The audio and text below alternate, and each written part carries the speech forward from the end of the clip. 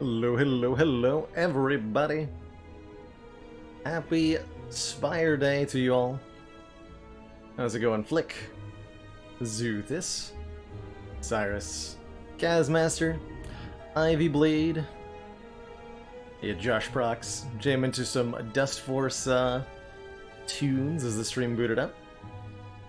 Good afternoon, BB Tech. It's Maddie. How's it going, Jedit? Oh, Janin. Don't know if we're gonna be able to get along after that joke.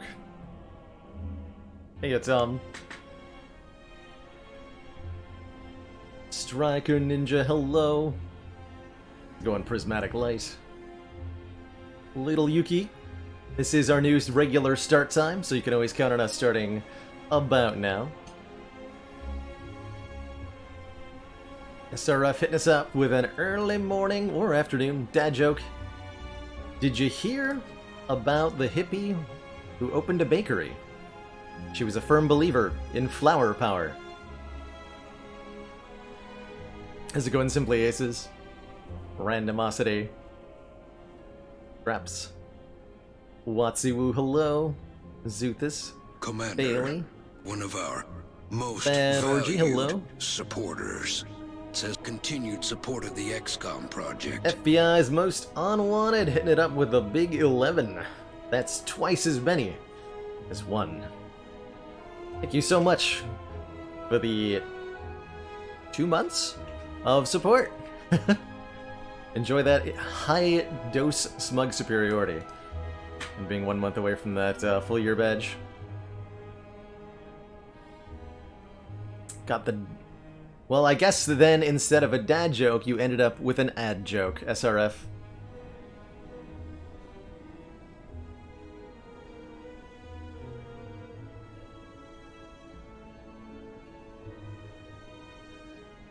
Still have no idea what character to focus on till Ascension 20.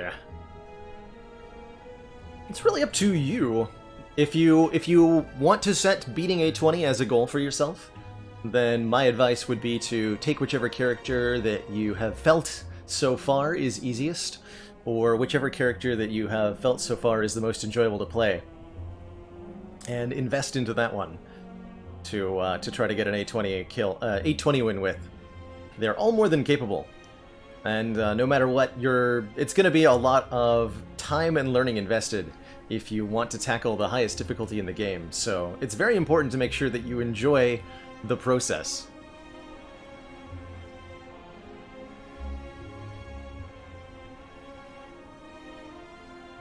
Let's go to Adonis Incarnate. Guardian Freeman. English Narwhal. And hello to everybody else if I missed you. I hope Darkest Dungeon's been treating you well. Been cool to see that that game has gotten such a bevy of post-release support, even though it came out, like, what, 3 years ago or more? There was a... Oh, no, wait, I played Darkest Dungeon when I first streamed, like, 5 years ago. That game came out, like, 5 years ago. Anyway, got a DLC, like, a month or two ago. So, super cool to see that. I have some hope that we'll see something similar for Spire, but I'm not going to set any expectations. But it would be nice to be heavily invested into a game that keeps getting content.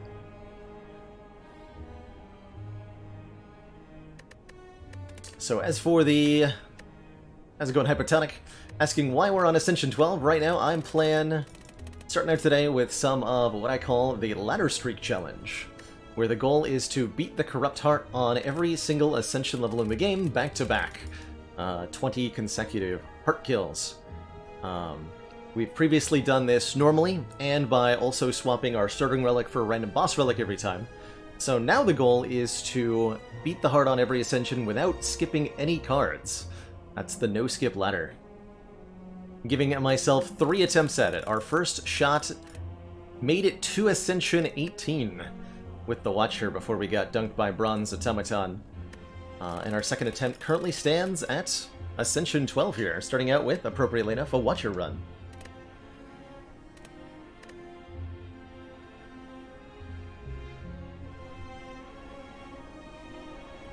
Darkest Dungeon definitely puts you into the thick of it.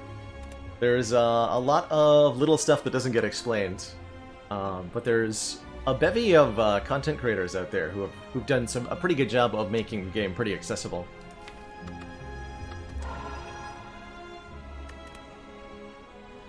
I know Dolphin Chemist did a Darkest Dungeon Bootcamp segment a while back. Man, I gotta keep taking rare relics, right? Love me some rare relic starts. Plus, we have yet to have a prayer wheel start on anyone in the no-skip ladder, and that just, well, it's just too good to say no to the possibility of, right?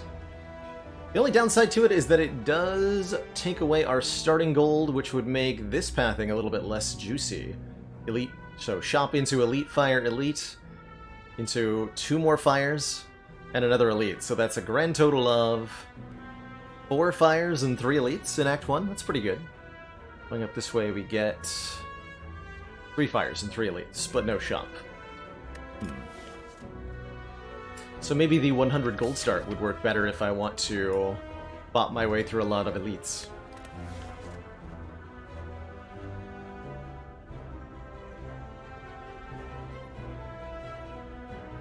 $230 mods. Oh, and those are Skyrim numbers of mods. It's a lot of mods. So I'm genuinely torn here. I think I want one of these 2 starting options. The upgrade is not bad either. But I'm pretty sure 100 gold would serve us well along this pretty aggressive pathing. Otherwise, we might end up going this way.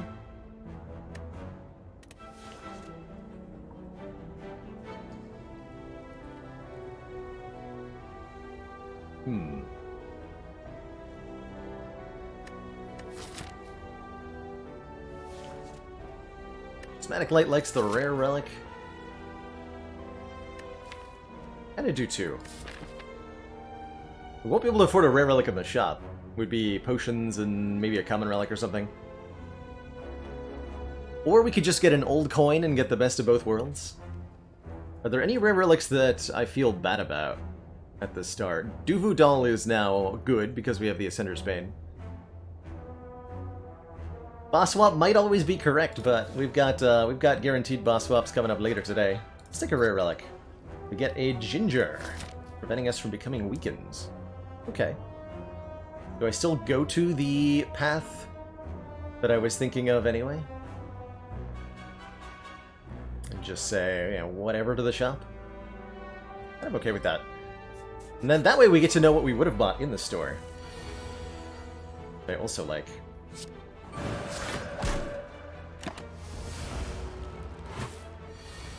Immediate value. Behold. For we are unstoppable, thanks to the Ginger. Early Talk to the Hand seems good. It's the kind of card that's very good with a large set of cards. In particular. Since it's an exhaust card. Those are naturally going to be better in a no-skip challenge. Empty Body for the early game is pretty good too. We're fighting Hexaghost. Okay, Talk to the Hand is very good against Hexaghost. Very large. Exactly. Let's just... Wait, I don't need to kill you. I'm immune to weaken. Oh well. Doing it anyway.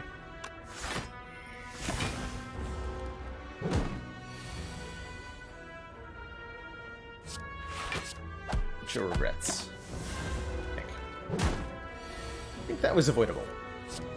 But the route I chose... Oh, the route I chose through the fight did not work out quite as well as I hoped. No worries, though. This fire potion is sweet.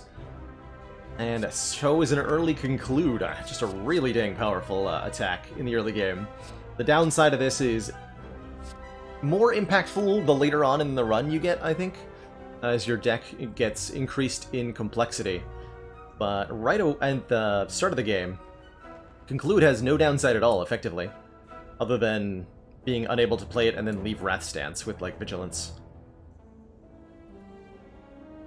Empty Body and Bowling Bash are both good as well, but neither as good as Conclude.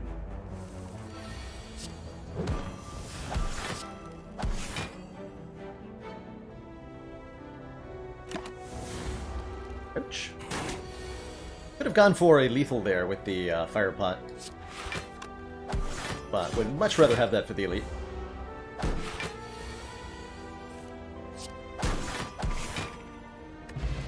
And we get a Fear Potion as well. Okay, here we go.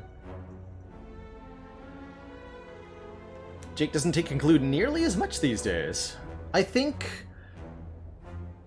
it did have a lot of that, like, hype behind it early on. So and this is the pattern I think we observe with a lot of cards, is that, like, whoa, the good card is, like, really good. Really, really good. And it's true, the good card is good, but it's not as good as maybe we thought. And it's not, you know, a 100% take all of the time sort of deal. There are indeed a lot of situations where it's super awkward.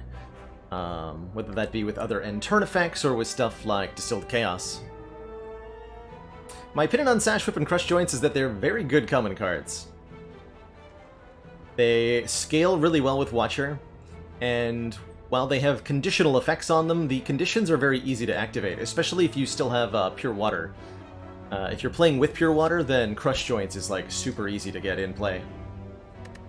Sash Whip pairs really, really well with Talk to the Hand, as it ends up being a 1-2 punch of apply Talk to the Hand and then Sash Whip 4-block and apply Weaken, which is great. And they honestly, 8 damage is good for a Watcher card. They also have very good upgrades, getting 2 damage and 1 more turn of the status. So they're extra good if you get your hands on, like, a Molten Egg, or have the capacity to upgrade them. Since we already have a Conclude, I don't feel as obliged to take a Bowling Bash for the concern of Sentries.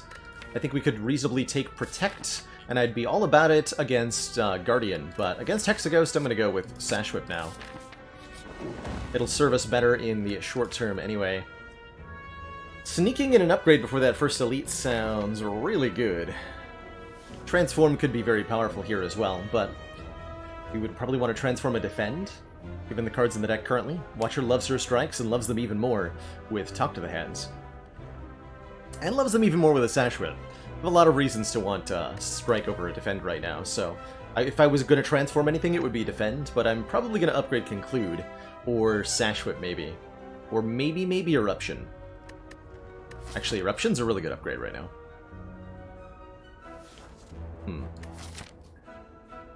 I think Conclude first and then Eruption. But let's get that upgrade in. And what would we have bought with 233 gold? We would have bought a Lesson Learned, and we'd have a very different run. But we wouldn't have Ginger. And isn't that really what matters? Cool. I like knowing that. I like being able to see how things might have been different on this path. Not optimal, I think, to visit this floor. But we're going to smash this act pretty well. So I'm feeling good. Ooh, and we even upgraded the Conclude for the Sentries fight, and then drew it with Eruption on turn 1. Dang. That is bad news for our opponents.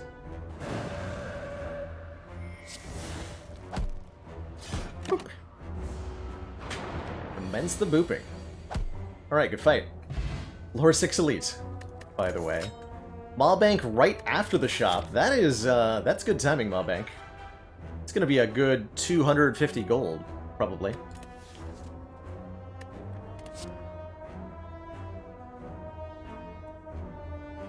Couple good options here. I like Crescendo a lot. That would actually let me not upgrade the Eruption if we had a retaining Wrath card. Exhaust stuff is, again, better with the no-skip ladder. Weave of the Hand, also quite good, especially with Talk to the Hand in the deck already, as it can allow us to apply tons of weaken, although it's less good with the Sash Whip.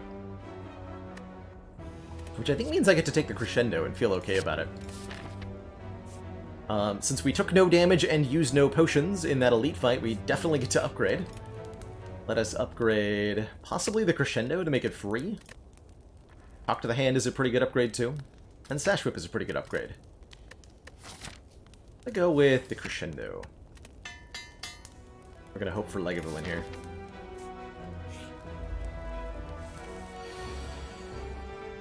That's fine. Against this Norb, I'm definitely gonna fling a Fear Pot at Sir Norbert. And we're gonna hope that we can go Wrath Stance Conclude for 48 damage next turn, and that should win it. If we can. Oh, we totally can. 18 plus 48 should be enough. Yup. Well, bye now. Only possible because we were proactive with the Fear Potion on turn 1, though. Important to note, I think. So, Ancient T-Set says, whenever we enter a rest site, start our next combat with 2 additional energy. Alright. That'll activate 3 more times this act because of our aggressive fire pathing, so that's nice. These 3 cards are pretty cool. Wheel Kick is a good, good beefy hit, as well as a good source of card draw. I like Mental Fortress as a block engine in a lot of Watcher decks. Anything that can shift stances a lot will benefit tons from a Mental Fortress. We're okay in that regard. We would like an Empty Fist, or an Empty Body, or even an Empty Mind to be added to the deck at this moment. And the Mental Fortress would just make that better when we did find it. Or we can add in even more Wrath Stance to this deck, and apparently just entirely forget about the concept of not being in Wrath.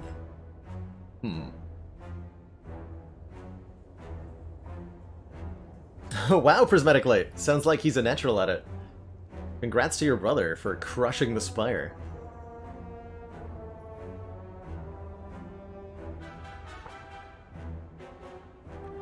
Does Predator just diet Wheel Kick? I like that. Pretty funny. Draw 2 cards is generally, I think we could say, a better effect than drawing 2 cards next turn. But not always. That's part of the cool design of Spire. Like, sometimes it would be better to draw the cards on the next turn. I wonder what percentage. Maybe like 70-30?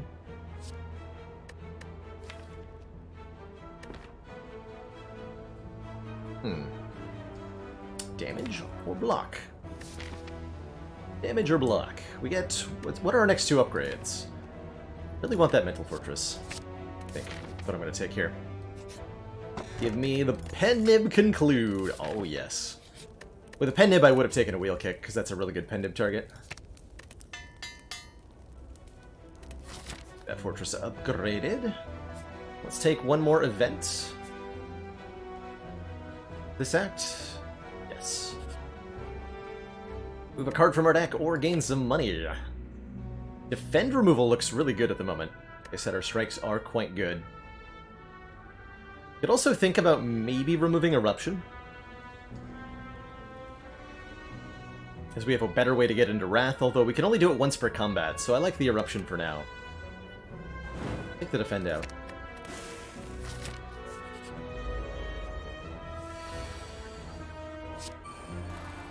Let's do it.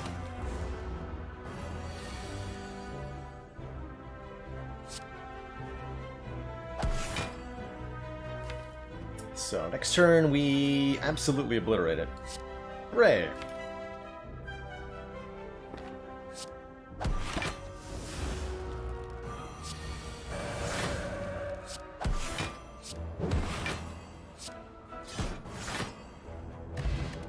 Got him.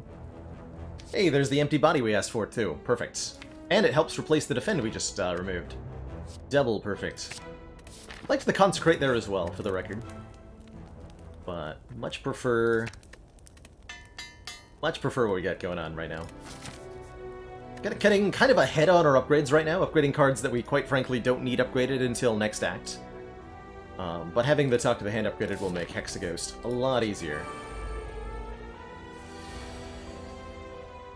Just much easier. Okay, so our hope is that we draw Conclude next turn, and instantly win the fight if we do. Dang. We'll just do it next turn then.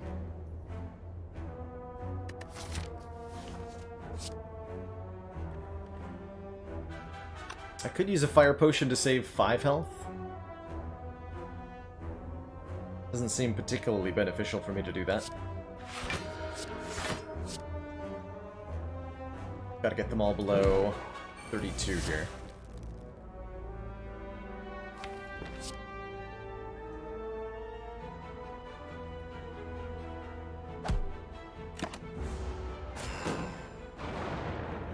Decent miracle turn.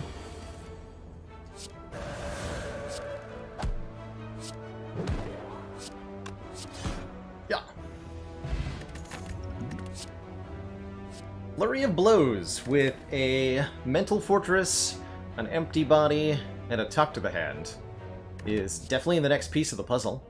It'll generate block a lot of the time with our Talk to the Hand. It'll help increment our Pen Nib. It's just pretty dang good in this situation. It synergizes really well with what we've been offered so far. So I like that a lot. The Flank Sleeve not bad either. I'm definitely going to take that. And prior to Hexaghost, I like a Sash Whip upgrade for a bit more consistent weaken here.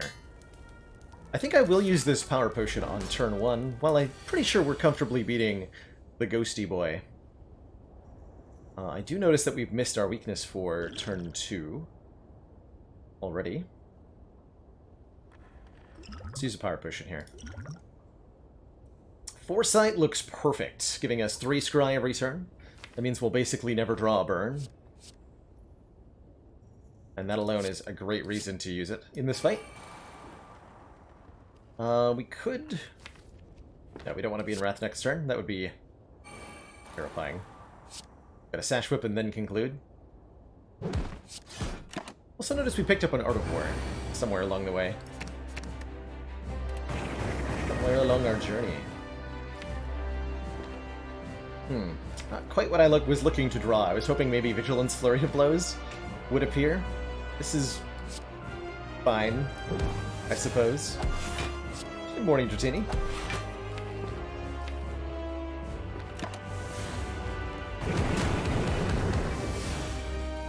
But that draw pile is excellent. Keep all those cards exactly where they are.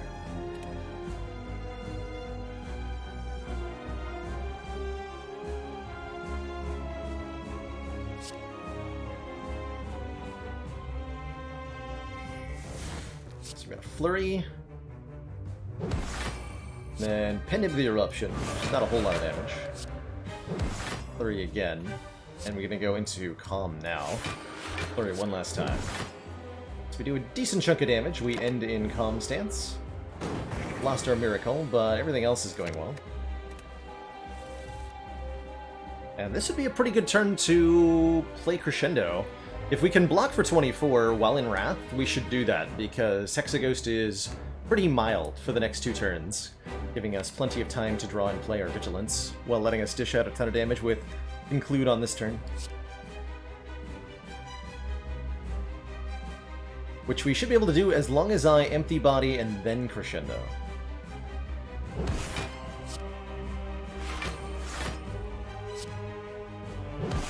Yeah.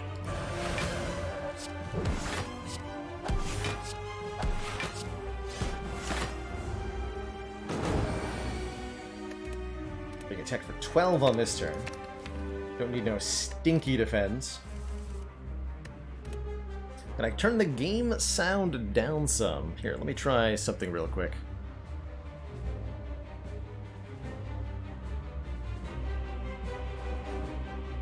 I had my microphone in a slightly different position today. I just moved it a bit. Let me know if that changed the balance enough for me to be more audible. Been playing around with it a little bit, trying to figure out where I should have my microphone with the new mouse.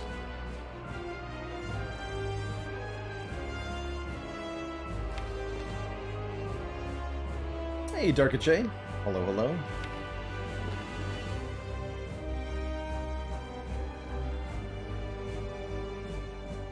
Let's see, so we have Pendib coming up.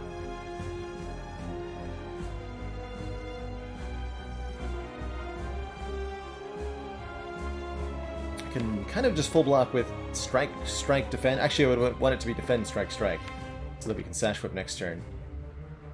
Next turn, Hexaghost is not attacking, so if we can block, we should just stay in Wrath. Do that.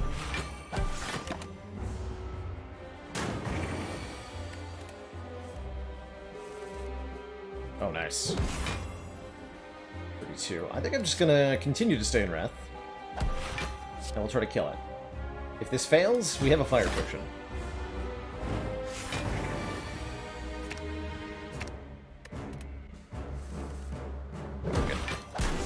Good. Get that stinky ghost out of here.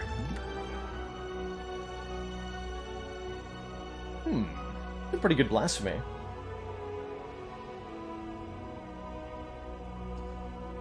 The gamer gloves. Right, I'm secretly controlling this with a Nintendo Power Glove.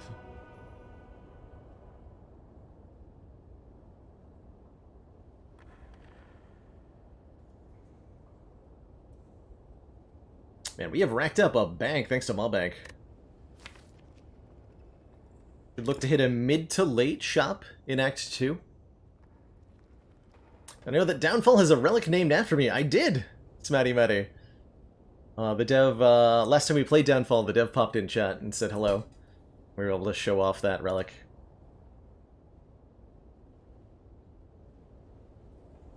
Upgraded Blasphemy has Retain on it. So it'll stay around in your hand until you need it. And that's what we would definitely do with the Blasphemy if we took it. Blasphemy gives us an immediate large power spike, huge amounts of additional damage. It's also a stance change, so it generates block and gives flurry of blows back. Commander, we've just received the support of another council member. Gamer Epic, thank you so much for that Twitch Prime sub. Welcome to the council. Doesn't really matter if Blasphemy generates block, is well said. I'm trying to think of a situation where it might matter. They're pretty niche. Pretty niche. Maybe if we get a prismatic shard into a body slam, that could be a situation. Or if we get an incense burner and we can survive the blasphemy, it could be relevant. But yes, most of the time, that blasphemy generates block is not a thing we care about too much. Juggernaut? Sure, sure. Spikers? Could matter if we're almost dead against hearts on the turn that we blasphemy. Yeah, I can see a couple situations. But these are... none of them are particularly likely to show up.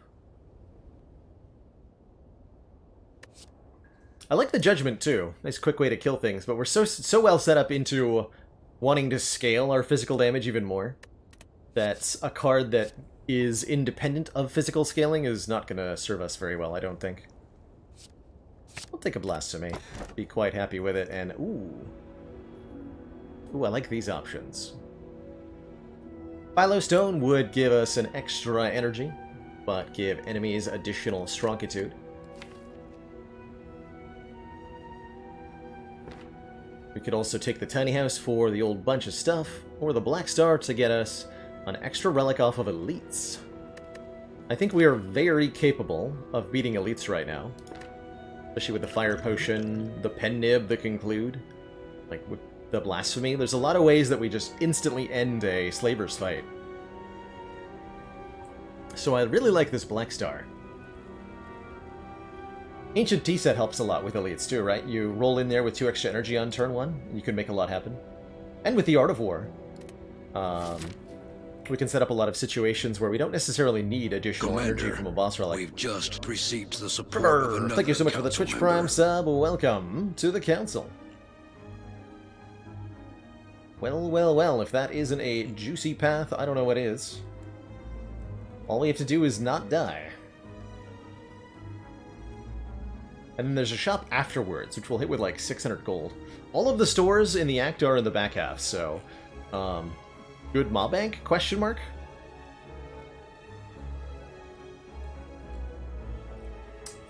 Yes, as far as I'm aware, burned, although I've never done it myself. You can kill the heart through its damage cap with Judgment. I don't know if I want to hit 3 events necessarily. I think we should take a couple. We don't want to get too many hardpool fights before we start getting elite relics. We'd like the hardpool fights to be back here, and the events to be early on in the act, because of the Black Star.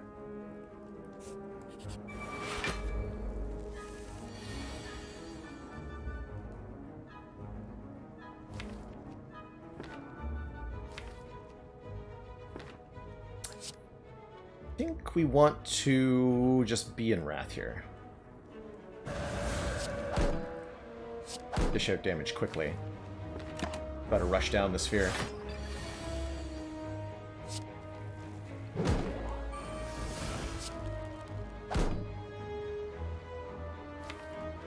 Okay. I think we get to Miracle Defend. Sure hope we do. Perfect.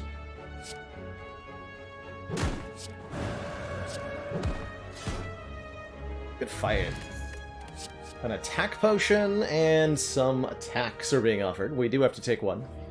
The Just Lucky says plus on it, so I'm immediately inclined to take that one.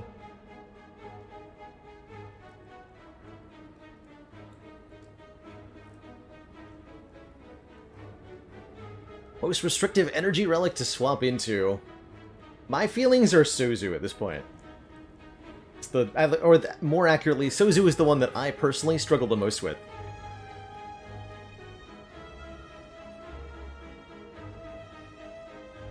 Been gathering some data from our boss swap A20 runs. And in this latest batch, we've had 3 Sozus, 3 Ectoplasms, and 4 Busted Crowns. I've won no Sozu starts, but I won 2 of 3 Ectoplasms, and I won 3 of 4 Busted Crowns. And I think that says something about my own personal play, but it also says something about the relics. Certainly, I struggle a lot when I start with Sozu. I like the attack potion more than I like the duplication potion. The thing we would really want to duplicate is Conclude, but you can't duplicate Conclude, because it ends your turn. So I'm gonna discard our duplicate. Go attack fire.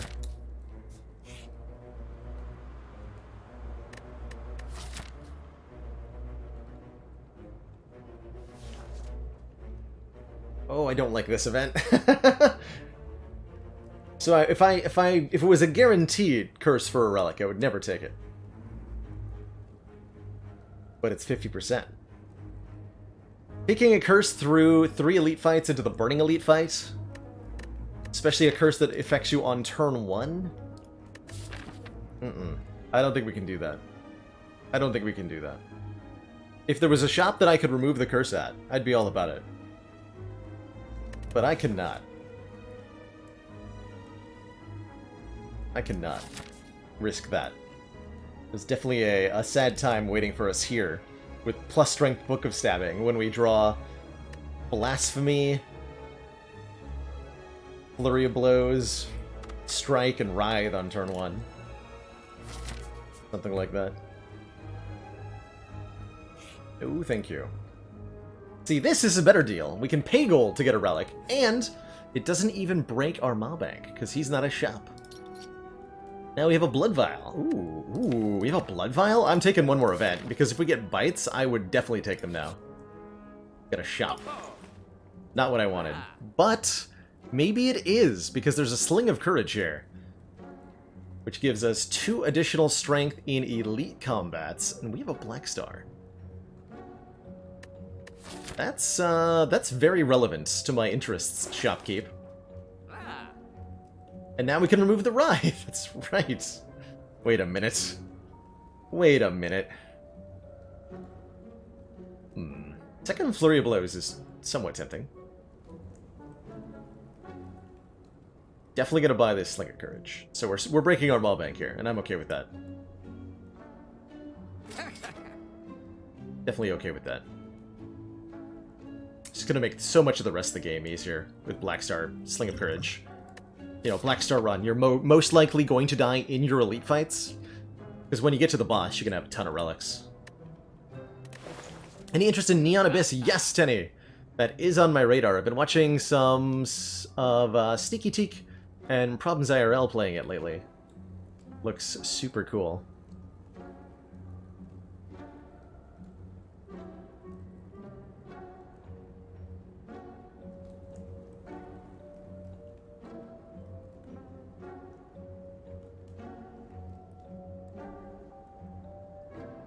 Nunchaku's not bad here either. It's an energy relic, technically.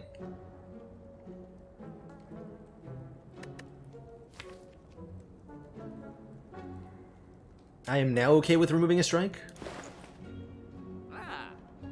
I like this panic button a fair bit. Especially since a lot of our block sources don't actually get deactivated by panic button. 0 energy, gain 30 block. Can't gain block from block cards.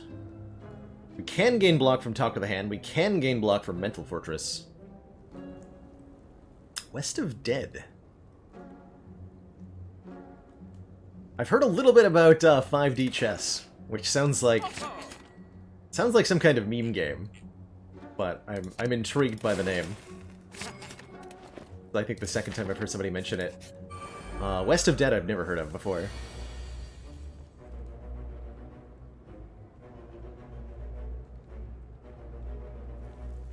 The right order here. I'd like to end this turn in calm if I can. So it is a serious game. Okay. Interesting.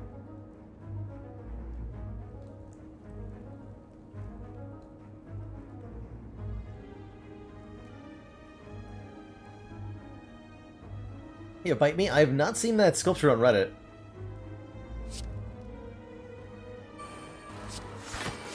But color me in... Wait, I did that wrong. No!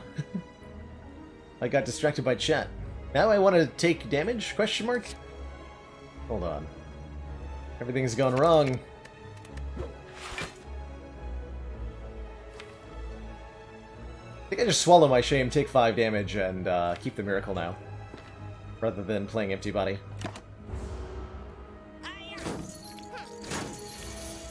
I'll pretend that wasn't totally on purpose. Smiley face. I'm pretty sure we could just kill them both, right? If I go Eruption, we do 9 to you, putting him below 30... No. Putting him at 33. We do 9 to you. Do like so. Huzzah!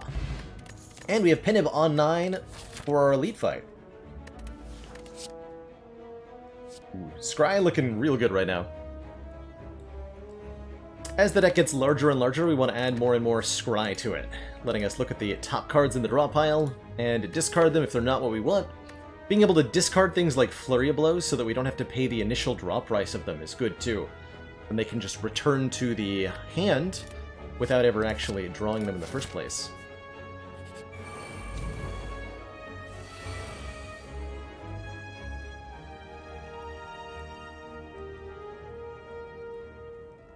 So it was optimal to not have Penib on 9, apparently.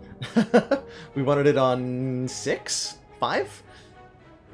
Because if I Penib the Conclude, we just end our turn, and the sad times will ensue.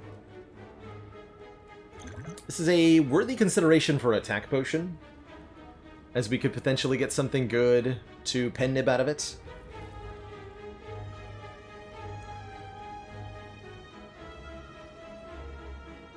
But it's a pretty good turn regardless.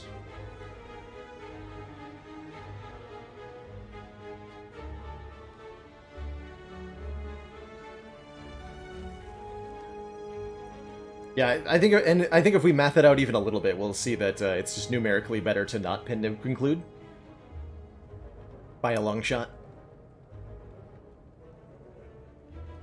Although I think I want the Weaken down, so we're gonna Penib the Talk to the hand. But let's Penib whatever's in this. Ooh, Penib Reach Heaven, or we can get a Crush Joints down, which will do a ton of damage.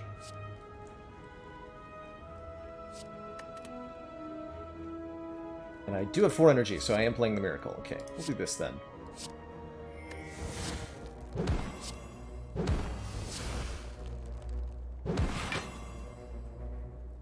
Would be... This is 18, so I just need to tap him with something here. I think Blasphemy next turn is what we want, because...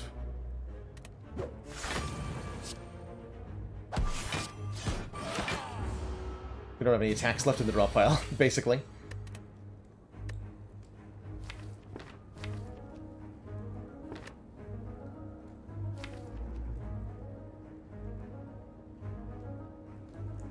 Trying to think if it's safe to just Eruption Strike, go all in here.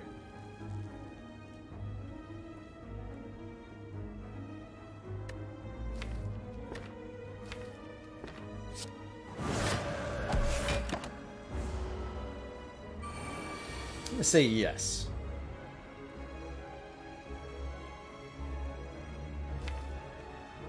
Yes. Yes-ish. Anyway. An easily panic button this turn. We're immune to your puny weaken, Gremlin. We have guaranteed lethal next turn, so just continue the smappening. The bop boopening.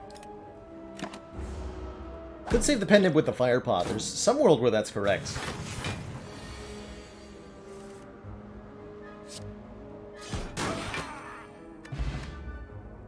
Wow. That was just some rewards. Holy heck.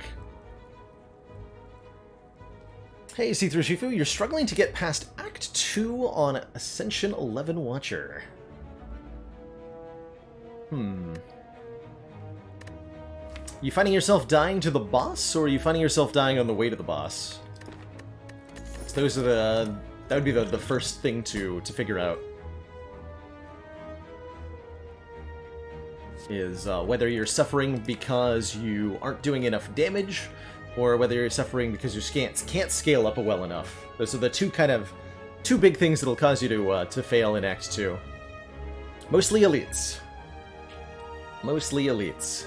Then it sounds like damage is the big problem. If you currently aren't, I would highly recommend on Watcher upgrading your attack cards. as a priority. The first few common attacks that you add, or uncommon attacks that you add to your deck, grab them, give an upgrade at the fire. That goes a really, really, really long way. Getting some kind of area of effects, making sure you have an answer to multi-enemy combats is another good one. Looking out for stuff like Conclude, Consecrate, and Bowling Bash. Blasphemy upgrade is going to make it actually relevant. We can now finally have Blasphemy ready for when Conclude hits. Pretty okay with Pendib not being on 9 this time around. Here's that Sash Whip, Talk to the Hand combo that I was talking about as well.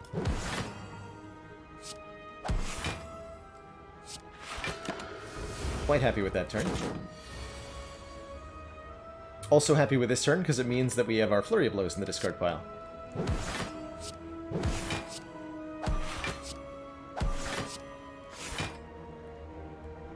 Sounds like maybe not taking an aggressive enough path in Act 1 could also indeed be the problem. If you're running into Act 2 with only a single relic, if you're running into Act 2 with not very many upgrades, then it may be that your Act 1 is part of the problem.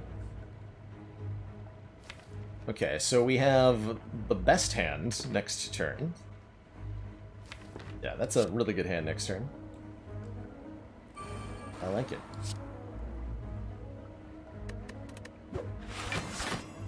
Just gonna leave everything as it is. I'm quite certain we have lethal next turn. Right? I'm pretty sure we do.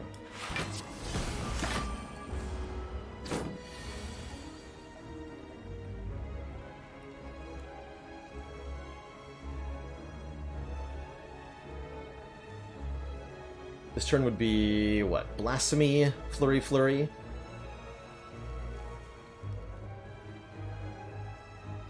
Eruption, Flurry, Flurry. Empty Body, Flurry, Flurry. Crescendo, Flurry, Flurry. So we played the Flurry Blows 8 times this turn. With 2 points of strength, that's gotta be enough. And if it's not quite enough, I guarantee you it's enough with the Fire Potion. I'm not gonna do the math here. Oh yeah, 36 damage. That seems pretty good. They're like way over the mark here. Our relics this time around are the Lizard Snizzard. When we would die, heal a half health. Always happy to see it. I like our Crush Joints here. Simmering Fury is good too. Another way to enter Wrath, another way to draw some cards, another way to change stances. Actually, I really like Simmering Fury here. And hopefully get it upgraded. Okay, the Panic Button upgrade's great here. 10 more block when we place. Pair is 10 max health. With a Lizard Tail, I will definitely take a pair. It makes the Lizard Tail here heal for more. Judgment, excellent call out as a attack card that is very, very good against multi-enemy fights. Kicking off, you know, usually the weaker foes have less than 30 or 40 health. Looks like a very good Simmering Fury turn.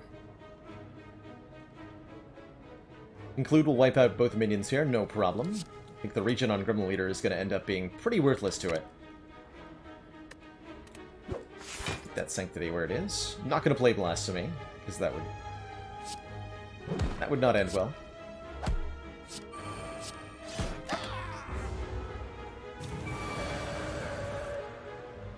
And we conveniently don't get attacked. Here we might have a Blasphemy lethal. I think we do. Again. In fact, I'm quite certain that we do.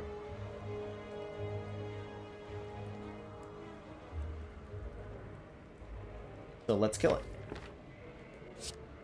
This will be Flurry, Flurry, Blasphemy. So we get the Pendib with the Divinity. 54 damage, Talk to the Hands. Okay. Seems good. 2 more incredible relics.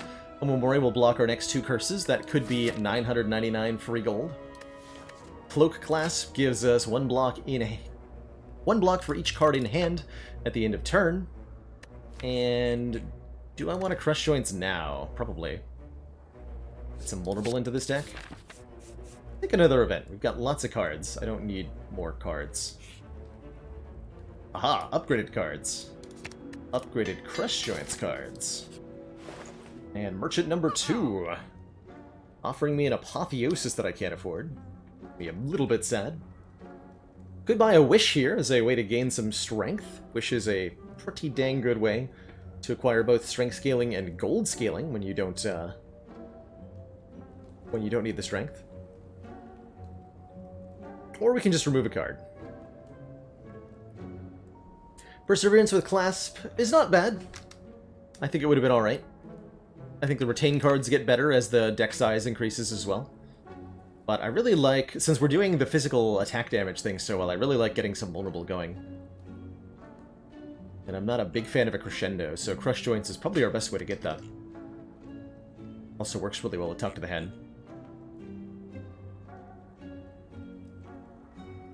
But I do think the Perseverance was pretty alright. Pretty alright. Just shy of being able to afford orange pellets, unfortunately.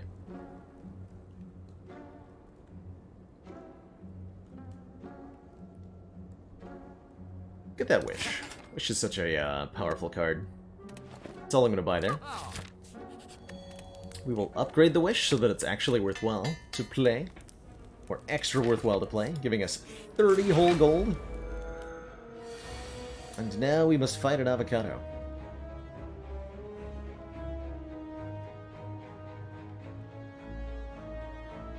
And that avocado is going to go to heck.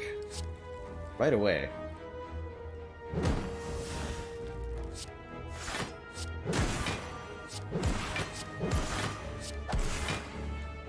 Taking a severe bopping.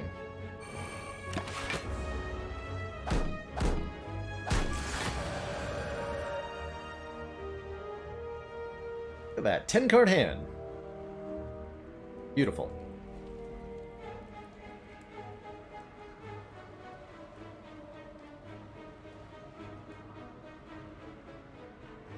I think we get to use Blasphemy to play the Wish here. Yes, we do. This gives me 2 more energy. Going into Divinity Stance. Means I can wish for money. Huzzah. Okay, so now we can take the Perseverance. I don't really want another Crescendo. I would love a Tranquility, but not a Crescendo. Not going to take it to Sealed Chaos because we have a Blasphemy in this deck. So no thank you. No thank you. And I guess I could upgrade the Perseverance to scale better as retained, which will be nice against Champ. Maybe the Third Eye upgrade was better. Actually, the Third Eye upgrade was almost certainly better, now that I think about it. But I suspect we'll get that done too. Yeah, everybody forgets the red key at least once. I think that's happened to pretty much everybody. There's no escaping it.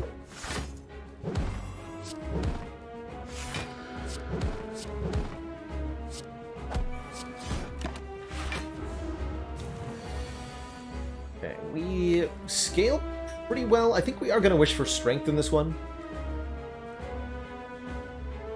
Yeah, we're probably going to wish for strength in this one, because we don't have the Sling of Courage making this trivial, like it has for the rest of the acts.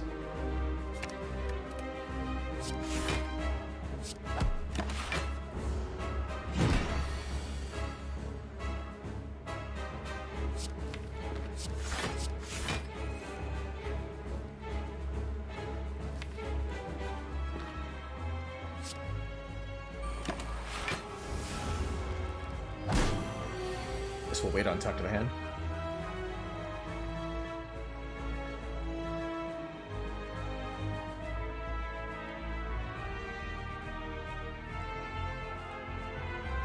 Guess we'll wait on all of this. Start scaling our Perseverance. A bunch of this to retain. But we've already buffed Strength. A little bit concerning.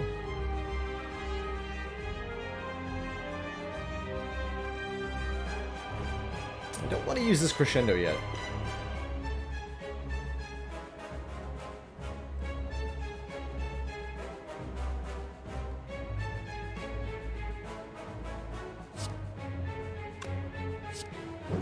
Weaken him. So we'll block for 11. Perseverance would have blocked for 7. I think I'll just play the Perseverance. And we're gonna leave Flurry of Blows unplayed so that it blocks for more. With Cloak Clasp. Avoid taking one here.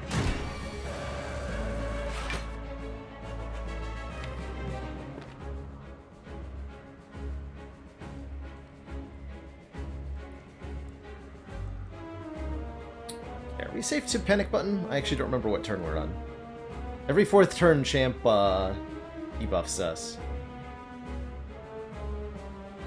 Can't remember if that's next turn or not.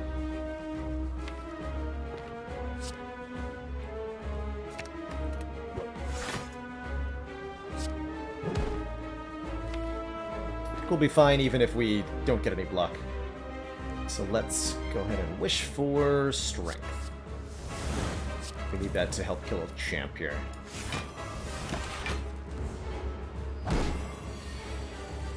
Okay. So this is turn 7. Means he's not attacking us next turn either. But he is buffing Strength again, which is deeply concerning. Please don't do that, champ.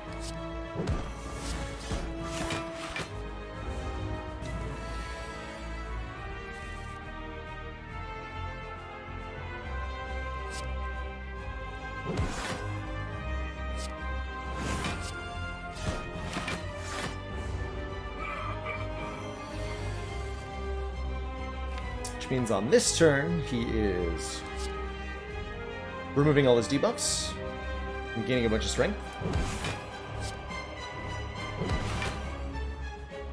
Do a Perseverance in hand for whatever good that's worth. Not a whole lot, I don't think. And then we'll Blasphemy next turn.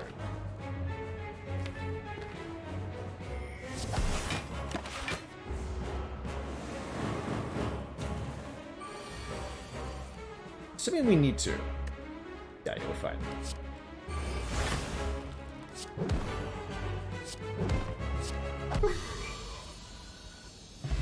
Champ does not have a limit to how many times he can gain strength. He can only metallicize 2 times, but strength is unlimited buffing from him.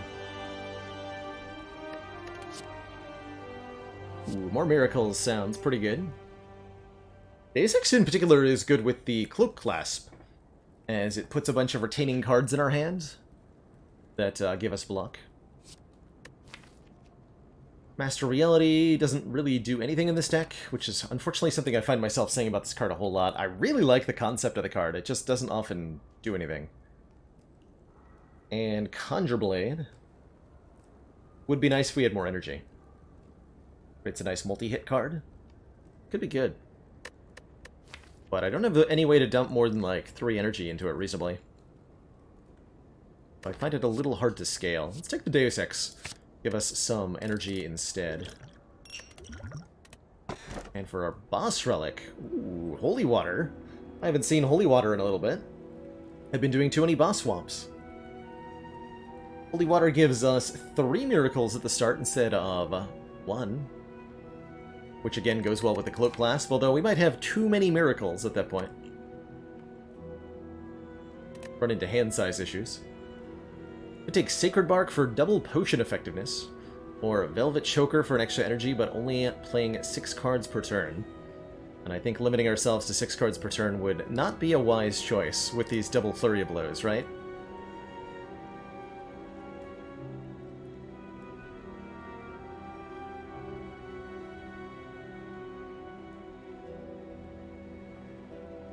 So maybe I take the Sacred Bark. Double the potions. We have effectively 3 potions right now. To double Sacred Bark. The Entropic Brew itself doesn't benefit, but the stuff that comes out of it will. So that's nice. And if we're really lucky, we can get our hands on a potion belt. Do that. Sounds heckin' fun. We're doing just fine in regular combats, we've shown.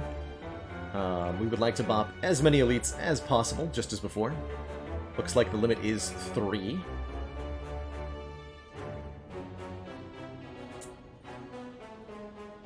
They are 0-cost cards, so we can always get rid of them, but if we're getting rid of them, and not actually being able to use the energy for anything, then they didn't do anything for us in the first place.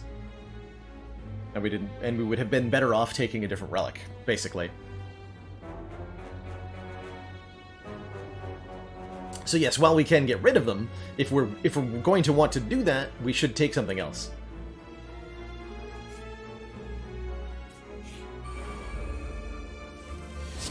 Because otherwise we'll run into... Yeah, we would actually have... we would not have drawn Wish on this turn if we had taken the Holy Water, because we would have had 3 miracles in hand, and then there would have been no room for this 9th card.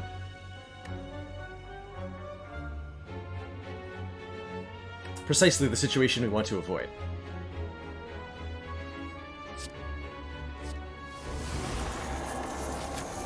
Money, money, money. Alright, now I blast me so that I can block. This is a reasonable panic button. Panic button into Simmering Fury, because YOLO, I guess.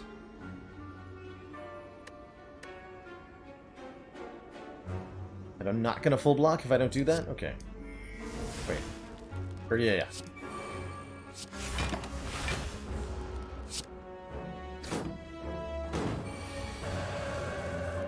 Perfect.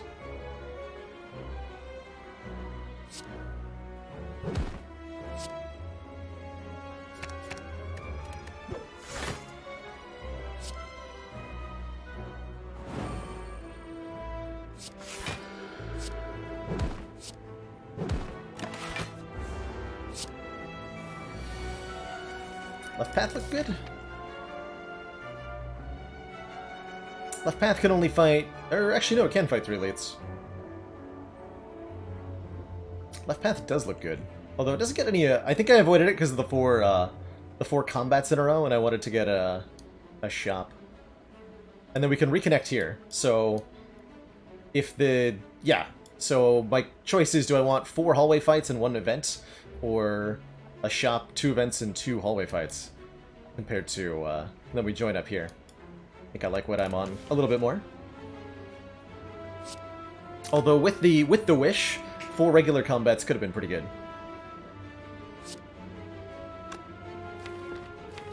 Full disclosure, I do have a bit of a bias towards events, and it's partially because it's quicker to do them than it is to do regular combats sometimes. I just want to get through a little bit quicker. Baylor confession for you.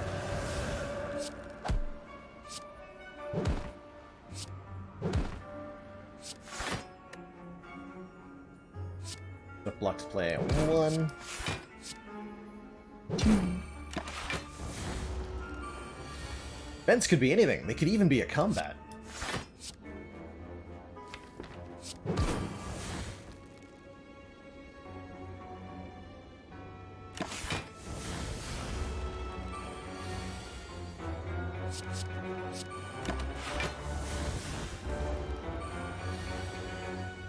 And we have an Omamori, so, like, Mind Bloom would be insane, right?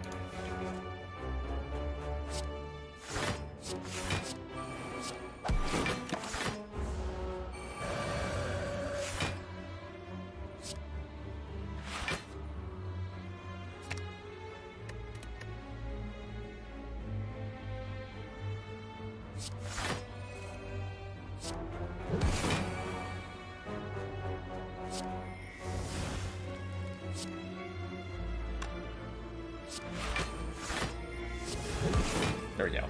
Figured it out. More stance change, specifically more ways to get into calm stance, is perfect here. Turn Weevil lets us enter calm if the enemy intends to attack, and we desperately need that. There's another copy here in the shop if we want another one.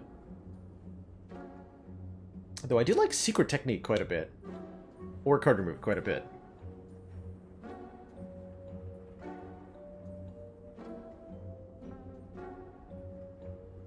Don't know how to make Scrydex work. You need to find an offensive source. I think where a lot of Scrydex fall apart is figuring out how to damage properly, how to scale up their damage. You need either a card that does more damage as you play it more. Pressure Points is the ideal candidate for this. Or you need something like a Conjure Blade, a Alpha Beta Omega, Something like that. To serve as your offensive powerhouse. Because otherwise you're doing Scry plus stance changing, which is totally fine and valid. But it's important to get the stance change up first if that's what you're going to do. I think, a lot of the time. Is establishment good here? Let's see, Blasphemy retains. Perseverance retains. So we're getting, at most, 2 energy out of it. We pay 1 energy for it. No.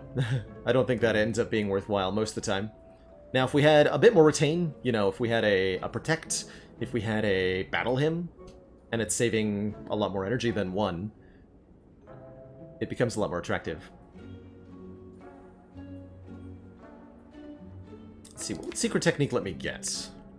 Panic Button, Blasphemy, Wish? Oh, yeah. Just for the convenience of being able to get Wish into my hand, I'm going to buy the Secret Technique. And I'm going to block this stinky curse every time. And I'm going to lose a strike every time. Perfect. Good couple events. Ish. I mean, Winding Halls wasn't good, but I'm going to pretend it was. So there.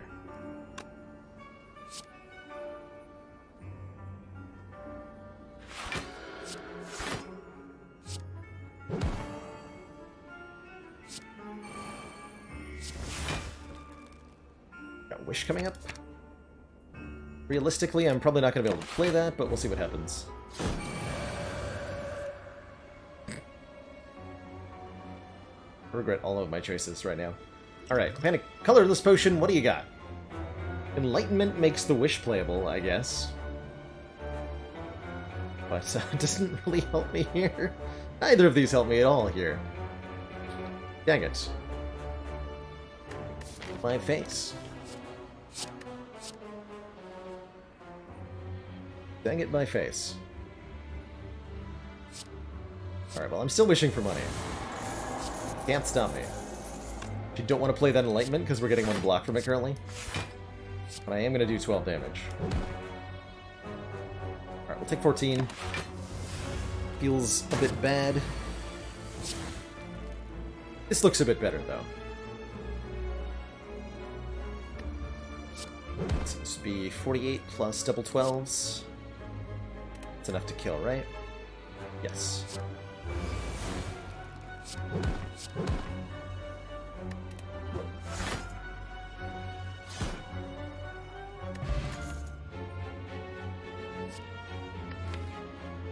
What scry do we have? 1, 2. 2 scry cards. So Nirvana... I mean, we're probably going to pick up more. So we could take a Nirvana. Prey doesn't really do anything for us. Crush Joints doesn't really do anything for us either. I'll take the Nirvana. Orange Pellets cannot save you from Blasphemy, no, Rob Whitty.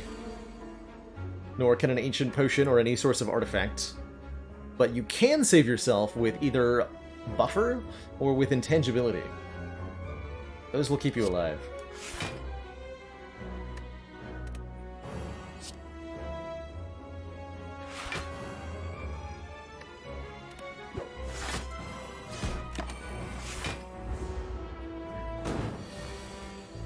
Slightly wrong. We should be good to wish for money against Giant Head. Pretty sure we get away with that.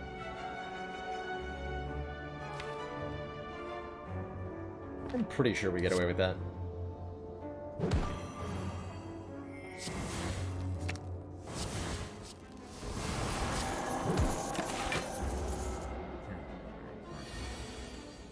Yeah, he doesn't even do anything for the first couple turns. Stinky Giant Head.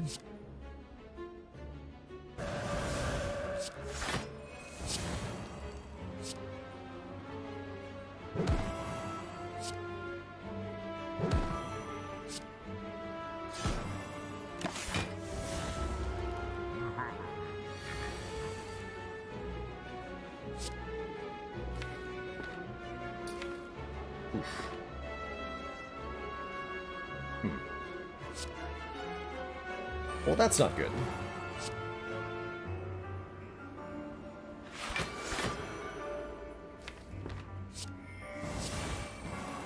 Okay, we lose Art of War if I play this Flurry Blows for 12 damage. Probably not worth it.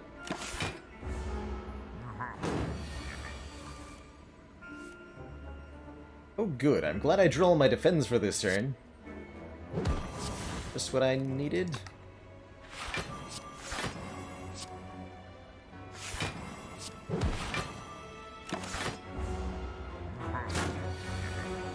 Aha, more like it. Perfect. And we have at least one Flurry Blows in the discard pile. Good. So we can change stances several times on this turn.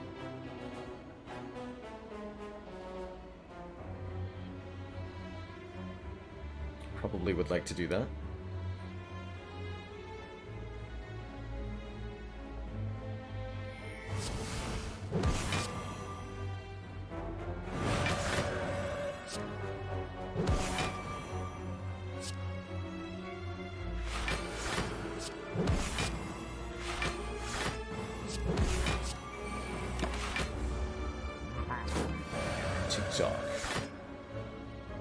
Okay, tell me that I can kill a Blasphemy here.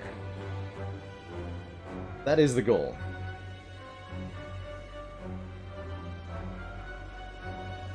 Alternately, we might be able to just block this with Panic Button and Blasphemy next turn.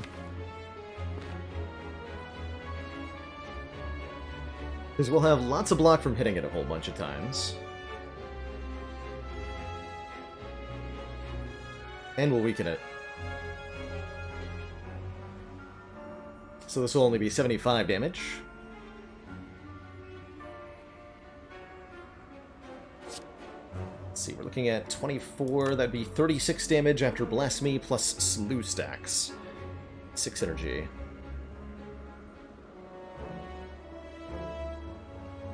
I don't think that quite kills. Either way, something's gonna die. True. True. Alright, so we Panic Button first for the slow stack. Even though it says we can no longer gain block. I guess that did lose the block from the Just Lucky. So this might have been Just Lucky first. I think we'll be there either way. Now we want to play in order from least to most damage, so ending with Conclude here.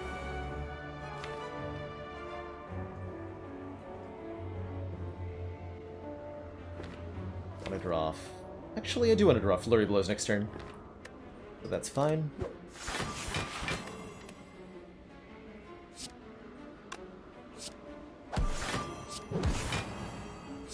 We did lose a little bit of block. Also, totally looks like we had a kill. We still have a kill? This will be 81 times more? Yeah, we do still have a kill.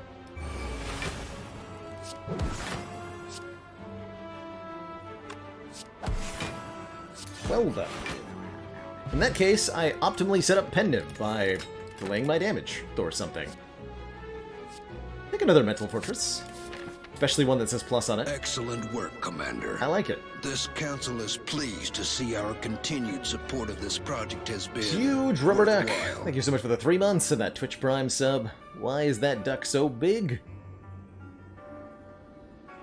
How is that duck so big?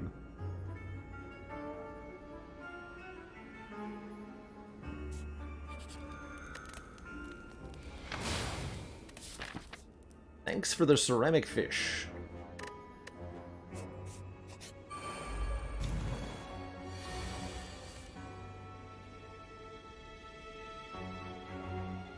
Okay, another good fight to wish for money in. Smiley face. Actually believe that. Yeah. And we have letter opener now. We do have a letter opener now. Excellent.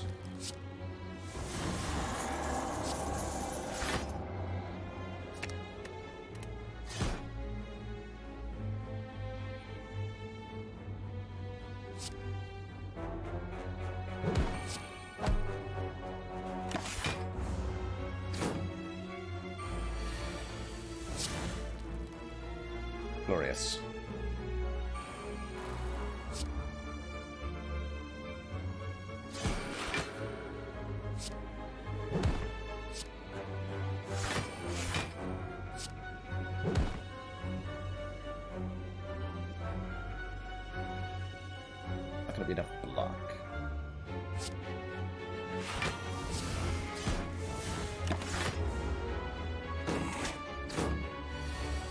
lucky that the Repto is resummoning here. Just kind of worked out nicely.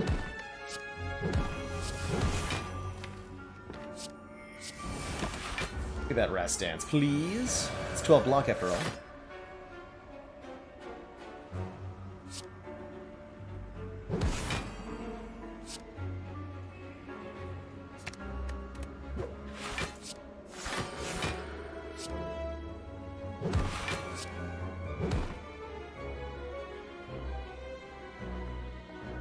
Could go back into Wrath. Yeah, I'm in.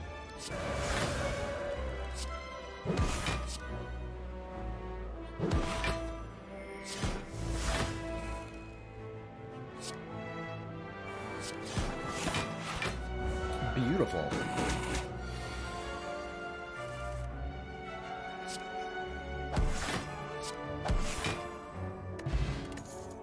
Good fight. Score ourselves a gambling chip, letting us discard any number of cards at the start of each combat. Pantograph heals us 25 at the start of boss fights.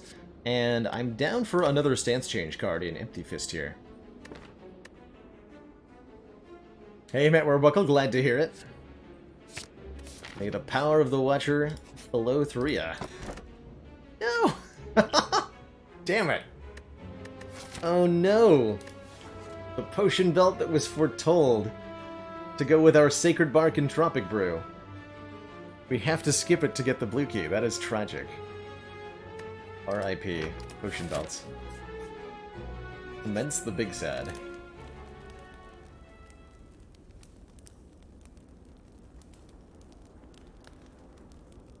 You know, maybe Eruption upgrade is still decent. We're still on 3 energy here.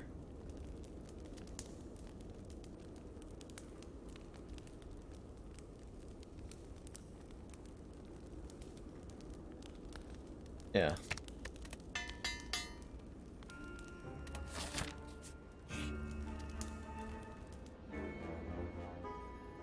Now you're just adding insult to injury. I will buy your potions, however. Ooh. 2 ritual. Okay, that's our heart-killing potion. Then... easy peasy. Should be no problem at all to bop heart with 2 strength per turn.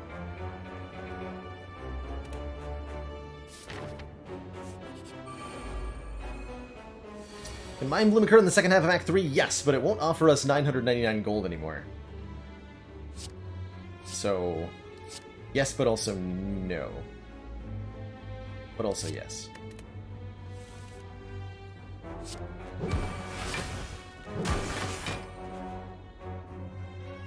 Do that if you want. I have no problem with this.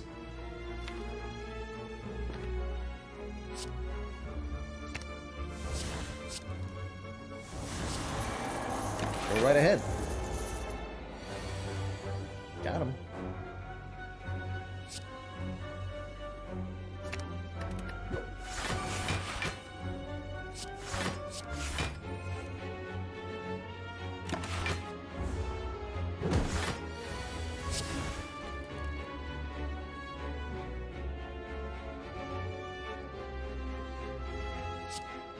See if we can change your... actually, no, you have so much block, I can't change what you're doing, but I can weaken you. That'll do. Oh, Pendant. I can change what you're doing. Hooray? Let's go with Hooray.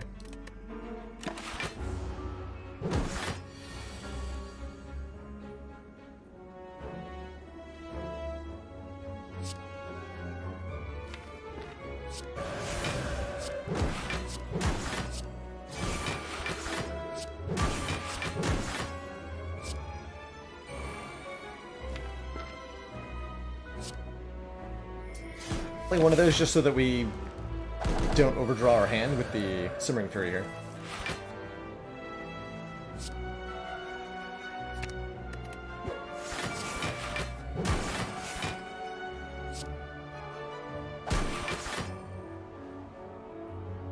Good.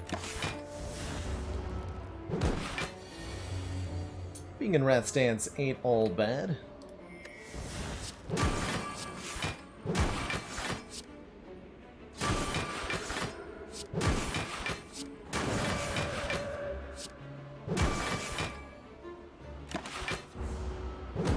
Perseverance block for 22. Someday it'll do something. I swear.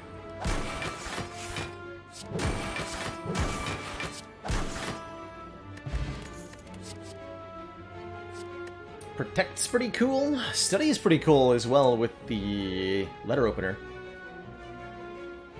We would have to upgrade it though so that we could actually play it.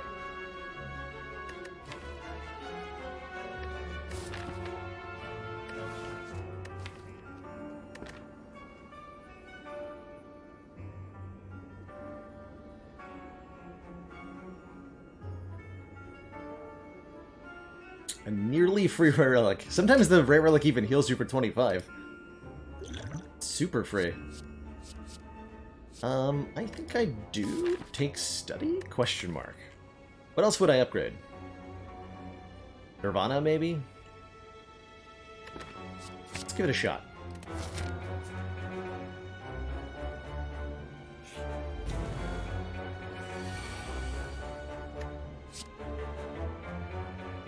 Tuck the hand here on turn 1. Secret Technique can give me Crescendo, worst case scenario. I don't think I'm successfully playing Mental Fortress. Let's drop that into the garbage pile. For the moment. Where it belongs.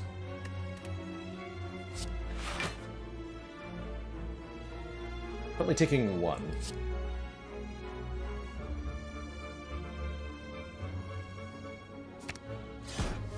Which I'm okay with.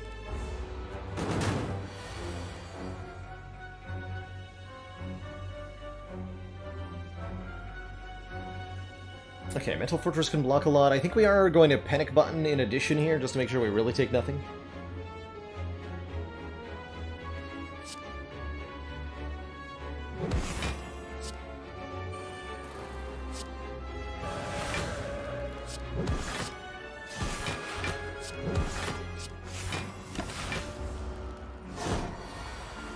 Perfect.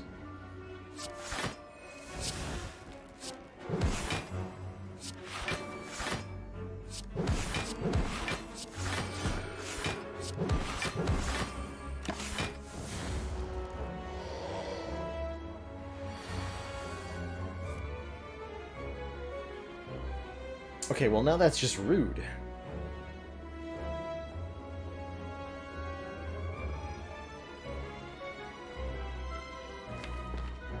We've got a full block, though.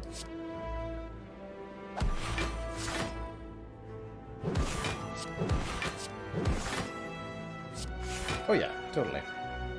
In fact, I could even play the Wish. Brought it down 2 for funsies.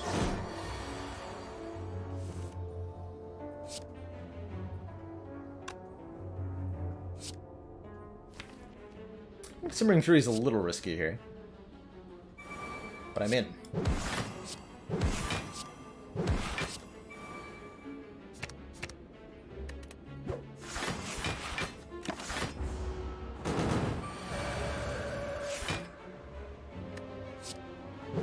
It was almost a yikes. Glad we have Vigilance in hand.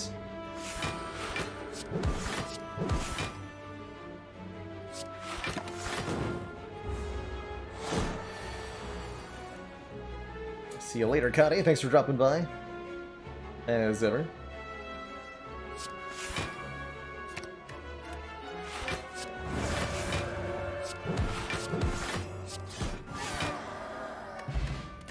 Strike Dummy makes our 2 remaining strikes deal more damage? Okay, sure. True Drop Locket starts us out in Calm Stance, and that's pretty good. And more unupgraded cards. Evaluate's fine. A block card. It's a skill for letter opener, and it kind of creates card draw. Definitely not something I want to add to the deck, but none of the cards there I wanted to add to the deck. We'll get saddled with 1 more combat.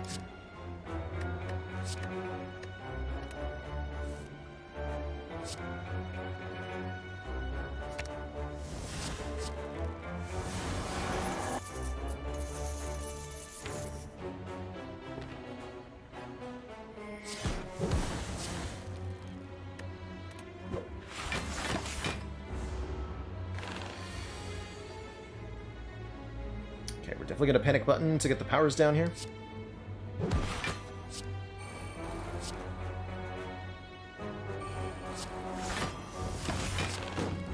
Could bite us a bit next turn.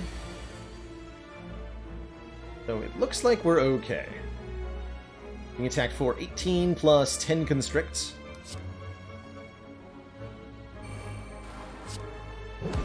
But we can generate a lot of block from our Talk to the Hand and our Mental Fortress here.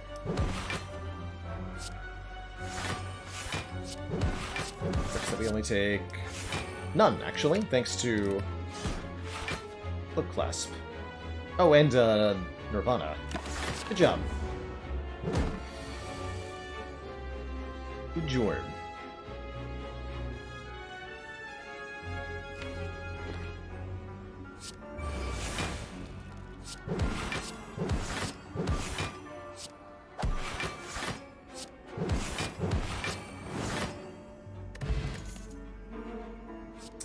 More scry is where we want to be at. So I'll take a third eye. No skip, also yes, no skip steers me towards, I think, some more events, because we end up with too many cards if we take too many combats. Too many.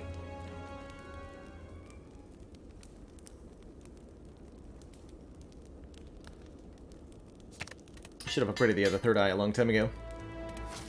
We'll take the one that we have now, upgrade it. Draw them both on turn 1. Completely unnecessarily.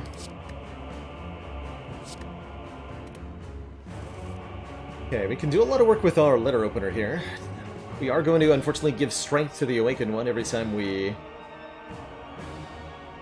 do anything, more or less.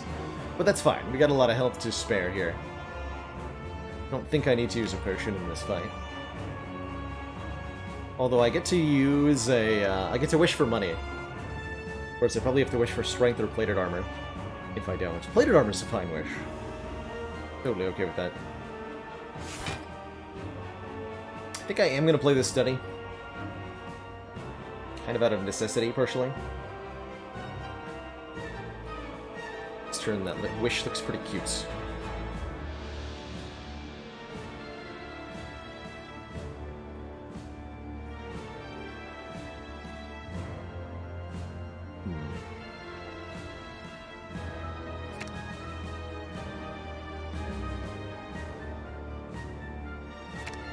To play it though.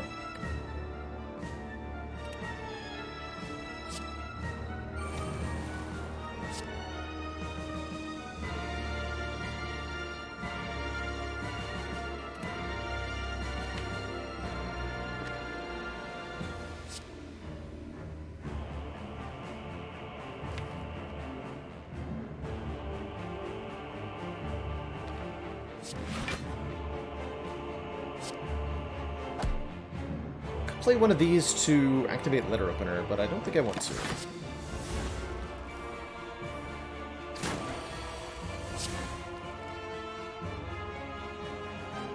Okay, good turn to have gotten multi-text for panic buttoning anyway.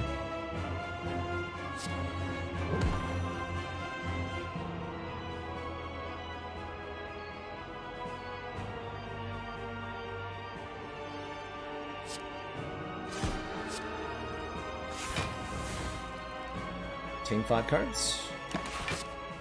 Full block.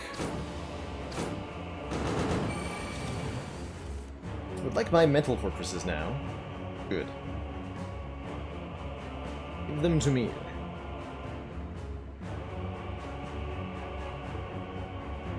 So we're gonna go mental fortress on this turn. I'm gonna enter Rat's Dance on this turn.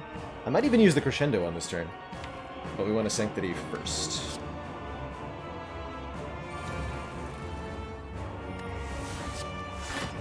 Cards. More mental fortressing, even better. Please tell me there's a way to leave Wrath. Be very convenient for me. Or maybe I don't care, because we get to kill all the birds. I think that's where we're at right now. Take quite a bit. It'll be 36 from the Awakened one. We'll block for about half of that. But we take out the birds. Puts the situation a lot more in our control. Oh. 31st.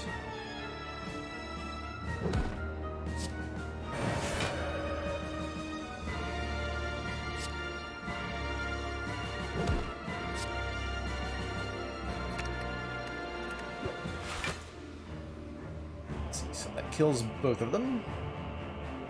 37? Pounding.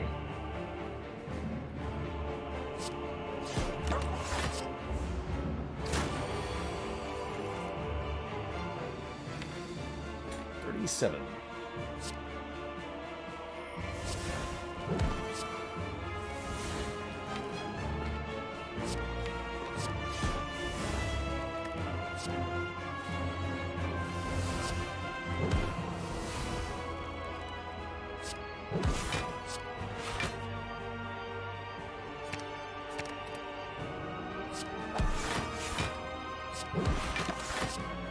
Okay, and as Perseverance starts to get scaled up, we'll have better and better defenses here.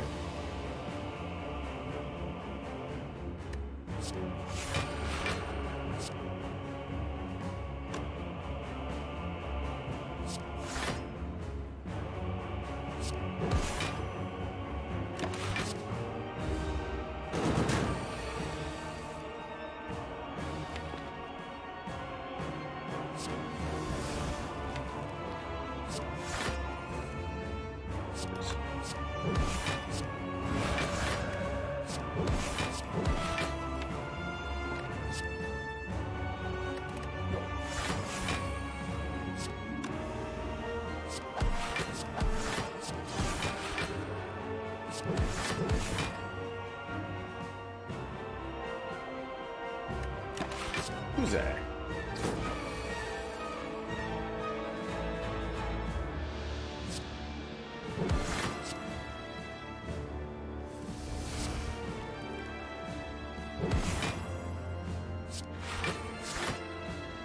Alright, seeing this in action, I think we do get to wish for money. That was a sneeze. Or was it?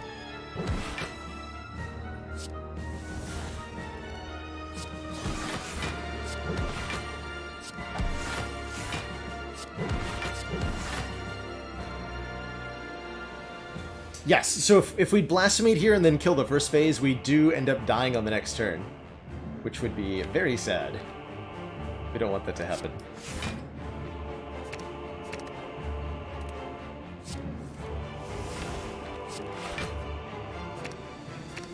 Definitely don't want that to happen.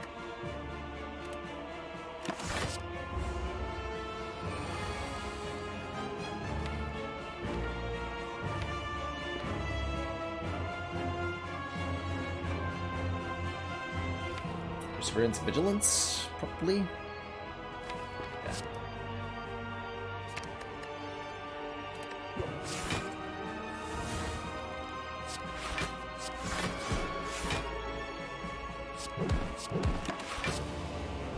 Big Zaxxes.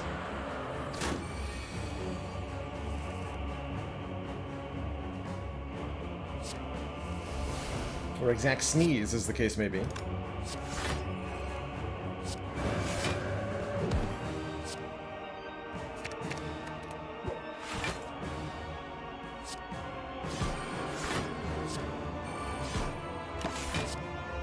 Might not have been wise to Simmering Fury there. Nah, we're fine.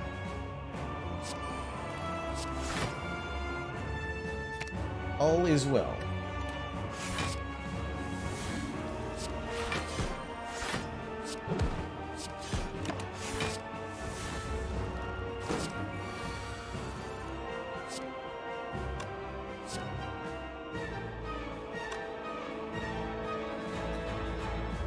So we go.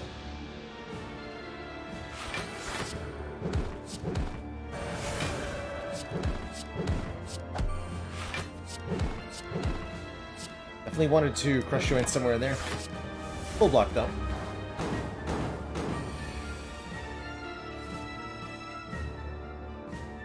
Things coming up. Baylor.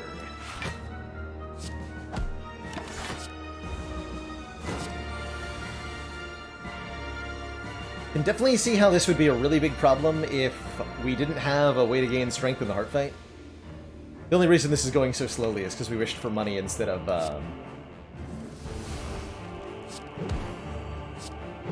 the responsible choice.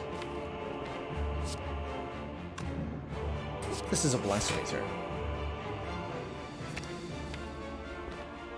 I suspect that it is.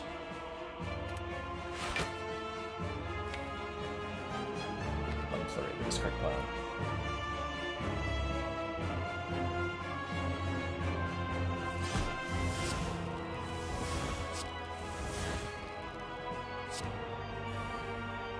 Two flurries in the discard pile.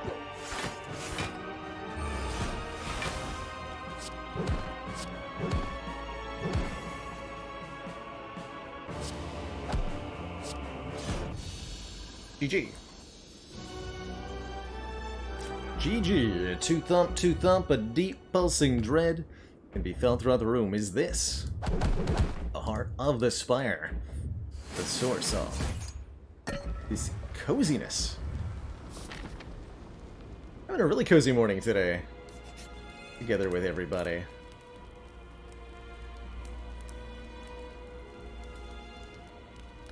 Didn't I say I wanted to upgrade the study so I could actually play it? What did I do instead at the last fire? Well, I upgraded Third Eye. That was dumb. We had to upgrade study. So that it was actually playable. Got some pretty interesting options in this shop. Incense Burner immediately stands out, giving us intangibility every 6th turn. Ranger Elm is that with a dad joke. Did you hear about the guy who ran into a window? He's really feeling the pain now.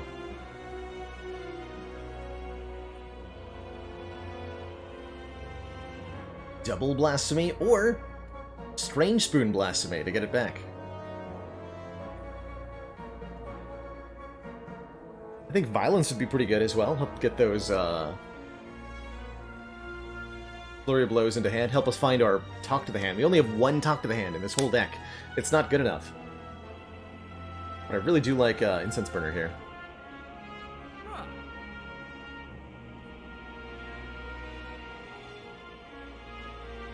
We've got Astronomy Facts instead of Chem Facts today.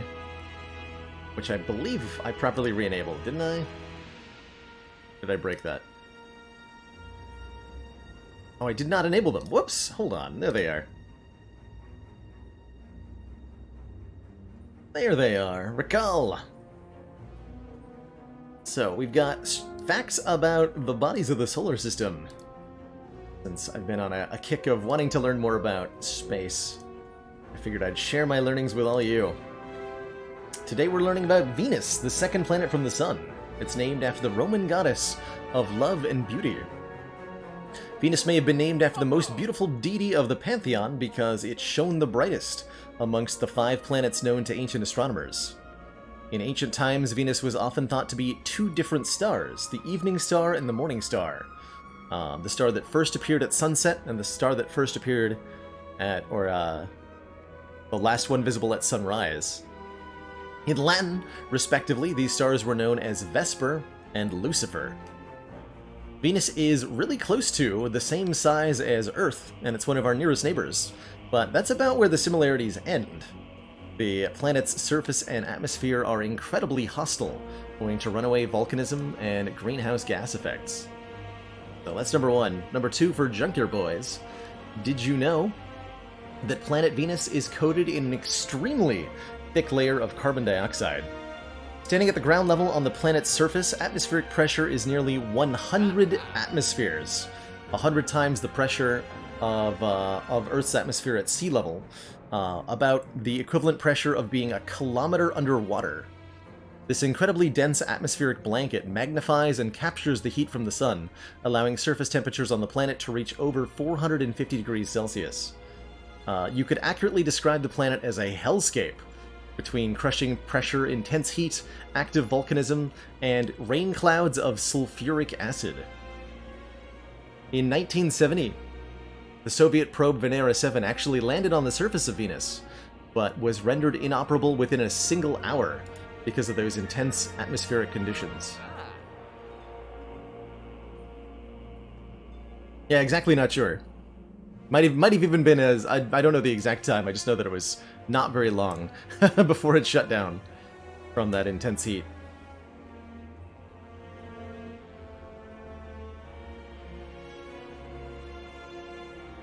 They announced yesterday on news that Venus has active volcanoes. They thought they were all dormant before. Oh, cool.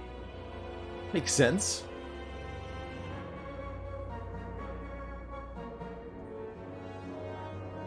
Makes a lot of sense.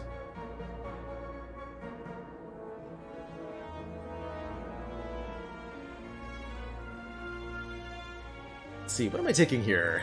Burner Carter move looking good. Burner card move looking really good.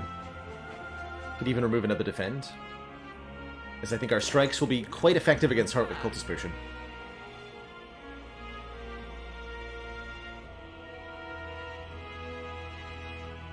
Prostrate doesn't seem very good. If I wasn't going to buy Incense Burner, I think we'd be taking Violence. I could almost see Attack Potion being better than Entropic Brew here, as it would allow us to just instantly beat the elites. But I think we'll be okay against those elites. Put that burner online. We have 2 strength in this fight, after all. And we drew Blasphemy on turn 1.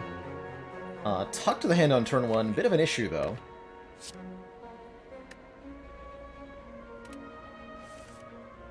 Unless we draw Crush Joints, which lets me get the Talk to the Hand down on Spire Spear. It would be very brave to enter Wrath here.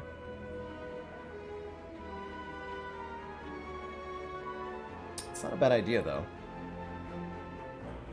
I could also apply Vulnerable and go for a kill.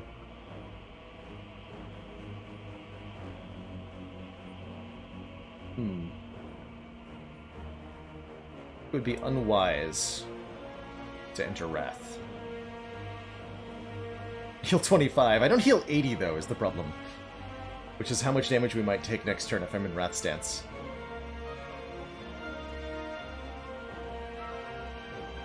Yeah, let's not say we did. How well informed am I about astronomy and astrophysics? I have played Kerbal. Yes, I've played a good amount of Kerbal Space Program, and that is the extent of most of my knowledge on the subject. So I know a little bit about orbital mechanics and some of the logistics involved with getting a probe into space and landing on a foreign body, and some of the science that you might do there, although a little bit less on that end. I did play modded Kerbal with stuff like D-Magic Orbital Science and some of the realism mods, but not certainly not all of them. One more astronomy fact for Blue Sky Monster. Did you know that Venus is covered in craters, but none are smaller than about a mile across? Small meteoroids burn up in the dense atmosphere, so only large ones reach the surface to create impact craters. Almost all of Venus's surface features are named for noteworthy Earth women, both mythological and real. One volcanic crater is named for Sacagawea, the Native American woman who guided Lewis and Clark's expedition, and a deep canyon is named for Diana, Roman goddess of the hunt, just to name a couple ones.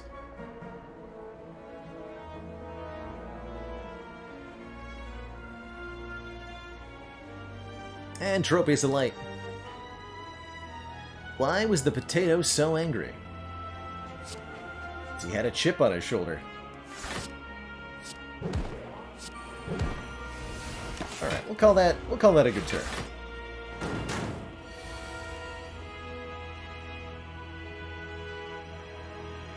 And indeed it was. I quite like this turn. We get to Secret Technique to find... what, exactly? Vigilance would be good, getting us back into Calm. Another 20 block. I've been browsing the internet. I have been. I've been going on a adventure in space information. Most of my info for the facts today comes directly from NASA's website. They've got lots of cool little blurbs on pretty much every body in the solar system.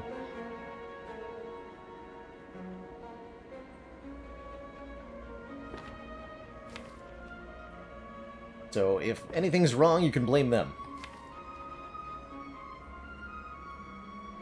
Not a bad panic button turn either, actually. But I think I like... You got both flurries? No. Just one flurry.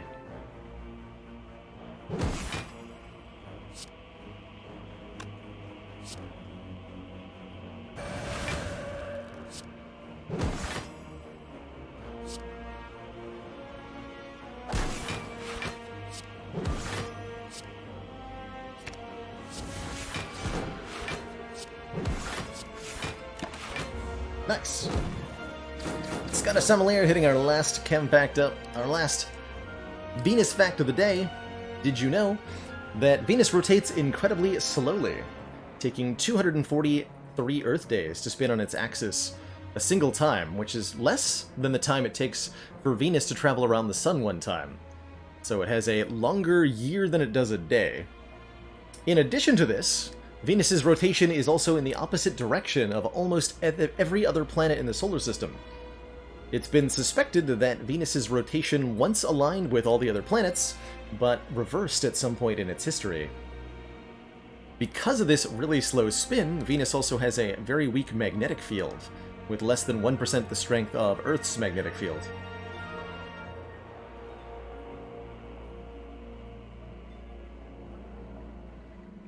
Yeah, there's a lot of fudge physics in Kerbal for sure, which is nice too. The simplifying things helps make them easier to understand in a lot of cases. Okay, this is a good panic button turn.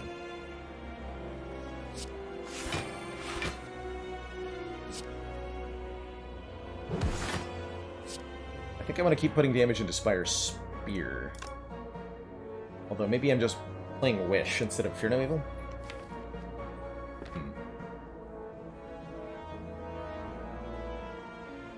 Getting our Wish down for +4 strength seems like it might be pretty important here.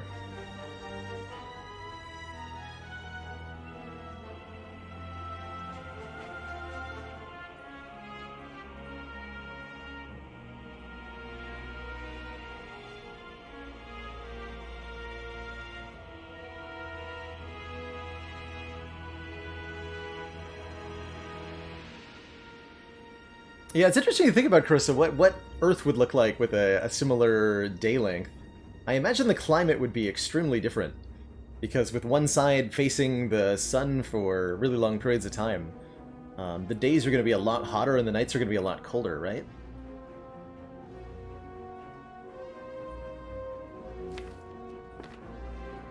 Let's see, so we have no more stance changes coming up. Good reason not to play Simmering Fury. Okay, let's get our Wish down.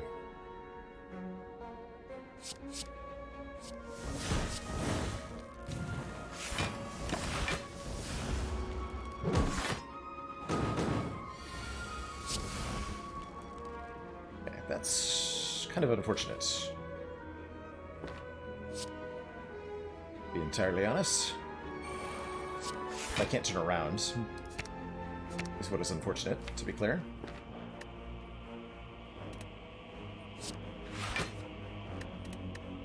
Wait, I have Sash Whip. What am I doing? Did I not notice that?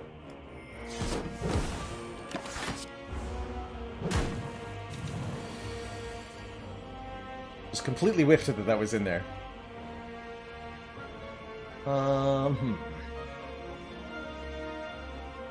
Looks like we start with Insights and go from there.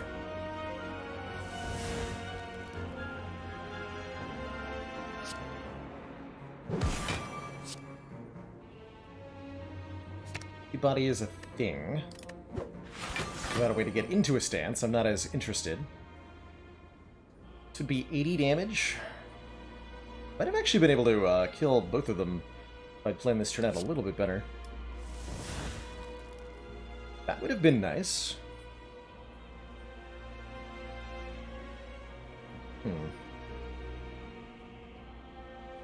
We are intangible next turn.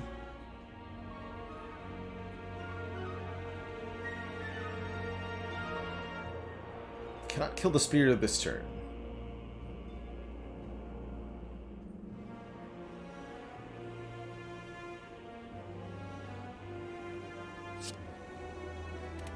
Just 120, wait, you're right.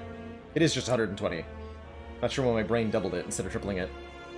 But yes, that is just 120. So we just have a kill. So I'm being silly. Alright, perfect. Akabeko makes our first attack deal 8 additional damage. Unfortunately, our burner is on the wrong number here now. Also, it would have survived because burner was on 5. With the blasphemy there. Tranquility I've been waiting for all my life. Yes, it is. Do it. Okay. So we did whiff on the burner here, but we have full health, and we have 3 Sacred Bark potions, and we drew Wish on turn 1, so I'm feeling pretty good right now about our life together with this heart.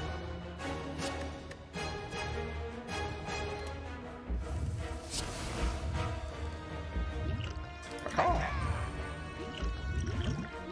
8 plated armor, 4 immediate strength. Oh yeah, feeling good.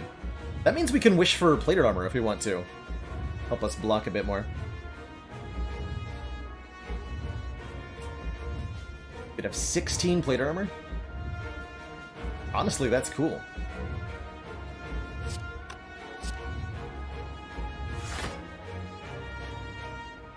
Okay, all of the good stuff is next turn.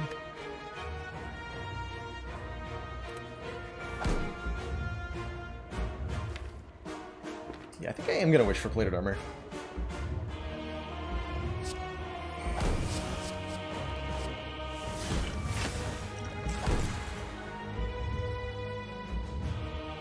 We'll call it there.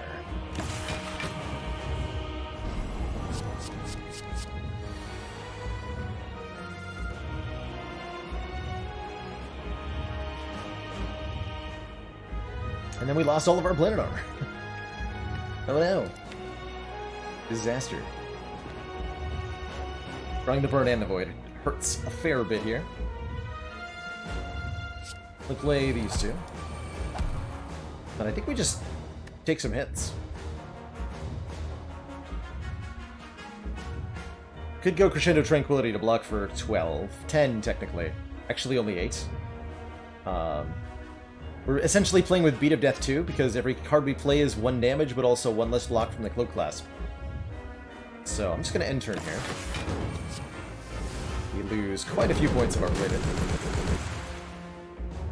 We're going to lose anyway. But we have some left. Smiley face. Ouch.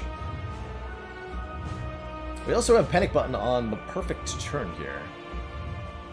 Definitely appreciated. Give me third eye, please. Maybe shouldn't have played the armor potion right away. We're still up 7 plated armor over having played it. So I think we would have gotten more block from it by playing it now. But the right answer was probably don't wish for plated armor and then don't play the plated armor potion. That would have been better. That would certainly have been better.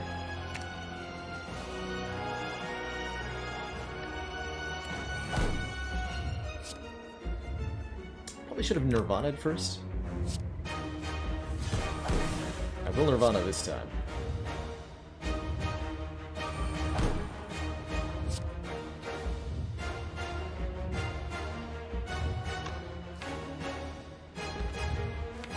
Am I using both of my one-time stance changes now?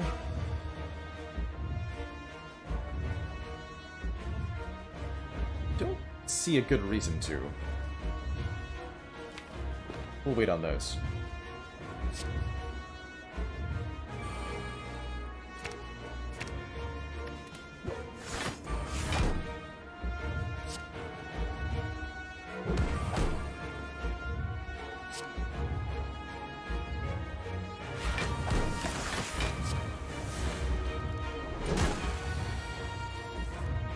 Okay, we managed to get Tuck the Hand down before artifacts went up. That's pretty important. I am very happy to end with a Simmering Fury here. Do anything?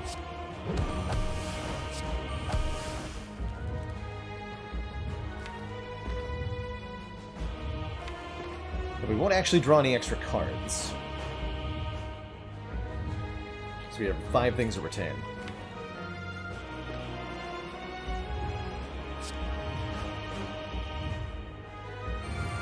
So I'm going to play Miracle to draw 1 more card. Also cost me to take a damage. Small amounts of yanks. Much better.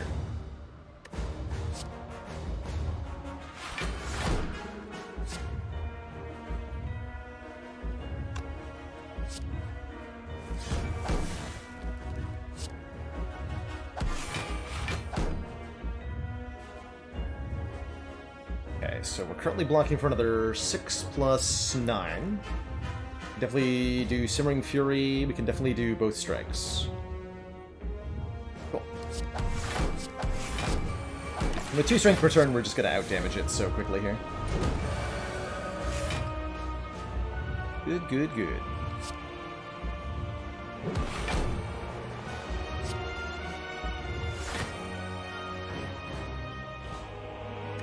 Great draws next turn.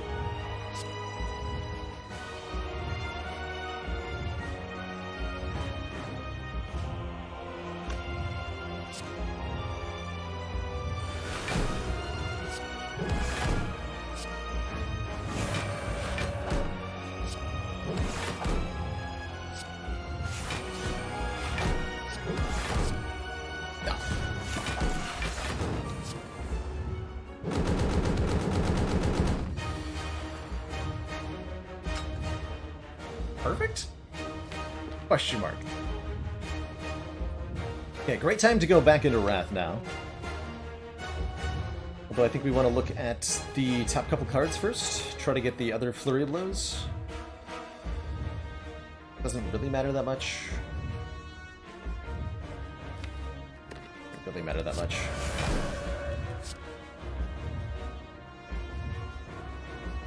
This could have played Blasphemy last turn if I wanted to. Should have maybe considered that.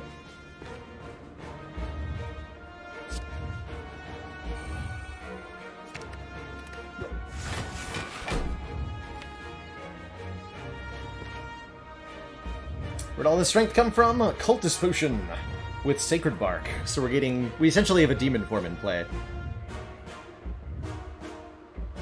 2 strength per turn.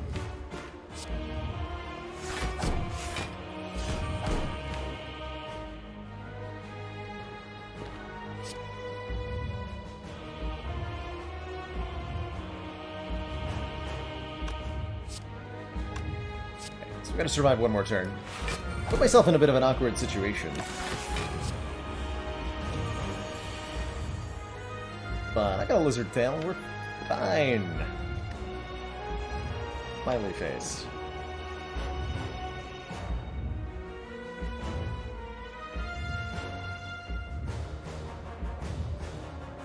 Want the Flurry Blows in our hand when we shuffle here.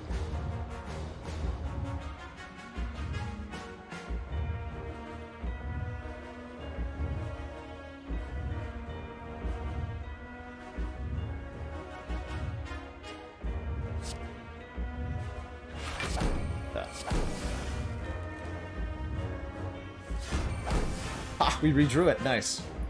Still doesn't help me, though.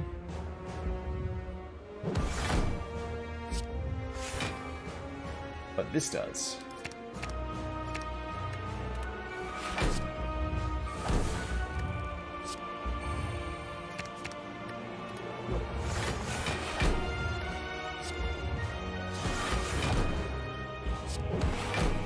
Beautiful.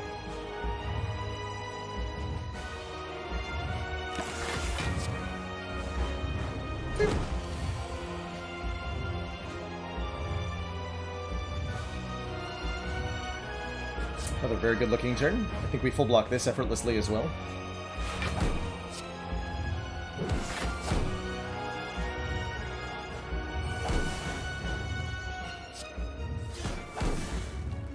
Competitive Blasphemy conclude. That's almost enough damage.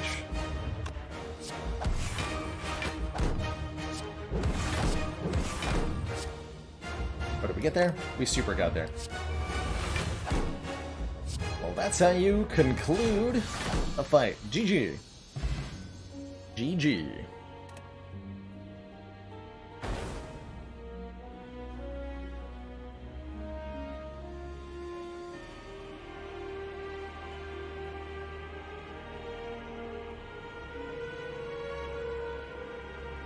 GG.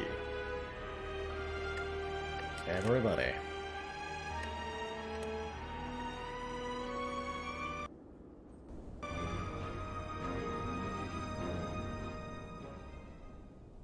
Has it been done?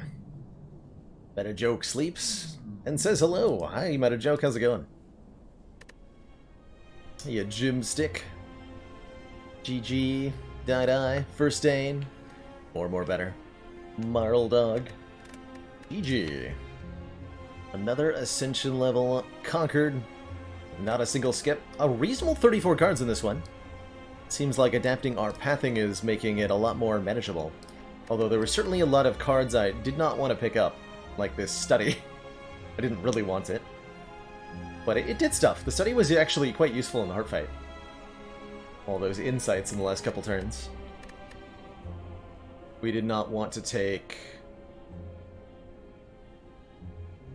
Commander, we've just received the support of another council member. Really want that evaluate either. Prismatic Light, thank you so much for that tier 1 sub. Welcome to the ranks of the council.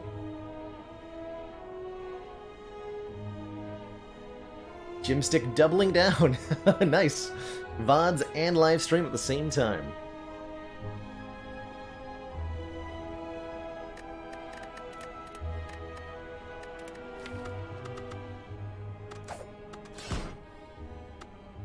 Ascension 13. Poor bosses. What the Spire will be saying after we smash them all in the face. Meta joke.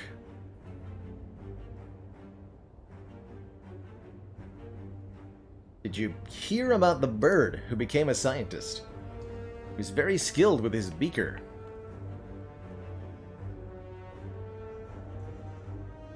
Parmigiano calling Dead Branch in the random rare relic. Pretty spicy.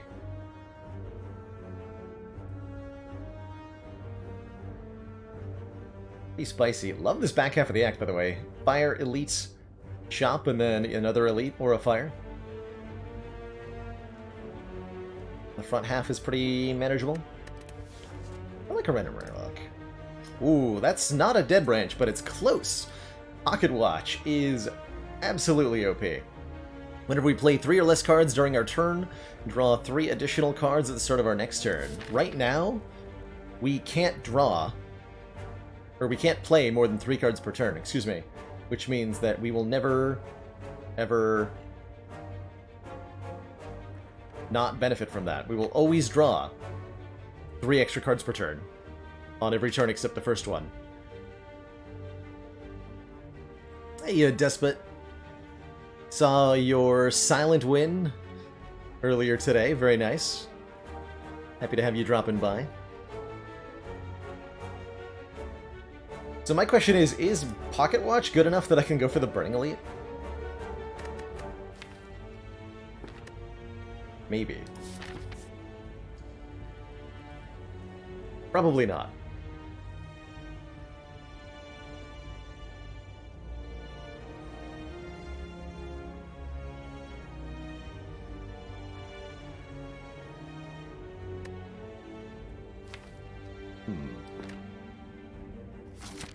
We're almost assuredly going to gain 12 health from our first couple of combats.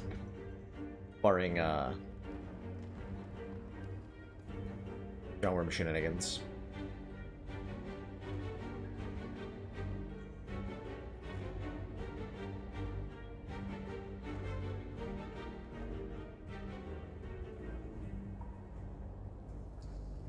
Yeah, with only 2 hallway fights and 3 events, those events could hurt me. If we want to. Those events could be really ugly. We can go to this elite probably, though. And make it a 3 elite act. That sounds good.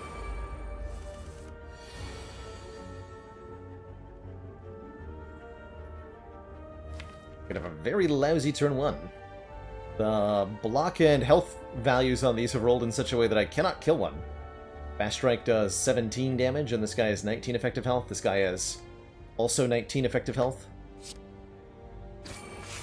Ouch. We do just win next turn, but... ouch. I think 11 health, not what I wanted there.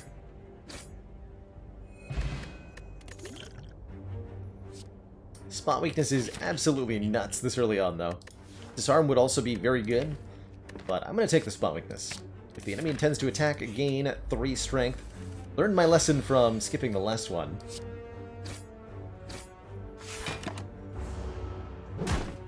Wanted to make that a double block.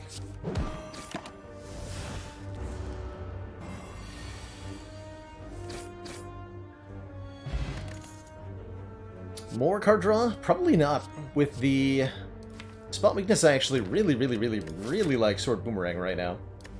As a very good strength scaling card with a good upgrade too, hitting one more time. Let's take that. And now I'm feeling pretty capable. I think an elite should be no problem. Although sentries could give us a bit of a conniption. Second chance at the disarm, second chance at the cleave. Several good potions. This shop's pretty good. I do say so myself. As much as I like the on-sale Searing Blow, we're just not hitting enough campfires for me to think that's a good idea. Although Searing Blow Pocket Watch is pretty good. More relevantly, Searing Blow No Skip sounds like a disaster. I do really love Searing Blow, but you gotta be able to skip cards. Or it's just not gonna work very well, right?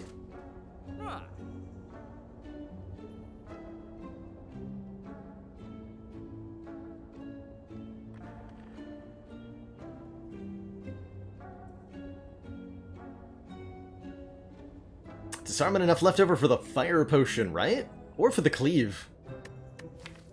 I do like that cleave a lot.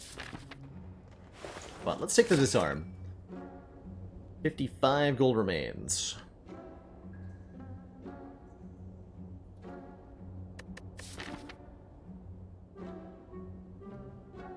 Definitely gonna fight the elite.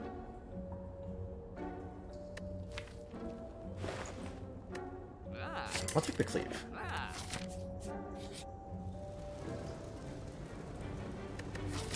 $75 gold. We're pathing fairly ambitiously. We do have another shop coming up, though. We are going to this shop no matter what. I'm okay with resting if I have to. Gather gold here. It's a bit greedy. But we are doing it. Because I think the pocket watch is just going to make the elite nice and safe for us. Second sword boomerang? Hell yes. Sign me up.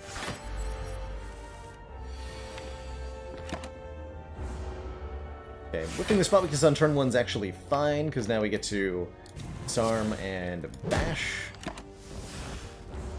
rid of the Ascender's Bane. And it's going to get spicy in a moment. We draw all 4 defends next turn. I love it.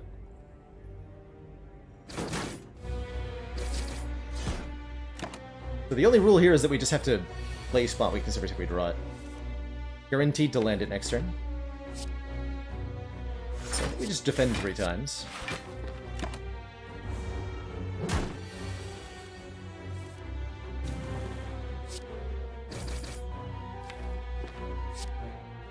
I think we can kill. So I'm going to defend.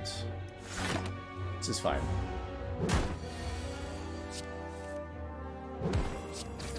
Oh yeah, we're totally fine. Look how often we get to draw and play these sword boomerangs.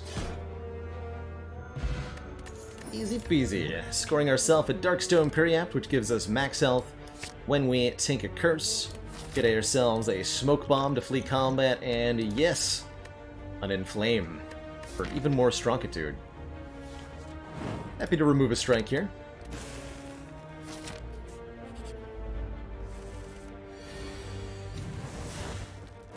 Okay, we could just flee with Smoke Bomb. I think we're okay to not do that. At least I hope we are.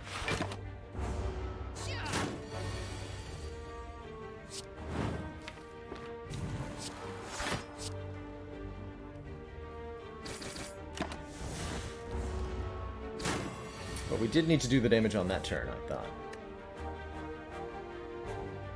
Yeah. 15 plus 10 plus 8, good enough. Blood Potion. Very good.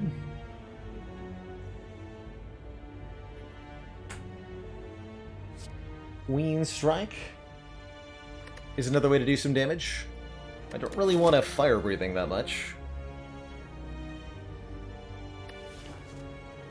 Deck is very attack heavy, yes. Haven't seen really any block cards, but we have a disarm, so maybe we don't need one.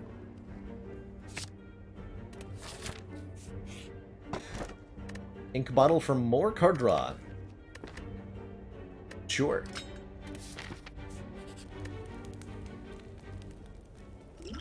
This is what, 16 hit points? We're fighting Hexaghost? I'm gonna upgrade here. Because of that blood potion.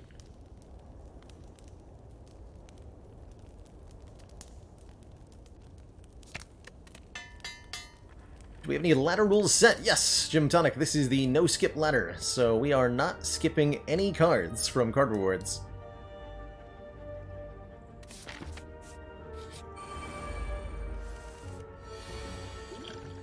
Okay, we're definitely using that. Definitely a little bit sad about 10 damage on this turn.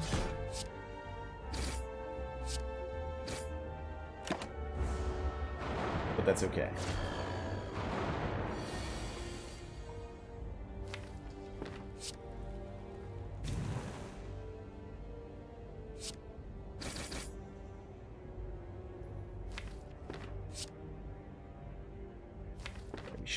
All set next turn.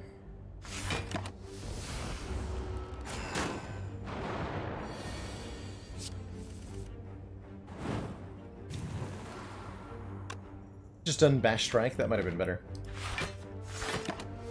Whatever, we get 9 cards next turn, we'll be fine.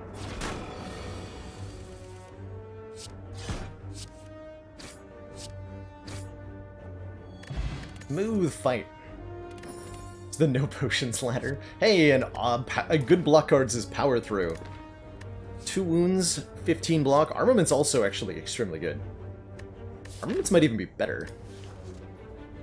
Because if we upgrade the armaments, we can upgrade all 7 other cards in hand every time we play it, which is kind of huge. But I think both of these cards are very good. A little bit more reflecting says armaments is going to be the take here. It's not only a huge defensive boon, but an offensive boon as well.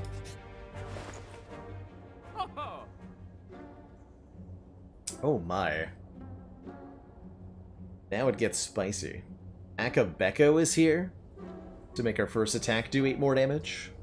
We could take Orichalcum so that we don't have to block at all. We can take Whirlwind. Spoon working on... yeah, just disarm right now. I would... I can't afford it with the Intimidate. The most challenging character to no-skip with, so far, my feeling a Tiny Disco Dog is Silent, who most frequently has card rewards that are very unhelpful. And Defect feels like the easiest.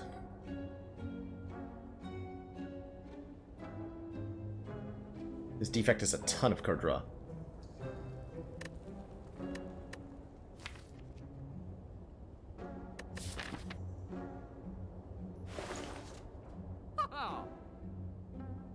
Orichalcum's very good against Hexaghost, yeah.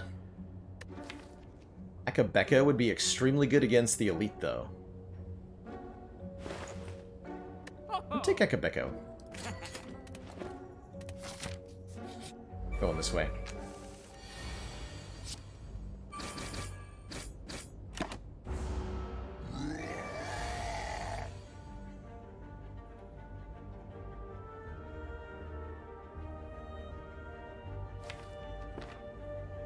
Oh yeah, you can do that on this Ascension.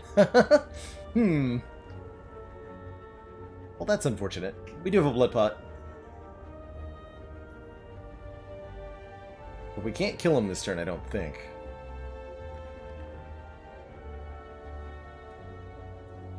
Hilariously, on Ascension 20, the Snob would be attacking for 8 and we'd be fine. Oh well.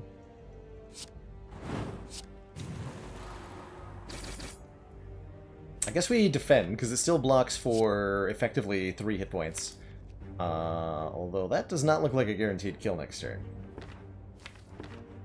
Strength, this will be 3 strikes.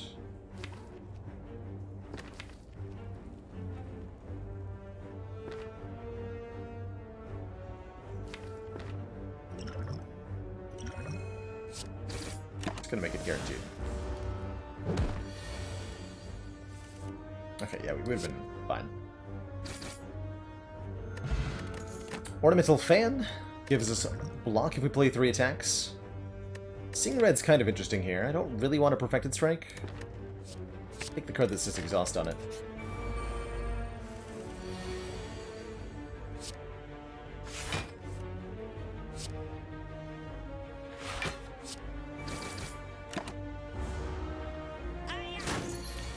Hey-ya.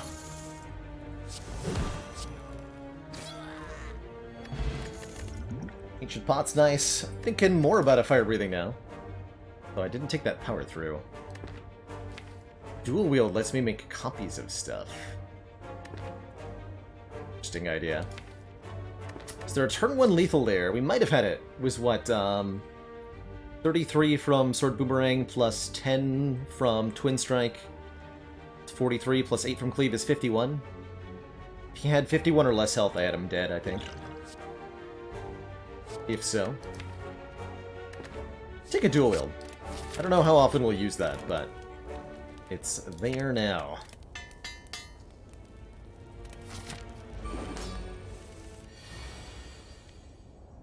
A little Power Potion as well.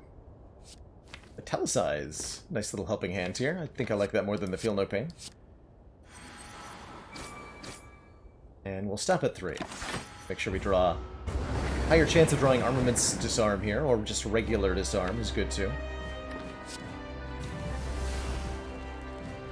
Let's make another Boomerang.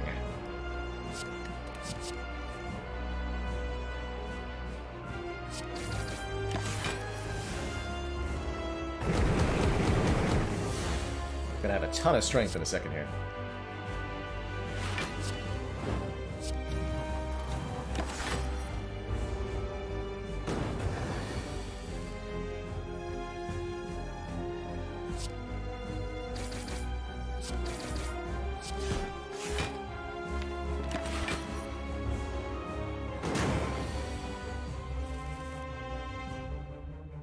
Or strength.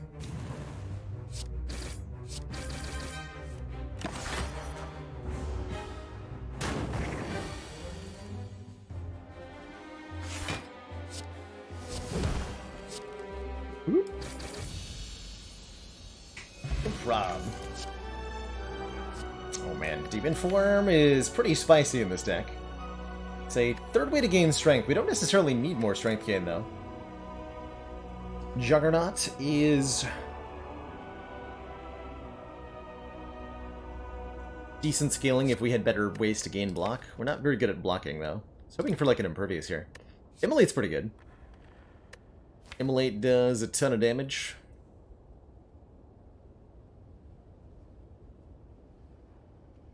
Help us a lot with, particularly with Akabeko.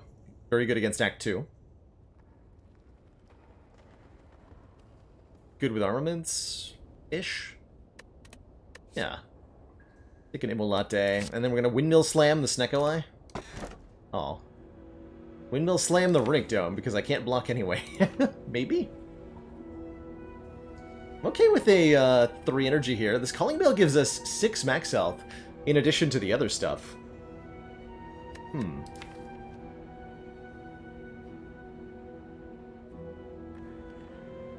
I could definitely see taking this up to 4 energy. I think Dome's pretty tough.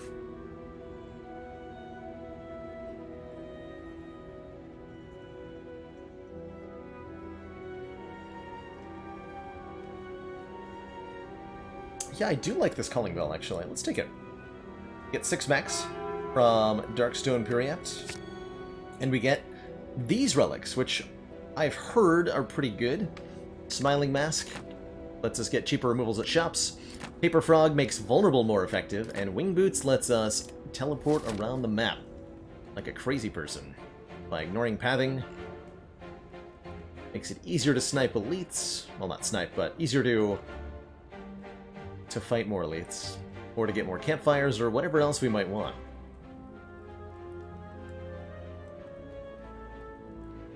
Like maybe visiting an early shop, getting a card removed. Maybe buy a potion. Is it this fire, fight this elite, and then teleport here? Follow up like this path. Seems reasonable. Keep 2 charges for next act so we can take out the Burning Elite pretty easily.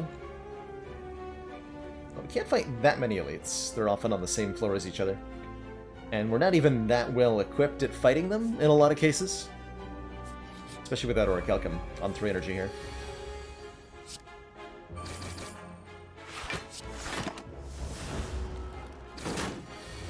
So must keep that in mind.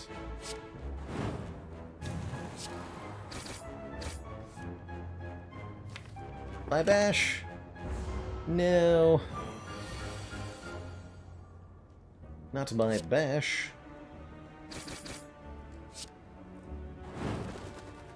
Right, super easy Chosen fight. Second Disarm is yes. That lets us beat Book of Stabbing at the very minimum. And I don't want either of these other two. What I say was the nut high roll from Boss Swap into Calling Bell. Alright. What's the most ridiculous start I can think of?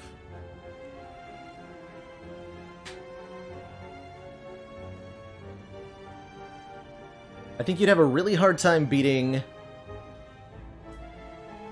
Prayer Wheel as your rare relic with either Toxic or Molten Egg as the uncommon. And then the common relic can be kind of anything. Bag of Preparation, Anchor, any just like really good Akabeko. But get double card rewards with upgraded skills or attacks. Preserved Insect, that's a good one too.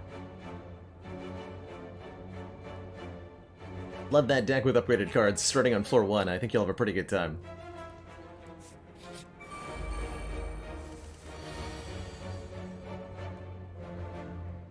Ouch.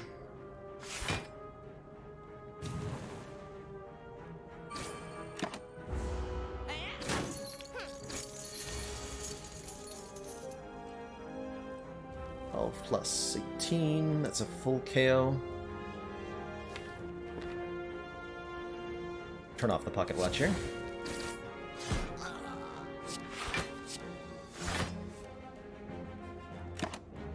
That face.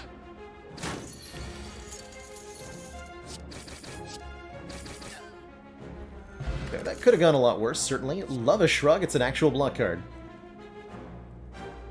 Love a Shrug.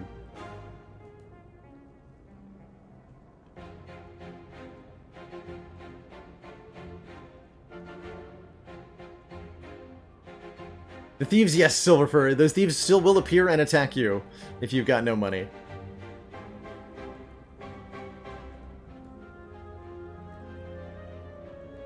The amount of time, the number of turns they attack you has nothing to do with how much cash you have.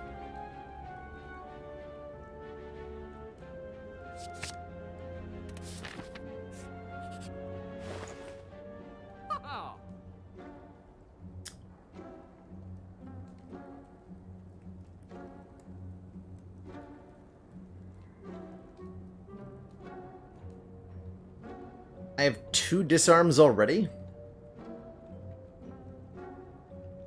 And 2 sword boomerangs. And a paper frog.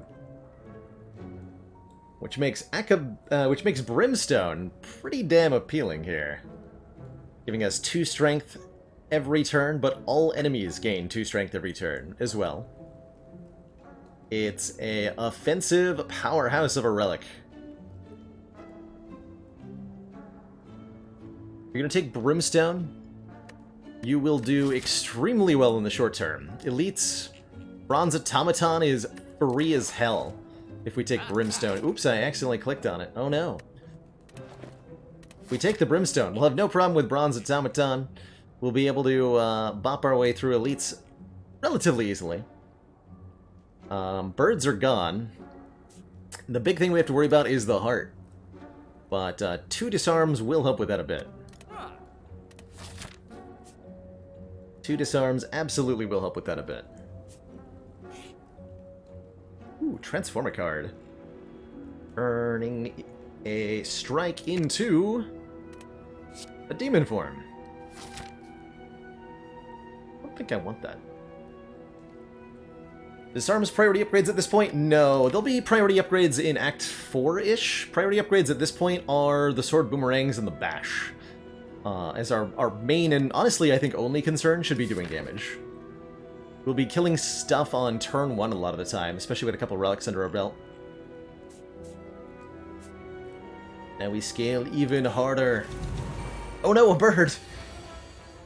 Please save me.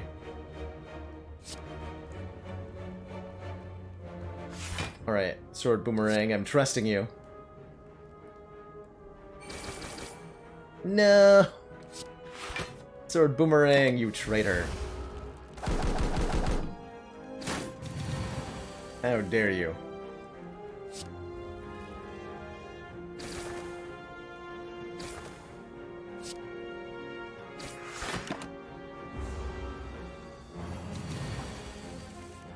How dare you.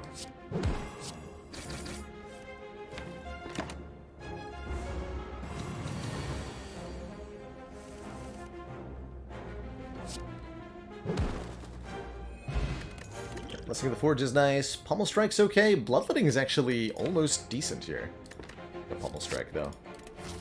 Or I think too hard about Bloodletting. And yeah, we want to be upgrading, I think legitimately, the Sword Boomerangs are the top priority right now.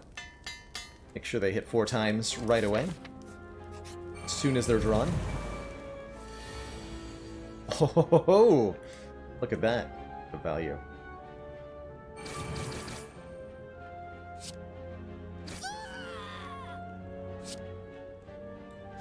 The value.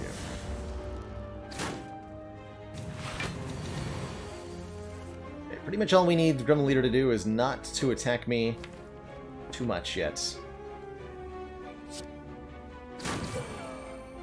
We Boomerang Disarm. We could also Seeing Red Bash Boomerang. We draw less cards next turn, but we do a ton this turn.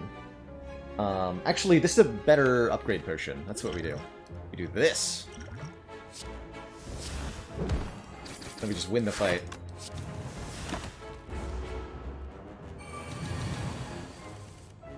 Immediately.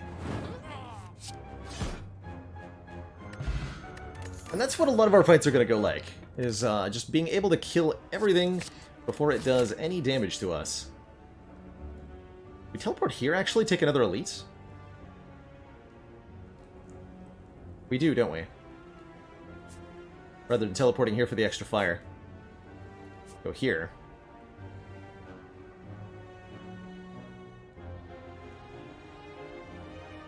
Although if I teleport here for the extra fire, I actually also get this elite. Right, it would have to be 2 teleports to get 2 extra elites. Or I just get the extra fire here. No. Yeah, we do want to teleport to this fire. Otherwise we're using 2 boots charges. For 1 extra elite, not worth it. Skipping Dreamcatcher against the rules? Nope. I'm allowed to skip it, although I generally don't, because I don't often end up resting anyway.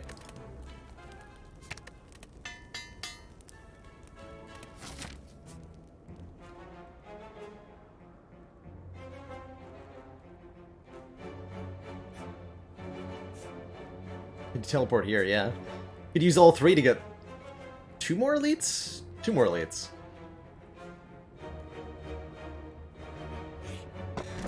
Worse ideas. We'll take the Hourglass. More damage every turn to every enemy is good. Last I checked. Although I haven't checked very often. In an abandoned temple you find a giant book? Hell yes. Read that book. Read that book to death. Oh my. We get 6 more health, thanks Darkstone Periapt. And we get the other unique curse. We have them both now. The Necronomicurse. But more importantly, the first time each turn we play a 2-cost attack, it is now doubled. Which I was hoping we'd draw the... Dang it.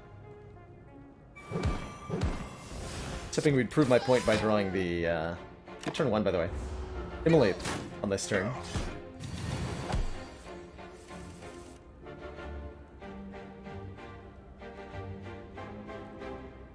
So incoming damage is 24.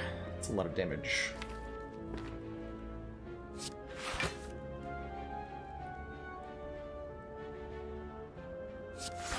Much damage.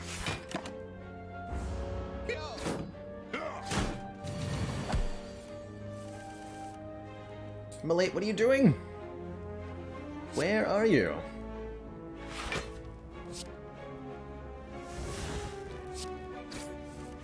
Aha! Herblam.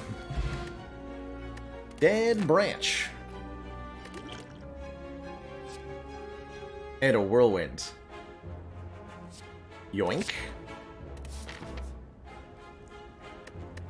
Seems pretty powerful to me. Alrighty. Got some spicy stuff happening now.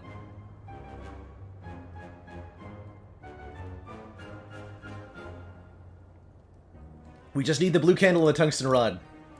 Come on. Come on, game. Please. Please make my life... Make my dreams come true. All I ask. That is all I ask.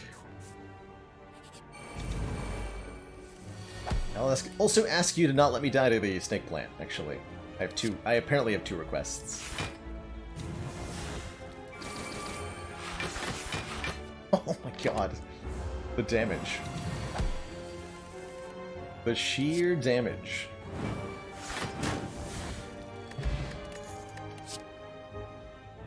More strength sources? Honestly... We'd really like to skip Perfected Strike?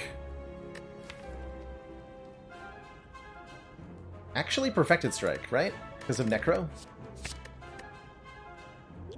Battling. We skip Heart of Iron. That feels weird to say.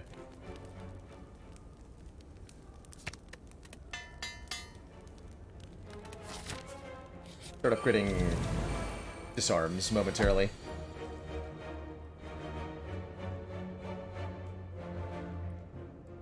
Okay, we're guaranteed to be attacked next turn if I... Perfected Strike, the leader here. Does Necro work for Whirlwind? Yes. Yes, it does.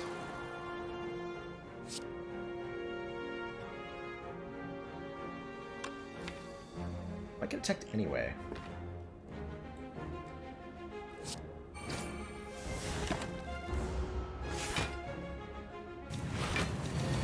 Not good.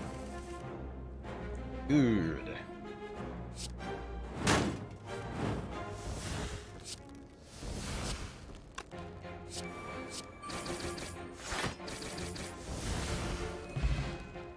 Got him. Molten Egg's excellent, because it'll upgrade any future attacks that we have to add to the deck. Not going to complain about this one. Whirlwind number 2. Seems extremely excellent. Let's upgrade one of our disarms. We're just going to absolutely smash this fight. Like so.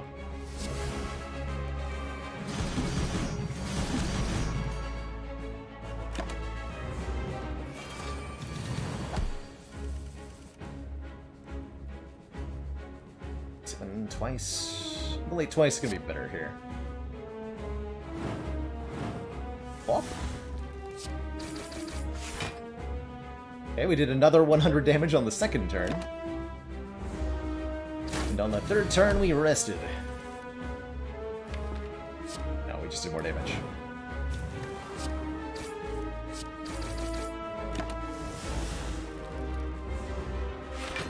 It's all of 4 turns to get a kill? Unacceptable.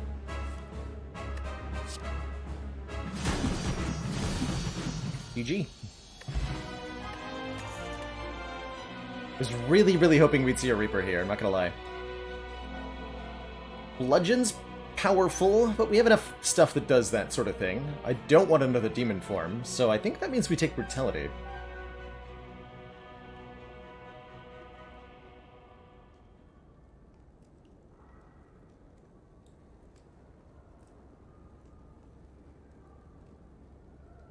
It's a really big bludgeon, though. The biggest, bonkinest bludgeon that ever was. You can take a Snecko Eye over a 4th energy at this point. 4 energy is really good with the 2 whirlwinds. I mean, we probably do, right? Busted Crown, ew. I'm okay with Slaver's Collar.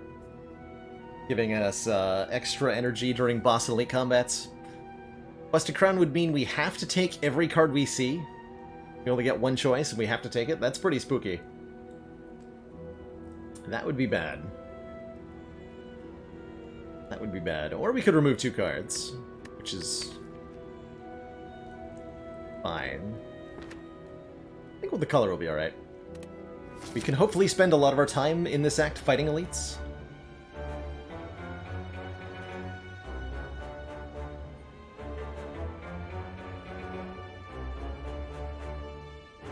Probably go here, use Wing Boots charge number 1. To jump here. Number 2 to jump here. Or we can use one here. Doesn't really matter either way. So we get to fight 4 elites with the 2 Wing Boots charges. That's pretty good. Would I take 2 normalities for 999 gold? Probably, because it's another 12 max health. Jump over the Spire elites, but I want to kill them for their juicy relic. Need that relic.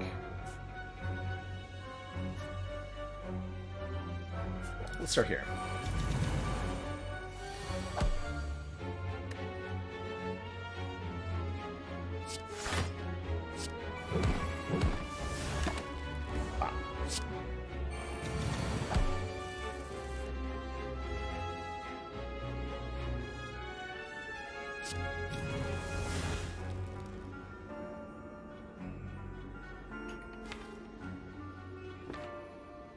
Alright, I'll take 12.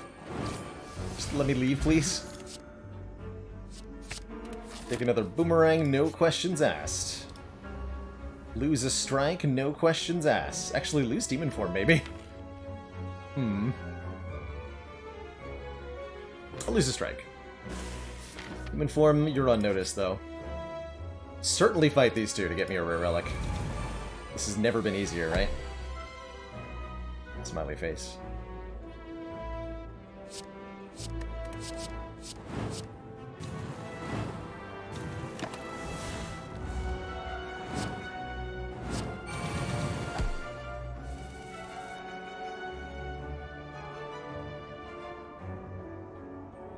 Uh-oh. Whirlwind? Where are you at?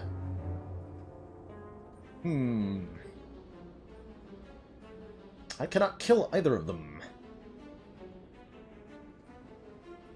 So I think we have to block. And then rest?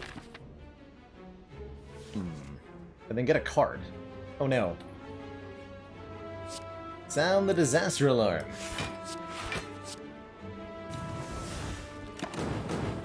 Disarm first. Very foolish.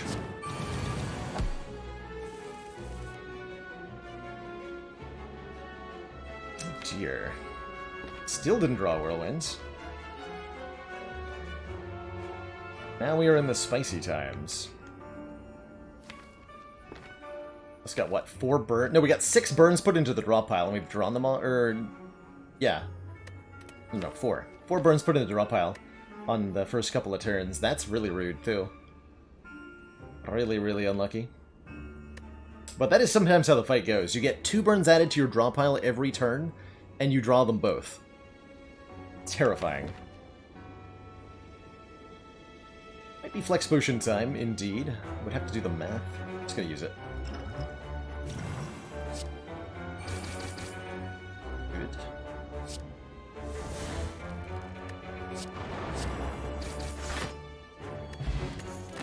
Okay, now whenever we apply Vulnerable, also apply 1 Weaken. I want another Seeing Red. Probably not. Just more Sword Boomerang Plus, please. Sounds good to me. Self-forming clay has got to be a take here, if we're going to have any chance against Heart at all. Whenever we lose hit points, gain 3 block on the next turn. A must-buy, I'm pretty sure.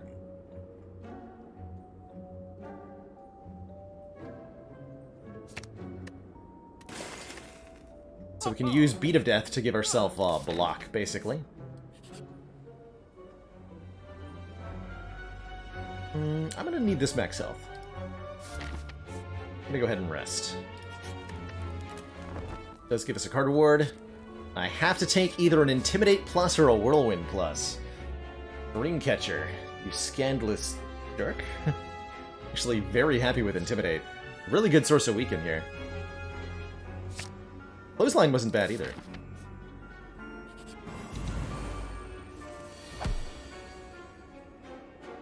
Clothesline wasn't bad either.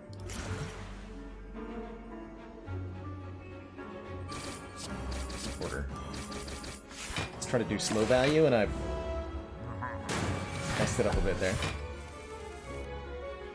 Admittedly, I kind of borked that.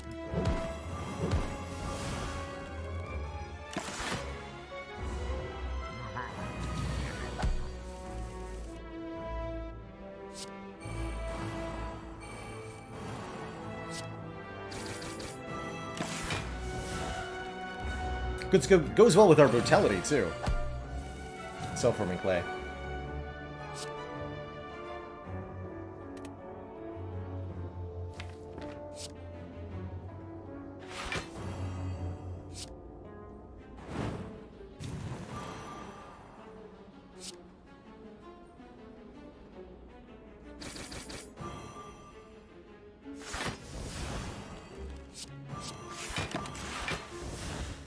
We can draw lethal next turn.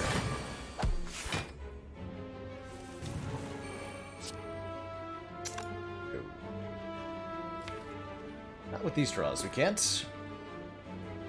Oof, again.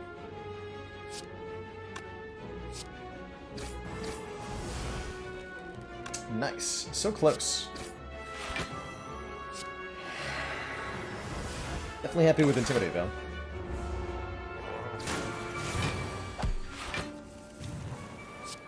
I suspect we could have optimized our damage a little bit more. Oh, Limit Break, double our strength. That's a good one. A very good one. Match them to keep them. Apparently we now have the proud owner of a Feed Plus. Thanks, Kremlin Man. I could take a Clumsy for 6 max health, but I don't want to. Kinda cute, though.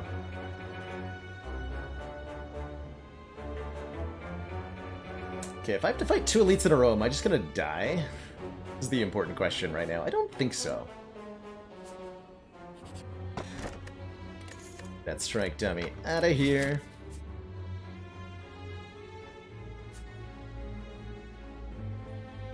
I'm sure we'll be okay.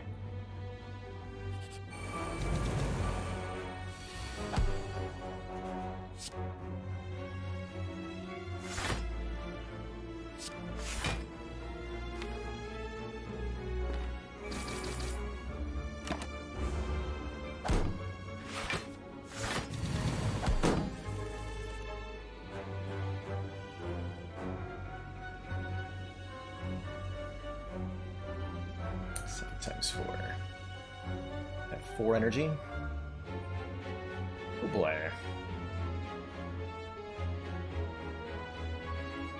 We have I think 2 perfected strikes in this deck, or at least one of them. 1 perfected strike in this deck. So make a Dead Branch card. Kinda helps. We'll probably kill both of them? Could Bash first. Bash does get played twice. So that would actually guaranteed kill you. Seems pretty reasonable to do.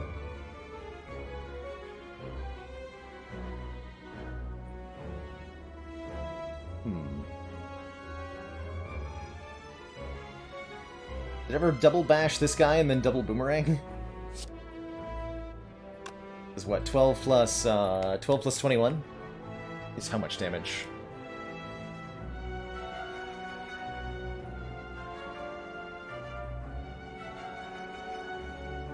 It's 33. He's got 58. So 58 minus 33, they would have 25 effective health left. So that would be 3 hits to kill you, 3 hits to kill you. We get 8 total hits. Definitely end up leaving one of them alive if I did that.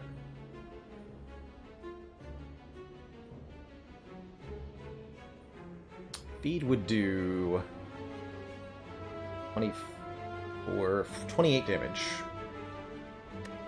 So we can actually just kill with feed instead of risking a boomerang.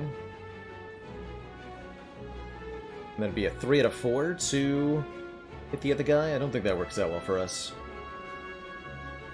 I think we're better off using Disarm and Ghostly Armor. Return.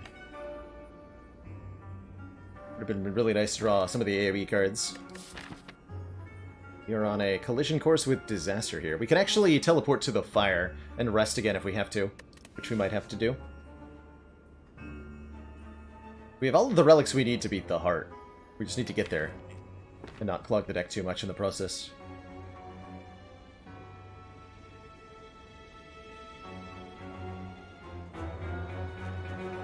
Let's see what one boomerang gets. Ooh. It's definitely not what I wanted. Wanted that to hit the front guy at least one time.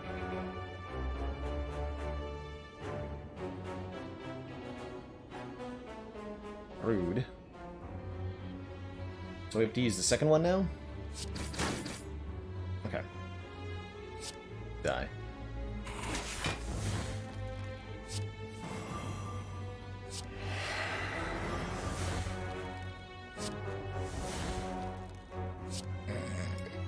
And then we killed him because of Dead Branch. Okay, good job, Dead Branch. You did it. Clothesline seems nice. With our Necronomicon. Now we do Soldier On, maybe? The heart of the cards. I'm gonna Soldier On. This might end poorly. But it also might not. Looks like it's going to.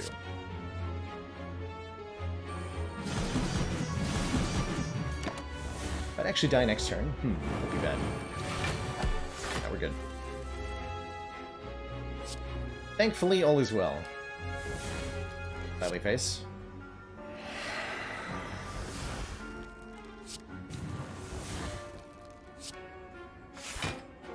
No boot value here.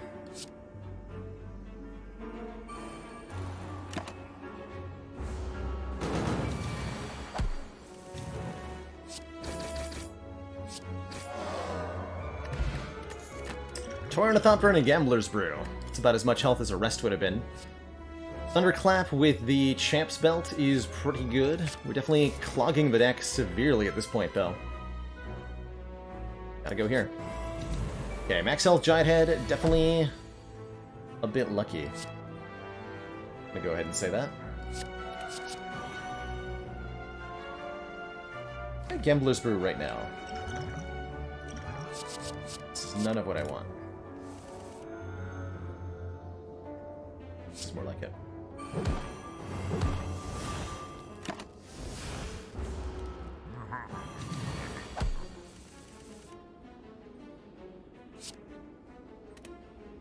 15 times 8. It's a good number. Can do better.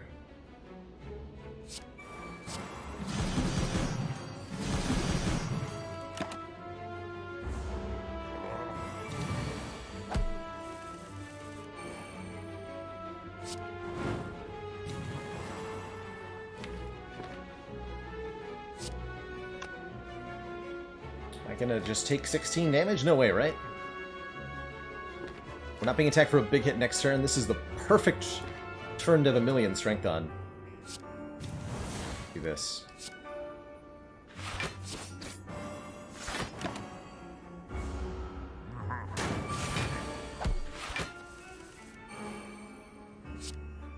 $40 times 4. Okay.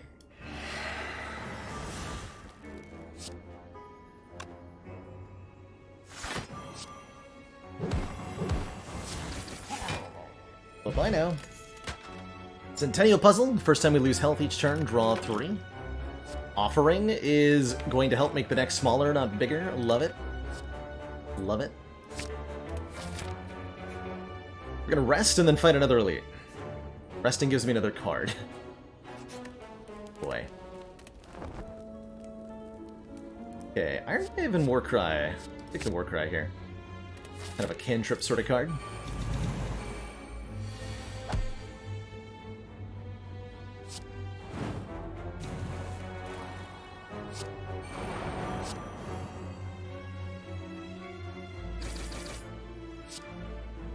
Wow, we're close to a turn 1 kill.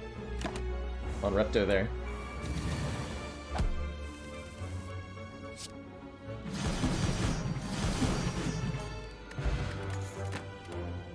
Ceramic fish. Thanks. You'll see me avoid playing Sing Red because I'm trying to get the Pocket Watch to activate on the next turn. It's usually what's going on. Alright, we have 62 health with which to beat Time Eater here. We just Demon Form Limit Break on turn 1. Sounds reasonable. We'll take a huge chunk of damage. And our goal becomes kill the Time Eater very quickly or die. Alternately, we can Thunderclap instead of Limit Breaking to apply Weaken, which seems kind of important.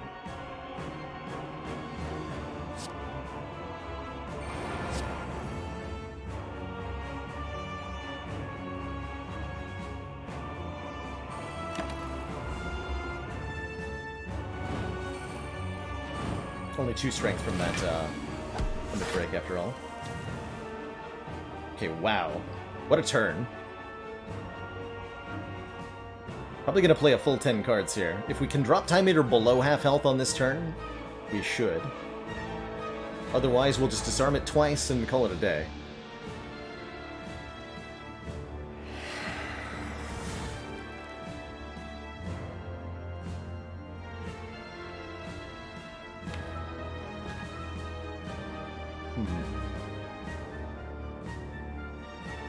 Definitely not worth upgrading Limit Break in such a large deck, and especially not when we have Dead Branch.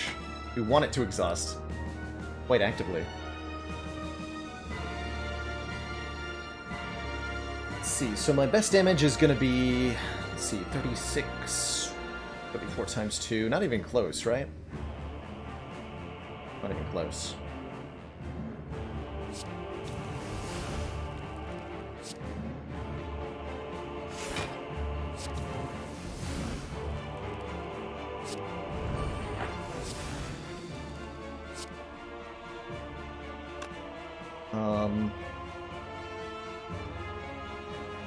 And I want to leave myself with 3 cards next turn.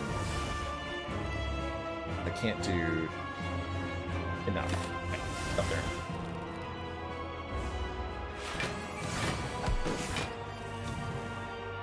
Nice damage, idiots. Okay, we do need to get killing pretty quickly here, though. I think it's time to headbutt that Limit Break.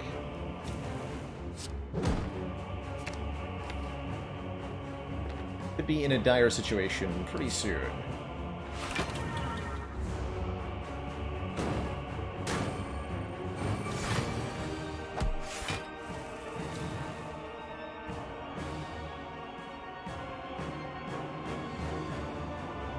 we'd like to bring Time Eater below half health.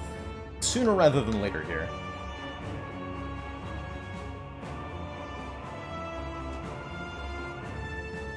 Lest horrible things happen to us. 34 strength is probably enough to make that happen.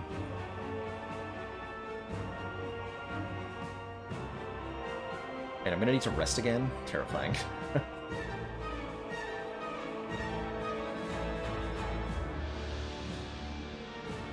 So limit break would be... this would be what? 39 times 6?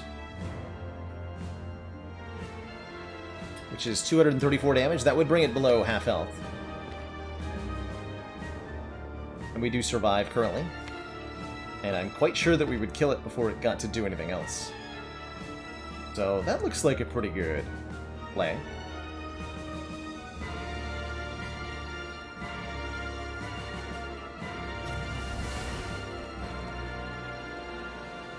Like double bash.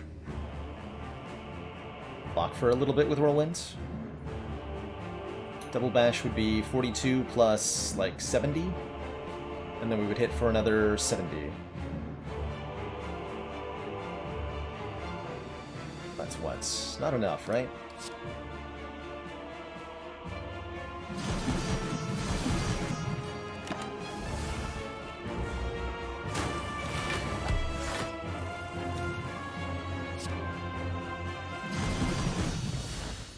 Slice and dice. GG, Time Eater, two thump, etc. Something about a deep pulsing dread. Definitely holding on to this block potion to... or this ancient potion to block vulnerable from heart. Yeah, fortunately we're not on...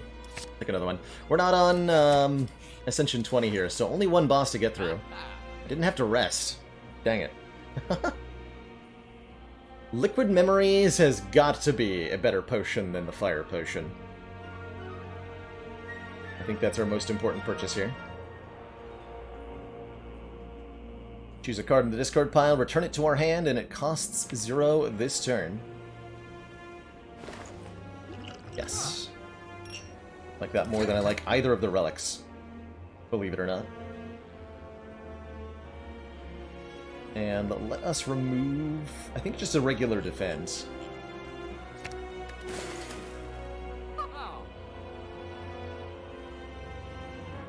Gambler's Brew pretty good too, actually. I might say Liquid Memories here. Okay, so this is what we got for the elites. I hope they don't hurt us too much.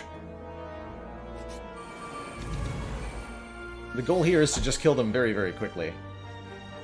If possible. Looks like it might be.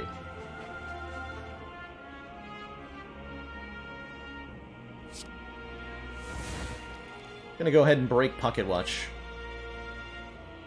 right away here. We'll let Sword Boomerang decide who dies first.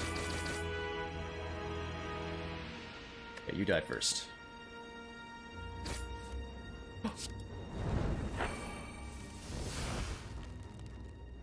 Amazing.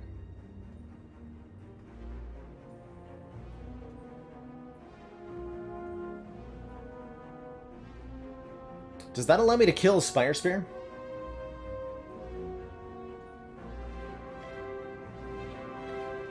I think so, right? If we go Disarm, Thunderclap, double Perfected Strike. To be 35 each? Yeah, that'll kill. That'll definitely kill. We have to get through the artifact first.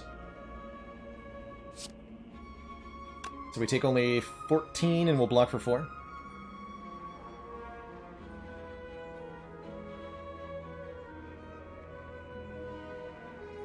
Is that better than Arma Perfected Strike? Let's see. This is currently doing 21, so it's a base of 16. Means it's doing... it'll get plus 5 when we upgrade it. It'll be 26 times 2. Which would not actually kill. So we don't kill with Armament's Perfected Strike, even with the Thunderclap. It's just not quite enough. Or with the even with the Cleave Plus, instead of the Thunderclap, that's still not enough. If we limit break, be another 10 more damage. If we limit break instead of Armum, it would make the Thunderclap do more.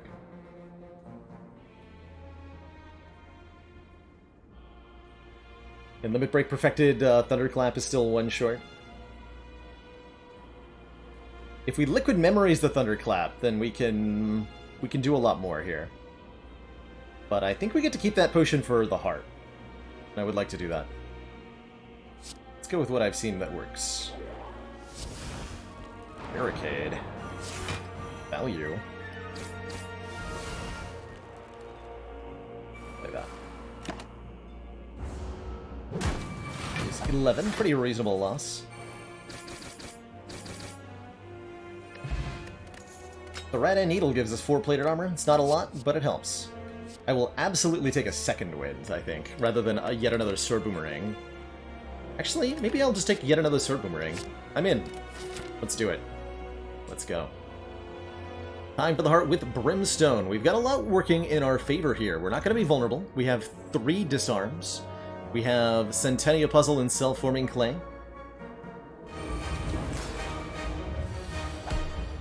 And we drew Offering on turn 1.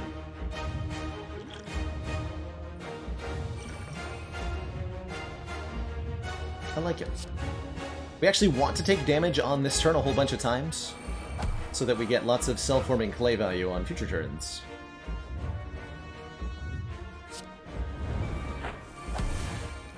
Definitely want to armaments this Disarm. That's in our hand right now. Power Through Plus will make a decent Liquid Memories. I think I work Rhyme now.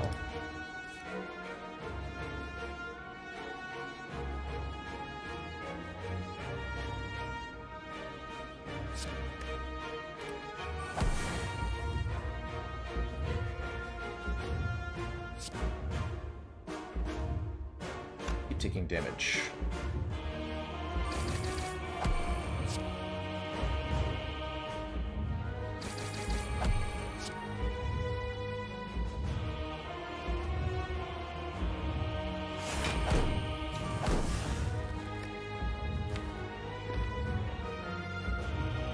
Headbutt a card. Headbutt Power Through, maybe?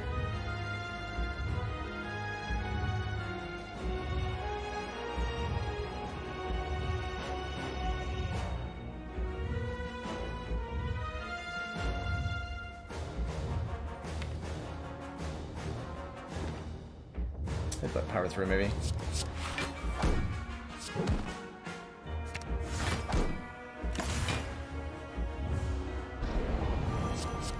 So hopefully multi-attack first. Yes! Good. Might as well disarm one more time. Didn't draw any damage, though. That's a little worrying. Nice body slam, though.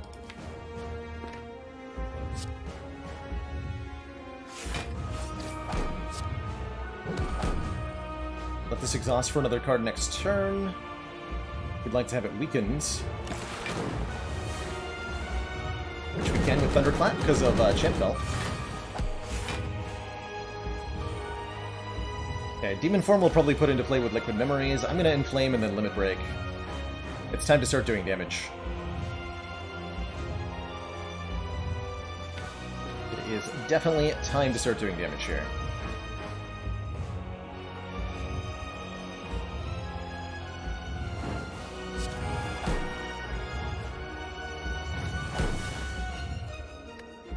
Going over the cap anyway, might as well do this. Technically means I don't need to Thunderclap.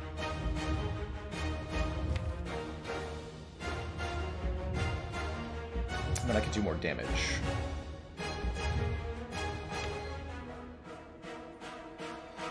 Alternately, we want to Pocket Watch.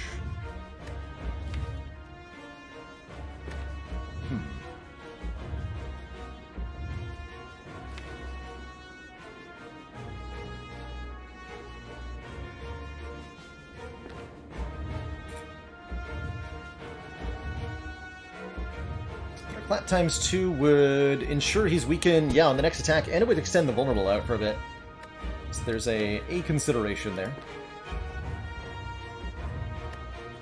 Really like doing...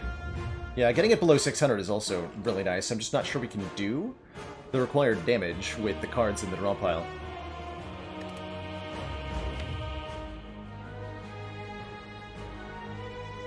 Would also be to correct 2 memories on this turn.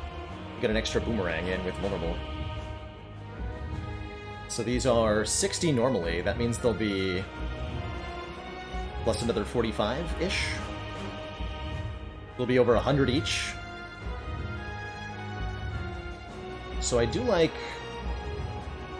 Liquid Memories of Sword Boomerang here a fair bit. Actually, Liquid Memories Demon Form is, I think, out of the question now. We'd rather just hit it one more time with a multi-hit attack.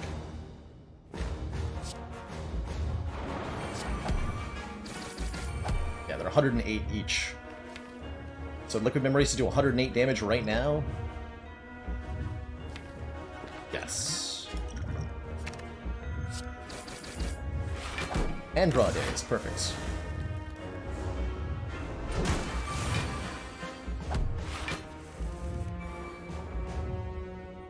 $25 times, it's only 150, right? Barely brings it below 300.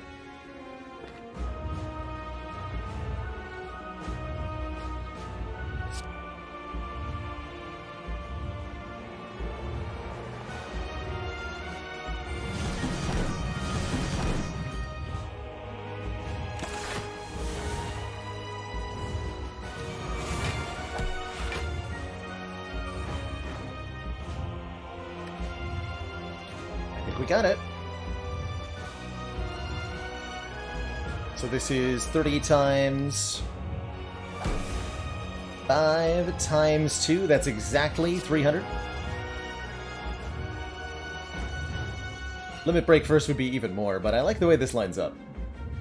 GG.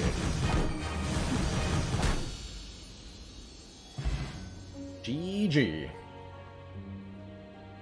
Yeah, that Liquid Memories on the Boomerang, I think, was right. Although it might have been better to Liquid Memories the Thunderclap the turn after. And either way, GG. What a run. What a hell of a run.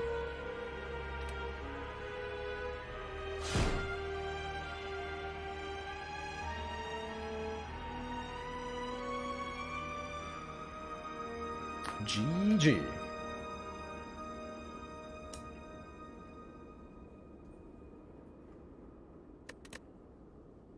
No skip is no joke. We had a ton of garbage in this one. Way too much garbage.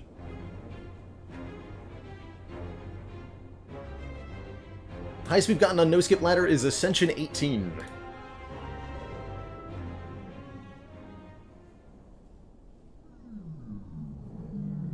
Should we avoid Dreamcatcher on future runs? Maybe. It did legitimately help. We rested... Like, we got the Intimidate Plus, and a Disarm. The Warcry was kind of stinky. But the cards we got from it were pretty good. Do I remember what it's like to lose on defect? I remember the pain of starting with Sozu. The agony. The agony. I think we'll do one more no-skip run. Then I want to do some 820 after that. Rare colorless card starts. I haven't had a rare colorless card start in so long. Oh, there's no way Silent can handle this, right? No, there's no way. It's too dangerous. Even if we do get an Apotheosis or something, that's too dangerous.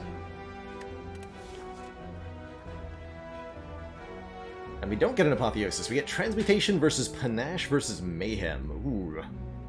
Okay, we're going to take a more defensive pathing. I think of the three, I actually like Transmutation the most.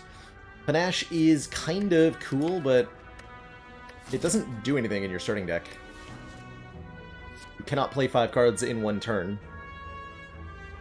Silent has the easiest time of it with Neutralize, Ring of the Snake, and potentially Shiv cards. Like, this can get very good. And we're fighting Slime Boss, so maybe it's worthwhile. But it takes a while to come online, whereas Transmutation does stuff right away. I trust in Transmutation. I like that card quite a bit. It's a weird one, but it does some stuff. It does do some stuff.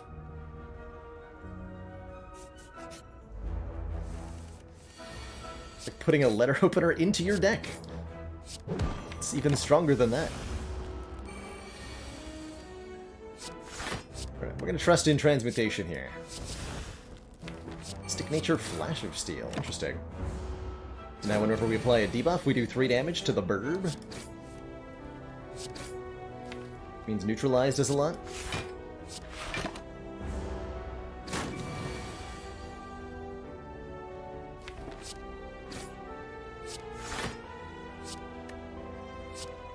One here. Sadistic Nature Value. Easy. Lands Acro Bane. Yikes. Take a well-laid plans on floor 1, I guess. We'll definitely not take a curse. We have no shop coming up, right? Correct.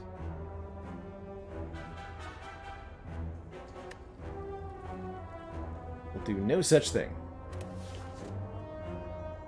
Extreme disappointment.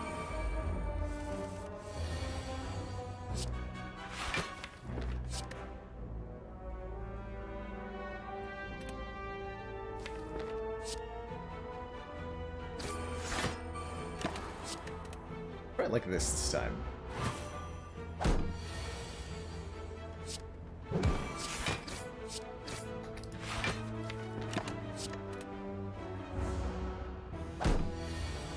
Keep the strike since we knew we were drawing two defends there. Regen Potion's excellent. The rest of this is not so good. We've done the Sneaky Strike with well-laid plans thing before, and it almost worked out, even recently. Endless Agony is just a decent amount of damage. Would have been great with that Panache that we had.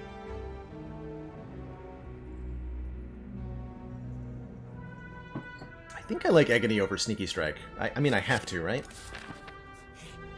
Surely thou must.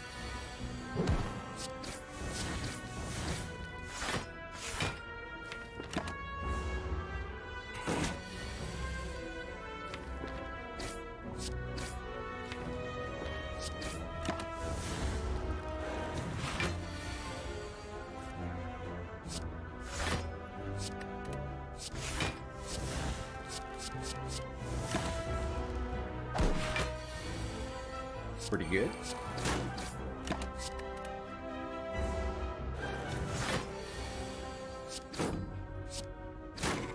The part where I didn't draw any of the good ones. Oh well. Quick Slash is a damage card, so I'm pretty sure I have to take it by law so that we can fight an elite. I'm not going to go for the 3 elite path, I don't think, unless something really miraculous happens. But we can take this one. Yeah, it's definitely not miraculous.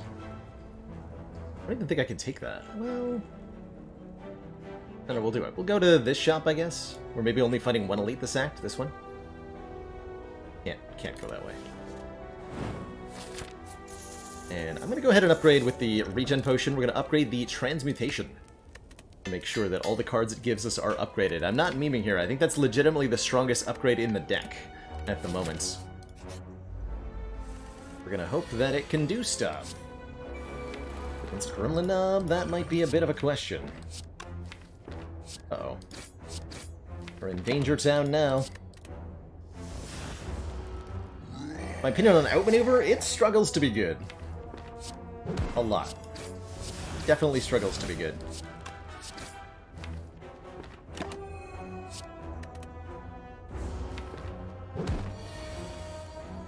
Okay.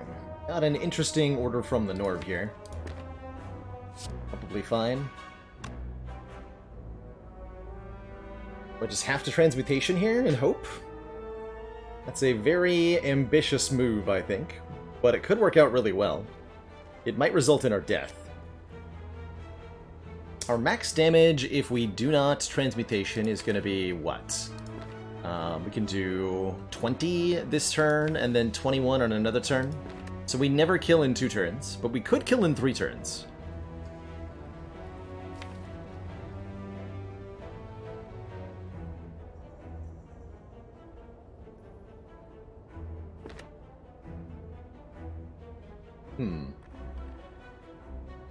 I may have put myself into a terrible situation.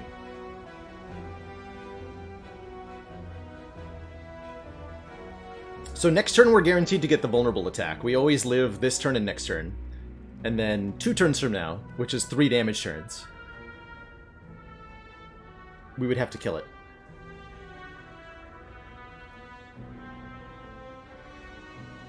So there is a way out if we slow play this.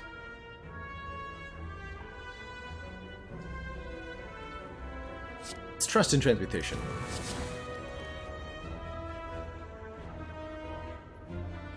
I like it. Yeah, I like it a lot. I think that works.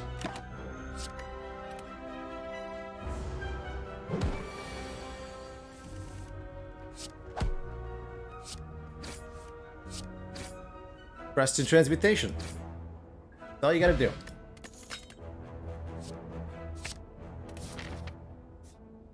It's all you gotta do. Oh dear. Uh-oh. Oh no. Oh, that's a really bad roll on this fight. Uh-oh. We may be very short-lived in a moment here. Survive the knob, but not these two. Ooh.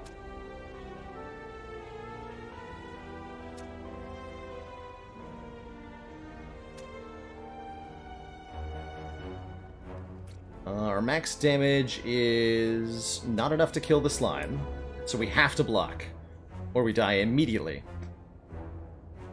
Have to block with at least 2 defends. Boy. Yeah, I think we're gonna let the thief get away with our money, and we're gonna try to kill the slime. I hope he only attacks us twice.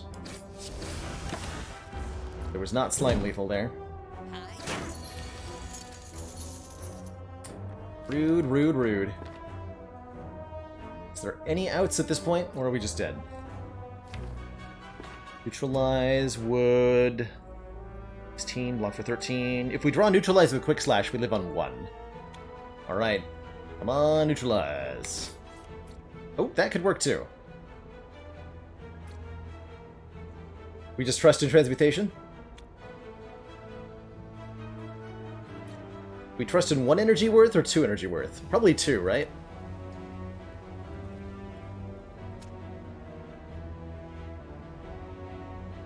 We hope.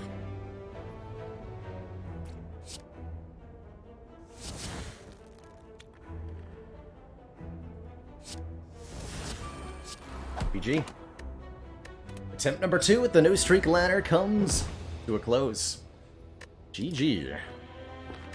In retrospect, our starting pick did not work out for us. We paid, what, 20-ish health for a colorless card, and none of the options, admittedly, were that good. I guess we had to take a 6 max health start? I don't know. That was a really rough opening. It's certainly not the no-skip part of this that killed me. So I don't have that to blame here. Had to rest maybe at that fire? Oh yeah, that might have been correct. Although I don't think transmutation would have saved us in the knob fight if we hadn't upgraded it. It's the most silent thing you've ever seen. The oof. The big oof. So it ends. We have 1 more attempt at the no-skip ladder.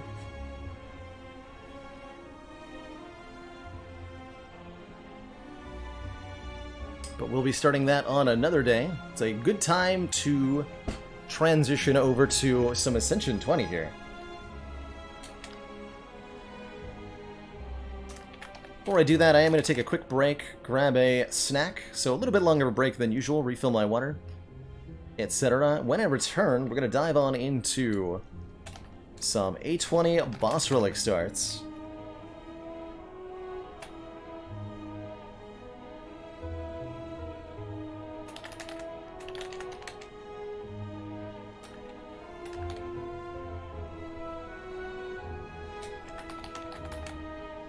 currently at 29 wins and, what is it, 18 losses. So 47 games have been played so far. We have 3 more to go to make a full set of 50.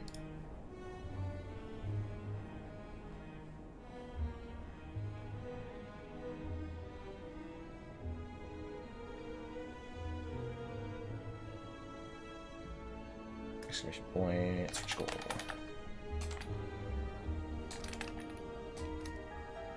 Go.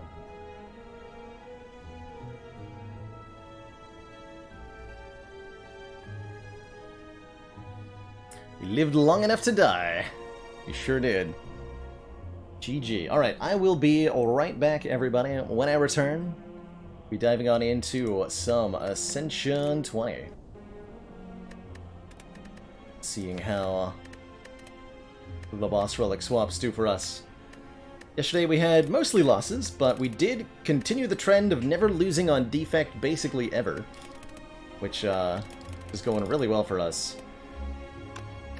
Of our 12 defect runs that we've run with boss relic swap, we've failed only 1 on Ascension 20 Heart, which is absolutely, truly absurd. Alright, I will be right back, everybody. Don't go nowhere. When I return, some more Slay the Spire action. See y'all in just a moment.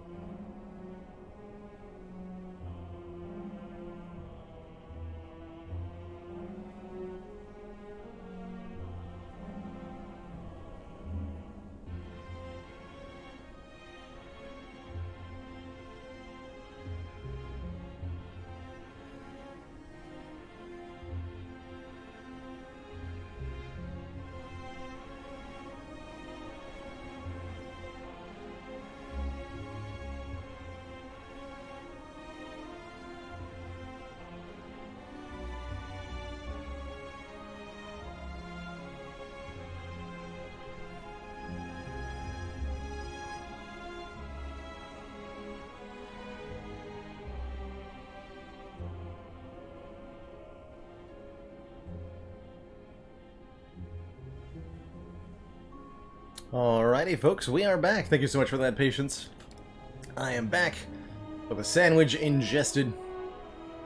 Feeling good. Ready for a couple more boss swap A20s. Which has been going really, really well. Over the past nearly 50 runs, they've been winning about 60% of the time. Which is definitely not something I've ever been able to do before. So I am super stoked to see what the numbers end up at once we finish these out. I'm going to be starting with a busted crown start with Ironclad. That's a little bit spicy. Just a little bit spicy. I think we do want to go fairly aggro with that. Our busted crowns haven't been too bad to us so far. Busted crown gives us an extra energy every turn, but we have 2 less cards to choose from in every card reward. And that's going to make an early shop pretty important, because we need to get cards in our deck so that we can beat elites and stuff. I do like heading up this path as a result. Although we don't get a lot of campfires doing that. Maybe we just go straight for the Burning Elite? Take it out? That could backfire pretty badly. That's right, Mesta. The complete 50 run set is entirely boss relic starts. Crunchy would like to slay the streamer. Thank you so much for the very generous 500 bits. Super duper appreciated. We will do some slay the streamer if we reach that on-screen goal by the end of tomorrow, which will be our last stream for the month, since we aren't going to be on live on Thursday, as a heads up.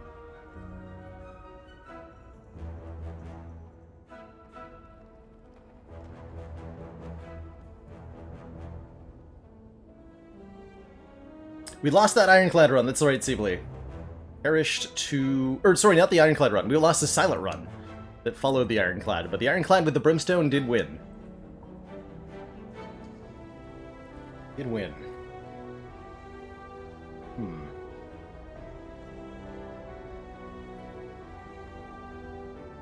I want to go this way for the extra fire instead of the extra shop. We hit the early shop. Probably go Elite Fire Elites and then do that again. We'll have a smallish number of upgraded cards. 3 relics. Boss relic. Okay, let's start here. The goal won't update automatically from bits or subs, but it will update automatically from direct donations. Just the way that Streamlabs handles that sort of thing. But I have no way to make it update automatically. Basically, happy with a power potion, happy with an uppercut. Awesome start. Awesome start. Very good card for a 4 energy clad. As it applies both weak and vul. Very good upgrade to be 2 of each. Goal is probably about 25 bucks at the moment, if I had to estimate. I could update it, in a moment.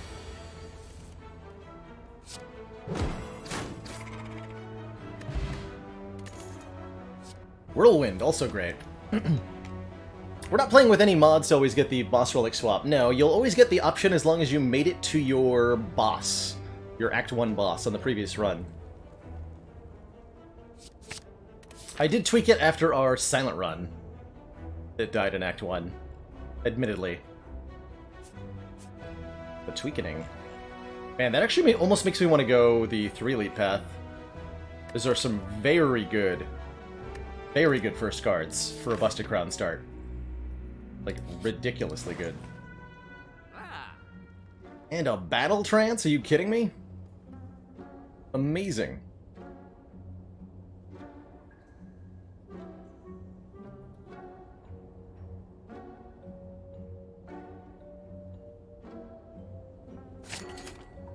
Card draw. Yeah, even the dropkick's okay. I don't think I'm gonna take it. Although maybe there's a world where this ends up as a dropkick infinite, and I have to take one. it's pretty unlikely, especially with a battle trance.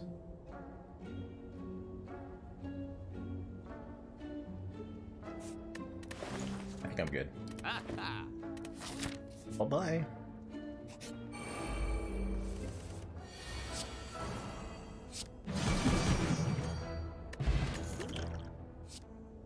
Pommel Strike's pretty good too. Deal 9, draw a card. Got no complaints about that. And now we're definitely set up to fight elites, so we can take a question mark here. Surprise, it's more combat. More very easy combat.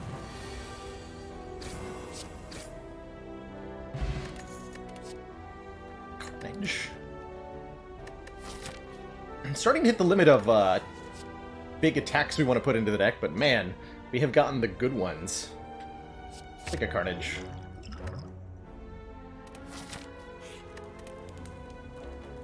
Upgrade-wise, I think Uppercut is first. For consistent weaken Vuln, probably Whirlwind next, I'm gonna say.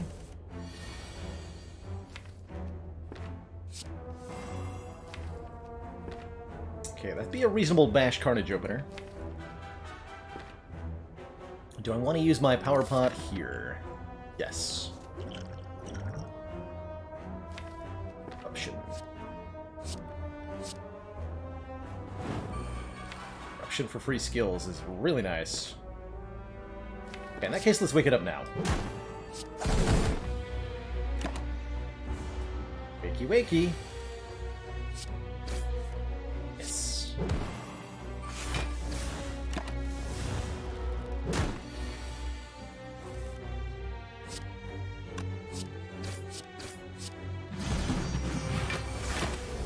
$15 damage leg of fight, pretty clean for floor 7. Mimic Fish.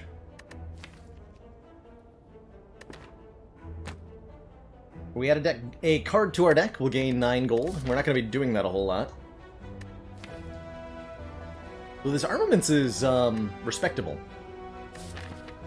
I'll call this a respectable armaments because of the battle trance mainly.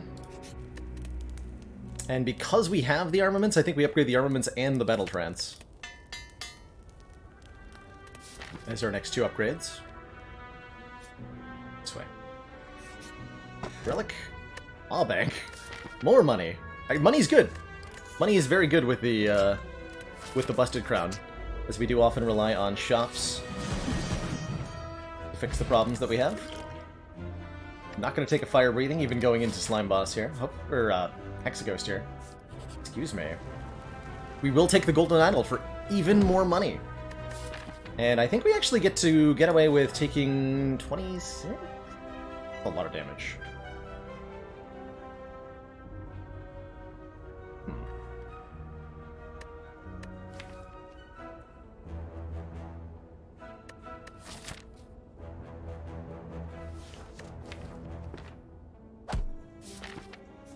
Keep that max health.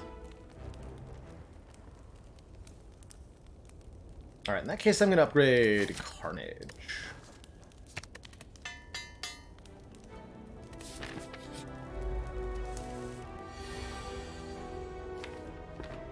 Not the turn 1 I was looking for. This could still go well, though. Or at least reasonably well.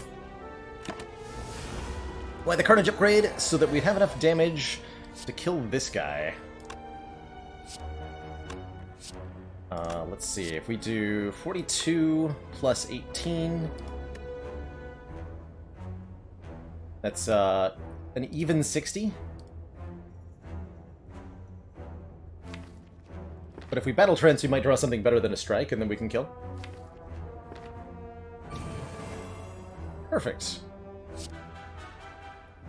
Anyway, this exact turn is why we upgraded the Carnage. Pretty much. Didn't have the energy to also play armaments. Take turn 1 energy with a lantern, I'm not taking a clash. That's for sure. But man, this whirlwind has been so good. Every turn that we need it, it's there for us. Ooh, and a power through?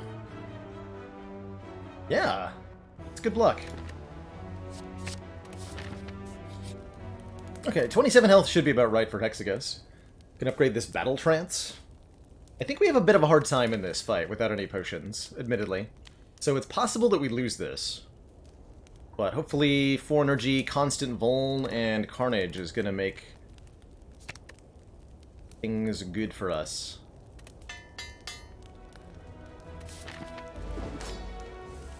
And an Armaments Plus putting in work.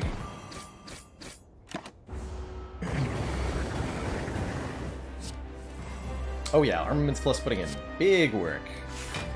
Hell yes. Upgrade everything. Forever.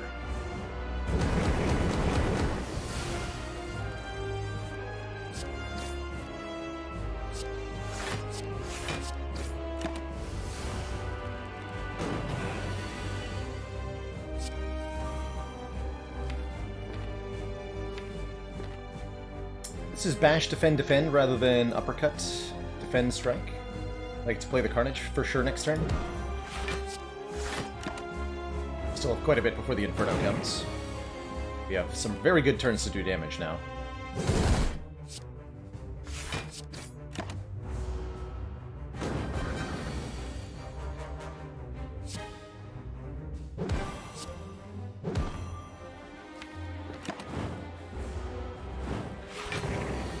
More draws.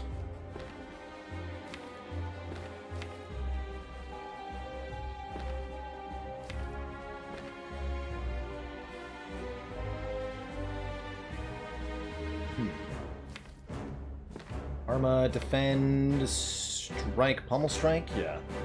No reason to play power through. Can't draw cards. Do damage though. So I have 2 turns to do 53 damage to a vulnerable Hexaghost. Basically, we just need to draw Carnage. Hey, we drew Carnage. Okay, that was smooth. Honestly, I expected that to be a little bit more terrifying. But that was smooth. Fiendfire's good. We got Battle Trance. It draws a lot of cards. We should take it. Works well with Power Through as well. Just don't have a lot of choice to make, right? Either take or don't, and it's good. We should take. Give. And a Snecko Eye to go with it. Oh my goodness. Alright, this is one of those busted crown runs. I understand. I understand. Seems pretty good, right? We have Armaments Plus, we have Carnage, Uppercut, Fiendfire, Whirlwind. It's a damn good Snecko Eye. It's a damn good Snecko Eye. Definitely never Ectoplasm. It would turn off every single relic. 5 energy with the Philo Stone's okay, but it's not going to be as good as Snecko Eye is here. Way more card draw, usually more cards played, and quite a bit of consistency with the 4 energy from the Busted Crown. Plus now we can just add any high cost card we see, pretty much, to the deck, and we can reasonably expect that that'll work out decently. Our pathings, however, look a little spooky. We either fight, like, basically no elites, or we fight all the elites.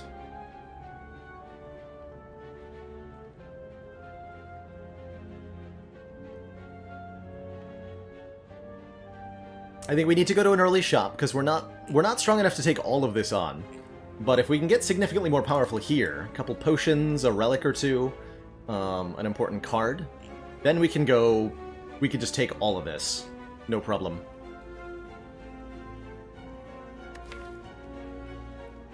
We're good at doing damage, that's for sure. We would need to upgrade Whirlwind so that we can kill Slavers. So that's a priority.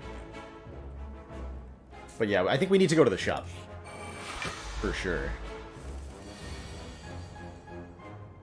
For sure.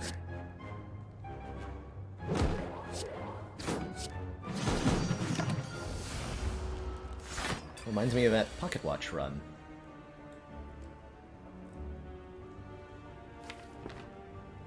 So we have Battle Trance, Fiendfire, and Carnage next turn. That's probably gonna kill.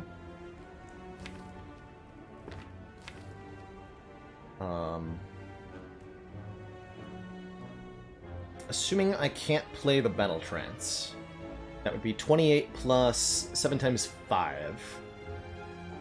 35 plus 28 is like a lot, but it's not that much. How much is it? 28 plus 35 is 63.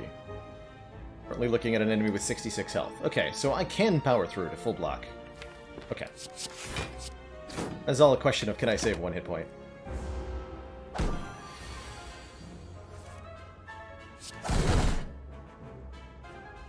Two, three, four, five. Yes.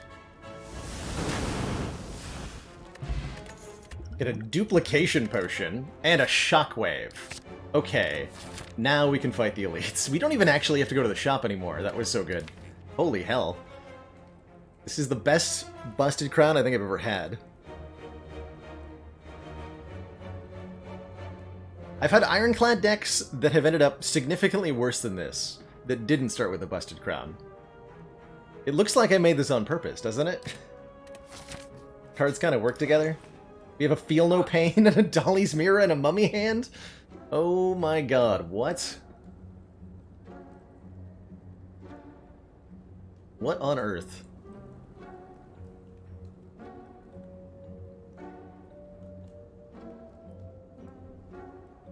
And a boat thingy. Choices, choices, choices.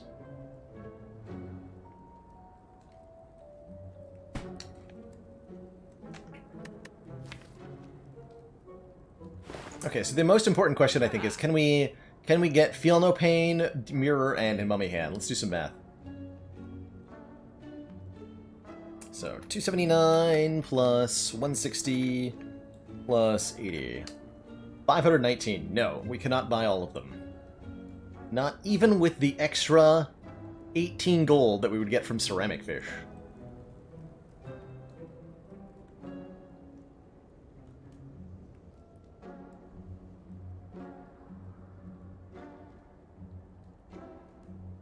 We never don't buy Feel No Pain. That much is obvious. Our boss is Bronze Automaton. We have lots of artifact shredding. We're gonna have one big Fiend Fire. But we do kind of fall apart after that. We will want ways to scale up. If I Dolly's Mirror or anything, it's gonna be what? Feel No Pain? Probably, right? Idle does not affect the gold from the Ceramic Fish, nor the Bloody, or nor the Maw Bank, unfortunately.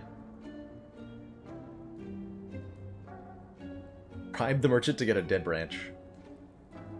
So how much do I like Mummy Hand? Quite a bit with a Snecko Eye, right? Usually it's pretty good. But what if I went Feel No Pain, Anchor, Dolly's Mirror to duplicate probably the Feel No Pain again? So get 2 Feel No Pains, get an Anchor, and then we can some combination of card remove and regen pot.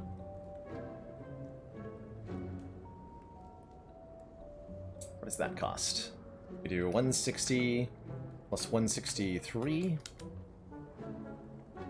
plus 80 for the Feel No Pain is 403 minus 18 because of 2 Ceramic Fish, 385. Leaves us with just under 100, enough for either the card remove or the potion.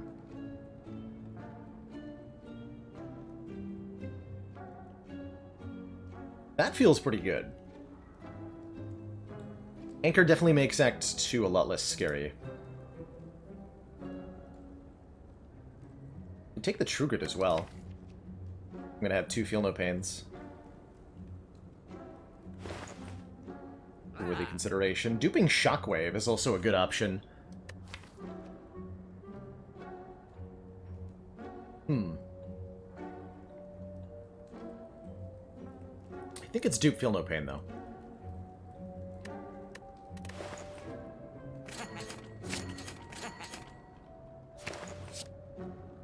And potion or removal? I'm gonna say removal. Alright. Alright, we'll see how that goes for us. I, for one, am feeling pretty good. Whirlwind! You're not here in my time of need? What gives, Whirlwind? Well, so what is this hand? Lord. I don't feel the need to take any damage here, because we do basically win the fight as soon as we draw the Whirlwind.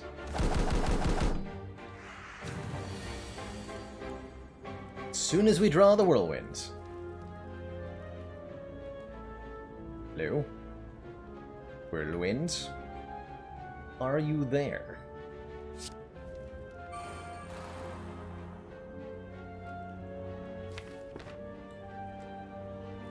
Battle transfer 2, because I'm going to Shockwave anyway, right? Okay, there's Whirlwind. But we can block for almost everything here. We'll do that.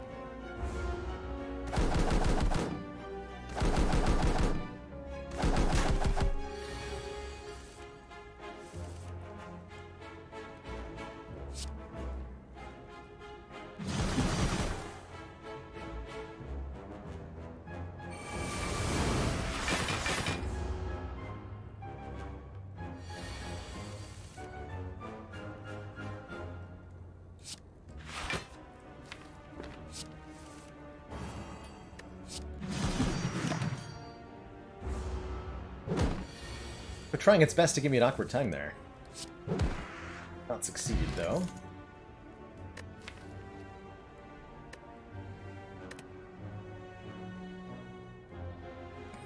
I mean, sure.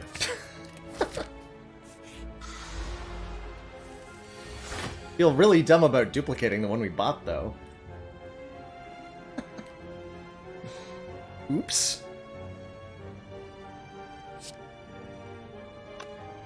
My bad, I guess. Should have known better.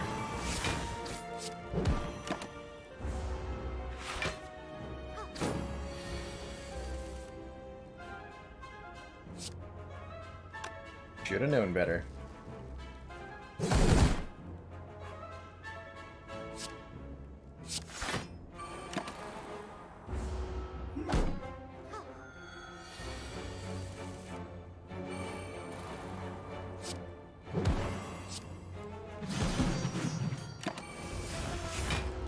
Nine block from Ascender's Vein is pretty hype. I'll take it.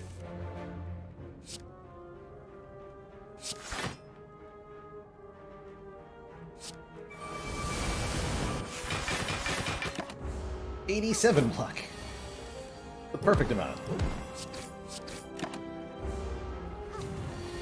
Goes.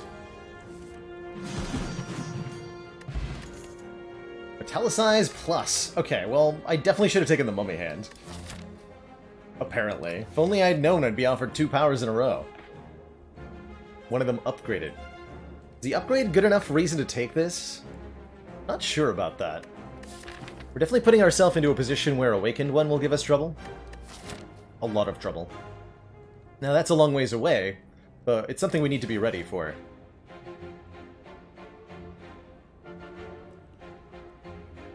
Let's say plus on it.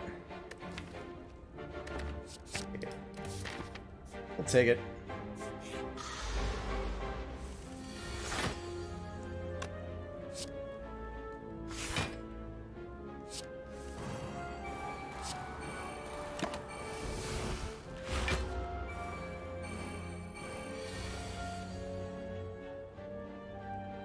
Glorious.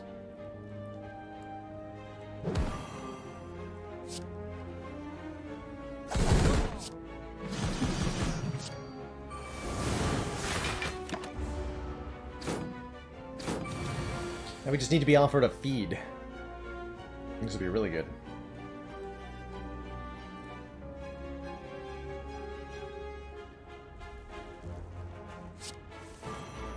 Ah, 3 free strikes. And a free no pain. Beautiful.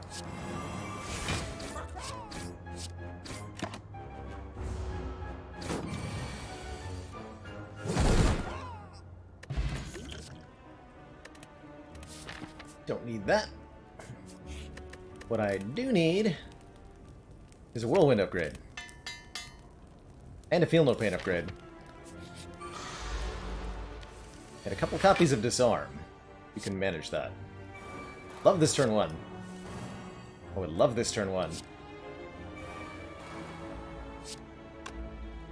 We want to uppercut, power through, Fiendfire? Hell yeah. The Pommel Strike too. Solid turn 1. If I do say so myself.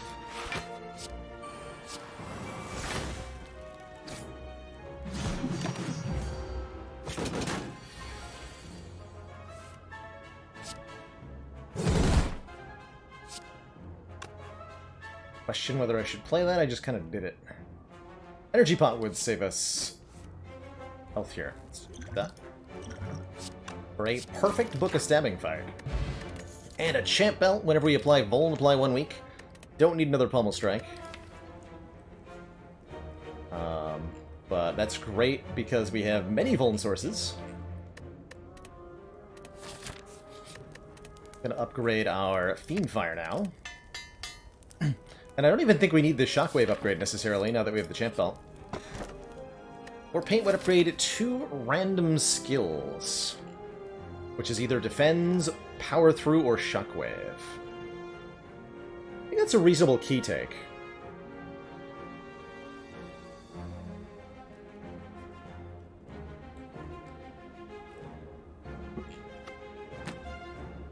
Champion Belt. Only the greatest may wear it.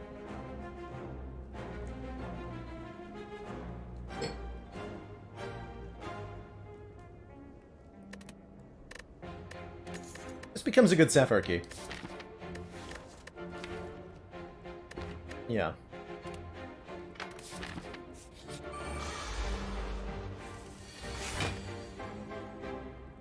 Oh, chunky gremlins. Gremlins are going to make me weak, which is a slight problem here.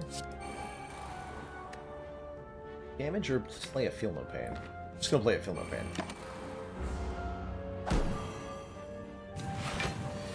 Week 1 per any number of Vuln added at once, specifically. So if we play Shockwave, then we get 1 additional turn of Weaken, because it adds Vulnerable.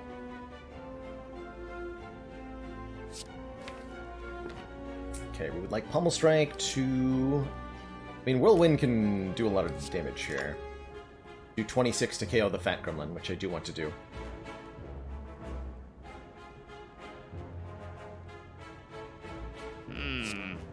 That would be 10. Yeah, let's give ourselves a chance to draw Saving Grace here. No. Fortunately not.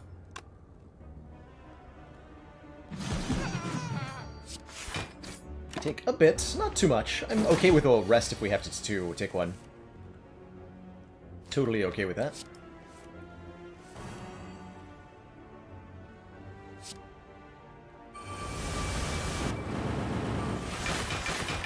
Good fight.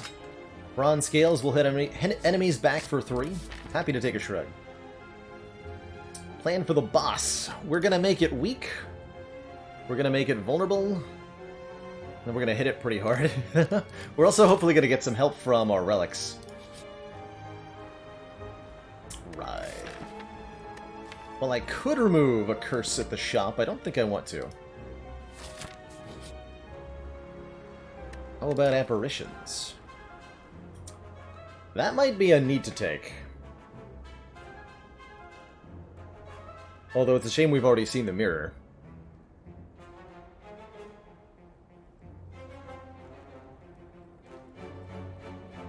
Three apparitions.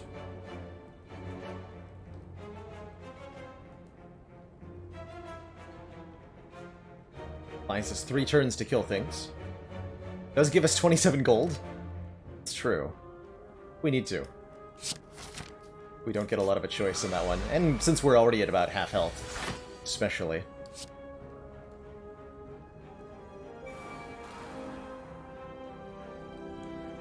Two, 1.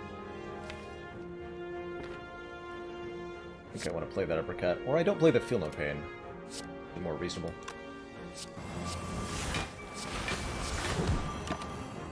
A regen Book of Stabbing? Shouldn't be too bad.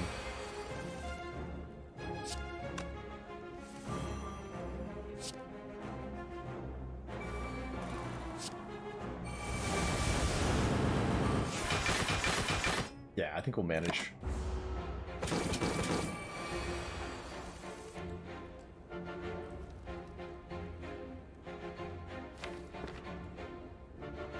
Right?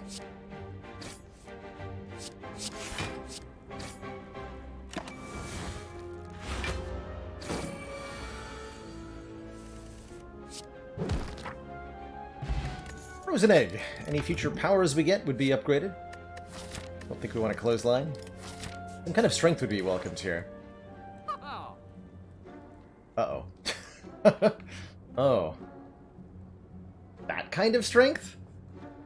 And there's an on-sale heavy blade to go with it.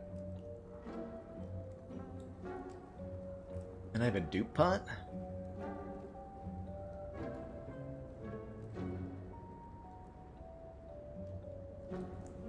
I think it's actually the right move to buy this brimstone. With apparitions in particular. With 3 Feel No Pain? What is this? So Brimstone gives us 2 strength every turn. Gives our opponents 1 strength every turn.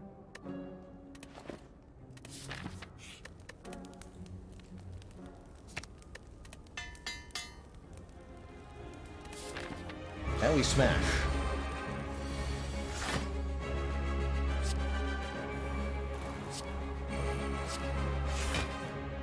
Now we smash.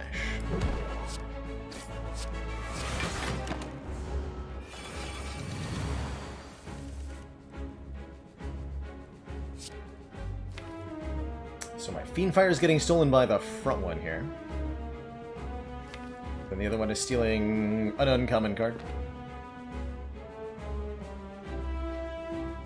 Trinket was a consideration. I don't know, I didn't like it that much. We're actually basically full blocking because of Feel No Pain, which means we get to uppercut you.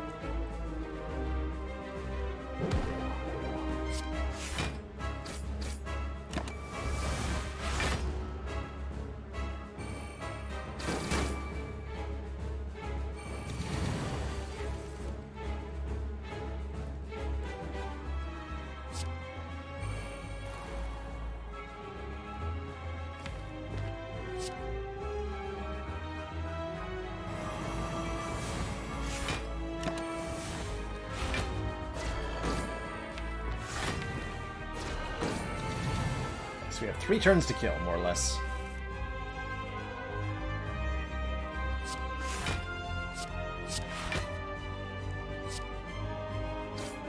Time to do... we don't want to kill you this turn, actually. We want to be able to play the Fiendfire. Be really nice. Do this. The Elixir can block on the Hyper Beam turn if we fail to kill, which we might.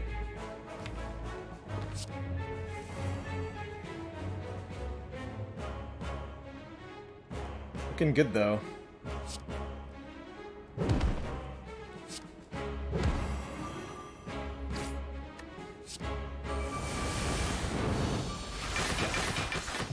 Looking good. Oh, there's the feed! We take the feed. Surely, we take the feed.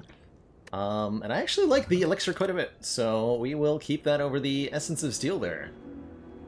Deleted. Alrighty.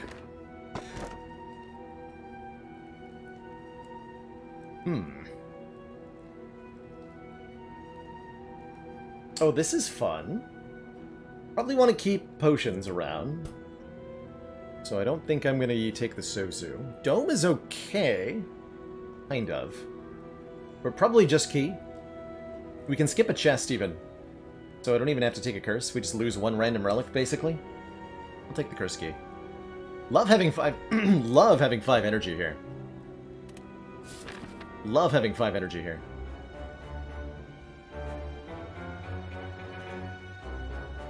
Love to kill elites, too. Don't have Smiling Mask, right? Right. So I think we go for 3 elites. Important upgrades right now would be, honestly, probably just the apparitions. Would be good upgrades.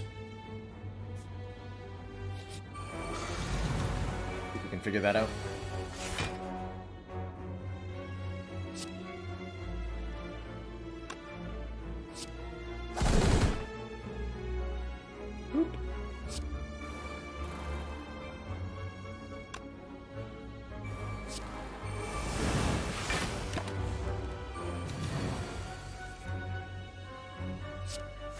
Oh yeah, I can't forget that we have a feed. We want to be landing that. Upgrade it if possible. Whenever possible. Which might not be in this fight.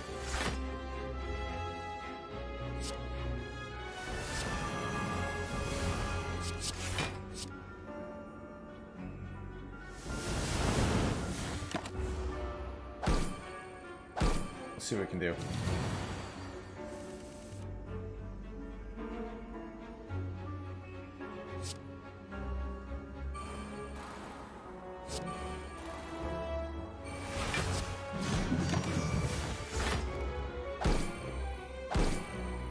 I tell you why nobody uses Iron Wave. Just seems good to you. Attack, defend, all in one card. It's a strike and a defend in one. The reason that you're wrong on that one, at least I think, is that Ironclad can't scale strikes and defends very well. Is ultimately the answer. Specifically when they're on an attack card, like Iron Wave. Some of the best things that Ironclad can do involve, like, lots of exhaust synergies, and block synergies, in which case you want your really powerful skills. Shrug it off, power through, second wind, impervious. Or you can build up a lot of strength and hit things really hard, in which case you want attacks that do more than 1 times your strength. You know, Heavy Blade, hitting for 5 times your strength. Sword Boomerang, hitting multiple times. Twin Strike, Whirlwind. All those cards. Iron Wave falls into this unfortunate, like, valley of lack of Ironclad synergies. Lack of in-class synergies that allow you to actually use the Iron Wave well. It's okay with Juggernaut, it's okay with Rage. In theory, it works well with Ninja Relics, but in practice, Ironclad just doesn't make any good use of the Ninja Relics in this game, because the Ironclad cannot play lots and lots of attacks in one turn, generally. Certainly not in the way that Defect or Silent can manage. Not as easily as they can manage.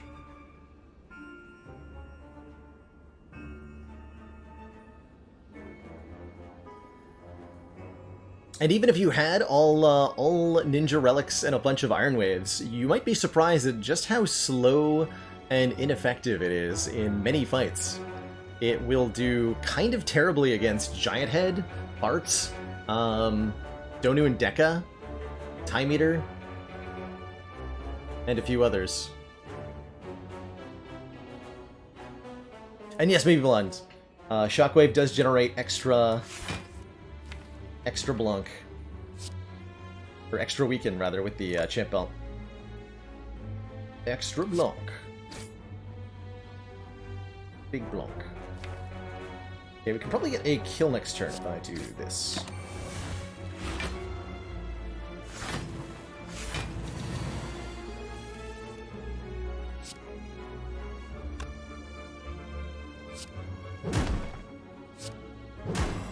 Ask.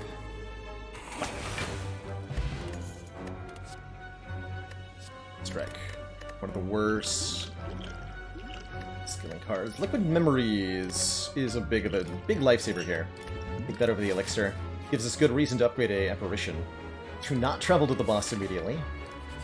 Go ahead and not do that. We take a Chemex. We certainly think about it.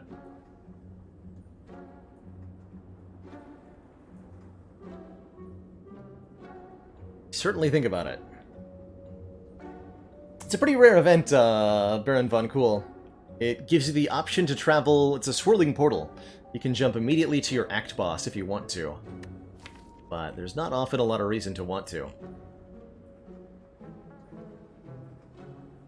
But Chemex is pretty good. Makes Whirlwind hit 2 more times.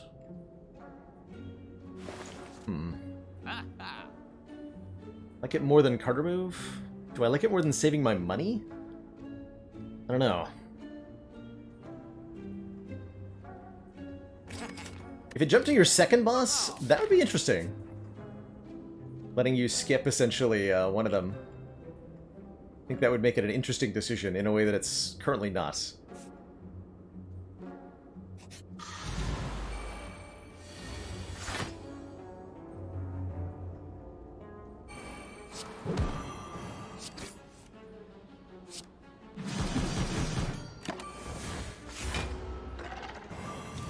Org.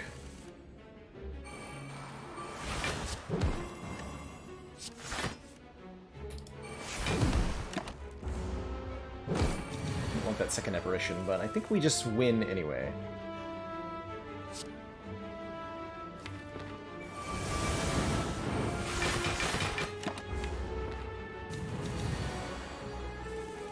Armaments feed, like, very nice.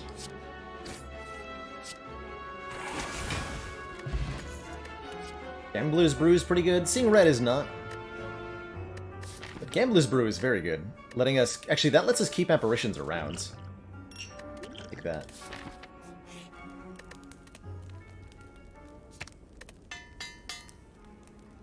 Upgrade one of them at the very minimum.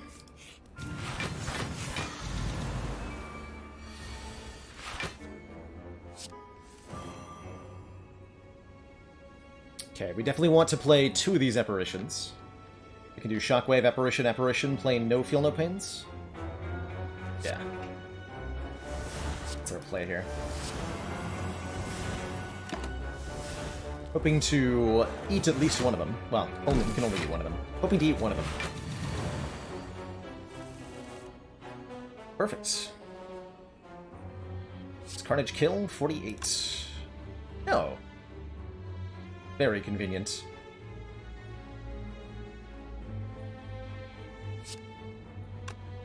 Because you live, right? Yeah.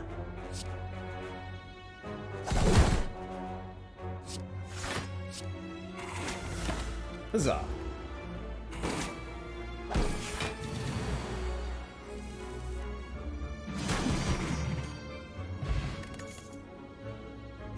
Don't want a Havoc. 4 elites, 2 more relics. Let's go.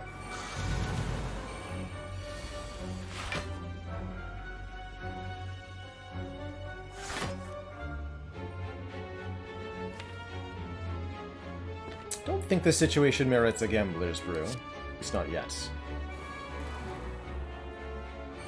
I am mildly concerned. Kill a dagger. We just go for the jugular, though, and hit Repto with the bash. I think we can count on that.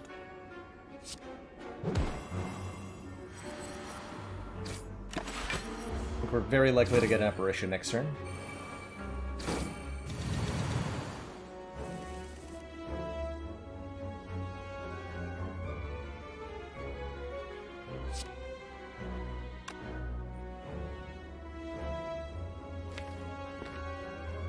See. 51. That's not gonna kill, huh?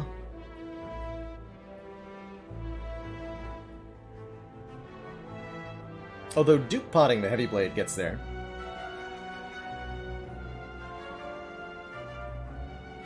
Right? This is 21 times many. Beat is in the discard pile.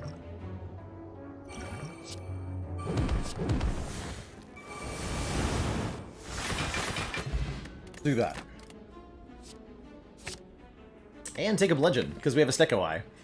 So even though we're strength scaling, I like that quite a bit. Probably gonna skip this chest because we have Kursky. We are. Fight Nemesis numero dos. Second enemy.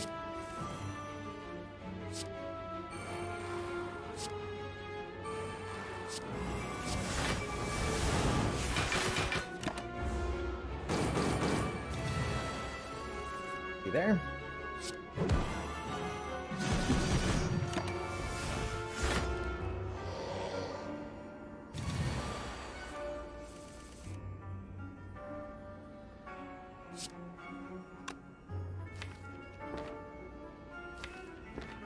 I want to kill if we can here. It might mean not feeding.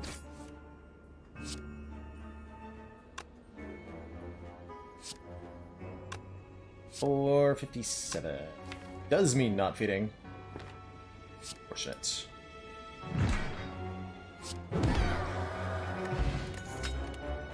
Meal ticket will heal us at shops. Moderately useful. These jerks again.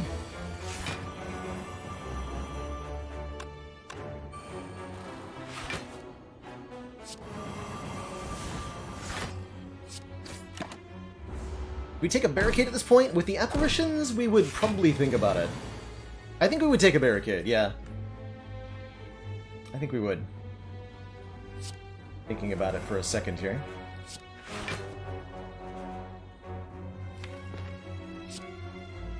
Nice. And that is 18 times 4, which is way too much.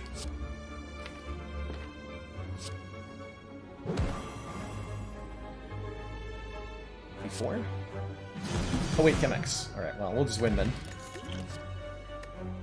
Headbutt could be nice to get a card back on top. And I think I'm going for the fire here, right? Am I valuing upgrade? Yeah, I'm valuing apparition upgrades quite a bit.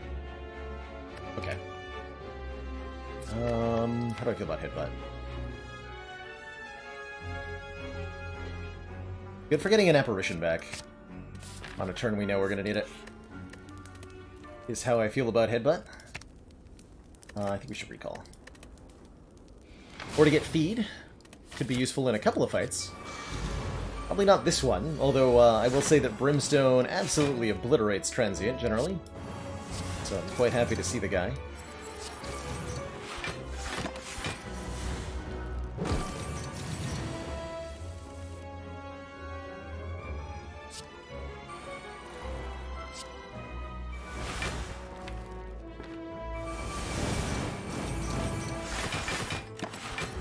Pretty unlikely we kill, though, because we have no limit break.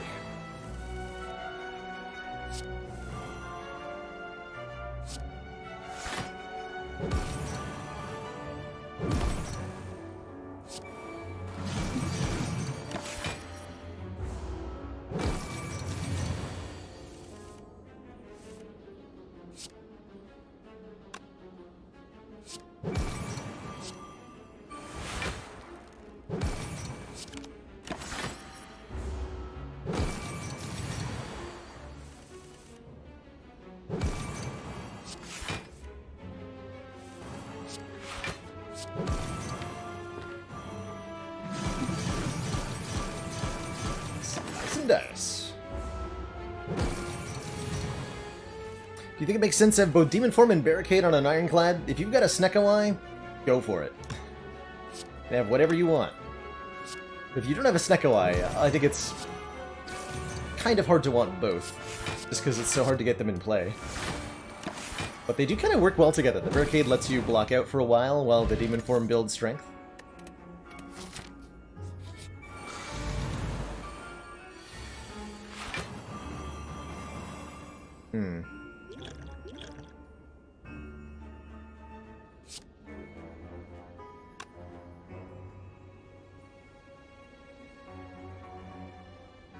I think I'd better keep Repto weak for next turn.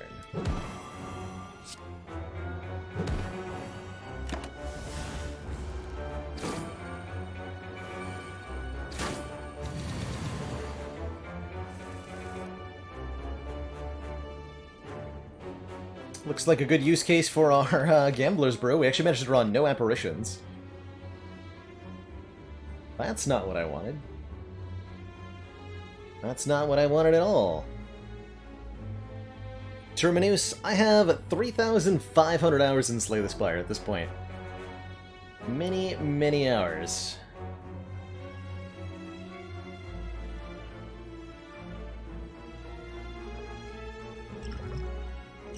I'm using that. Does put us in a very awkward place with our potions. Oh dear. It's not that bad, actually. Shrug first. Aha! Okay, there we go.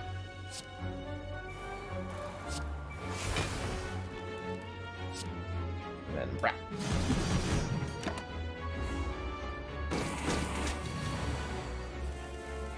Just reached 500 hours and unlocked 820 on every character. You're doing pretty well.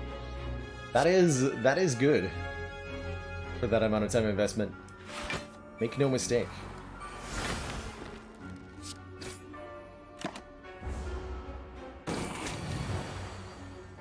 Bit of double apparitions. Or should I? Looks like we land a feed on the Reptomancer. I do like that quite a lot. Preserved Insect will help against the elites before the heart, which is pretty whatever. It's boss time. It's boss time. Time Eater's up first. Time Eater with Brimstone's not too bad, but we can't really take advantage all the time.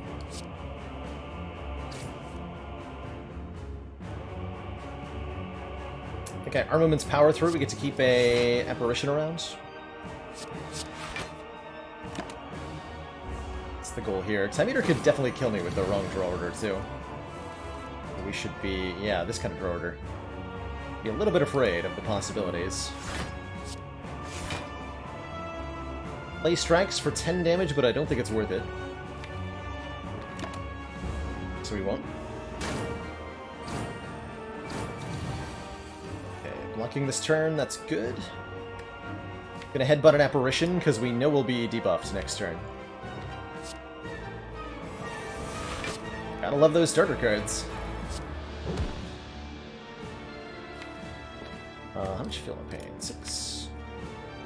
We'll take Beanfire back. Take an apparition.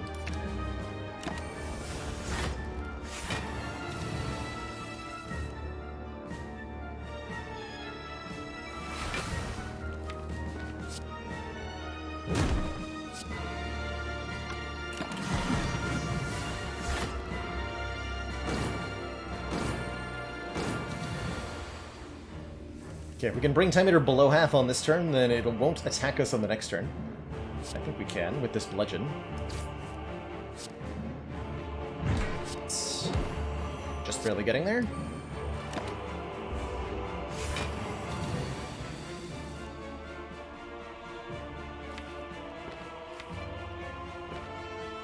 This is bad, though.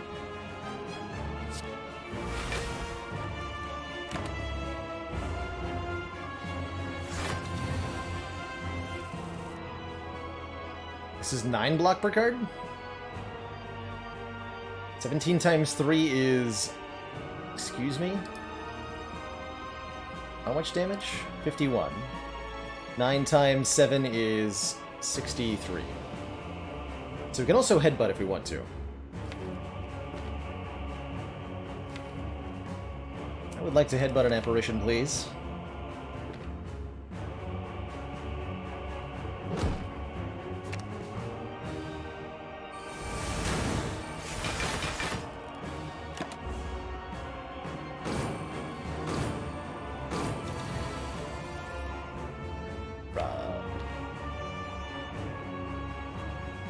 So Whirlwind just outright kills him. We're gonna try to line up a feed, though. Oh.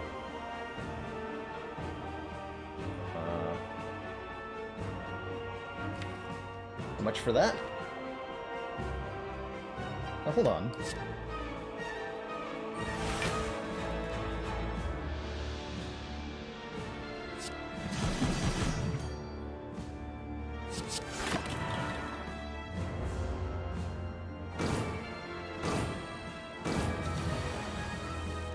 That wrong. I put him too low health to headbutt.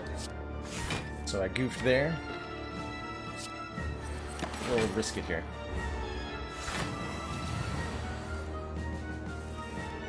Okay, did not get there. With a shot. Dunu and Deka are up next. They are kind of terrifying.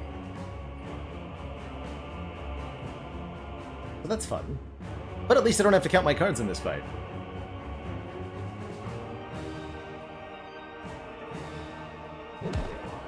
Definitely want to kill Dunu first. We don't mind the dazes from Deka because they are a tremendous amount of block.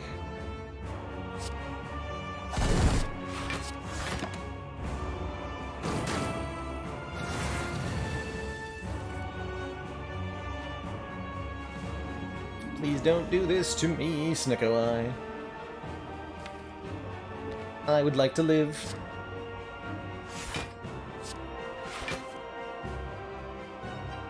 Okay, that'll apply Weaken. And Vulnerable. Probably play Battle Trance? Yeah.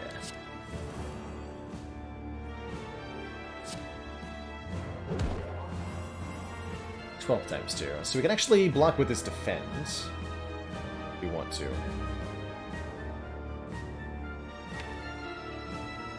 No Feel No Pains get put into play, which is super awkward, though. Probably actually play this, take the 8 damage. I think I like that more.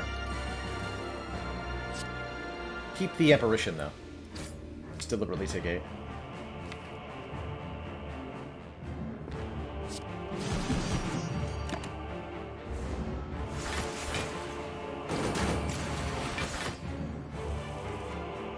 Good. Very good.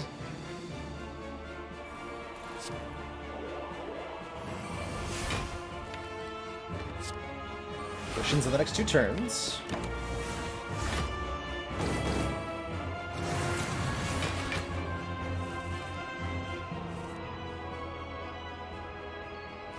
And we have problems next turn. Guess we wanted to kill Deka. Oh boy, these draws, though.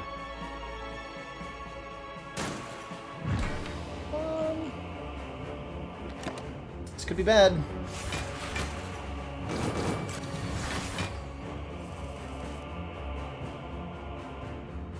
What is it? 7 block time, 7 cards in hand is enough to live, and we kill the donut. Although we do lose Whirlwind. Gives me some time. It's actually a lot of overkill, unfortunately.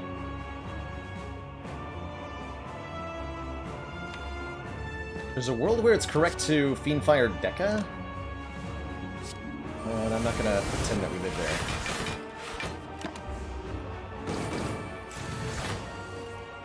Okay, that was really not the right turn to draw the Apparition on. Deeply terrifying.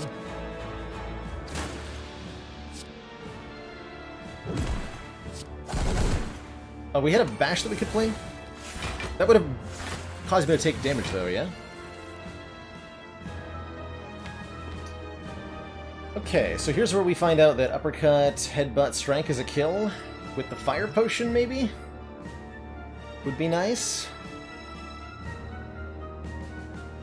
Let's see, that does 27, leaving him with 70-something. 30? 30? Yeah! Never didn't have it. Fire Potion every time. Blam. To thump, a deep pulsing dread can be felt throughout the room. Is this the heart of the Spire? The source of this evil. Alright, 55 health and a dream. We can do the damage, but can we avoid it? question of the day, and I don't know about that. We got some health out of this feed, not a whole lot. Upgrades that feel good might be Feel No Pain, Apparition, Bludgeon, Shockwave, Power Through. I think we want to upgrade Bludgeon, just so that we have an easier time killing Spire Spear and Spire Shield. Hopefully getting a good potion in the shop.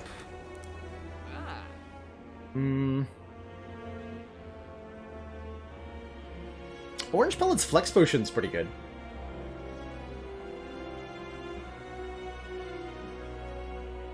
Hey, Ubla, I haven't done any more experimenting with that glitch, no. Curious what other folks managed to come up with for it, though. What could go wrong with Mayhem, right? Nothing. Nothing can go wrong with Mayhem. But yeah, I do like Orange Pellet's Flex Potion a lot. It's not going to save us from the Heart's multi-attack. But that might be the only thing we need the thingy for.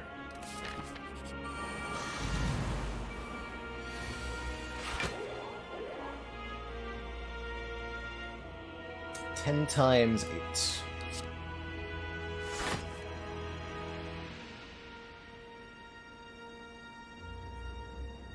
So they're both dead if I flex pot. Wow. A big wow.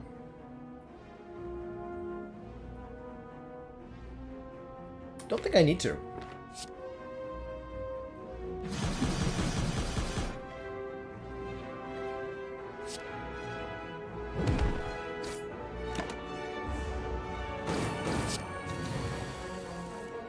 Aha!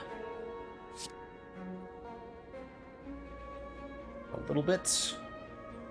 An Armada block 6. Headbutt gets feet on top, which is not 6. Though. Okay. It's not worth feeding, because we have no healing.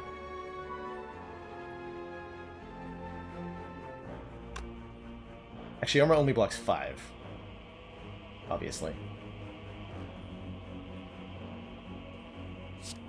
Still the right play.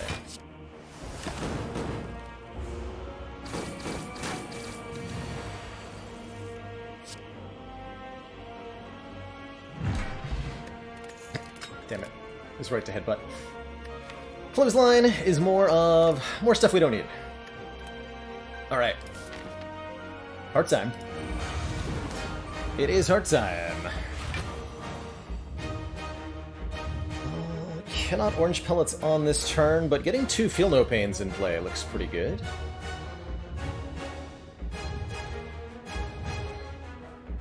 And then we have 2 more powers. I mean, I could Orange Pellets on this turn, actually. I'm not going to.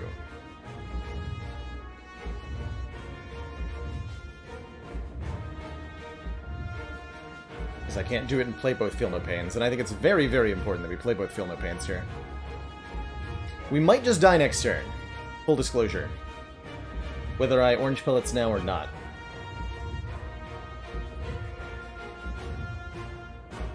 We may end up suddenly dead. All up to our draws. We need Apparitions on the right turns, or Fiendfire on the right turn.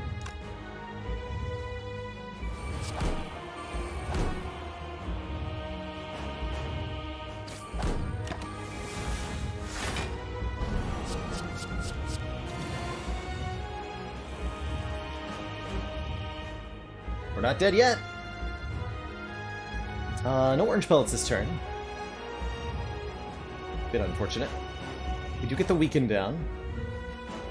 With Shockwave. We Apparition, Shockwave, Heavy Blade, Whirlwind, looks like.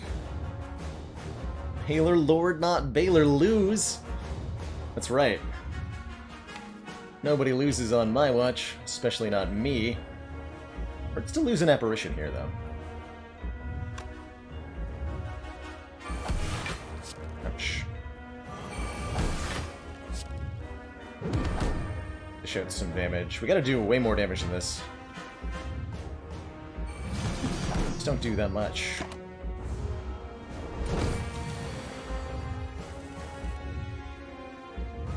Ah. Well, that's unfortunate. Well, we knew that was a possibility. Is there anything I can do? No, right? It's a stinky hand to have drawn 3 statuses on. Got close, though. Got really close. 75 damage. I have no way to survive that. Right? No way to draw a card. Blood Potion doesn't do anything. EG looks to me. Now, if we could drink the Blood Potion halfway through its attack... Hold on. Would that even save us? This is only, 11 health, right? 75? Up for 12? That might. Okay, hold on. I'm gonna try something. Gotta know if it's possible.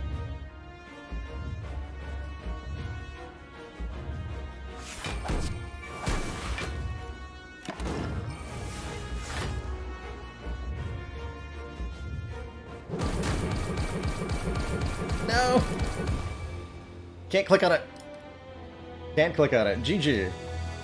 GG. It was worth a shot, right? It was worth a shot. GG. Our odds in that fight weren't particularly good, but from a busted crown start, I'm pretty proud of that one. Pretty proud of that one. GG.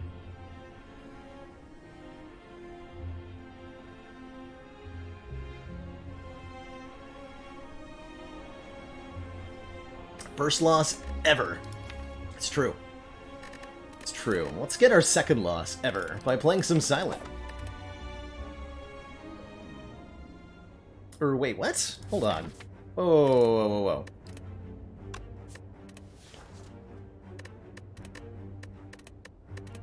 Did I not save that? I must not have saved that. I gotta tweak stuff then. Excuse me 1 second. How do I fix this? It's not gonna be a boss swap run if we don't get a boss swap offered. So I need to tweak something. Excuse me, everybody.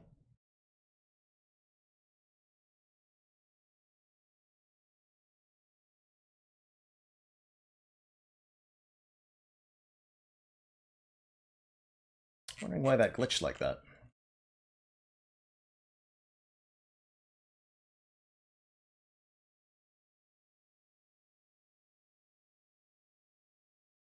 Oh my god. Windows Y.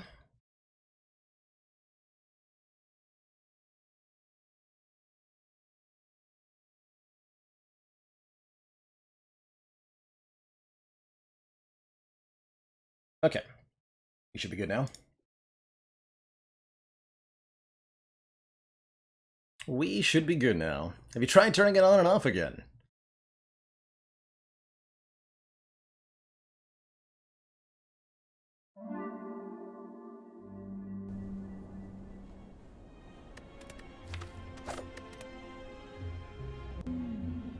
There we go. Hey, we got a Riddick Pyramid. At the end of our turn, we no longer discard our hand. It's a beautiful start. Yeah, we did just die to the heart on the Ironclad run, unfortunately. It was a really good Busted Crown run, but not quite good enough. Not quite good enough. Love this act layout. I think we can handle it relatively early. Pyramid start is so good with Silent. So dang good. I don't think we're going to a shop early. We'd like to go to this shop. We'd like to go to this shop. Or maybe this elite. I don't know. You want to go to that shop. Okay. So we start here.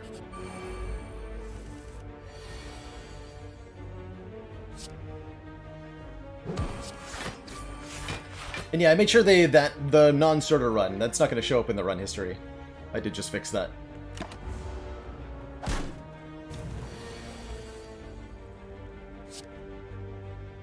Take 2, no matter what we do.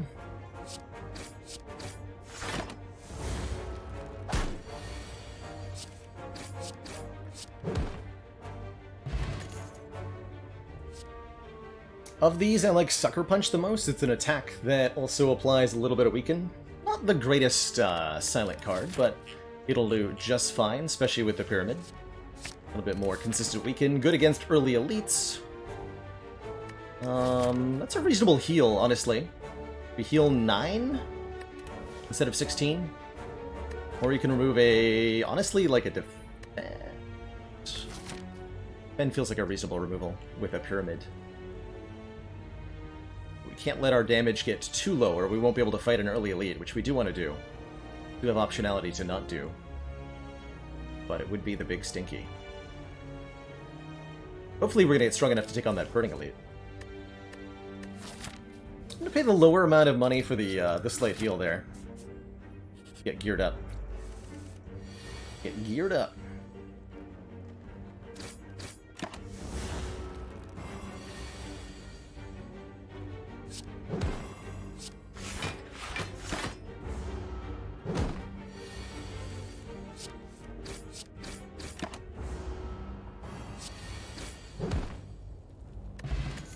Okay, Fire Potion and either a Bane or a Choke, both.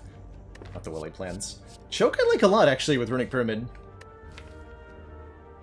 As we can line it up consistently with Neutralize. Bane could be good, too, because we're probably going to take Poison when we see it. So maybe we can take a Bane and say, whatever the first Poison card we see is, we will take. How good do I think Runic Pyramid is? I think it is extremely, extremely good. It's my favorite boss relic. And one that I think usually results in some, at least for me, some pretty consistent wins. Gotta update my title, by the way. We did lose on Clad there. I'm gonna make this exactly 60% win rate. Over 50 games, that'd be fun. Choke is frequently doing 18 damage.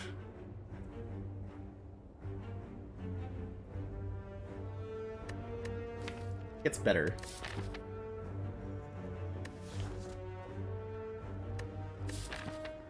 Choke is better now.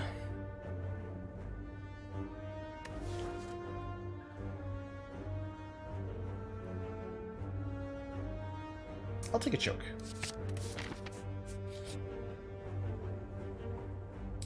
Stop. Swerve around to face the statue, which is now facing us. On closer inspection, it's not a statue, but a statuesque gaunt man. Face. Let me touch. Maybe trade? Sure, I'll trade face with you. Give me that serpent head. Whenever we enter a question mark room, gain 50 gold. I swear, this guy just likes me. I don't remember the last time we saw an in-loss hungry face, but Serpent Head shows up all the time. It's going to give me an additional probably 100 gold for the shop, depending on what exact route we take. But that's a very, very good start. That's a very good start.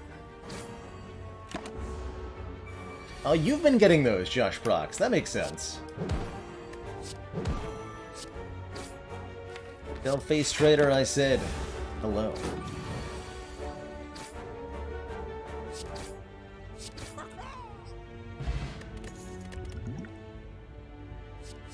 Props versus Dagger Spray. Dagger Spray is good.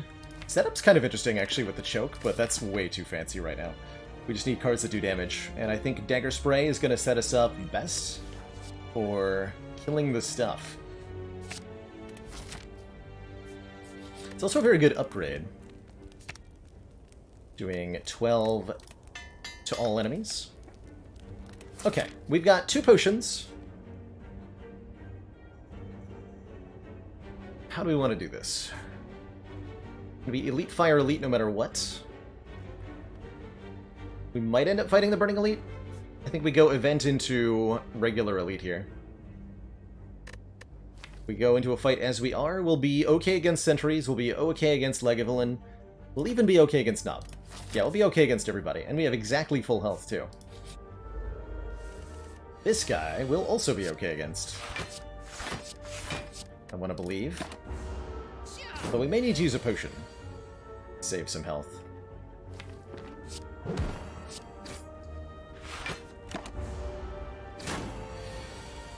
Thanks. 12 plus 12 plus 12. 6. Almost. So close. Oh, the spot would get me there.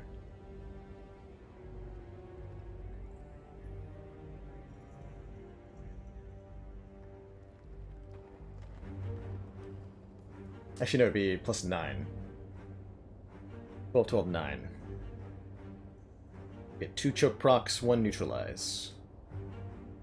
Or I'll take 5 if I go neutralize, defend, defend. And then we kill next turn, guaranteed. So we're saving at most 5 with a colorless potion. Colorless potion could be so much more impactful in an elite fight than that. Commander, one of our most valued So much better. supporters. It says continued support Logical of the Imp, thank you so much for the project. 13 months.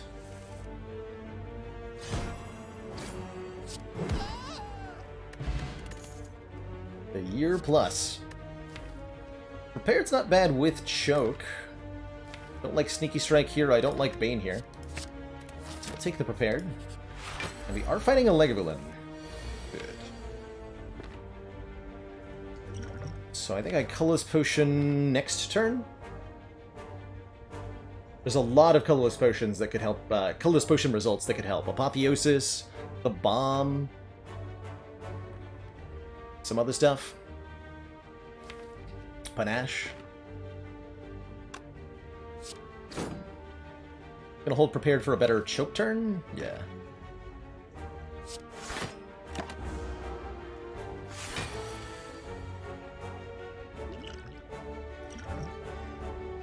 Trip is okay. Trip is nice.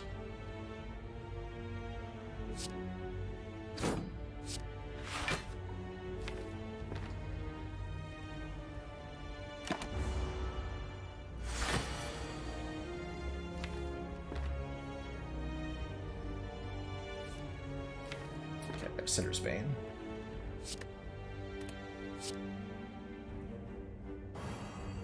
I think we're going to hold on to neutralize for next turn. Go Dagger Spray, strike, strike.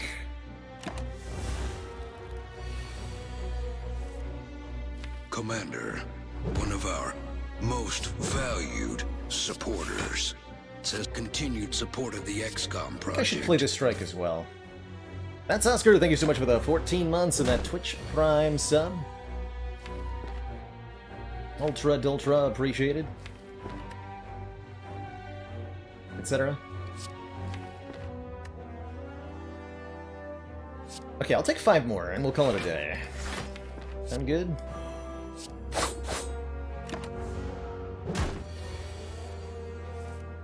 See how much I overblocked by. Looks like not by a lot. A little bit. A little bit. But very smooth fight. Bag of Prep is awesome, giving us 2 more cards on turn 1, which we get to retain. All out attack, a little bit awkward with Runic Pyramid, because we're discarding a random card, but the fact that it does 10 to everything is really important. That's putting us in the territory of being able to fight a Burning Elite if we want to. We should think about it.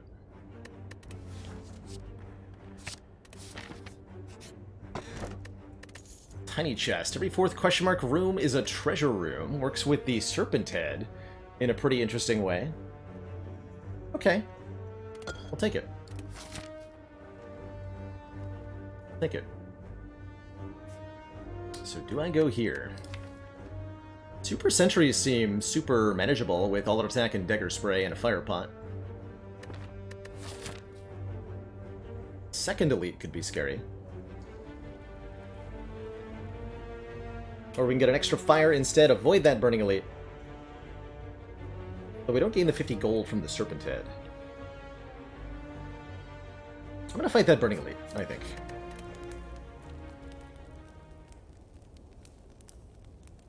Requires me to upgrade all attack. We take a lot of damage to Knob, but not like that much. Max health Knob. Yeah, that is a little terrifying. Admittedly. That's a bit scary.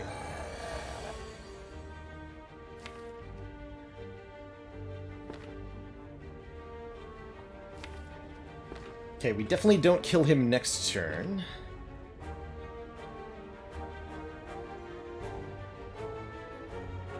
Let's see, I think we've lost the ability to fight our second elite, although it won't be... well, see how much health we leave with.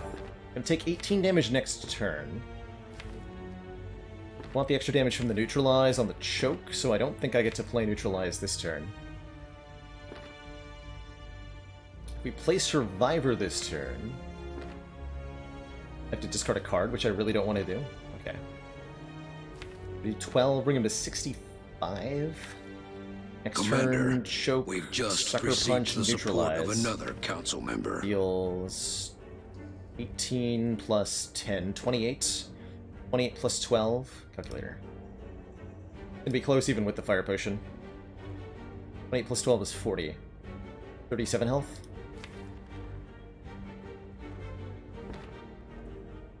$17 health. Okay, we have a chance. Lewis of Time, thank you so much for the Twitch Prime sub. The Amazon money, I love it. Super appreciate it.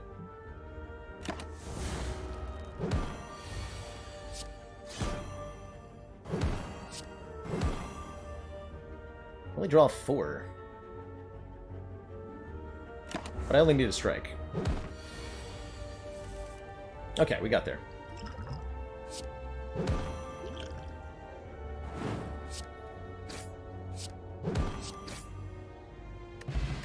Super sketchy. Love a calculated gamble, though. Heal looks not bad either. But really like a calculated gamble with Runic Pyramid.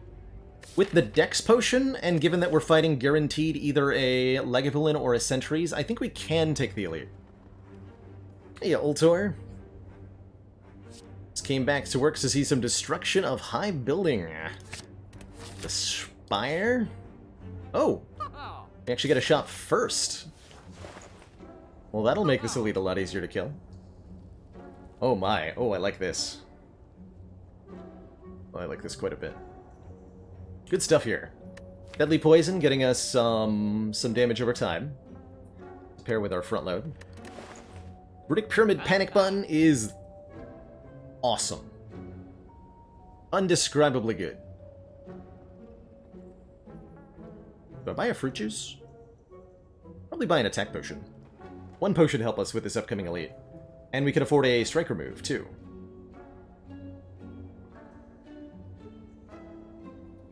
Definitely panic button, though. Definitely panic button.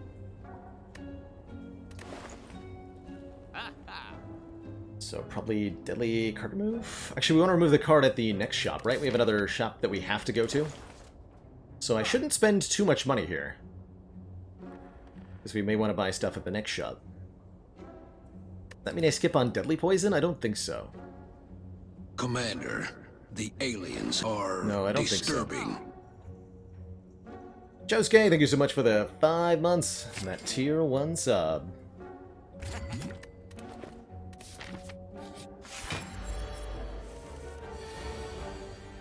Okay, panic button is super good in this fight in particular.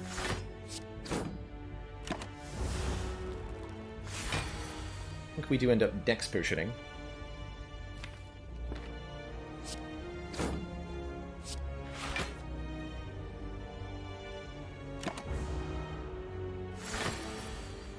And it's wakey wakey time.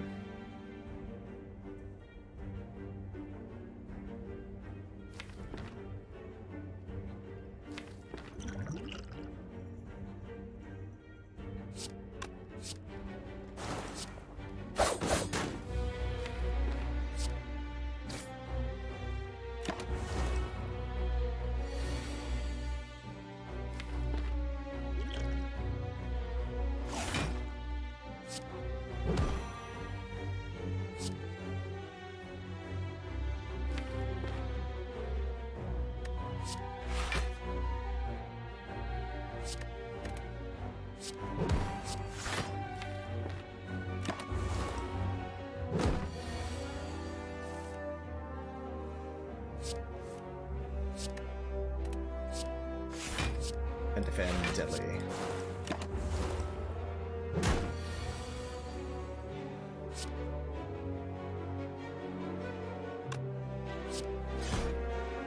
Good.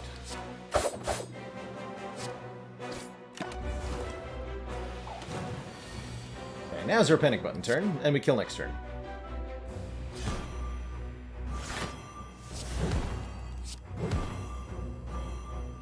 Or even this turn. But only because we played the panic button. Smiling Mask means we get a cheaper removal. Glad we waited, question mark? And a little bit more poison, I think I will take. Not the best poison card. Bullets would have been super nice, Anchor would have been super nice. Cheap removal's fine, though. Commander, I have no real complaints about what we missed out on here. Valued Shayland! Says continued support of the Thank you so much for the 7 months. Sorry, 8 months. That tier 1 sub. Only 1 more month. The child, my large child, will be here.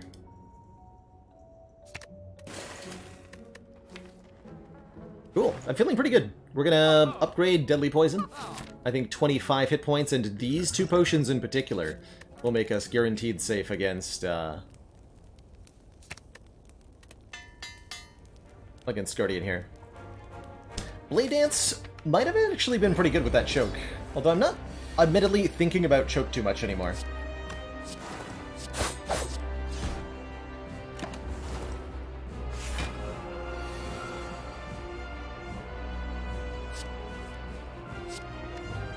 Okay, we barely get the transform here.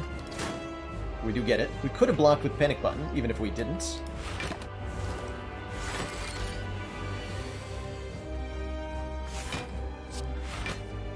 The Guardian is in this angry onion mode. It will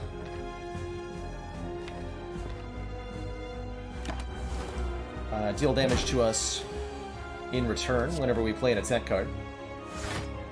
Note that's whenever we play an attack card, not whenever we deal damage to it.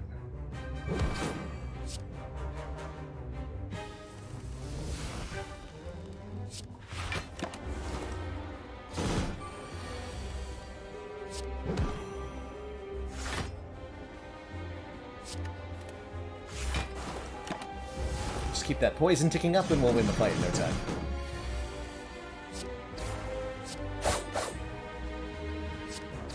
Actually gonna let it, rather than playing the auto attack and getting the transform on this turn, I'll wait 1 more turn. Do a chunkening.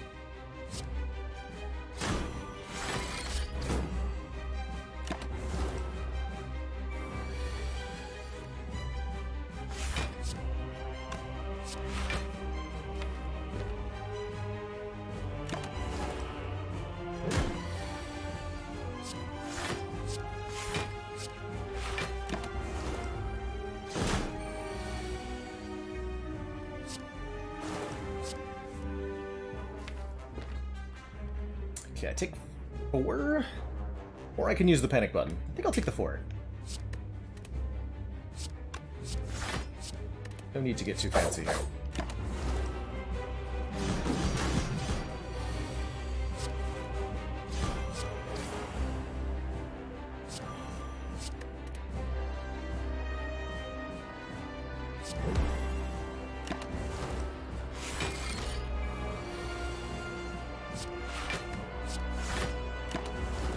And we win.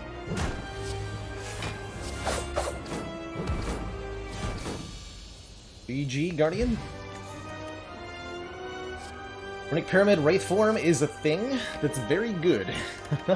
Wraith Form says gain 2 or upgraded 3 turns of intangible, losing 1 dex every turn. We do know that orange pellets are gone, unfortunately, but doesn't make Wraith Form any less ridiculously good here. So we'll happily pick it up. Not really a fan of 1,000 cuts, especially not on a lowish energy count. The Doppelganger is not particularly useful either with Pyramid. Star, Bell, or Tiny House? Okay. Interesting.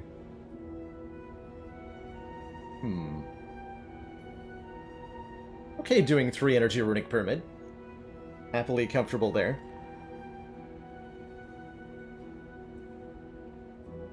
So Black Star will give us an extra relic off any elites we kill.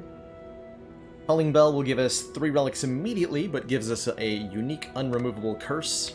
The Curse of the Bell. Or Tiny House gives us a bunch of stuff. Probably gonna take the Black Star, but we're gonna need some relatively conservative pathing in Act 2. We're not that good at killing, say, Book of Stabbing.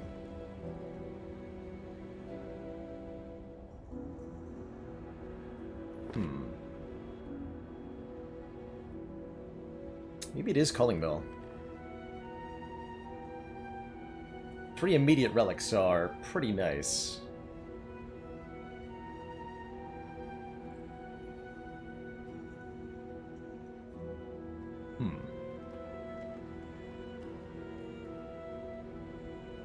Yeah, 3 alerts with the Black Star. We're definitely going to beat more than 3 elites. And, you know, the curse is a thing, too. But at the same time, I think our most immediate threat is those Act 2 elites. The longer the run goes on, the higher our likelihood of winning. I'll take the bell with that logic. Akabekko's great. Question card, excellent, giving us extra cards to pick from. And Calipers says, don't lose all your block. Calipers with Panic Button in particular, pretty cool.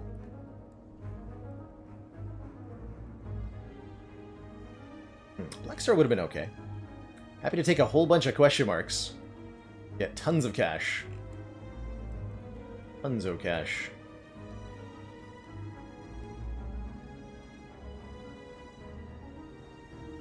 Don't think we go here. We're starting out 2 hallway fights no matter what.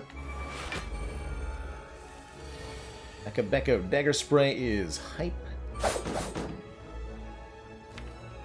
AF.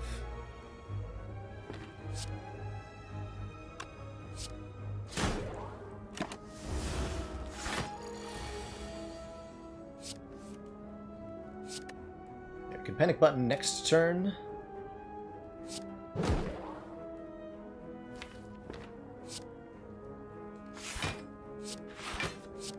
Just full block for the moment.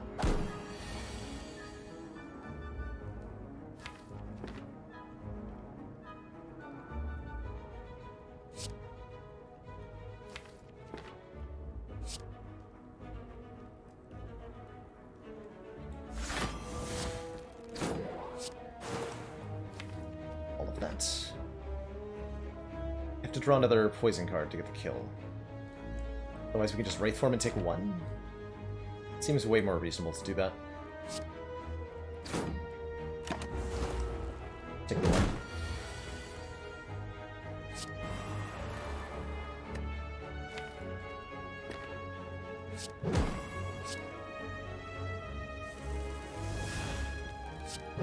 Double neutralize.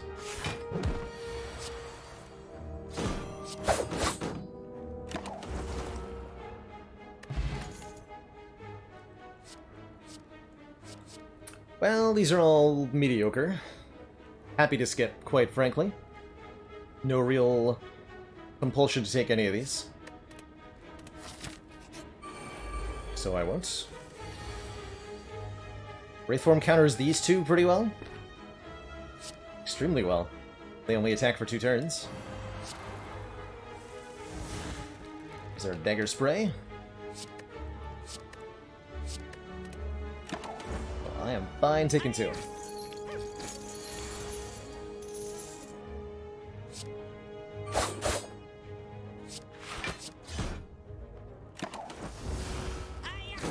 A mathematician, no skip ladder just perished, unfortunately. So it has been reset.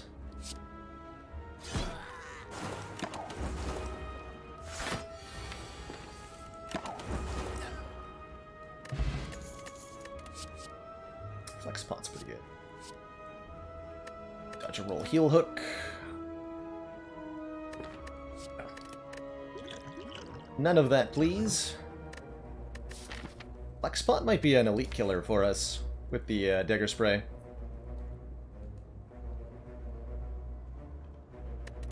Take that over the attack pot.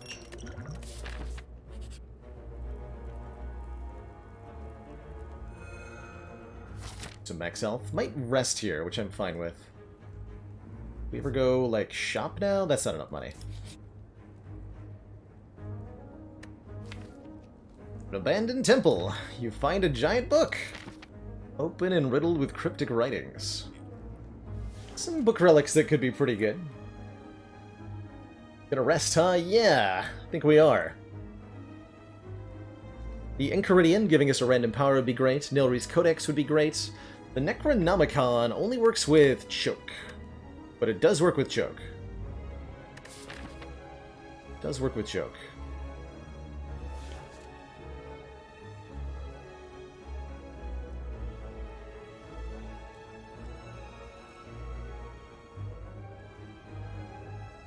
Don't think I'm going to. Brings us down to 21 damage, so you go down to 15 hit points. The second unremovable curse would also be a hard sell, I'm gonna say.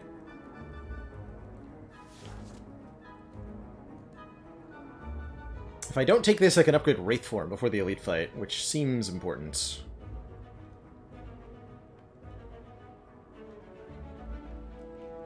If I knew which book I was getting, I might be more tempted to take it.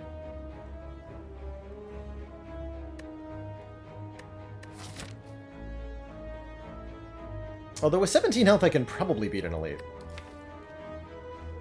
With this deck, and Runic Pyramid. Shilin would only want Enchilada? Oh, the Nilri's Codex would be great, too, for sure. Nilri's can win runs on its own. It's a hard call. Like, all of them are good, but there's a lot of immediate risk here.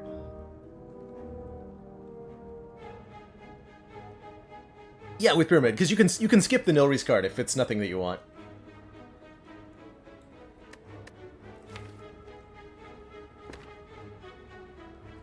And it exits. Say no. Get ourselves a Bronze Scales, which I will certainly take. And now I feel way more comfortable about Book of Stabbing. So let's upgrade Wraith Form and hit an Elite up. Is Book of Stabbing. That rude, rude boy.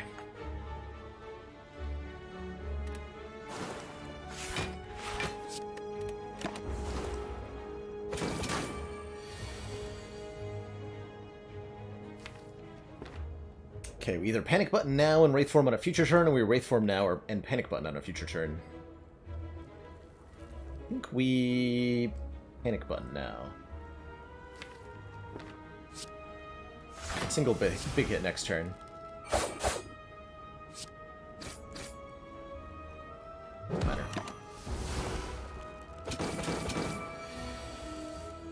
Now we become Spooky Ghost. One. I try to block 5.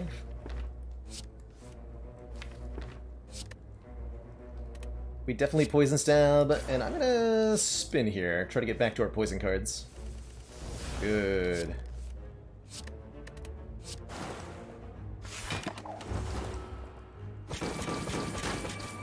Two more turns to kill this, basically.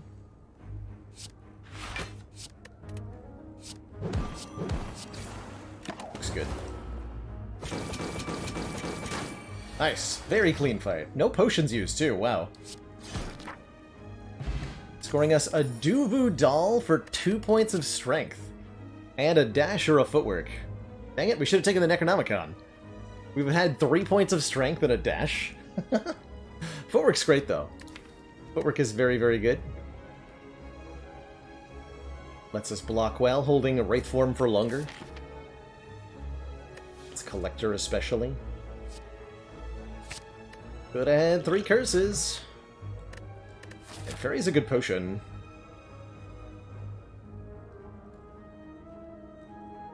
Fairy is a good potion.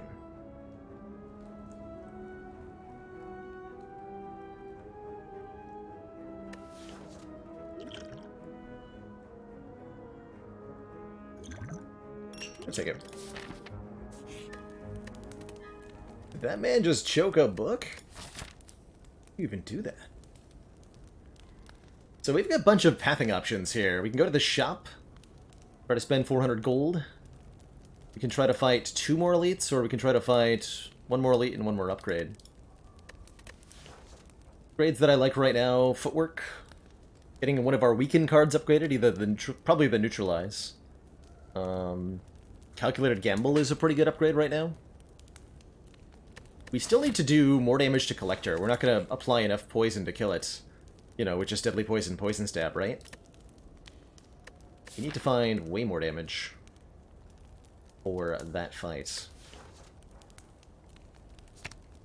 It says upgrading footwork. Oh, well that'll help. We play 3 attacks in 1 turn, we gain a point of strength. It's moderately useful. I'll take it. Now I do wish I'd taken that Blade Dance. So the best outcome is to get a shop randomly in one of these 2.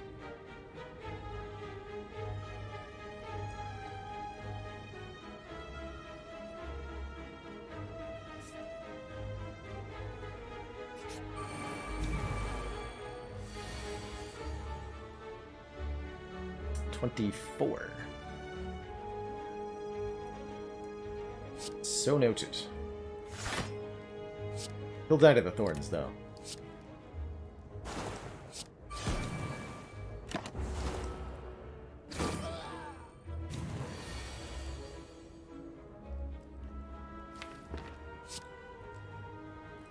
Could get a Shuriken proc, but I'm not going to play my Dagger Spray right before he summons. That's foolish. Good Wraith form. And with these draws coming up.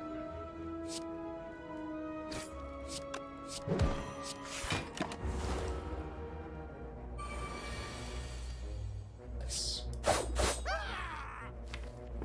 Wow, we actually do a lot of damage with 2 strength. Go figure.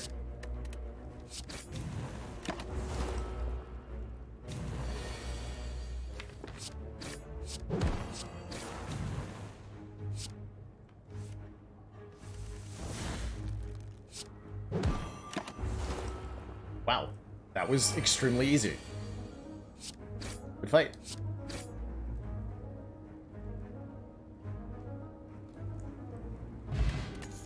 Orichalcum makes blocking with Wraith Form up a lot easier, and the Bouncing Flask is the poison source we've been missing. Although another Dagger Spray is also actually pretty spicy here. That is a spicy Dagger Spray. An Akabeko and 2 strength and a Shuriken. Cloak and Dagger's okay as well. But we need more damage to beat Collector.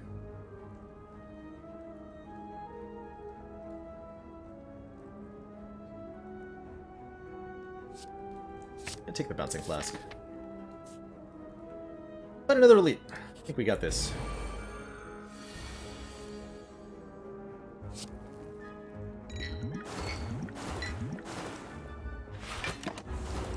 Hold on to Akabeko here, hoping to get our Dagger Spray.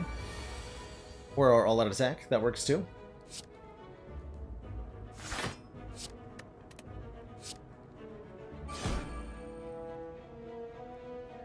For Blam.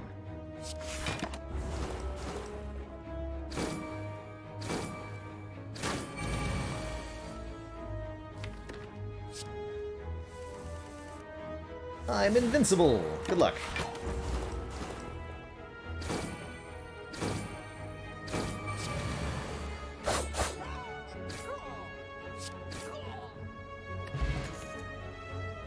There's the Riddle with Holes.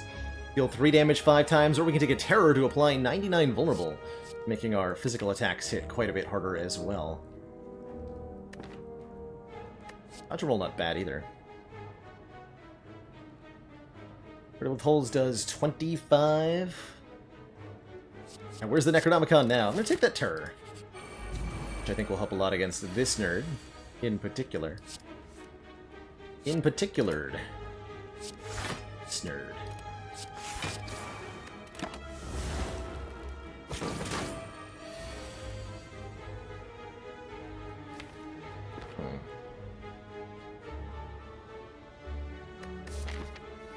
Okay.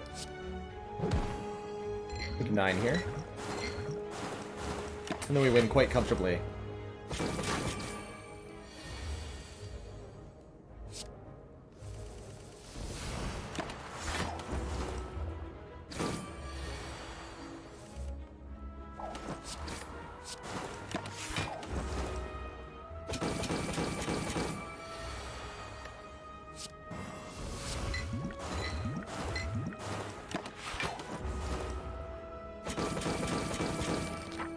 Good stuff. Get ourselves a peace pipe, letting us toke cards at rest sites. I think I do take 1 more dagger spray.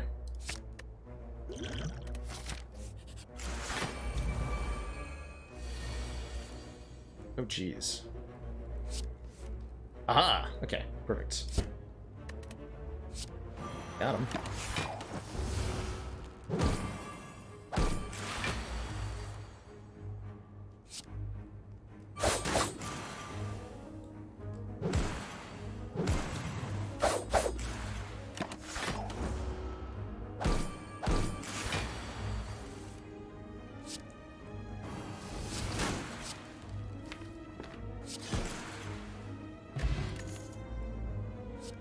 Acro Plus would be nice if we could actually, like, draw the cards, but we're gonna have our hand completely full. I say new. Give me a shop? Ooh. Transform 2 feels particularly good. Jax for strength is kind of cute. We could also take turn 1 strength with mutagenic strength, but all the fights where I'd want that are behind us now. The elites. So I'm totally okay transforming 2. I'm down to lose the choke at this point. And I'm down to lose strike. And we can toke from there. Yeah, let's transform choke and strike. Alchemize is good. The reflex is a bit awkward. We can discard it to draw a card, but in practice it'll mostly be a curse, I think. Do we toke that over a strike? Probably. It's worse than strike, right? Most of the time. Could also, like, upgrade a card. But I don't know how good an idea that is.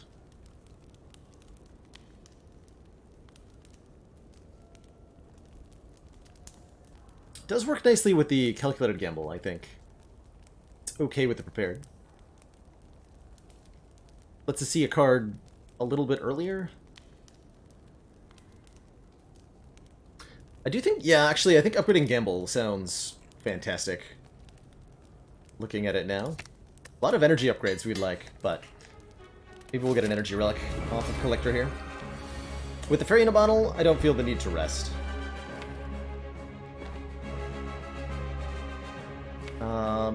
We want to Akabeko this Dagger Spray for surezies. Wipe the floor with the minions. We can actually kill them both with Dagger Spray all attack next turn, so that looks good. And I'm just going to get this out of my hands.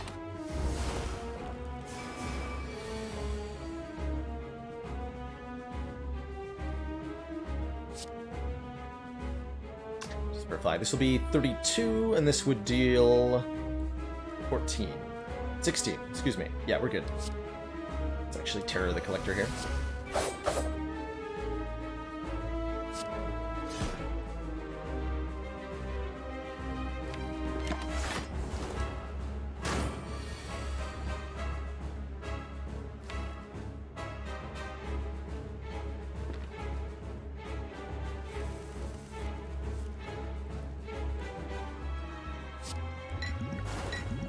It's poison time. So he didn't attack on this turn. Next turn he's debuffing us. Pull the deck here.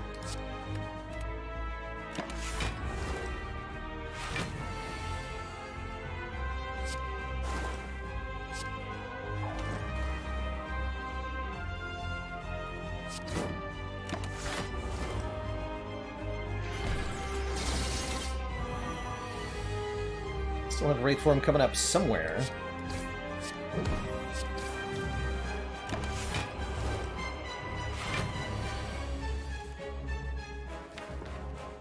Do we keep this fairy? That's my question. With an Alchemize, we probably want to get rid of it, right?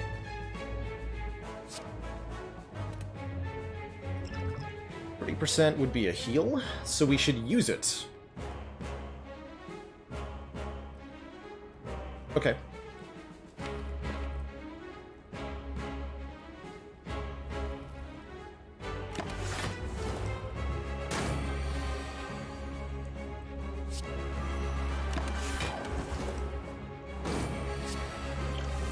Damn it! I mean, that's fine. The point is that we're going to be finding better potions before we need to use the fairy again. Wait.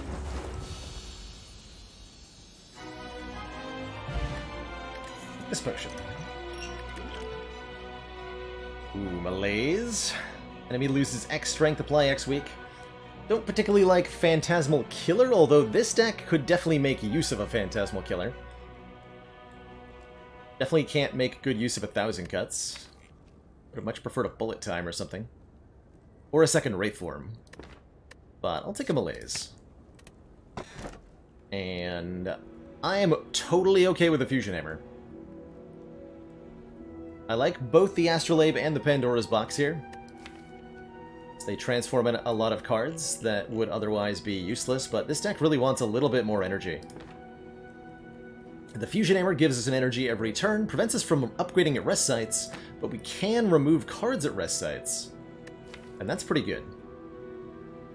That's extremely good. So we'll quickly lose probably like strikes and defends in equal measure here. The defends really aren't doing anything for us. And we can actually block most fights entirely with Panic Button, Wraith Form, and Malaise here.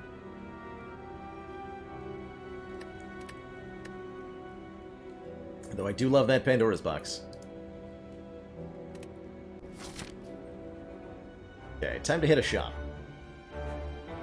Taking the Burning Elite out already. We have an early shop here.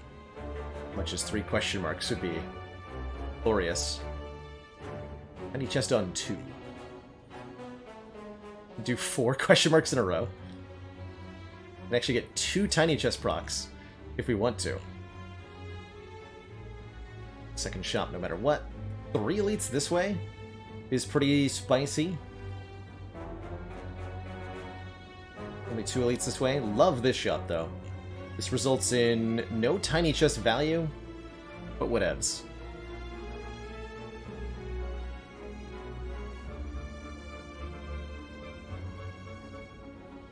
Could actually hit both of these. Actually, if I can hit both of these shops, then maybe what I want to do is come up this way. Question mark, question mark, question mark. Fight 2 elites, and then hit 2 shops. Because we'll have over 1,000 gold, right?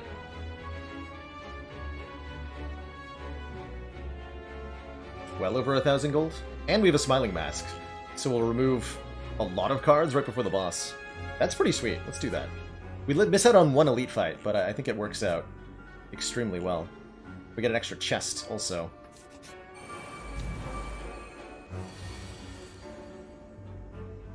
Excuse you.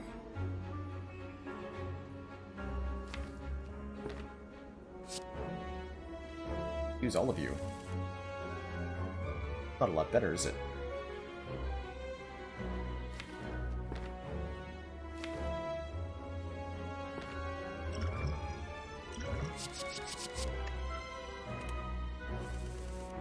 Ah! Aha! Okay. Everything is fine. Nothing is wrong.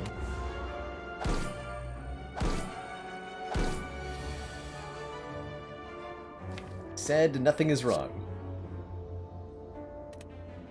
Okay, we have to do 54. It's 2. Go 14 times 2 plus 16 is 44, right?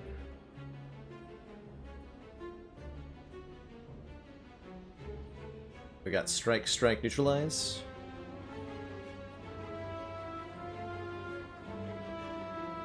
That should work.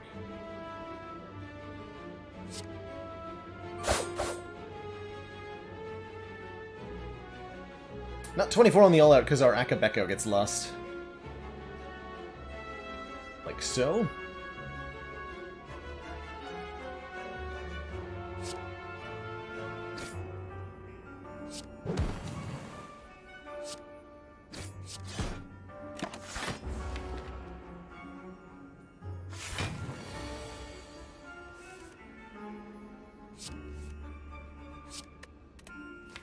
Okay, but I'm not leaving this fight without playing Alchemize.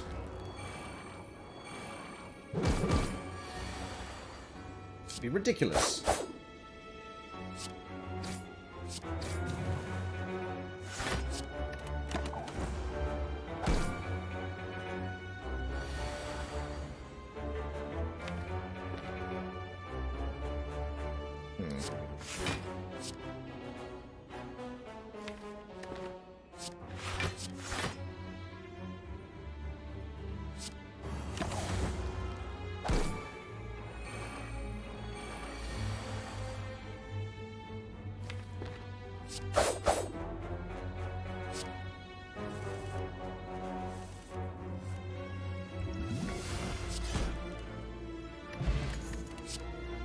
But I got a potion anyway.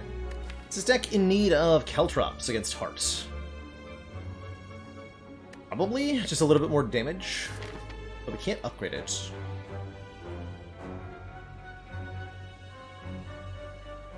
I think we'll be okay.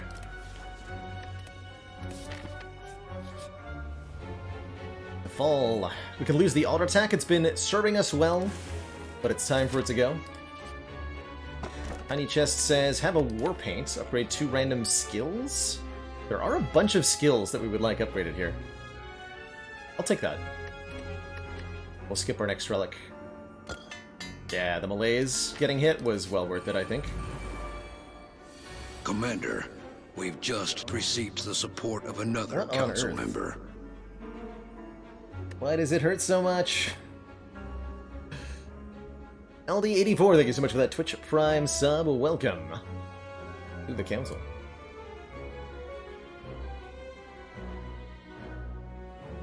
It's crazy. Dagger Spray, Strike will kill you. Okay, so we can block almost all of this.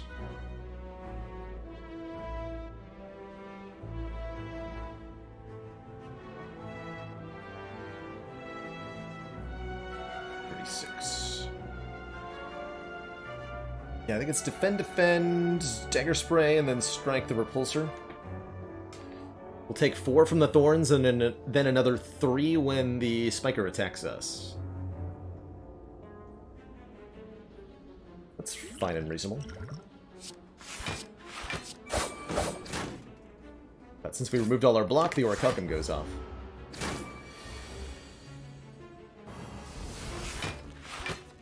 Now we just need to draw Alchemize. Try to, anyway.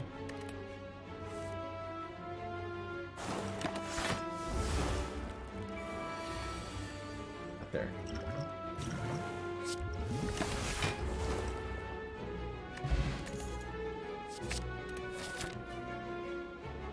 Something, Runic Pyramid, Piercing Whale, every copy that you see. Just take them. Hey, we got a merchant. Excellent. Hello, sir. Did you know that I like you a lot right now? Because you have everything that I ever wanted in life. Including a second copy of Panic Button. Amazing. What an amazing store. Definitely want to take Preserved Insect, right? We're about to try to fight an elite, and there's another one coming. So we have 3 elites left in the act, in the run. We'll take the Preserved Insect then, for surezies. We'll take a Twisted Funnel, applying 4 poison to all enemies at the start of each combat, and removing an artifact from enemies that I can't. Definitely going to take another Panic Button. We will happily remove a Defend. Defends are the big stinky right now. Do we want a Letter Opener? We've got 2 more shops in our future. So the answer is maybe.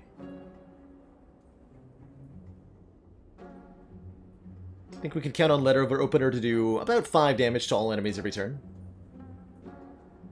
I think there are more impactful relics we could pick up.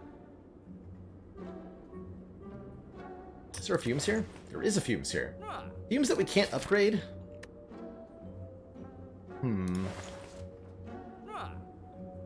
I don't know how I feel about that. Is Flechette's good here? Yes.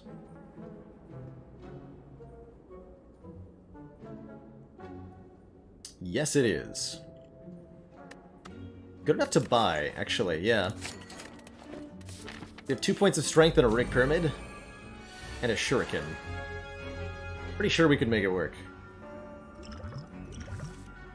That's more like it.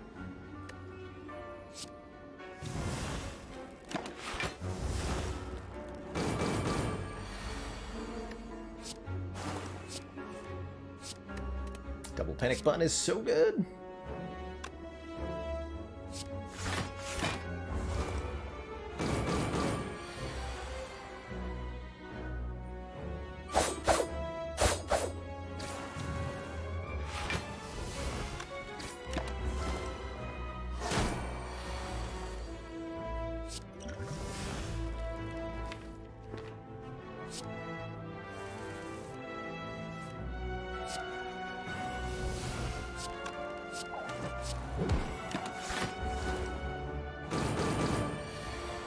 The damage on this. 10 times 5. 50 damage from an unupgraded card. Molten Egg would ensure that if we did find another Flechette's, it'll be upgraded.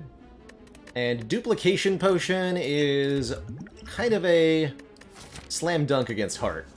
If we dupe our Wraith form, we will be totally okay for 6 turns.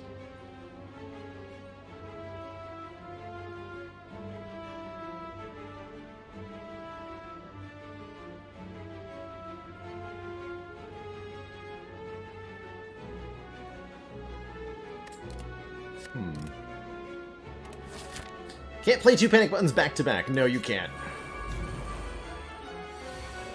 But there's some other hot shenanigans you can do.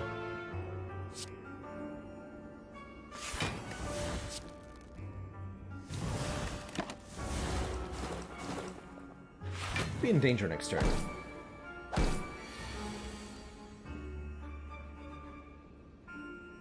$14 times 5?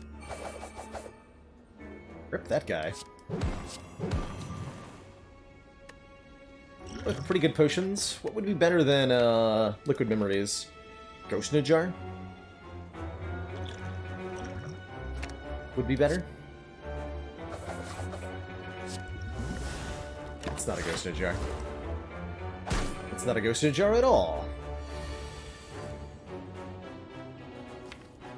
We do take regular breaks, yep. Yep, I try to. Not as many as I should, quite frankly. I'll probably take another one at this next shop. If I can remember to do that. Appreciate the friendly warning. I think it's good and important to say. Sitting for long periods of time is not particularly good for you.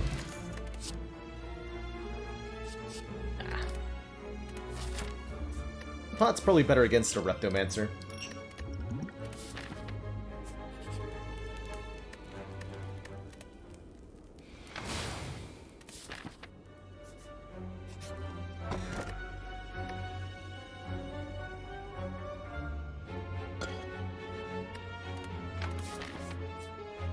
The Big Sad.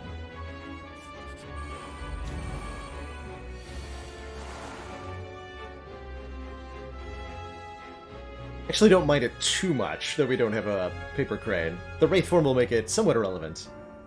But, oof. We also don't have that much weaken. Other than Malaise. That's still pretty big sad. Gotta say. Pretty sad. We'll Wraith form next turn if we have to. Totally safe here. We do have to. Alright, good talk. Definitely not the draw I wanted. But as we toke more and more cards from this deck, we'll get closer and closer to perfection. Beautiful, is it not?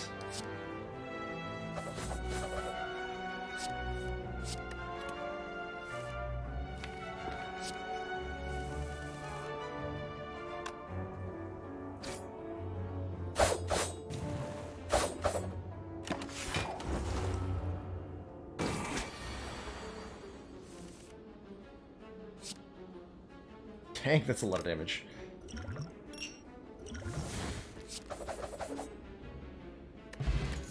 Frozen egg! If we find a power, like a footwork, it'll be upgraded. But what about a bouncing flask plus? That might be more important.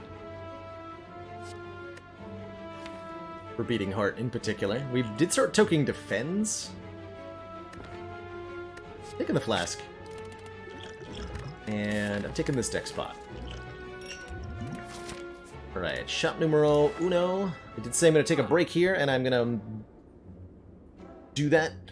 So, I will be right back, everybody. Refill my legs, stretch my water. Encourage you all to do the same. Sitting. The silent killer. So, for the sake of your butts, get up, move around. And when I'm back, I'll be back.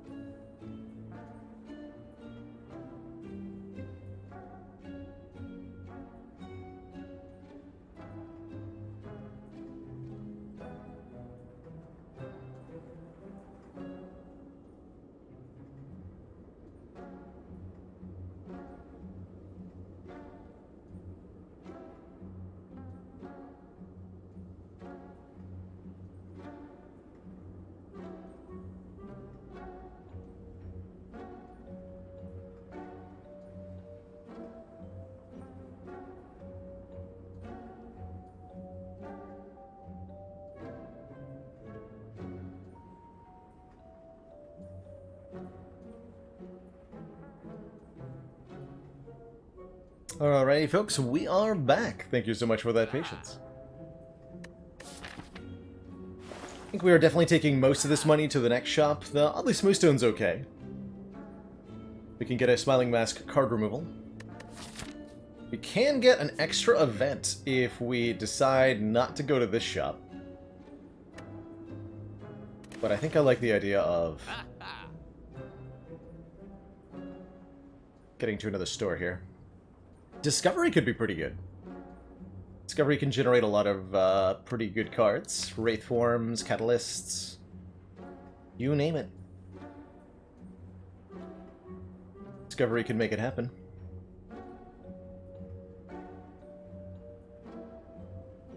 We just take a strikeout and head this way.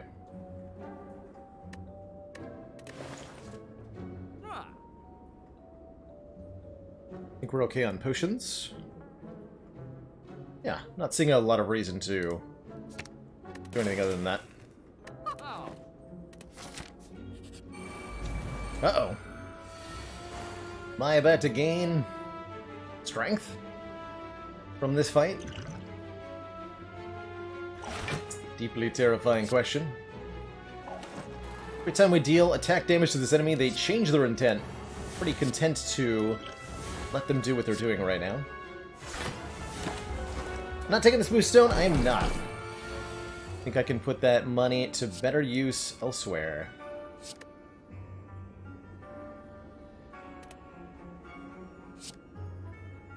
A ton of damage.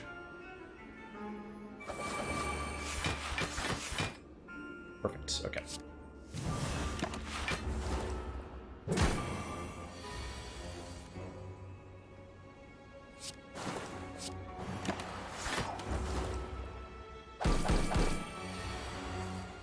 Yeah, between the Wraith Form and the panic buttons, that's where most of our block is at this point.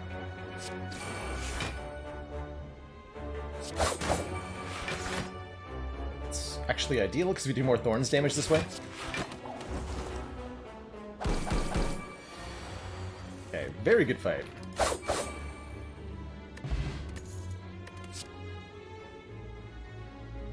None of the above, although Acro is okay here. Take the Acro Plus. Draw 4, discard 1. Shot number 2. Or 3? Ooh, a Lizard Tail. That is a pretty good way to survive a big hit from Heart. We just have an extra life. I can definitely get behind that.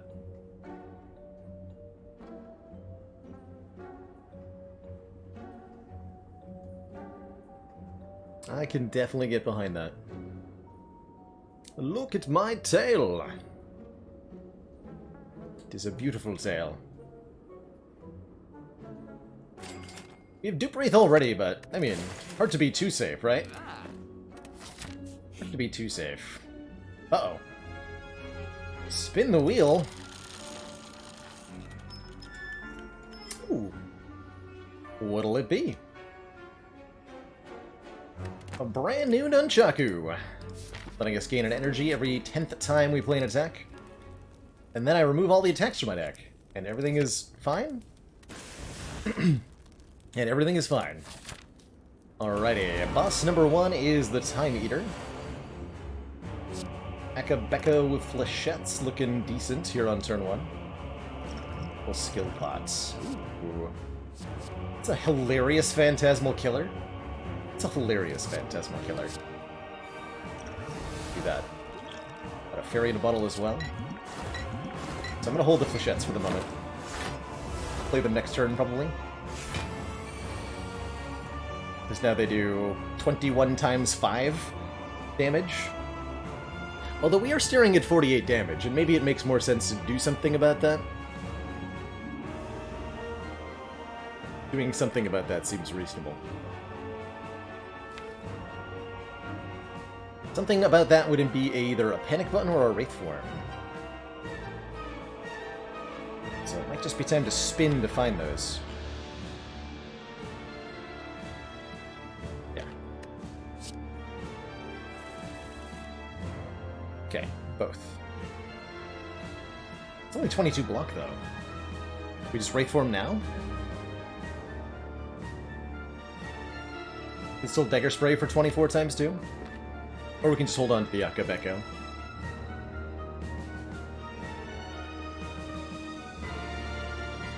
Discard our Curse with Prepared here.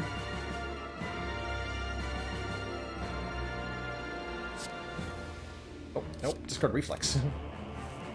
Aha! I do think I'm gonna Wraith form here. It seems a bit sketchy though, doesn't it? That seems sketchy. Let's not do that. Go Panic Button Malaise. That sounds way more reasonable. Yeah. It sounds way more reasonable.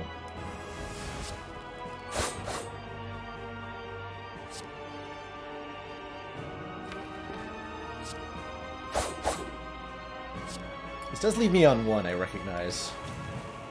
Time Meter's timer here.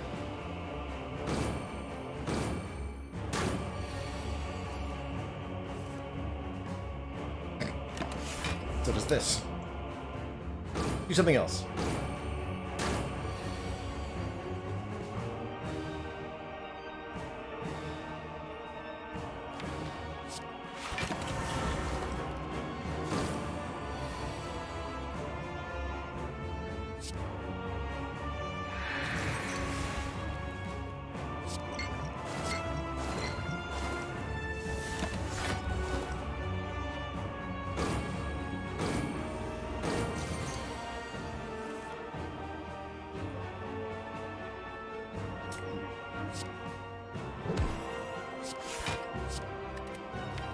We want to get to our footwork.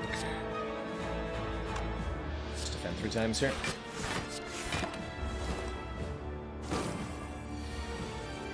Meters below half on this turn. Good turn to Phantasmal Killer. Although it's also a good turn to play 4 cards. Let's try to do that.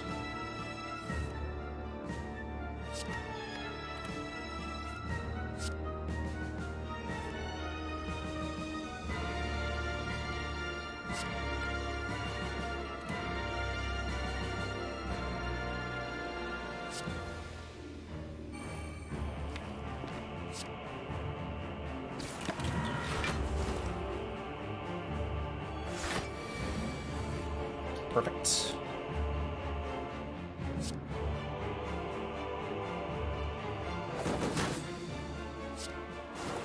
Just go for the poison right away. Kind of a waste of the Phantasmal. Do that. Kind of sad how useful, or lack thereof, the Phantasmal's been in this fight. Oh well. I'm sure we can kill Time Eater in 3 turns here. Smiley face.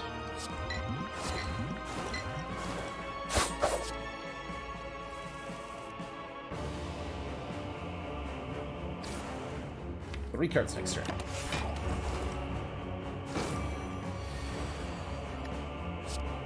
One. 2. 3.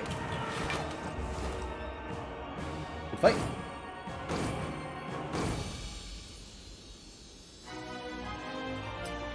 So we've got like just enough block, just enough turns that we can buy ourselves between the free big hits, the free multi-hits.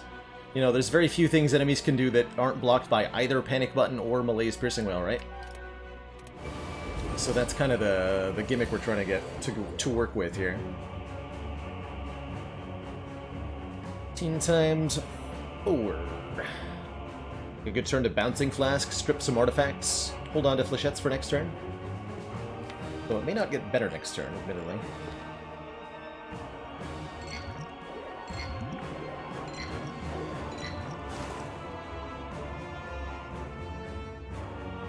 Okay. Take some damage here.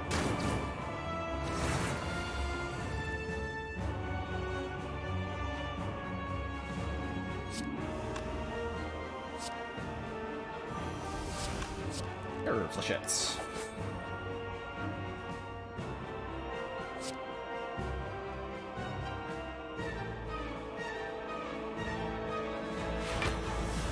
Make sure we strip the artifact off Deca here.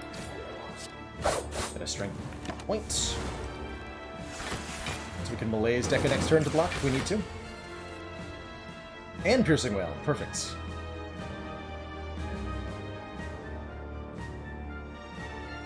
How do we feel about Alchemize right now?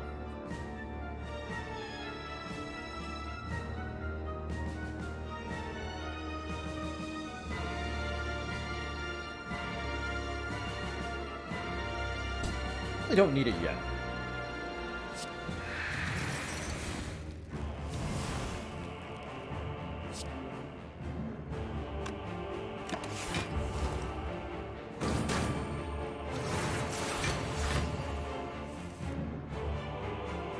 Footwork is here.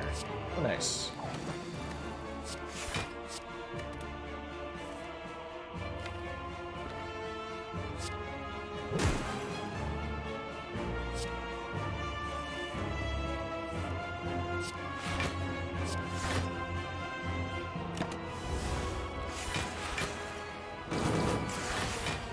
If we die, the Fairy in a Bottle will activate first. Seems to get priority.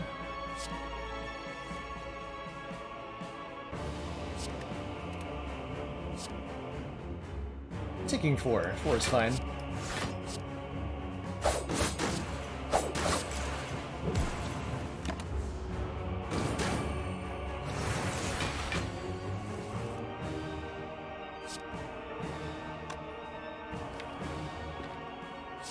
Not gonna get any better.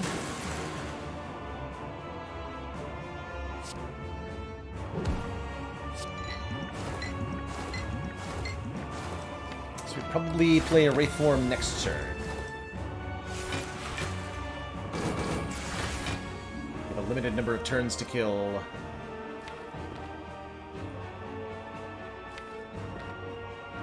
Both of them from here on out.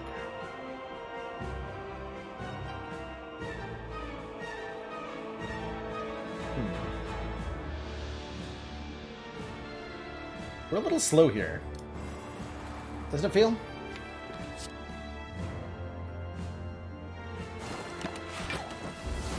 Wondering if we needed to Deadly Poison Deca there. We might have had to.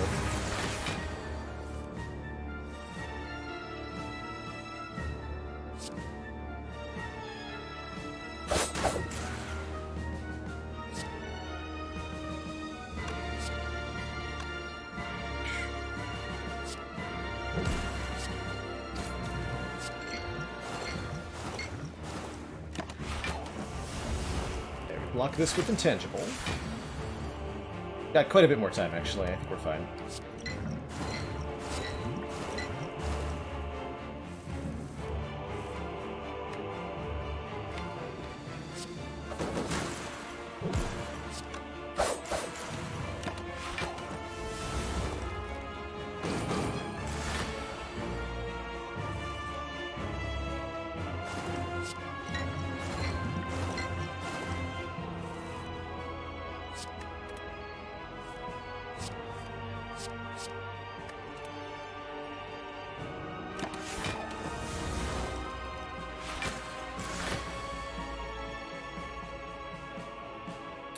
Times 4? I think the Flechettes gets here.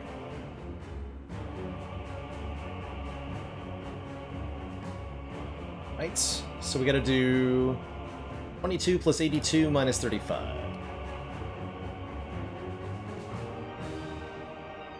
To do 69 damage. Nice. We have 4 energy. Do 9. 22... Oh yeah, we easily do 69 damage. Okay, no problem.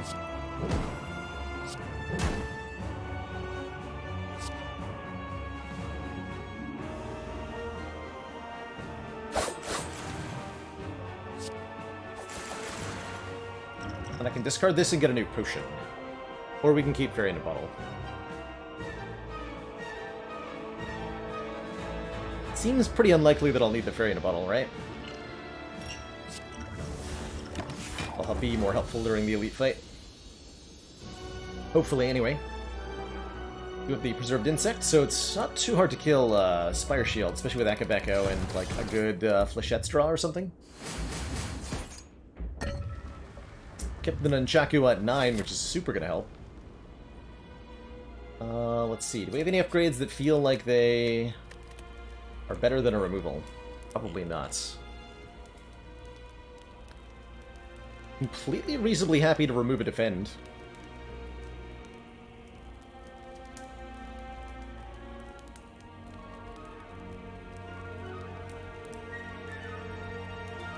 Or have we achieved perfection? Can't upgrade it now because we have Fusion Hammer. Can't do it.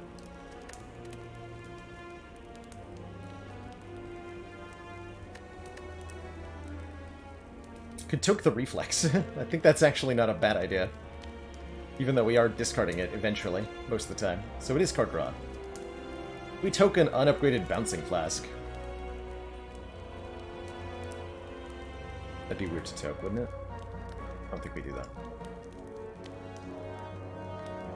Really just don't want these defends. Plugging up our deck so much. Okay, Souvenir would have been good. Poison Pot could be good. Cultist Pot could be good. Just take a card removal.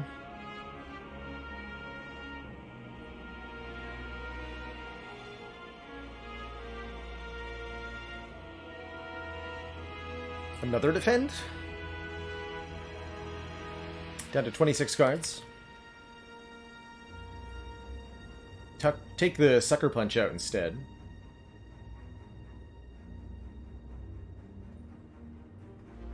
So I think we need the damage card. Well, Flechette's means that the... Yeah, we should take out Sucker Punch then. We're gonna do that.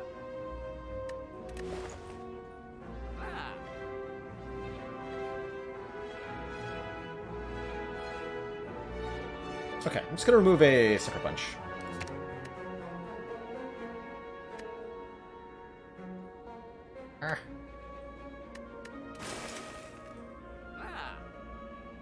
Pop up.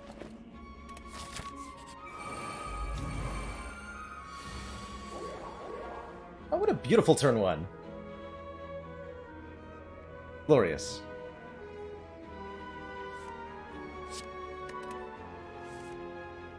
Absolutely glorious.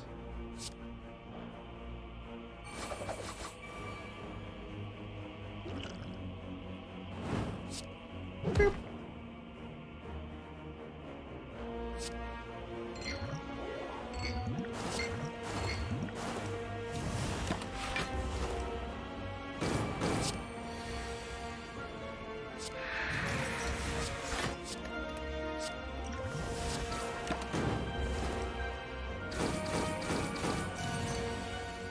I gotta say that Flechette's has been real good. Very impressed.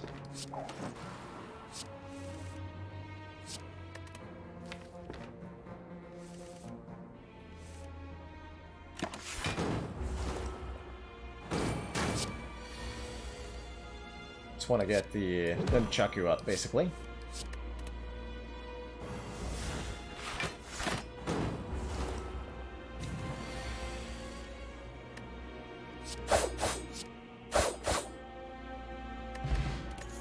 Power Potion versus Gambler's Brew. This Eviscerate is actually like huge damage, right? Sometimes. I like it. Costs 1 less for each card discarded this turn. We have a Gambler's Brew too. Take that Eviscerate. Think the Power Potion? I don't think so. Honestly, I think we get a much safer first cycle through the heart with this Gambler's Brew. I'm not going to take it. I think we're going to be really good here. And Flechette's back in business. Wraith Form drawn on turn 1 for an easy dupe if we need it. Totally okay taking some Beat of Death.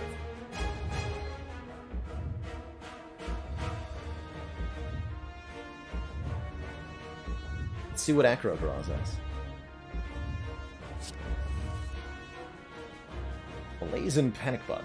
Beautiful.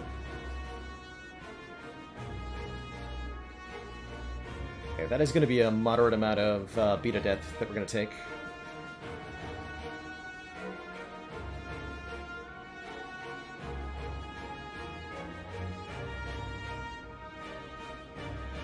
Definitely not going to Wraith form now.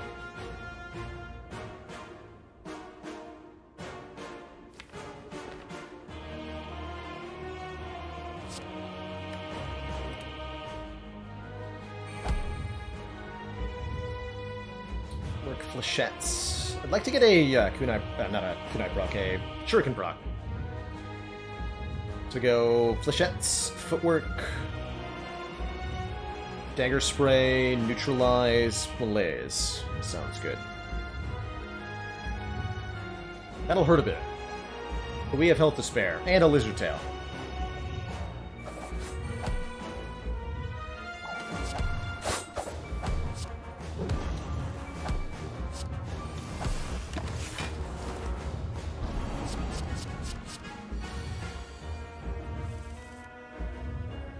Okay, get the terror down early. Both panic buttons in hand means we want to hold on to one of these for next turn, when the big hit comes through. But I want to draw through the rest of it, so I think we Gambler's Brew now, discarding everything except Terror, Panic Button, and Wraith Form, so that we can get our damage deployed.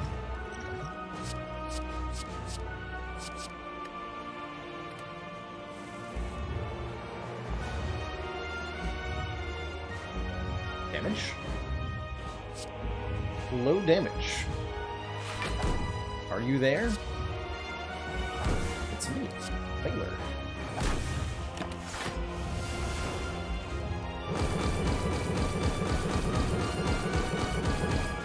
Has anyone heard from my damage? Yeah, I'm gonna want to play Bouncing Flask sooner rather than later, I think. Discard the burn, play defend, and panic button. Means we eat some damage next turn.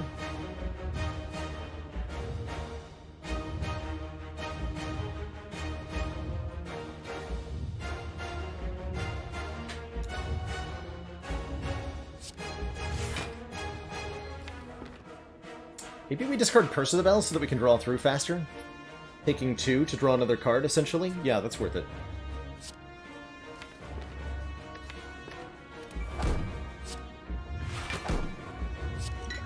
Say that's worth it anyway.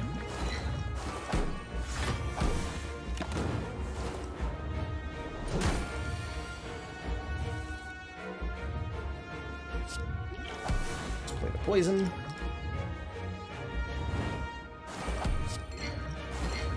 Definitely a little slow on the damage here, but we still have Dupe Potion Wraith form, don't forget.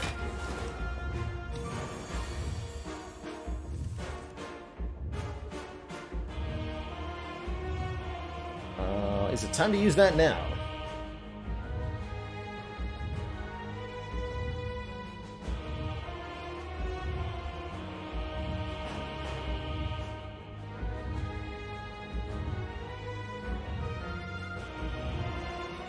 Flechettes does how much damage?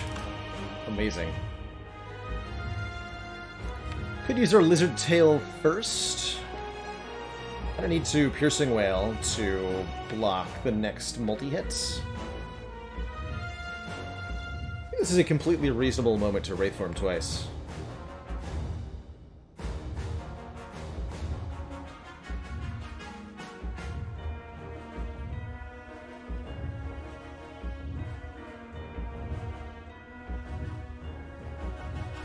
Yeah, Bart. And also discard the Reflex and see what we draw.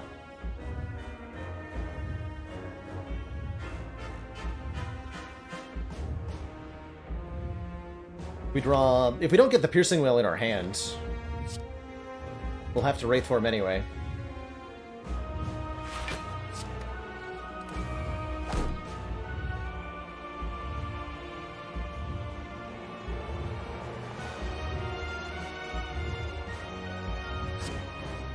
Ah, okay. Well, that changes everything.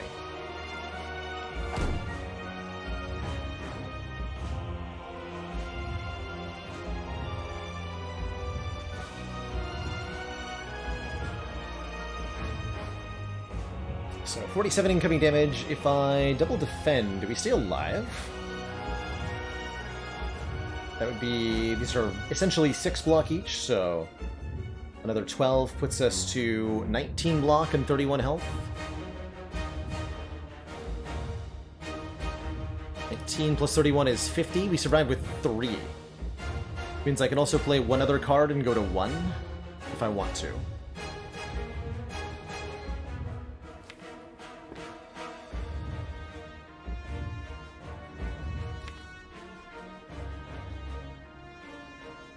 Not a lot of block coming up next turn. So it's highly likely that we just don't draw a block. Have to use the Lizard Tail then.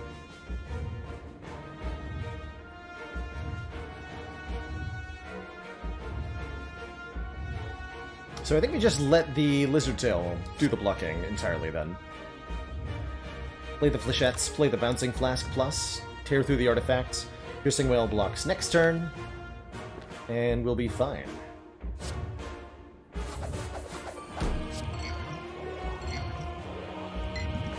Should have played Eviscerate for one while I had it.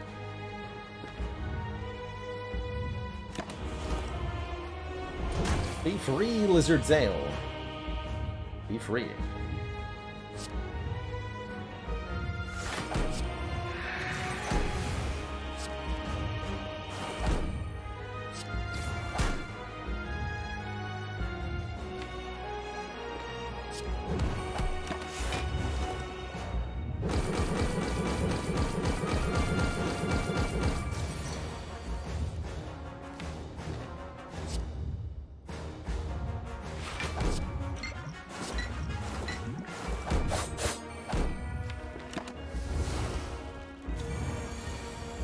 Okay. I would say that it is now duplication Wraithform time.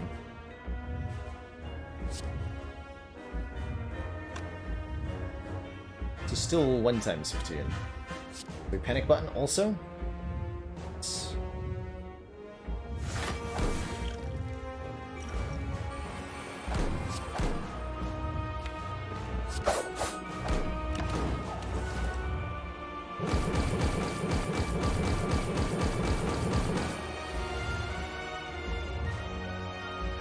I'd say we're in pretty good shape now.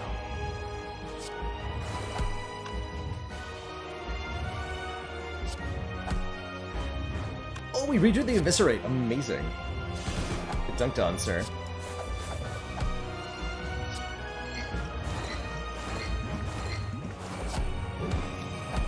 GG.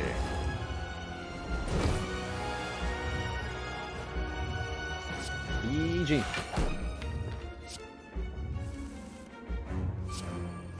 Bring it home, Eviscerate. And that makes 30 on the scoreboard. Very nice. GG, everybody. Only 1 run remains for a full set of 50.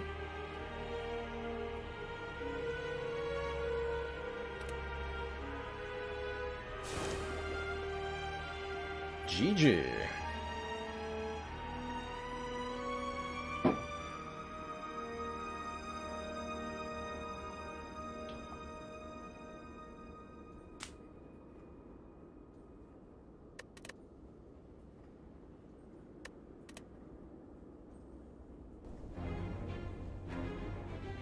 Boss swaps are definitely super worth. After we do this defect run, I want to talk a little bit about kind of retrospective on 50 boss swap 820s. But before we do that, we got one final run to play.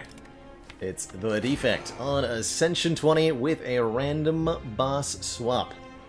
Our boy in blue has proven very, very reliable so far. Can he bring it home for the last run?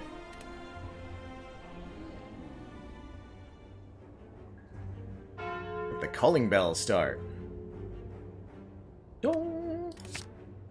Giving me an Auric Helcom. We return without block, gain 6. Kunai. Every time we play 3 attacks in 1 turn, gain a dex and a turnip, making us immune to frail. Collectively, these relics create 1 blocky boy. I think is pretty good. Holy heck, the elite pathing. I don't know that we're strong enough to think about that, but I would like to. Oh my gosh. Is there a more reasonable path? That's too ridiculous, right? That's way too ridiculous. Look under your chair. There's a preserved insect down there. It's really the only, like, particularly good path through the act, which is interesting. I think we should at least put ourselves on a path that could take it. That 5 fires and 4 elites? 1, 2... It's 4 and 4. With a deadly stretch of burning elite into regular elite in the middle. And we're down the starting relic and up a curse. So I don't think... I mean, the Orichalcum, though, makes such a big difference, actually. Let's start here. If anything is going to change the outcome of those elites, it's going to be Orichalcum, letting us invest all of our energy into offense. So what we want to do is take as many offense cards as we can.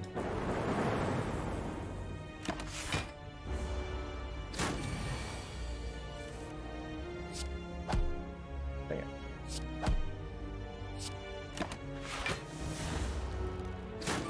Some Frost Orbs would really help. But we barely had enough damage to kill the... Ooh. Oh, wow. Okay, that's a start.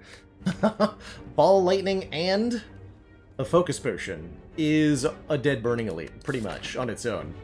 So I really like this path a lot more suddenly. Let's see what the next floor has for us. The Jawworm, which I'm actually okay with. Do not block. Orichalcum will do it for us. I don't like that we took so much damage in our opening combats, but I do like everything else that's happened.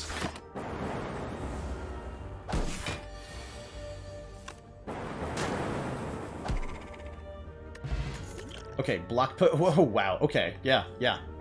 This is what we needed. Block Potion, another orb generating card, Cold Snap.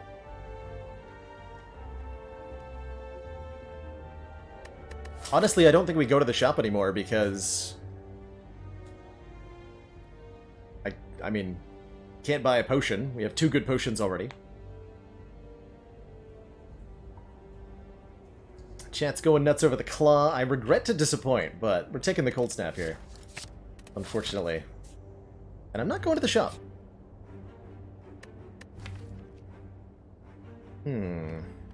Is this a remove dual cast kind of situation?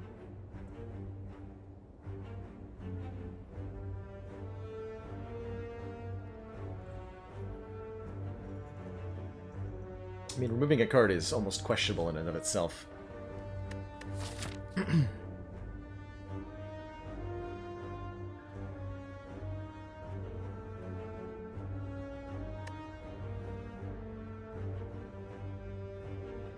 a lot of elites.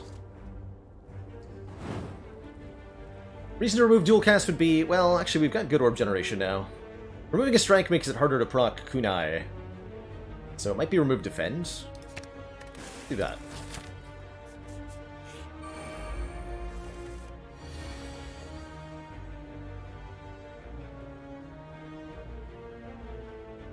Rude. Guys are rude.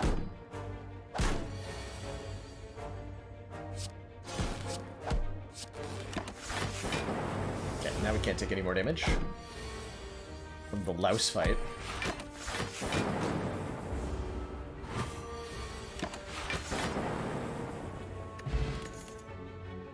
Another Cold Snap. I mean, probably, right? Three orb generating attacks, a kunai, and an Orichalcum. Walk into a bar. Defect says, what is this? Some kind of joke?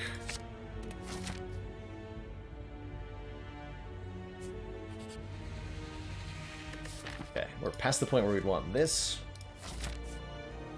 And looks like we get to upgrade before this first one. Might have to rest here before we go to the 2 elite stretch, but I think we're good. As far as upgrades go, I like upgrading one of our attacks. Just make Ball Lightning do 10 damage. Feels pretty good. We could upgrade Zap or Dual Cast to make them free, but we're frequently not needing the energy available anyway.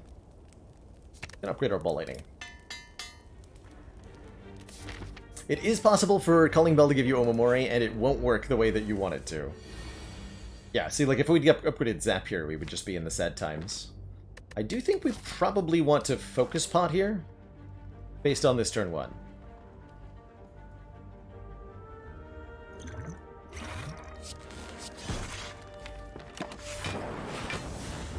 Orichalcum's gonna do a lot of work for us. Big time.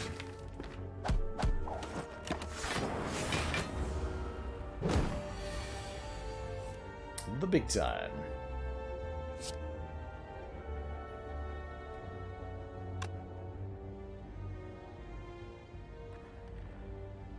So if I play this Cold Snap, we lose Orichalcum. Or if I play the Ball Lightning, we are alternately we lose it there. I think we need the Ball Lightning though. Get played. So do we Cold Snap? Gain 7 block from Evoking, but lose 6 block from Orichalcum. That's just better to play it, actually, right? And then we end up taking not that much damage. I think we do end up resting, keeping the blood potion.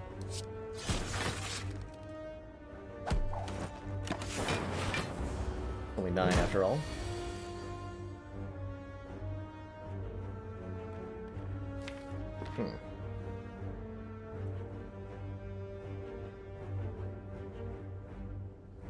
That's unfortunate. We are... Wait, no, we just did lethal. What am I on about? Never mind. Bath? Okay, Mango does mean we... And the Block Pot means we don't need to rest, I think. Mirage or Rainbow? Ooh, love it. Love Rainbow.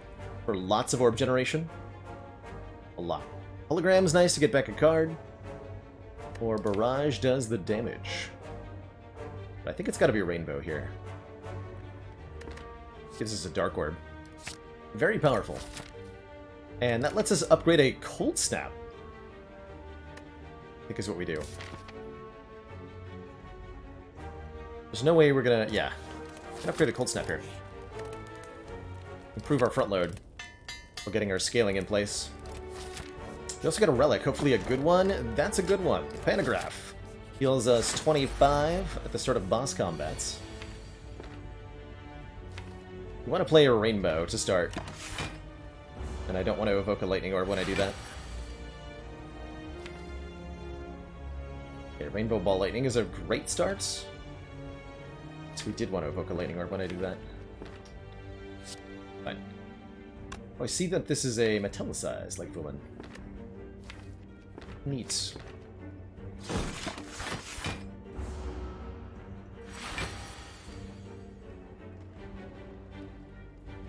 I think I want the Dark Orb in the back. Or as far back as we can get it.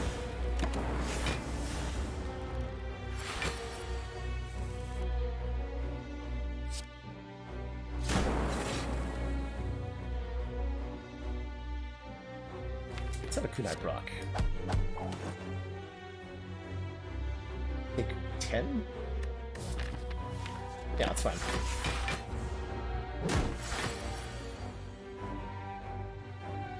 Dual cast the Dark Orb here? Or dual cast the Frost, keep the Dark Orb around. Cast the Frost here. I'm doing it like this.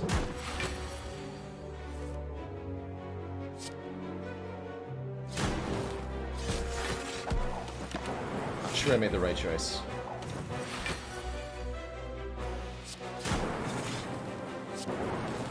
Looks like I did. Good. Okay, very smooth like a fight. That was the super elite too. Now we have a Vajra, which is so good. Making making us have 1 more point of strength, meaning Ball Lightning and Cold Snap do even more damage. So do these strikes. Leap is a pretty good kunai abuser. Good card to block with, although I prefer a charge battery. Second Ball Lightning is a thing.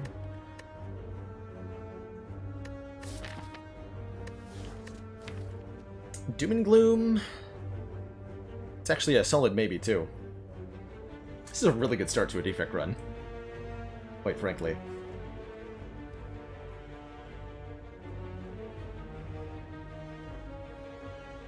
We have 2 more relics? No, 1 more relic coming, right? No, we have 2 more elites and 2 more fires? Oh my god. That is ridiculous.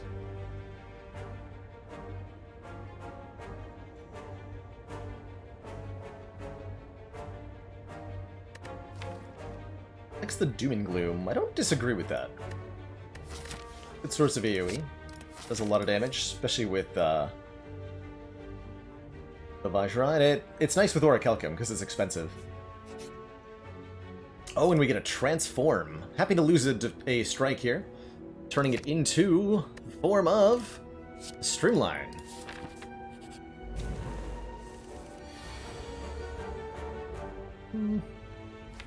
Don't know about that. I don't know about that one.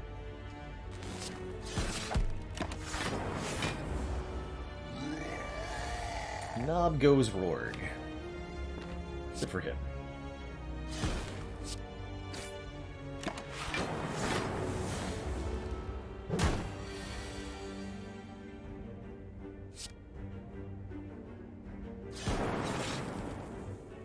Super close to a kill. Can get there though. I think we'll use the block pot here. Although it's not getting full value here. Dreamline is expensive, and expensive is good with Orichalcum, because if you're spending all your energy not blocking, then you don't have any block. And the Orichalcum will work, is the idea there.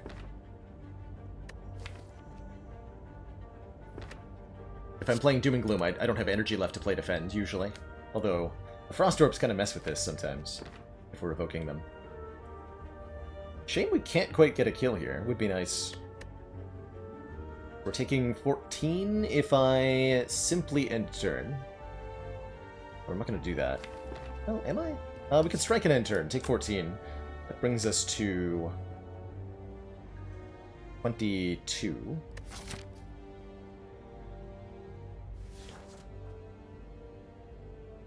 And it is only 1 less block than just...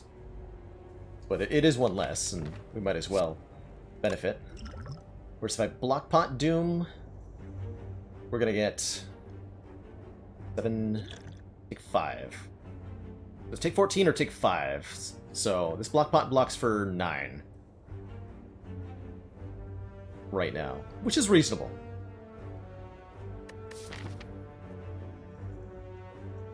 If we think we need those 9 health, we should use it. Otherwise, we should try to save it for next act. We have a Pantograph. We're going to try to save it.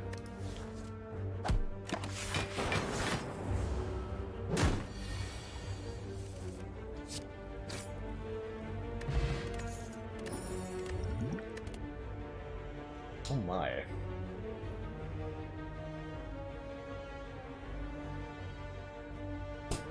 Well, these are all pretty good. I like the machine learning helping us draw through the deck faster. I like Steam Barrier as a cheap kunai deliverance mechanism. Or I like Genetic Algorithm this early in the game, period. It's just going to be good later on. Which one do we take? That is the question. Algorithm is surely the worst at the moment.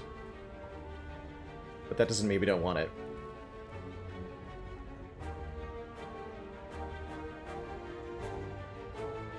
We do probably want it.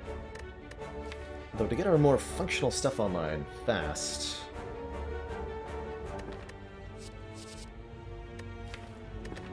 Alright, let's take an algo. Respect the algorithms.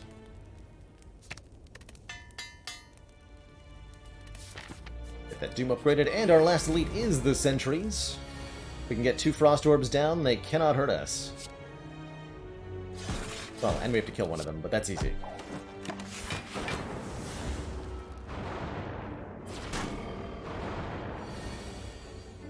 Ha!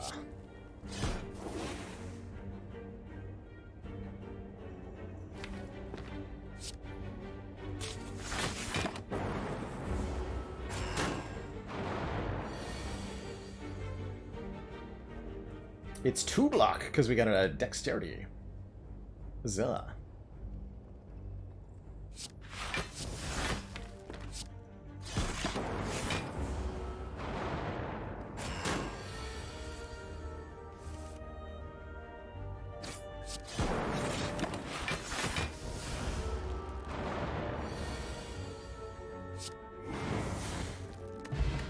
Pretty much a free fight. Blue Candle is actually useful. We can get rid of our Curse of the Bell with that.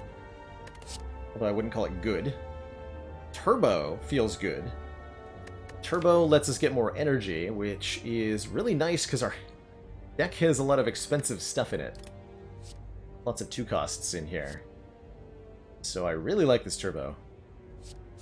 Take it. 45 health and a Block Pot and an Entropic Brew should be more than enough to beat the Slime Boss. So we can invest in another upgrade here, which could be the algorithm, if we want to get that scaling quicker. Could also upgrade Turbo so it generates 3 energy, although I can't imagine that'll be too often relevant until we get like a pyramid or something.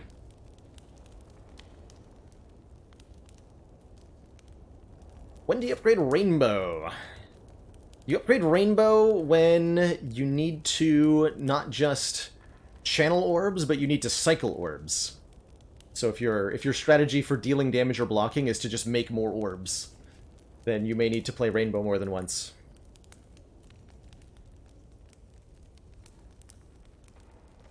Streamline for a better split, that's a thing we could do, and it would help in Act 2 a little bit. Though I'm not a fan of the Streamline, I'll probably like remove it. Or something. In this case, I'd rather upgrade Cold Snap than the Streamline.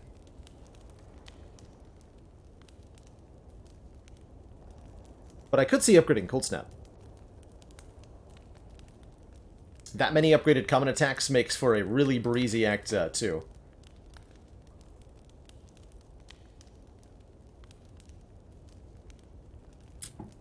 But I like getting the algorithm upgraded. Let's do that.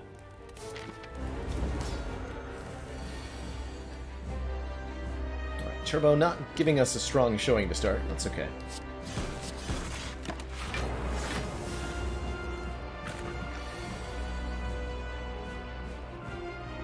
Give me a Dark Orb. I'm gonna get rid of this. We're probably gonna be cycling through the deck again. We might even have to eat the slam here.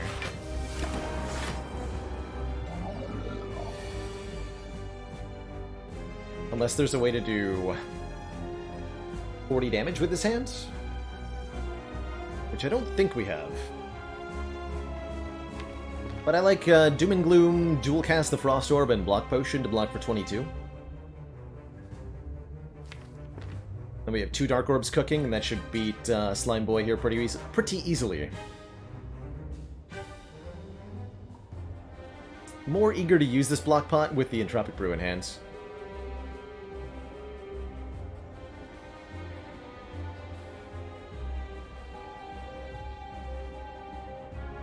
Yeah, that's true. There could be an answer with the Entropic Brew, but I don't think we need to do that.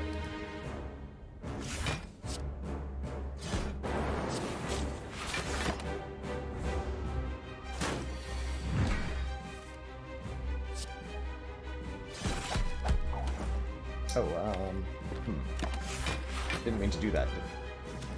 Preventing the slime is probably the right play. I'm gonna go with intentional smiley face.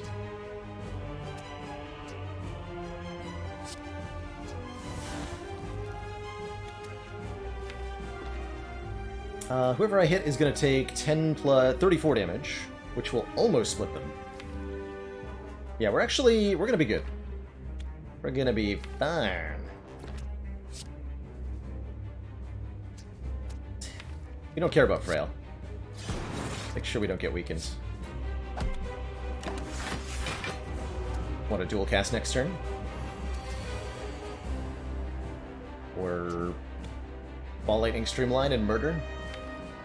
Sounds good too. Or we can hold on to the Dark Orb. But I don't think that's worthwhile. No, that's not worthwhile.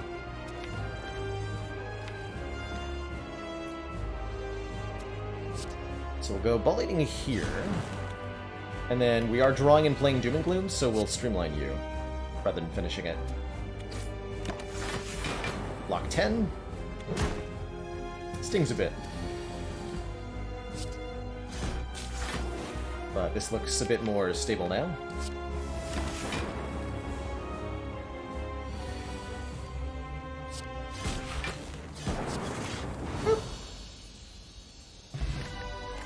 And we get our potion back. Oh, that's a good fission. This deck generates a ton of orbs. Remove all your orbs, gain an energy, and draw a card for each orb removed. Upgraded, this card evokes your orbs instead, cashing them in immediately to give you card draw and energy.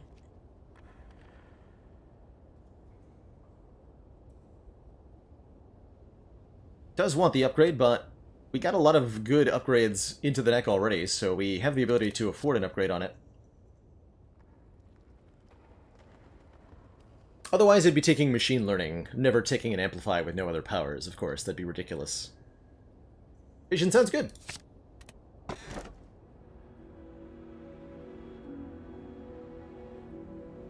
And we're offered a nuclear battery to give us a head start. Channel 1 Plasma at start of each combat. I do like a fair bit. Gives us one more orb, although we sometimes immediately evoke it. It'll give us energy for so doing. Could take the Inserter instead. We definitely have the ability to fill those extra orb slots, but that makes us a lot slower. But that's exactly what we need, right? This deck has got good front load, but needs scaling pretty badly.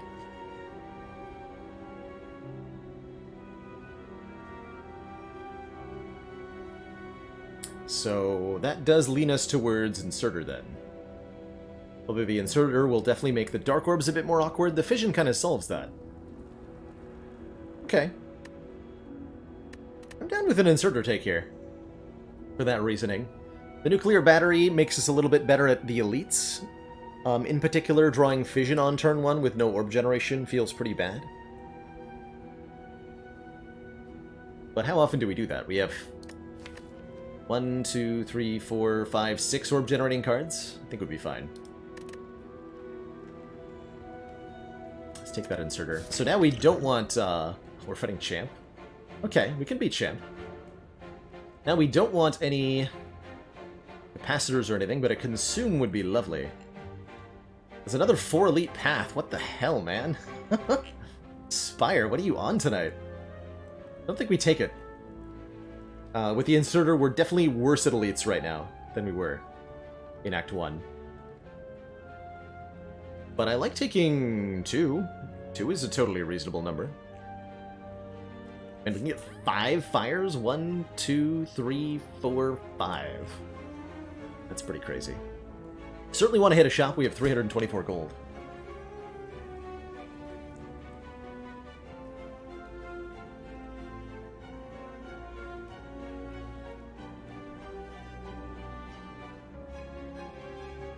So let's start this way, I think. We look for focus. We could even go to 2 shops if we wanted to. I don't think I want to. Probably take an Elite over one of these fires. Definitely feels like we've started out on an odd foot this time around.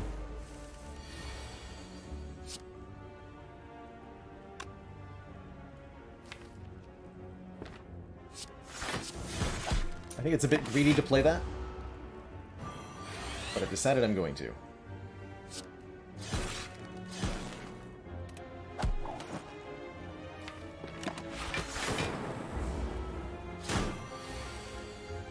Oh dear. Well, that's not good. Although we do actually block decently here.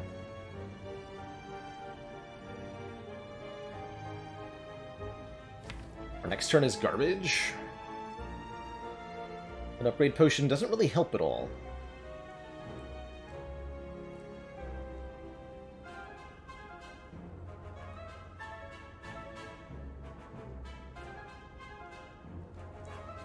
Dang.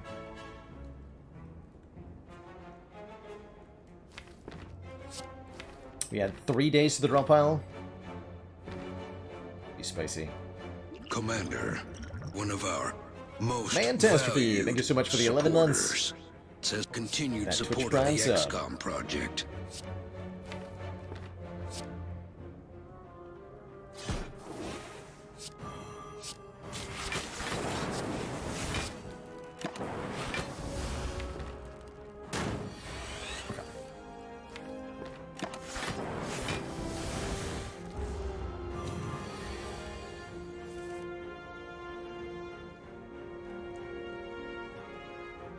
Hurts to lose these Arc Orbs. Actually, we can Blessing of the Forge and then kill. Yeah. That seems good. Whoa! Glacier versus Ball Lightning. More orbs. With a Fission in the deck, I'm going to take a Glacier, channeling 2 orbs for the price of 1 card. See a Glacier, take a Glacier, goes the age-old adage.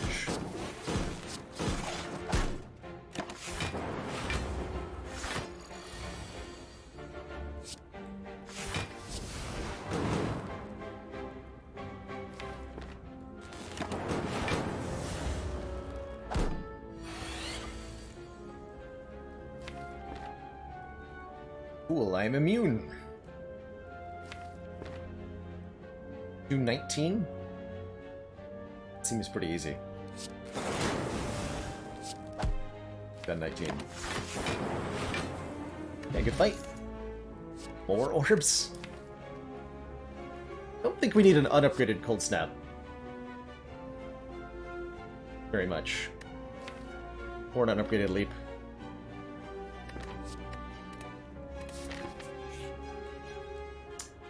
Get Jaxed, Transform 2, or get Mutagenic Strength for Strength on turn 1. We need more card draw yet now? I agree, completely. And reroll our Streamline and 1 Strike. I do like that quite a bit. Given that we're on 3 energy, I don't really want the Streamline, although it could be useful against Champ.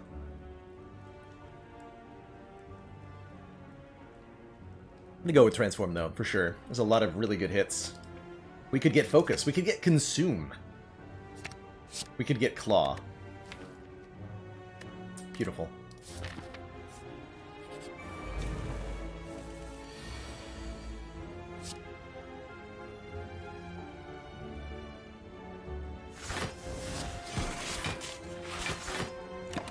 Please don't kill me. Dang it.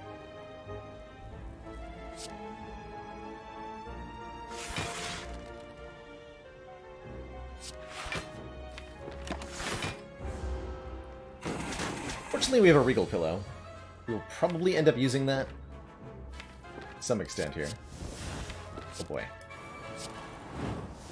Oh, this is getting spicy, and not in a good way. That is an abysmal hand next turn. But it's even worse if I don't have any Frost Orbs.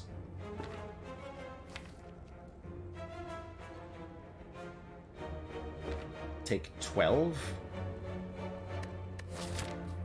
Currently next turn?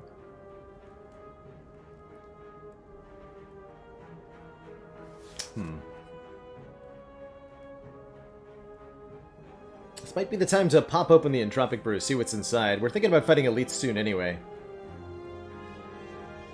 I think that's a reasonable choice. What do we got here? Explosive Essence of Steel. Yeah, the Explosive Pot will be good against elites. Definitely happy we didn't hold on to that for so long. Not endgame potions, certainly.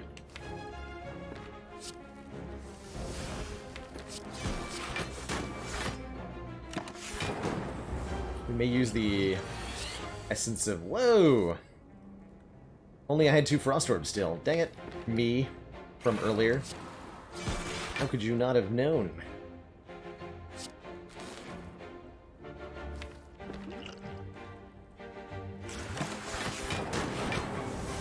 Save a few health. God. Tell me I can kill it.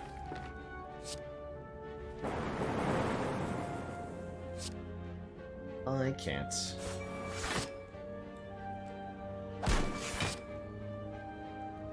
Unless I explosive pot, which... Wait.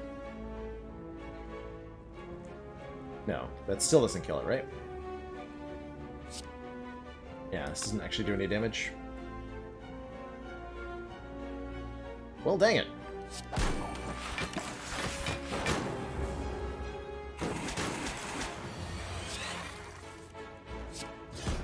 That was a painful experience. Definitely typical with Inserter, though, I gotta say. Against Snake Plant, who really tests your ability to front load. Is there any reason to not immediately use Entropic Brew if you've got the space? Well, you could pick up another potion. If you don't drink it, you can pick up another potion, and then you have the Entropic Brew and another potion. Which is nice. That is better. Discharge. I'm not going to use a Discharge against Champ.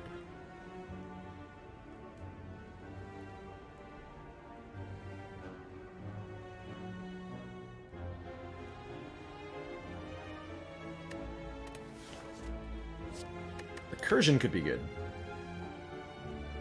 I think Recursion will be good. Evoke your next orb. Channel the orb that was just evoked. Ooh. Dark Shackles is some excellent front-loaded block. Astro Strategy is some excellent card draw. We can duplicate any one card. And dupe this upgraded algorithm that's already at 15. That's a pretty good dupe.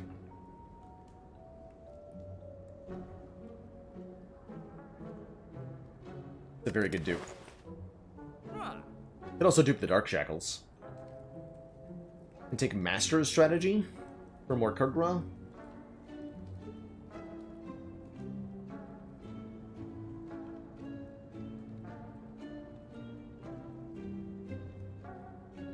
I mean, it's not like we're not going to be able to play the algorithms. I think we should dupe that.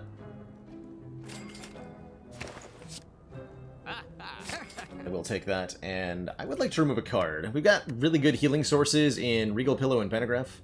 I don't feel like burdening us with a self-repair. Feels like we want to remove a Defend again.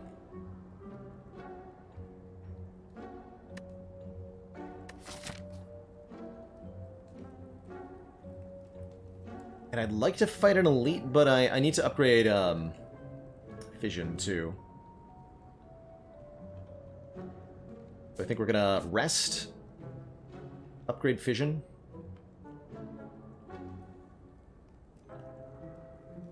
Upgrade friggin' White Noise or Recursion. Energy upgrades would be good at this point. Love more card draw. Well, card draw is card removes. So I just answered my own question. Commence the Sleepy Boy.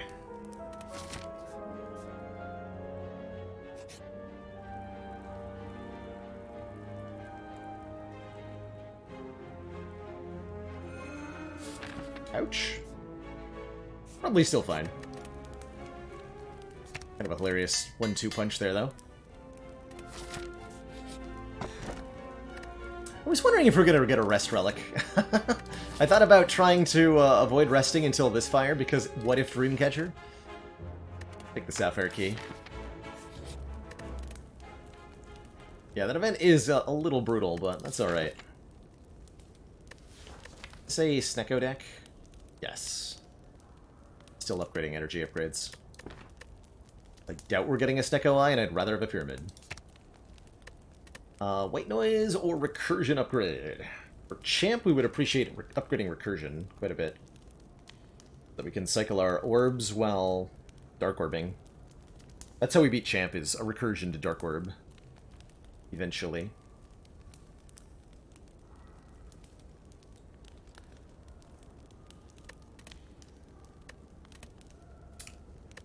Don't need the Rainbow upgrade.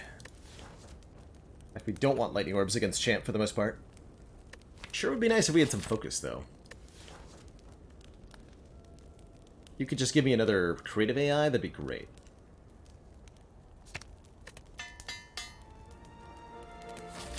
Gonna go this way, because one more fire.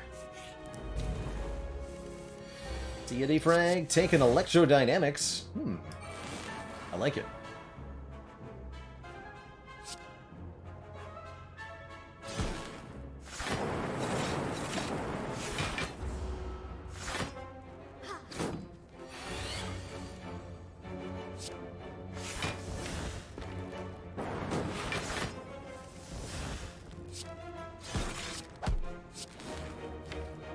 We can get away with not playing Curse of the Bell in this fight. Hope that's true.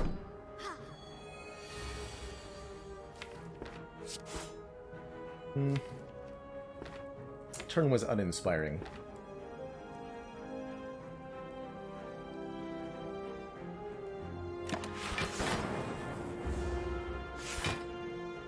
Good blocks, though.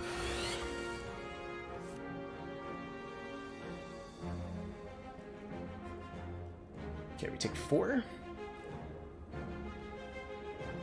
Or is it a reasonable number to take?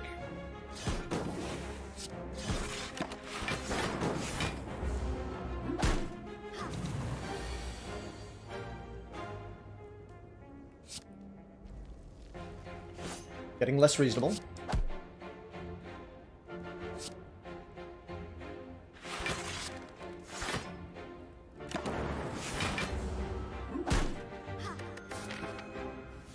Can rest if we need to.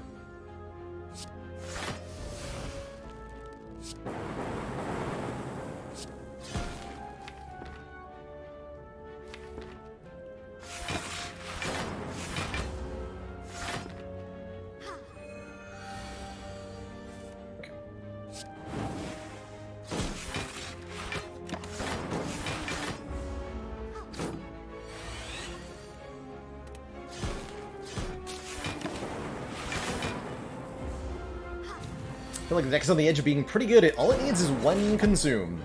And we're there. Cool.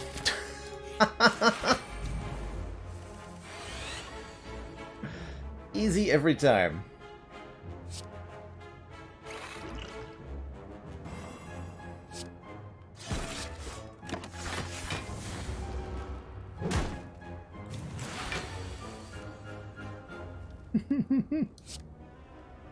Stuff.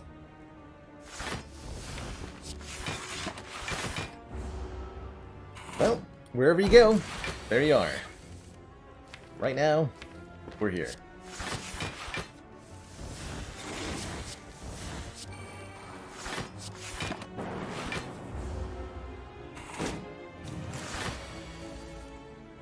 Now, which relic do I want at this point?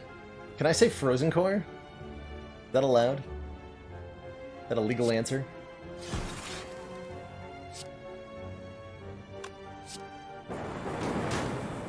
I kind of want a Frozen Core.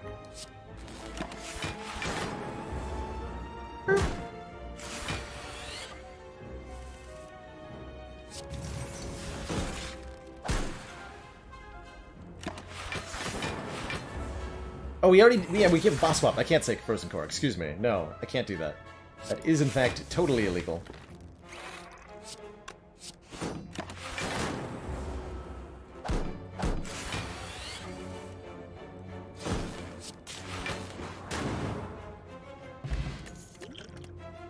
And a hologram plus, which I will happily take.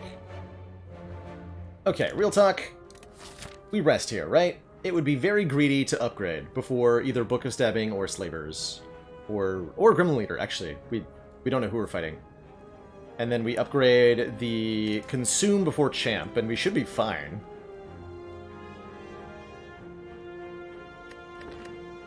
Yeah, we're ahead on upgrades. We honestly don't even need it that much.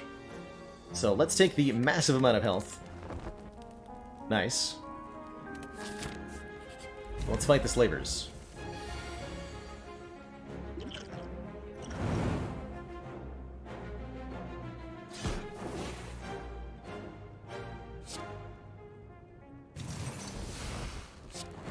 Blockpot doesn't block for much here. I'm not going to dual cast for 12 on the front guy.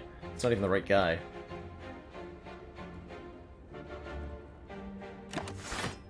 So we'll be just very grateful that we rested, mainly.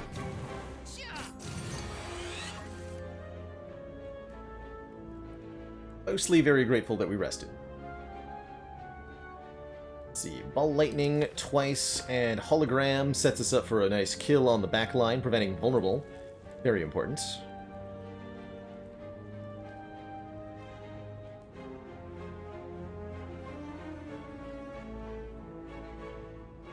Ball Lightning Hollow, Ball Lightning Claw.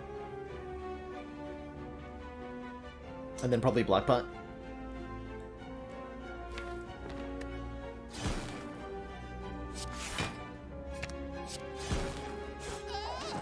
Yeah. Okay, and then we should be pretty smooth sailing here.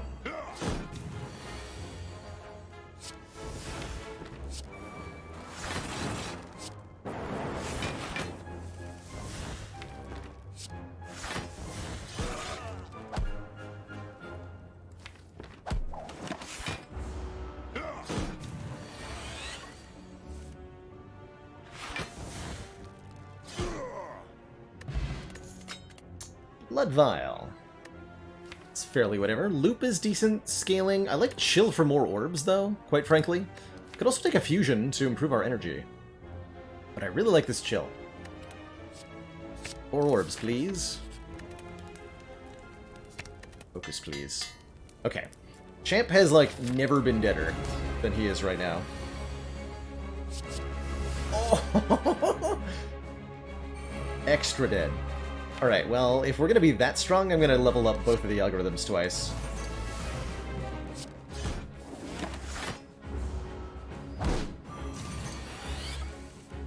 Get chumped on, champ.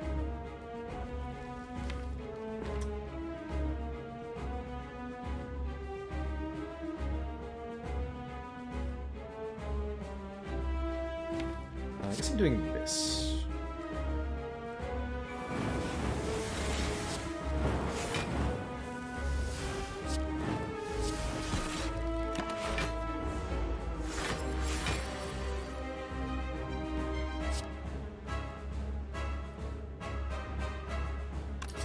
Each. It's basically a full block. Could have doubled the algo. Probably should have. Probably should have.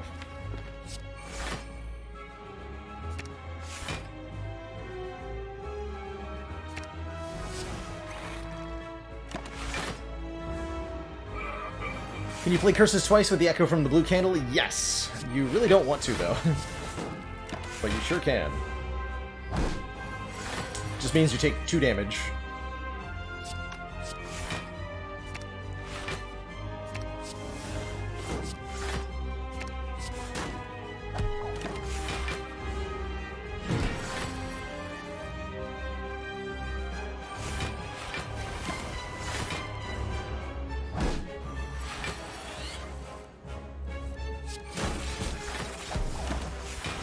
And we add kunai scaling just because we can. Probably have a Dark Orb, though. Are we hologramming our hologram that we just played due to Echo Form? Yes! Normally, hologram cannot hologram itself. But if you duplicate it, then the copy can fetch the original, is what's happening.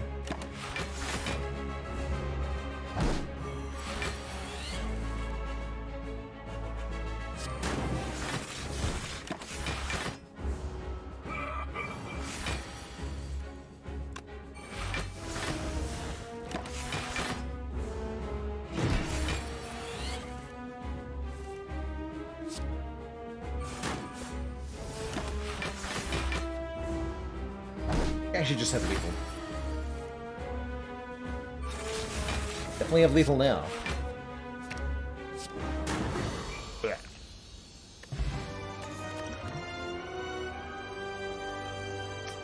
Wow. Buffer, multicast, or creative AI? Multicast is a powerful weapon, I think. And set up some seriously disgusting dark orbs with a multicast, especially if we get a runic pyramid here, which I think is unlikely, but if we see one, we would definitely take one. Creative is not bad either. If I had a bird face turn, I would definitely take creative, but the thing is that creative is like slow, consistent scaling. We already have that. We have insert or consume. We don't need to do the same thing with a different coat of paint on it, right?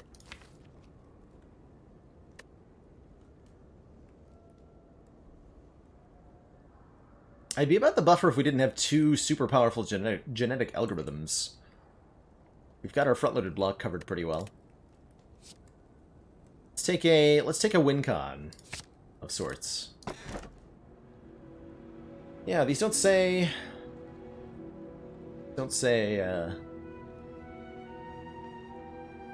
runic pyramid at all. Okay, with curse key, we can skip that last chest, since we decided not to take our earlier relic. Otherwise, we're taking busted crown, restricting our future card choices, or the fusion hammer, preventing ourselves from upgrading.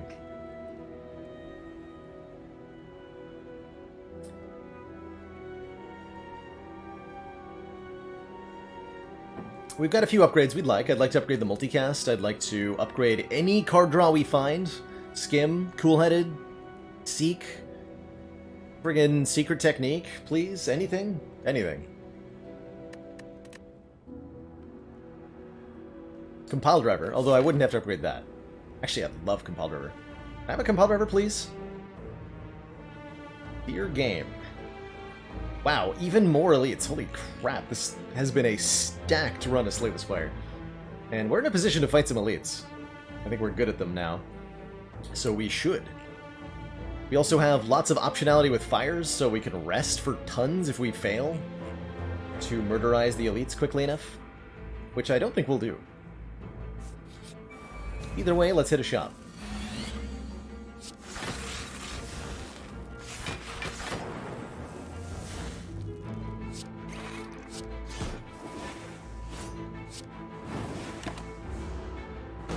We'll turn one there. Turn 2 feels great because we have algorithms in this deck. Oh, damn.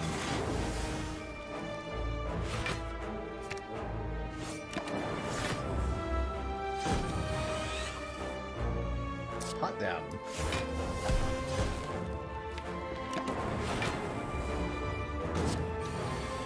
Smooth fight.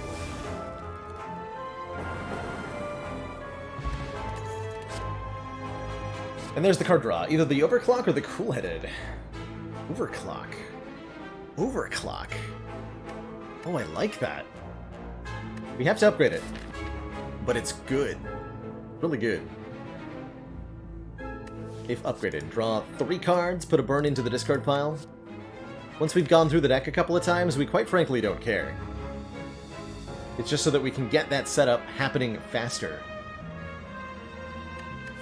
First fight is Donudeka. Well, it's not too bad.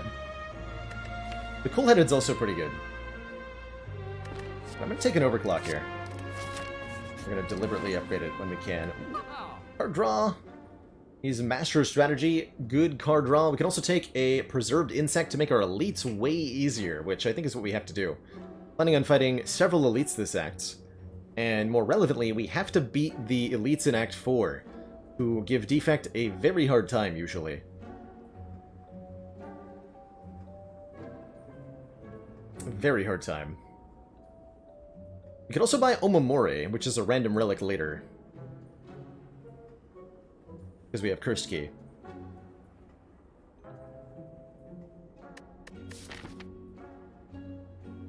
And there's plenty of events that might curse us, so it's quite reasonable we get full value out of Omamori. But I think the insect is still better. By a significant margin here. I take a Heat Sinks. No. We have very few powers.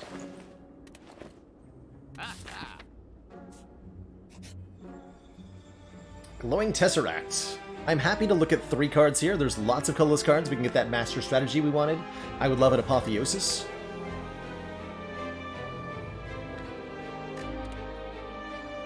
Panic Button's not bad. Secret Technique, I said I would take, and I will. And there's the Master Strategy. Perfect. Add a Master Strat, add a Secret Technique. Now we're cooking with mayonnaise. Got some serious deck manipulation going on. Some consistency cards just got added. Do we take the Panic Button? I think so. I think that's a good card. It's a very, very good floor to add 3 cards of that quality to this deck.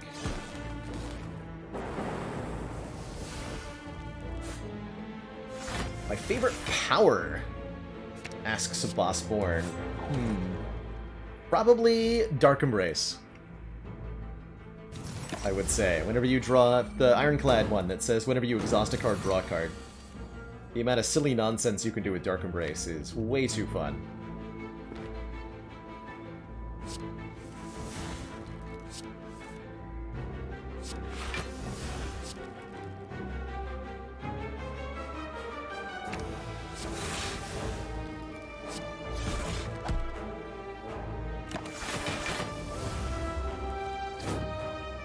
Way too fun.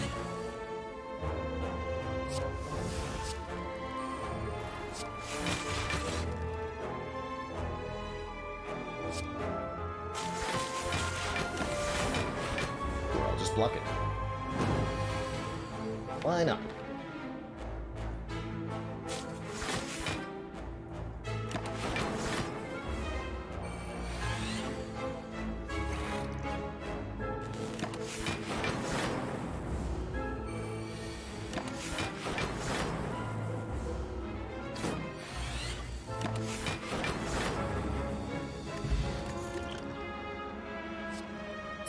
Add some Weaken into this, and we can really get a stew going. We need to remove Artifact for Dark Shackles anyway, and with Hologram we have a bit more control over when we draw it. I love it.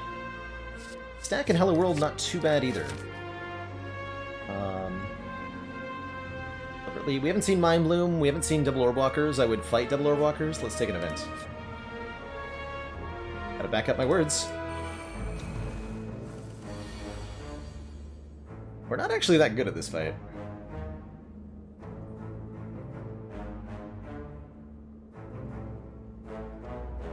So I'm a little worried here.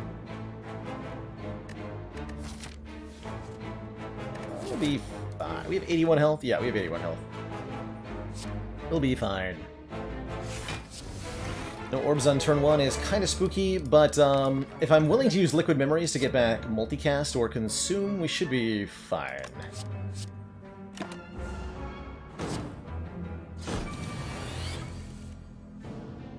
Okay, what do you give me? Buffer. Nice. Secret Technique needs to give me, I think, a Master Strategy. We just gotta get more cards into our hand quickly. Right now. Perfect. I will play Overclock, because we're on a clock. Probably should have upgraded, though. We're upgrading Buffer, right?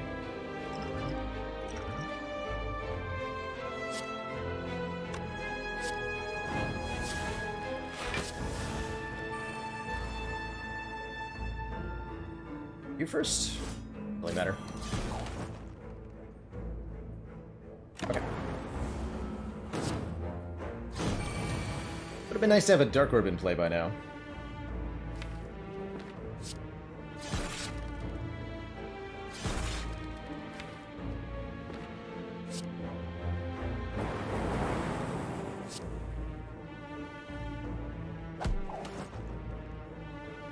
Okay, lose both of our Bouffers.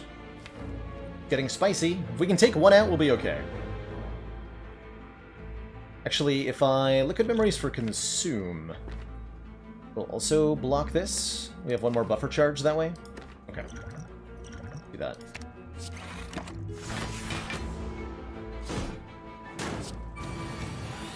Buys me some time.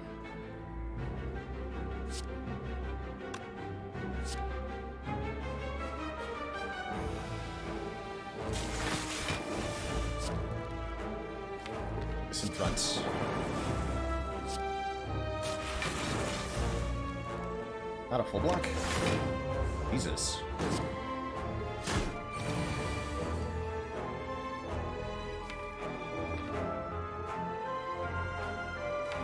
Okay. It is hologram for multicast time.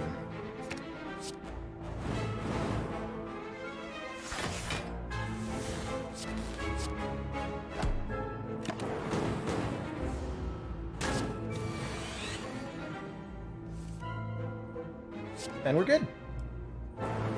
Totally wasn't terrifying or anything. And our justly earned reward is a Gurya.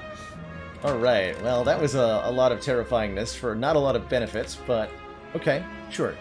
Sure. We lived. And I guess that's what matters.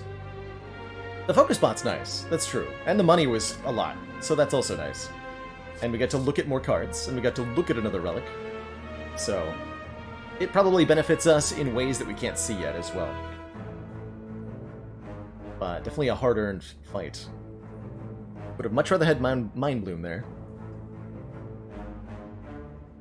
Do I want another claw? Not really, right?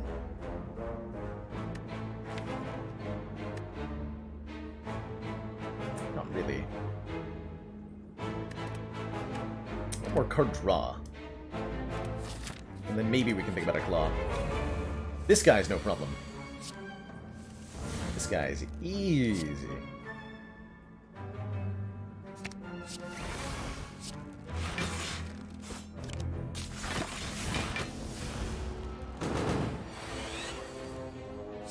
Easy. Double easy.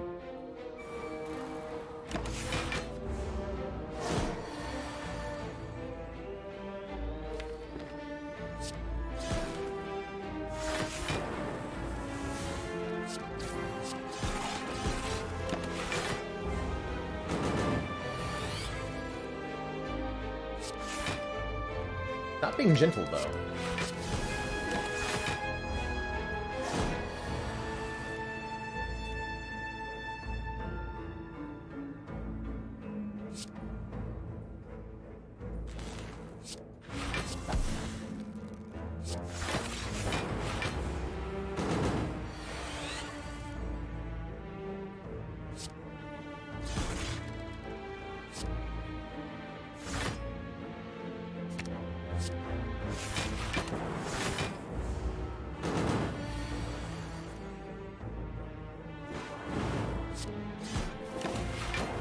Okay. Completely free fight. Get a bottled flame. Letting us, oh.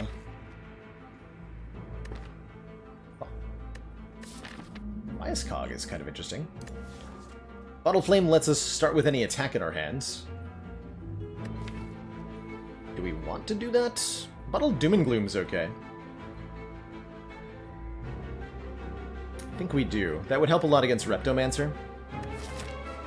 That would help a lot against Reptomancer. But the question is, do we take the Glacier or the Bias Cog? Glacier is more Frost Orb generation. Bias Cog is more focus. Yeah, Bias seems oddly superfluous. It can be really useful in fights where we need an immediate boost, like Transient or Reptomancer. We don't really have to worry about Transient, given our current pathing. But Reptomancer is the thing. The new Deca are also a thing. And the Spire Elites are a thing. Take it. Mining Halls, lose 5 max. So that would have been Omamori value. We would have gotten full Omamori value.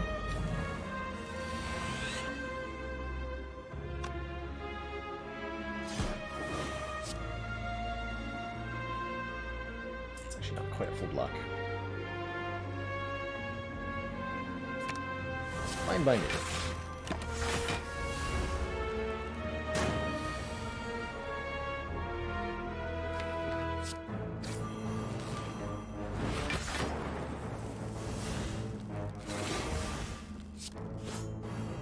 New Dark Orb. Got lots of ways to buy turns against Giant Head. Should be relatively okay.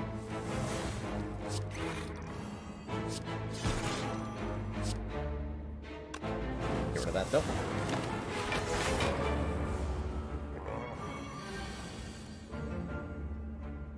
Here's a potential situation where bias cog is looking decent as well. Double bias cog. We're gonna outscale Giant Head. I think we can afford to play this slow. For the moment. So I'm not gonna play either of those yet. No, it is time.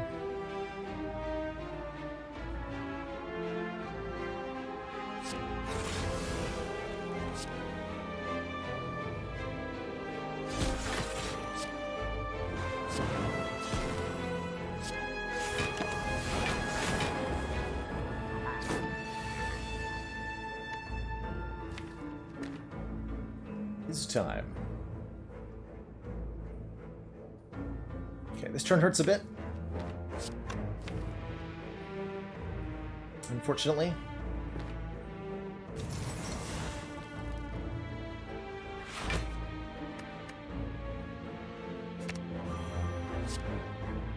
Frost Rope count up.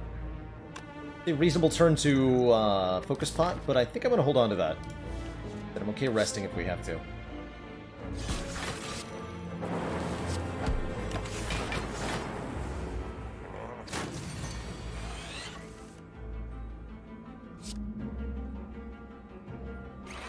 Now I think we do need to use the bias.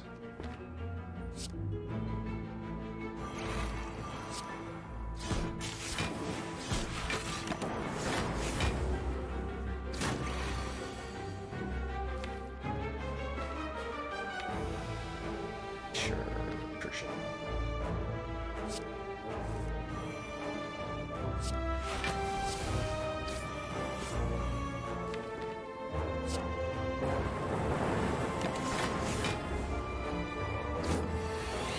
Tick-tock.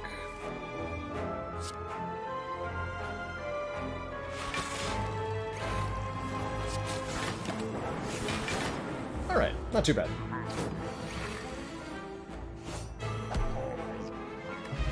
Get the boat thingy, giving us 14 block on turn 2. That's real good. Block potion, also real good. Cell, ball hitting equilibrium, kinda whatevs. Still a little bit slow here.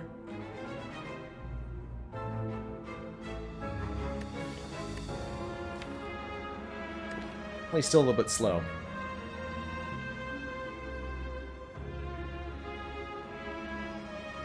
Glad we took the bias cog.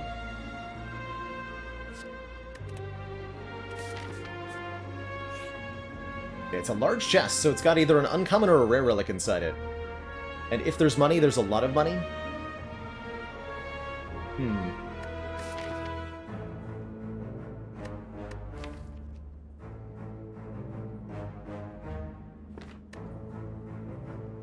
We have a blue candle. I'm gonna open this. Injury for 81 gold in the sundial. Honestly, that's not bad. It's not bad. I like that.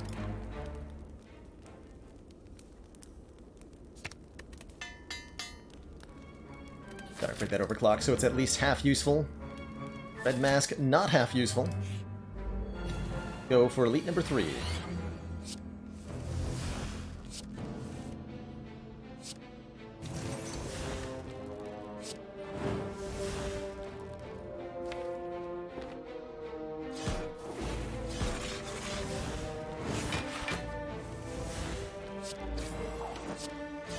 Not happy we drew both algorithms, but we do have hologram coming up.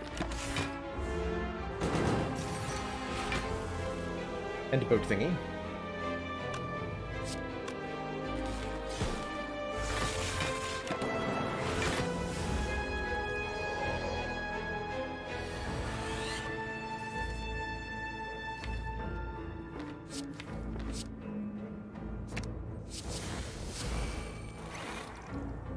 Sinks are nice, I suppose.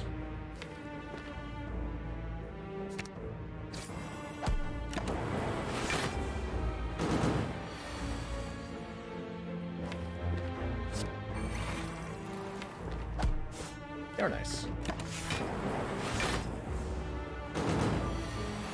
Here's the big hit.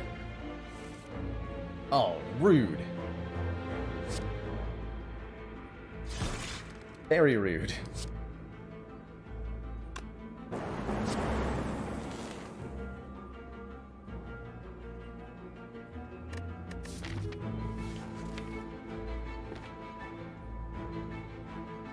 Lockpot's only worth 6 here. Not gonna use it.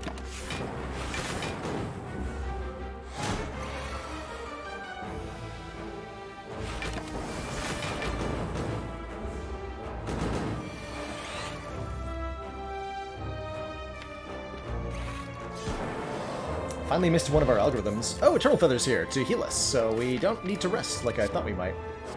Electrodynamics is going to solve some of our problems against Donu Deka and the Spire twins, so I think we do have to take it here. Get our recall in now. Oh, also a Reptomancer. Definitely solved in part by the thingy.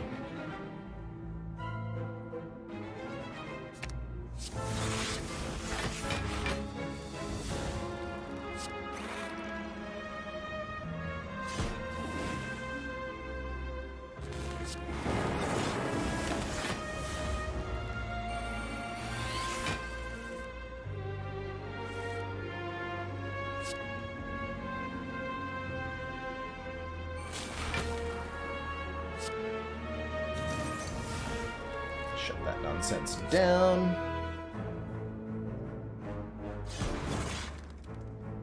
Well, AoE. Our recursion, we do an additional 11, that'll kill them all. Then we're full blocking. Alright, good electro take. Very good electro take.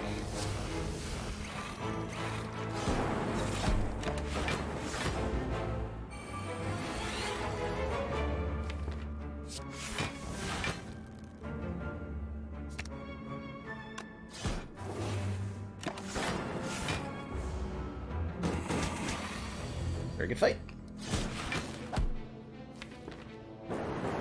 Oh, we should have incremented Sundial there. Whoopsie. Reprogram plus. Finally, our prayers have been answered. I am very happy with an Artivore here. We can often generate an extra energy from that. Don't need a speed pot.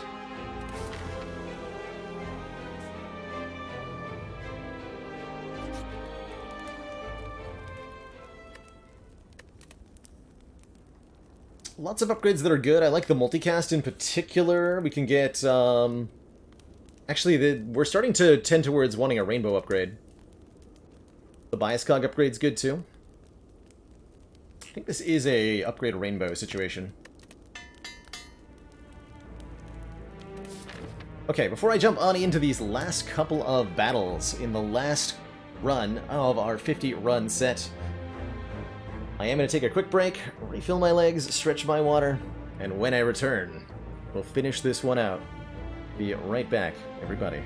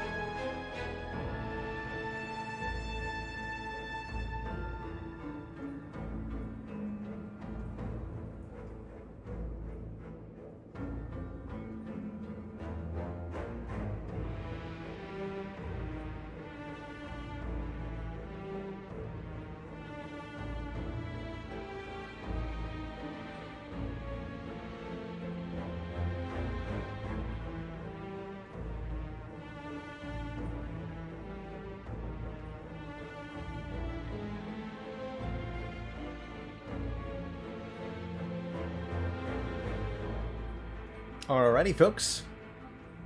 We are back. I think these bosses here are going to be relatively easy. Especially if we draw Electro turn 1 against Donudeka. That would certainly help. Would certainly help. Might as well just use this.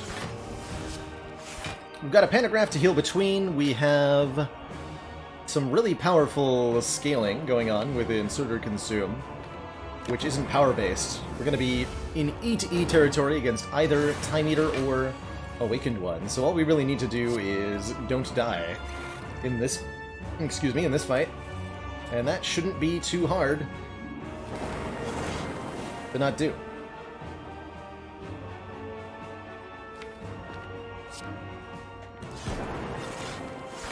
Let's go full Frost Orbs for the moment.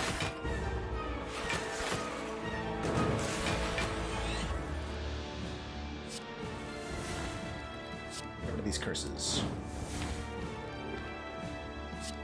Don't need to draw those again.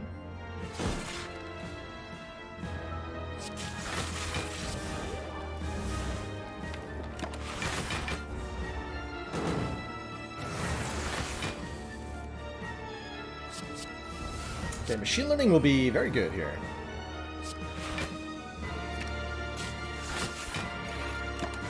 So you might wonder, like, what about the strength scaling of Donu and Deka? And ultimately, we don't need to worry about that because we will scale faster than they do with what we're doing here. Quite a bit, in fact. Let's see, we got 24, 30 block, 36 incoming.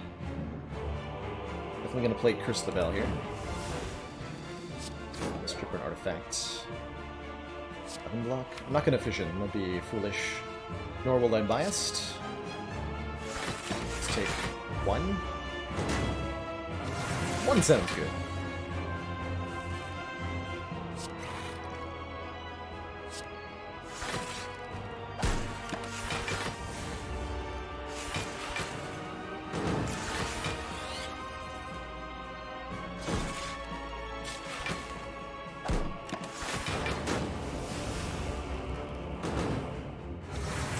Those dazed are a bit of a problem, though.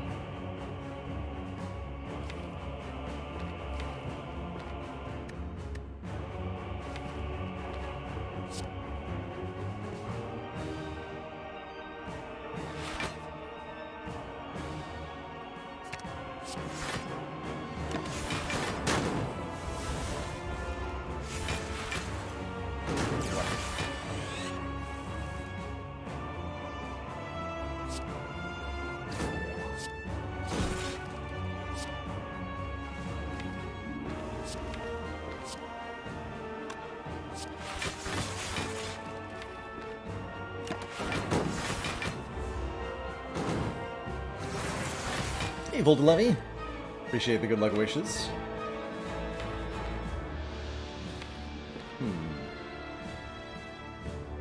So this is 54. Outscaled a little bit here, actually. Rude.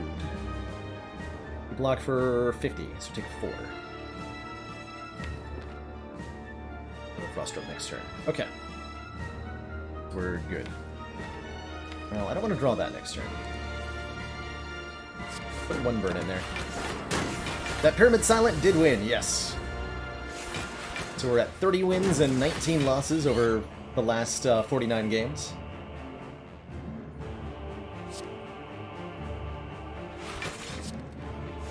Getting there. I feel like I'm doing something wrong here. I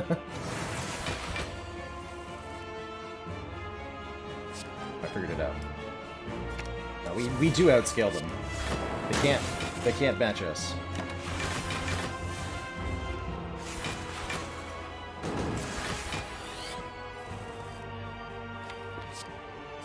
And I have Claw. Okay, passive blocking 76. Yeah, we're well ahead now.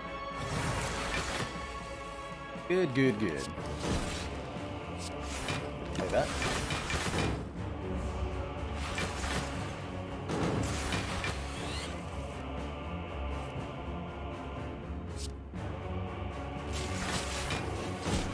Excellent work, Commander.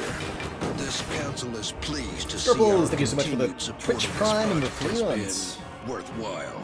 Very greatly appreciate the continued support. Plot on, sir.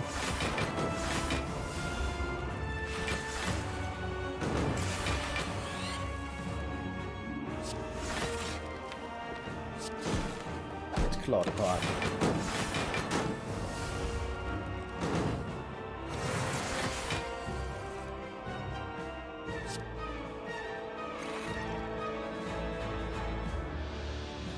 $17 times lots?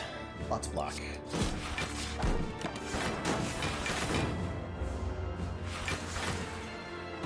This is really not how this fight is supposed to go. I'm doing something wrong.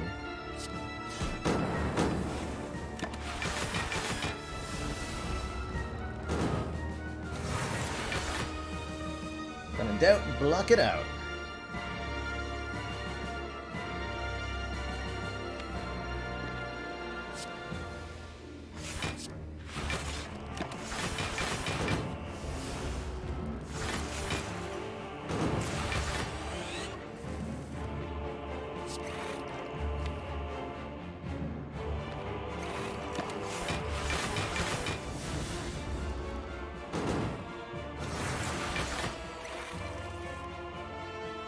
Alright, sirs, commence the boopin'. Well, bye now. Alright, who's up next? It's gonna be the Time Eater, who is unfortunately very vulnerable to being E-to-E'd here.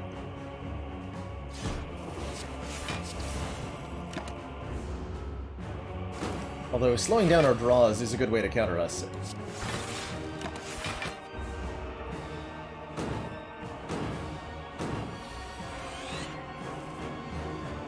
Got us there. Oh, but we've got him here. What did that go for?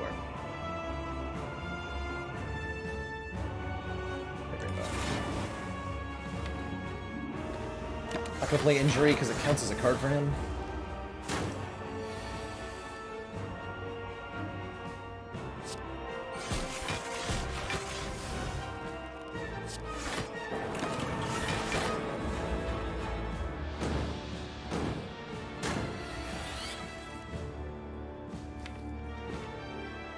Stop.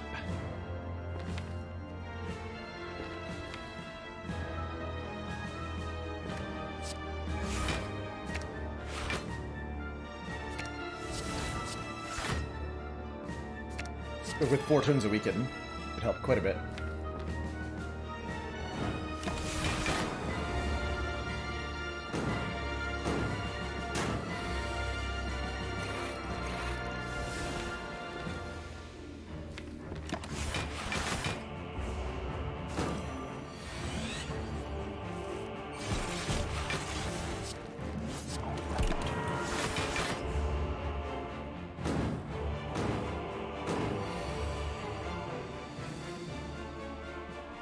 Six times 48 does not kill.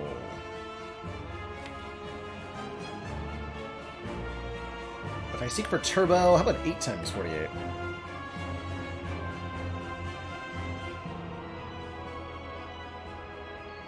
$384. Yes, we could kill right now. But I think I want to set up the sundial.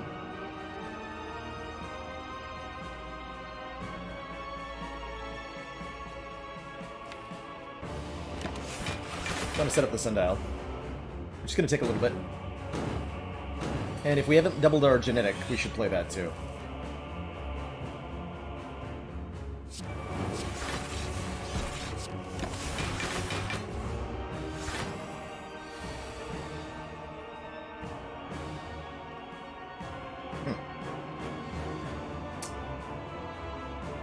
Can double ball lightning consume? Saves us some block.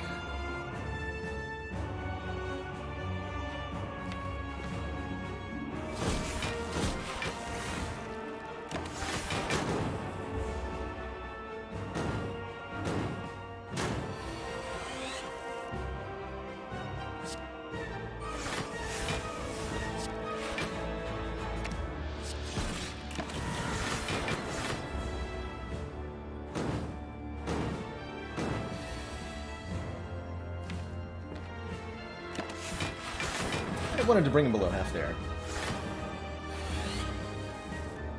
Kind of, yes.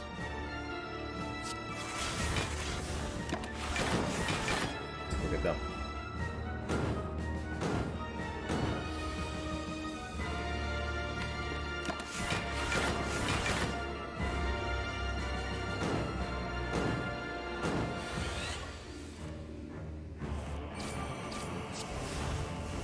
Now we're just patiently waiting to get Sundial up to 2.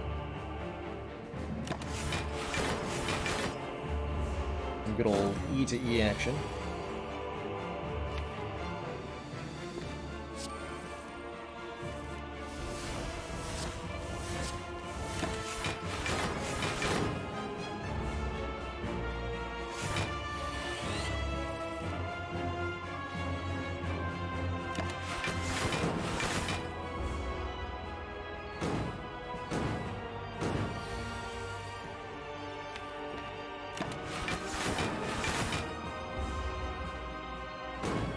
I don't really care what number the inserter's on, just the sundial.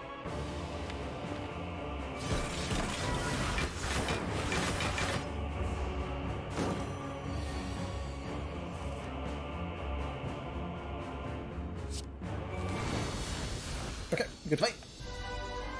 Two thump of deep pulsing dread can be felt throughout the room. Is this the heart of the Spire? The source of all these defect wins.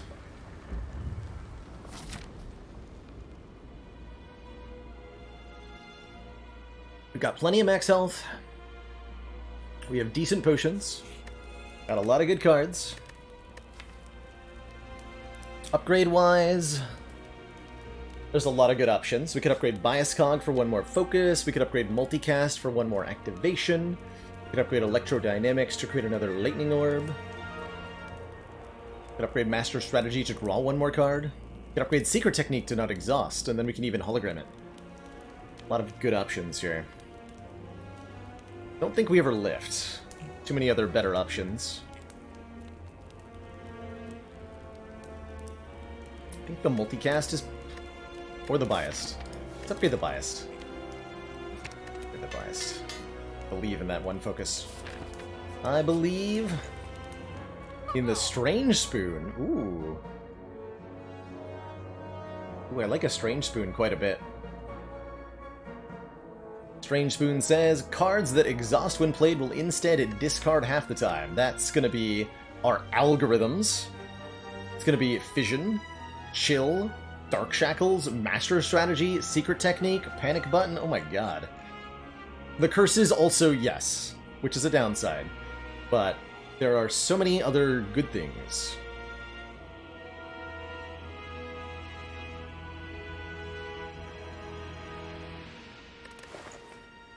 I think we need the Static Discharge, too.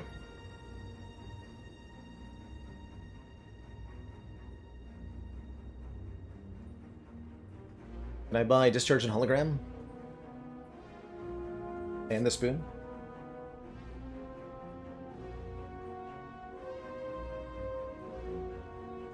141?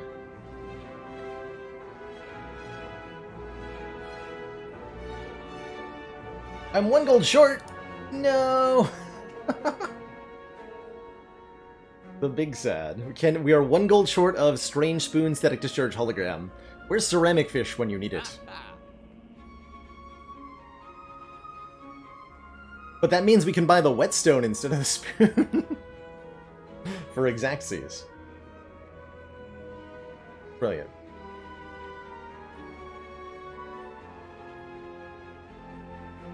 Alright, let's take the Spoon for sure. Too many good things with this. And I can do discharge in a 2nd focus potion. Sounds extra good.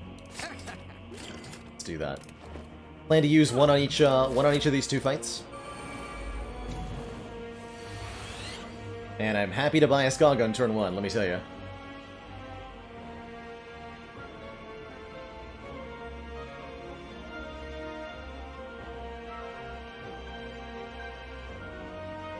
You pay 1 health to try to injury. It might not exhaust. Next turn's gonna be spooky. We're gonna draw 2 burns. We're being attacked for a ton.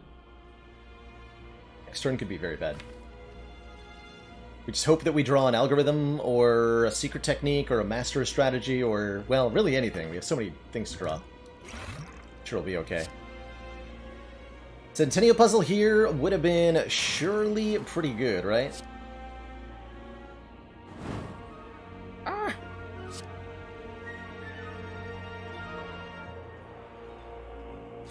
Want to target the Spire Shield down quickly, as the Dark Orbs will hit them anyway. Bad Lightning Orb. Hey! Defect didn't die. Huzzah. Good job, Defects. You get to live today! Let's see, so it looks like we're dual casting? Because we're losing this Dark Orb. I'm playing Chill and Consume.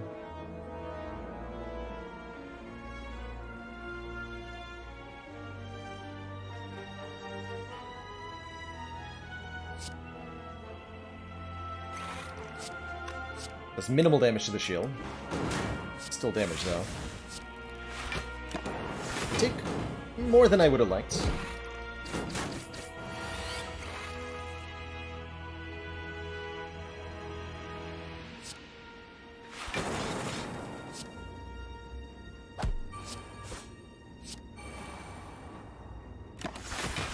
Static will help. Oh dear. That's not good.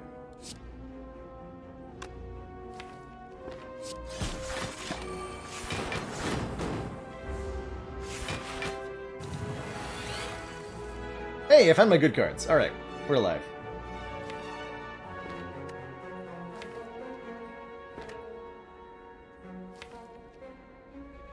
Need to get the Electro down, basically.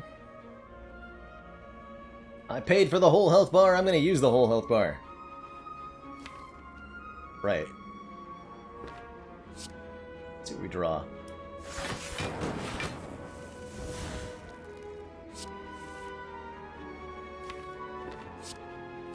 Dude, what are you doing? Why are you at the bottom of the deck? Don't give me that. Do not give me that nonsense.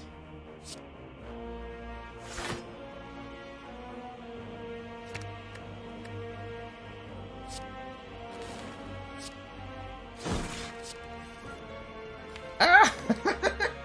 No. Why? Why has say fate forsaken me?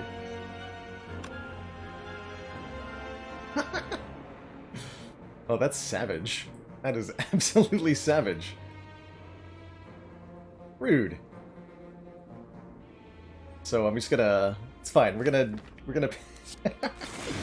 gonna Dark Shackle or Panic Button this turn. Excuse me. It's gonna be fine. It's gonna be fine.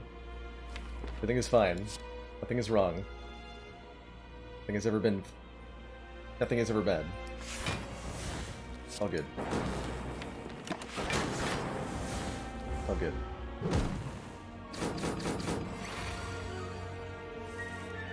Actual sundial value question mark, and then we get 2 Electros on the same turn, because that's fate, right? GG. Okay, that was hilarious. Emotion Chip is incredible.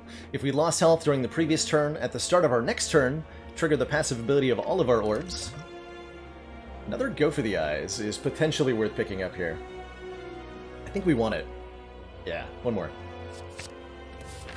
Okay, we have 2 decent potions. Almost full health. Our odds couldn't be much better. Let's see how it does. Strange Spoon, please assist.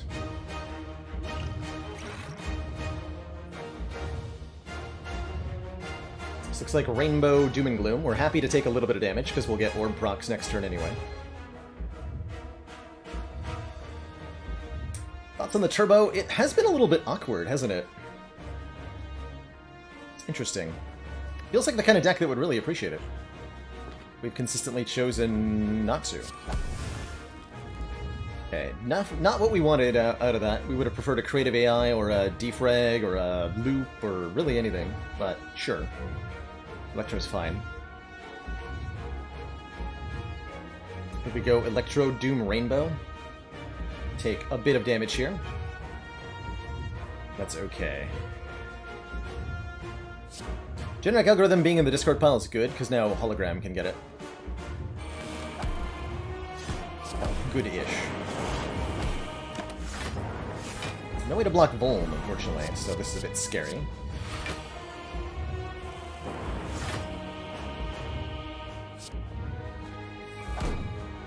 X.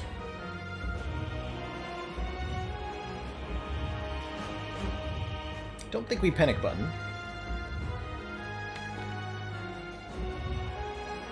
I'm gonna try to discard Curse, although it'll cost me quite a few health to do so.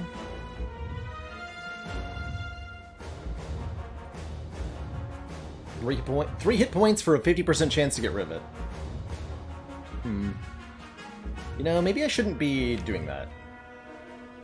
Sounds like a questionable choice. What's not questionable is Cold Snap Defend. We do take some damage, but then we get another 8 block at the start of next turn from the Motion Chip.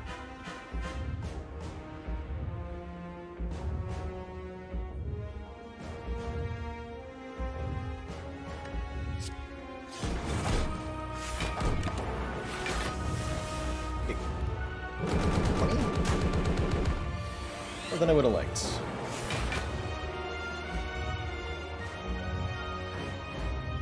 Okay, looks like we're playing our biased for that immediate spike in power that we need. We may need to use the energy potion too.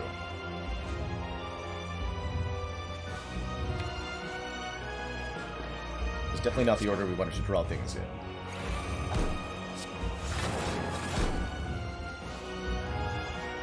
Just another quite a bit of block. Do we use this too? Probably want to think about it.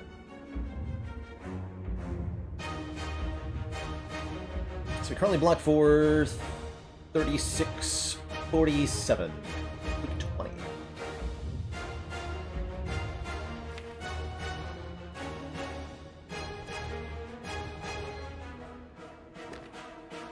We lost. We lost White Noise. We kept Master of Strategy. Good. Void really hurting on this turn.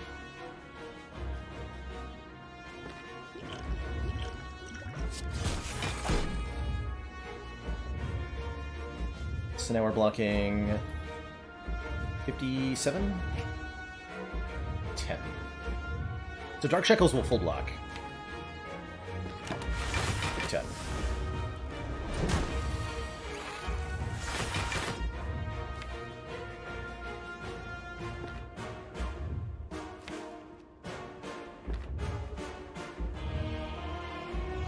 Okay, I think it's fission time. Need a big turn here. Probably gonna hologram Glacier, because we need to have some Frost Orbs left over. We're hopefully drawing the injury so I can proc the Emotion Chip again.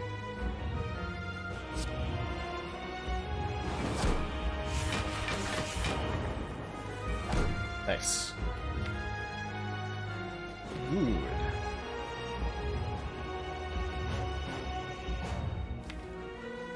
Secret Technique are Consume into play. Drawing Go for the Eyes is, that's not going to help that much.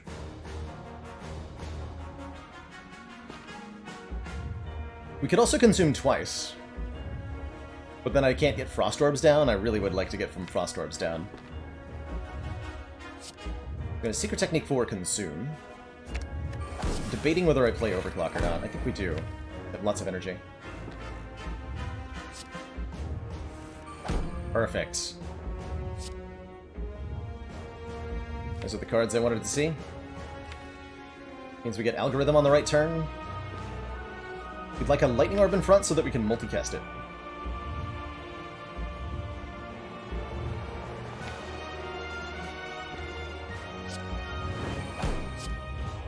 Okay, Kept the injury around. Actually kind of helpful.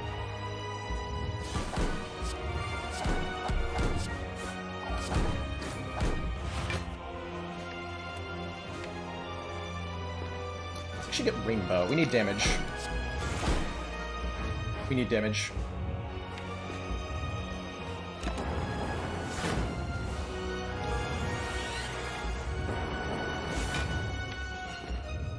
Perfect. I think.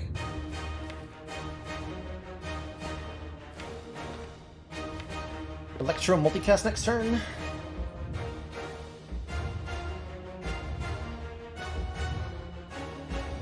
That means we don't...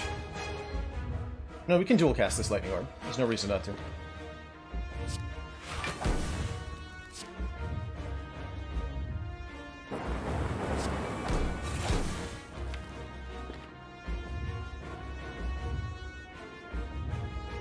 Try to get rid of slimes. Nice, good. Do we play this? This is the question. If we play Go for the Eyes, we remove an artifact from the hearts. Dark Shackles is still in the deck, so I think we want to.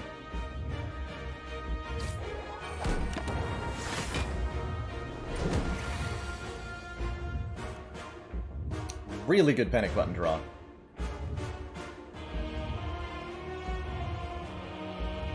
Really fantastic panic button draw.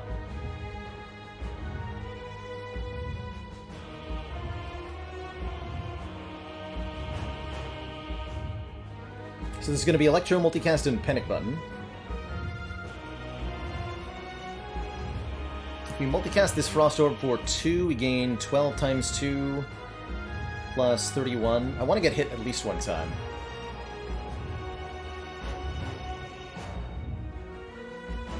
So we gain 24 from Multicast, plus 31 from Panic Button, plus 9 from Frost Orb.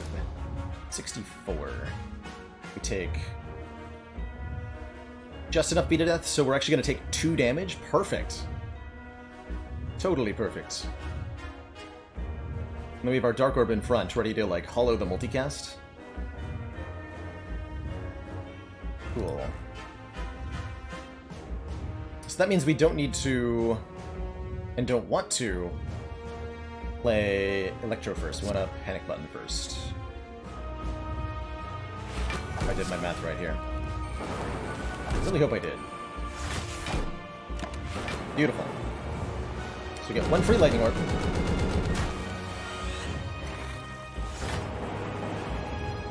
I'm going to dual cast that.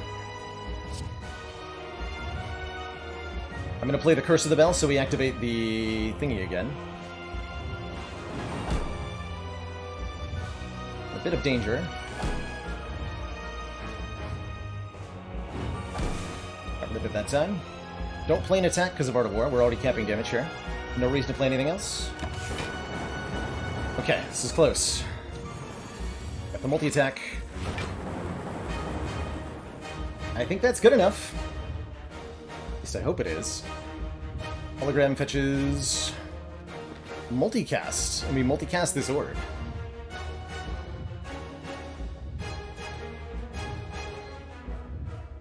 I'm excited right now.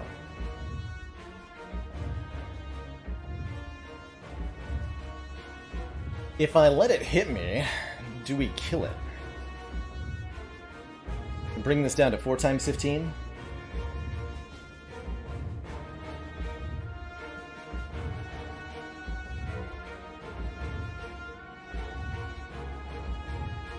Let's do some math. The play line is going to be consume, go for the eyes, hologram, go for the eyes.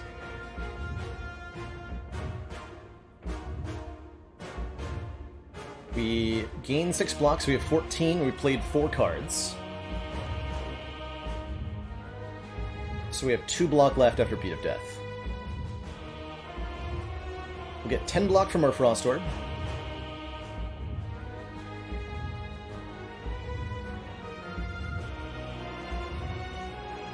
And then another 13 when it evokes.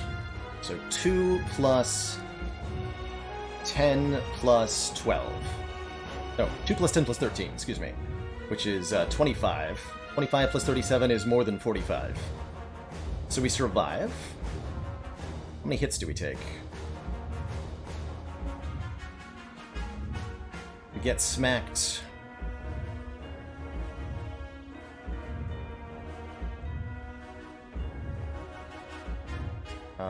We end our turn with, how much? 2? Too much. So you block exactly the first 2 hits, and then we block 2 more hits from this Frost. So we're gonna get 11 evokes, or 11 free lightning orbs, which is 11 times 13.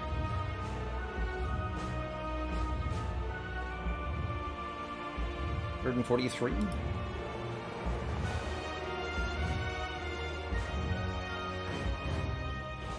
Oh, it would be 60. You're right. Hold on. Yeah, we're taking 60. I did math for 3 times 15. Good double check there, chat. Do we still live?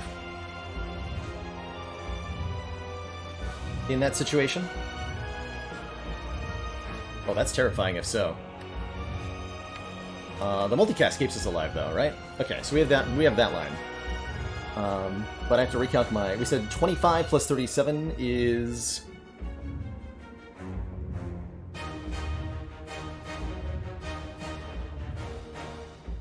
62. We live, right?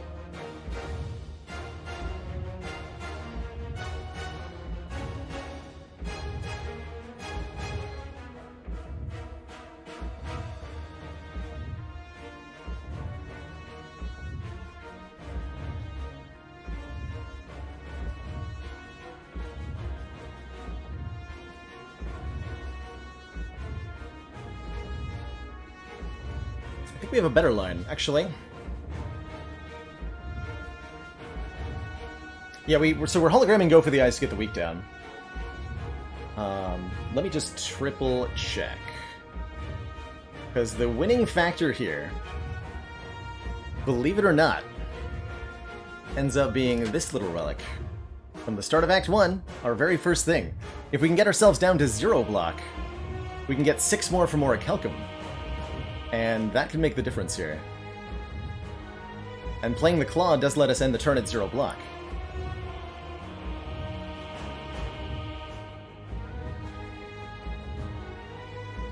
Also, I did the number of times we get hit wrong, because it's 4 times 15. So let's do some more math. Now that it's going to be correct this time. We play Hologram, we go up to 14 block, and then lose 3, down to 11.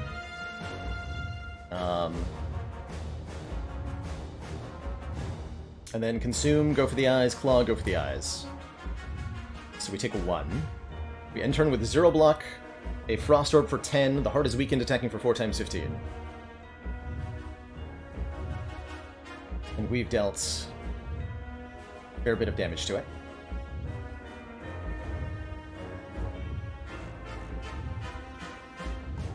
So... math. So we end up with 36 hit points, plus 6 health, plus 10 block from the Frost Orb, plus another 13 when it evokes. We have a total of 65 health, so we'll live at 5. Block for 16, meaning we fully block the first 4 hits. When we get hit, block 3 more. So we block 7, we take 8 hits. Get 8 additional lightning orbs. So let's do the full math here.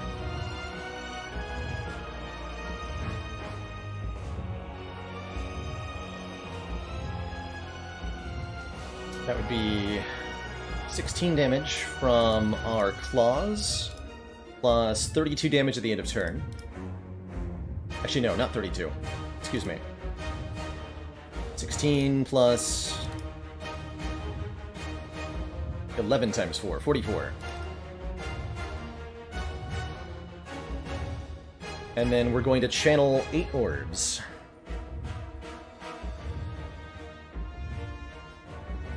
So 1, 2, and then 6 evocations, plus 6 times 13.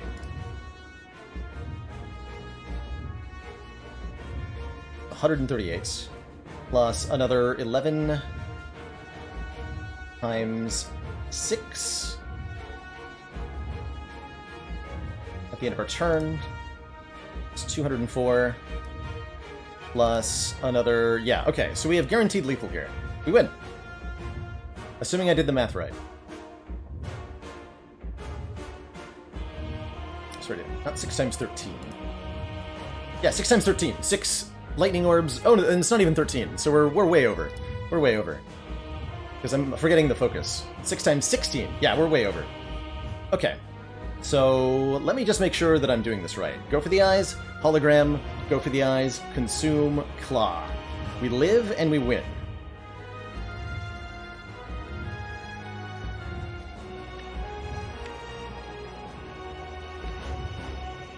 Okay. And yeah, I'm calculating stuff that happens at the start of the next turn that will not be impacted by anything we draw.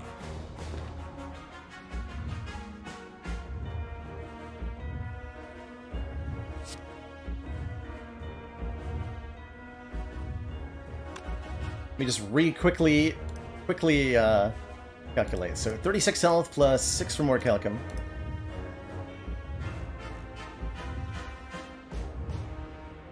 Plus 10 from Frost Orb, plus 13 from Frost Orb Evoking, 65. Only damage will be 60. Okay, yes.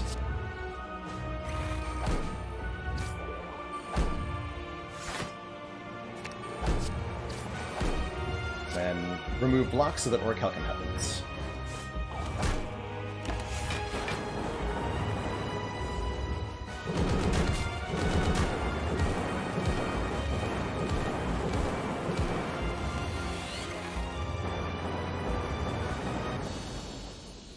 GG. G frickin' G, everybody. What a run.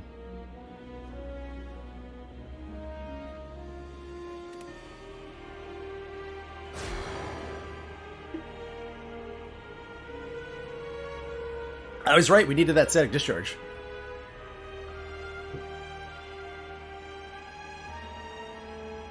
Totally needed it. Well, hot damn. That makes it 31 wins for the Baylor, 19 wins for the Heart over a 50-game series. That's pretty crazy. That's pretty crazy. Proceed. And we redeemed ourselves with the Calling Bell start, too. Nice. Very nice. G freaking G. Well, hot damn.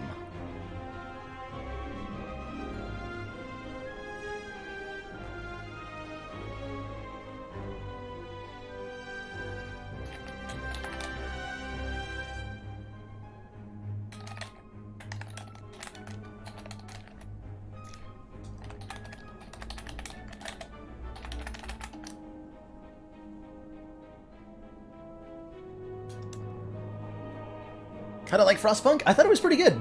I really thought it was an interesting take on the city management and survival genres. Is Defect at 12-1? Yes. Yes, it is.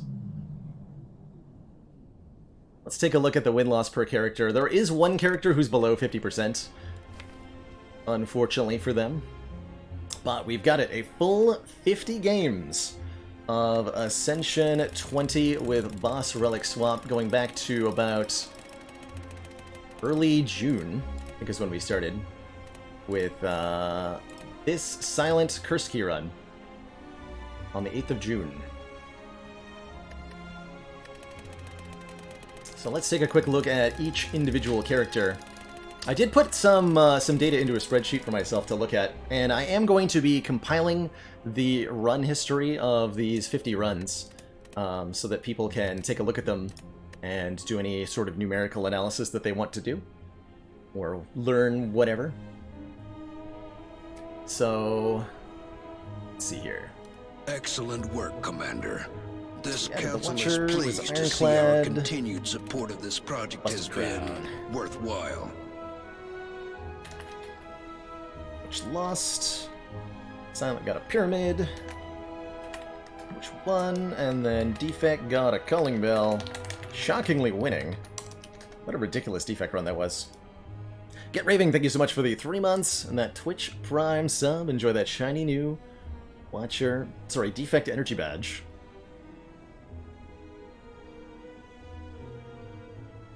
62% I think beats... There's only one player that I'm aware of that's ever posted a number higher than that for any kind of A20 heart win rate, which is Life Coach with just Watcher runs at a 94% over 50 games, which is madness. Absolute madness. But that is, I believe, like the highest-ish we've ever seen for any kind of 4-character running against the A20 heart.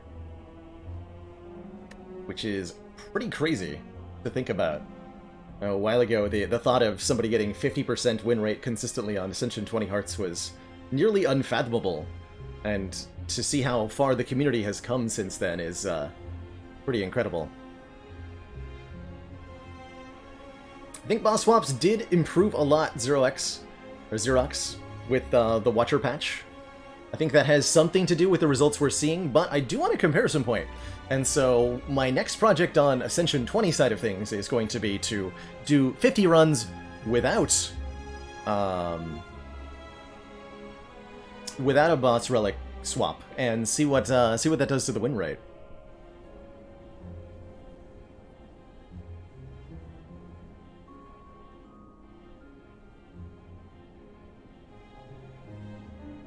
Does this mean Megacrit should develop more Ascensions? I think we're good where we are, quite frankly.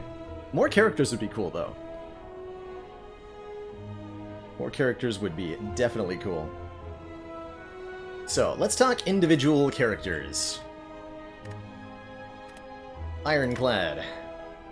Got his butt kicked a fair bit.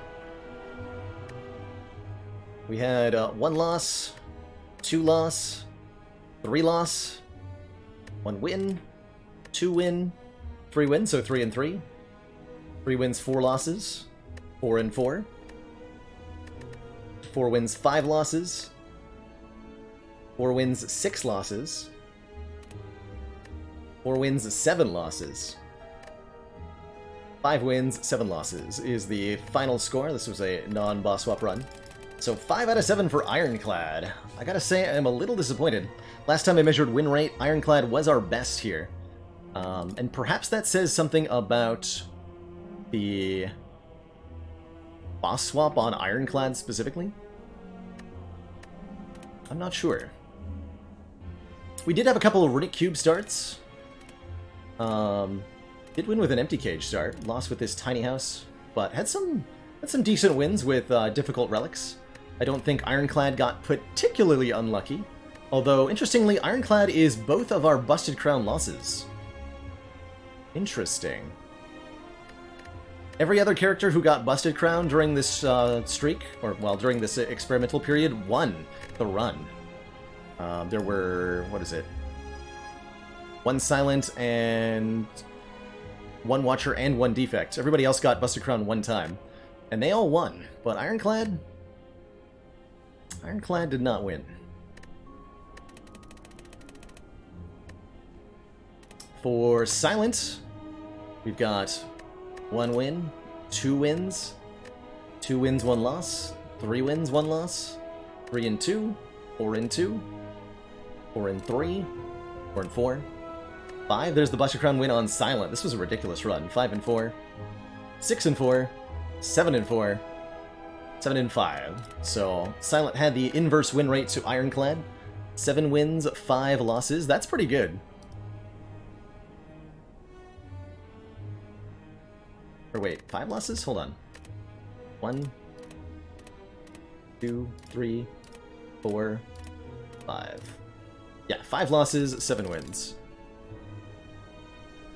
Putting us up at almost a 60% win rate with the Silent. Defect! Currently on a 4-0, right? After losing once after an 8-0. Defect lost 1 time. 1 time out of 12 runs. Which is ridiculous. Actually, 13 runs, one loss, 12 wins. For over 90% on defects. I think if we were to continue doing boss swap runs, that the defect win rate would probably go down. Because I don't think I can continue to win 9 out of 10 of them. But maybe I can? Question mark? Question mark? I don't know. And then Watcher? Honestly, some stuff happened with Watcher. We ended up with, I think it's like 50% here. Let's see, 1 and 1, 2 and 1, 3 and 1, 4 and 1. 4 and 2, 3, 4, 4 and 5, 5 and 5. Okay, 7 wins, 5 losses. That's not that bad. That's the same as the Silent.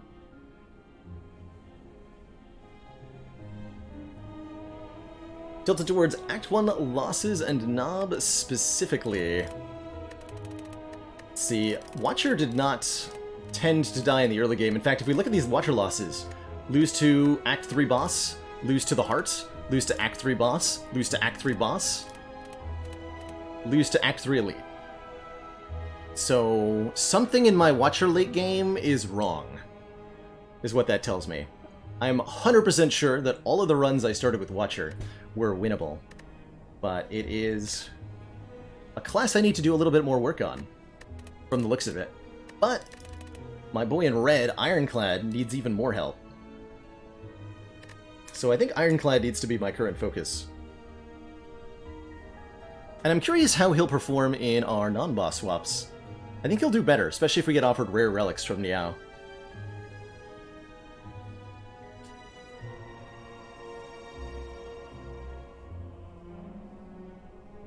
So some interesting trends I noted with certain relics that showed up.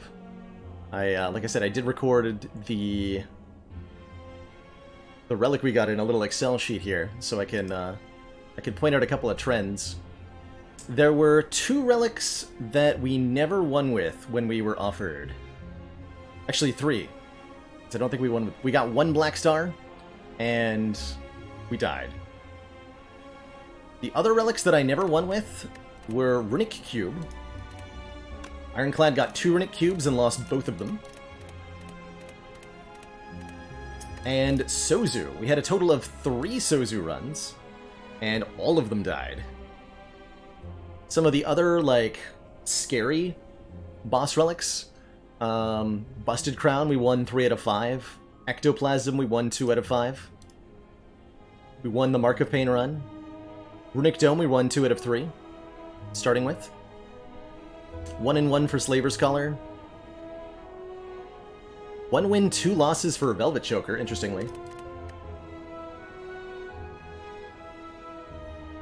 The boss relic that we encountered the most often was Pandora's Box. We got 7 Pandora's Boxes during this streak. Everybody got at least 1. And with the exception of... Watcher got 3 of them, which I think contributed quite a bit to our win rate. Although one of these Watcher runs was the Blasphemy Vault incident. Rip Searing Blow plus 10. You were my child. You were my child. A lot better on swap than his reward. For Dome? I think I could agree with that. Dome has pretty minimal impact in Act 1, as there are very few enemies with random attack patterns, particularly none of the elites and none of the bosses are random. So it's mostly like, which louse is attacking me, and you have 4 energy, so you don't really care. And then going into Act 2, of course, you got a bonus boss relic. Runic Cube feels like it should have been moved out of boss relics with that Watcher patch. It is kind of the odd one out at this point. In 50 boss runs, which relics did we never get? That's my question. That's my question. We saw Astrolabe a couple of times. I think we won both of them. We obviously can't get Black Blood. We got 1 Black Star and lost. We got 5 Busted Crowns, won 3 of them. 2 Calling Bells, won 1 of them. Only 1 Coffee Dripper, and it was a win. Cursed Key we got quite a few times. 5 Cursed Keys. 3 wins and 2 losses. 3 ectoplasms, of which 2 are wins. Only 1 empty cage, and we won with that. Can't get Frozen Core. Fusion Hammer, we got 3 of them and won twice. Did not get a Hovering Kite. Did not get a Purple Lotus. Did not get an Inserter. Did not get a Nuclear Battery. Did get 1 Mark of Pain and 1. I feel like we got a Philosopher's Stone, right? Yeah. Defect got 1 and 1. Because it was Defect. Of course he won. Saw Runic Cube, saw Dome, saw Pyramid. No Sacred Barks. Did get a Color. Twice. Won 1 of them. 1 Snecko Eye, we won that. Saw Sozu. 2 Tiny Houses. Okay, we didn't see, looks like, most of the class-specific ones we didn't see. No batteries, no inserters, no Violet Lotus, no Wristblade. The only, no Hovering Kite. The only regular, quote-unquote, boss relic we never saw in 50 runs was the Sacred Bark from our swap. And we did, you know, get a couple Sacred Barks from bosses. We just didn't get one as a swap. So, pretty interesting. All told, out of 50 runs, we got 10 runs that started with either Snecko, Pyramid, or Pandora's Box. And that's pretty strong. That's pretty strong.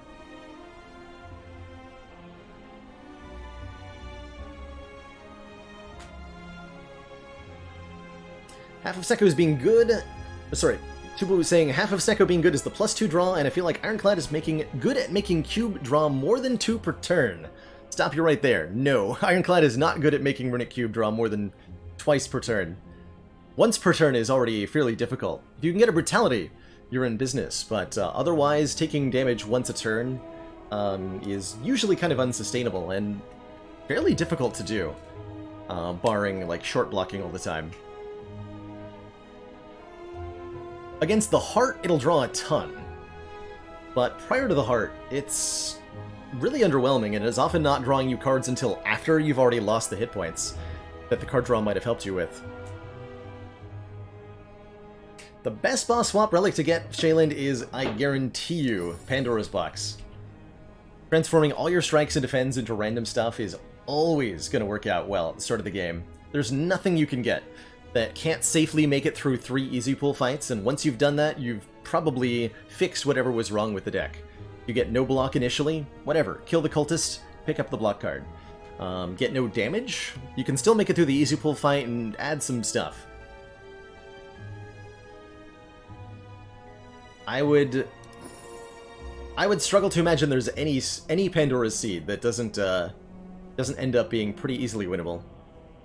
Pyramid is probably a close second for the start, but I think Box is better than starting with Pyramid, genuinely. The thing about the Pandora's Box is it usually makes you so strong in Act 1 that you can just take every elite and upgrade at every fire, which Pyramid doesn't do.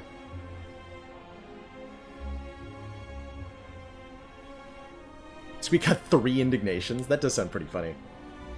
That'd be a fun, like, challenge segment. Give me your worst Pandora's Box start that you've ever gotten, and I'll try to play it.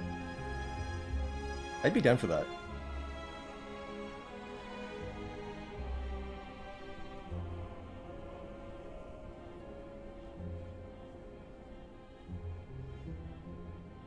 Astrolabe is also extremely good. I agree with that. Very good roll to get from Niao.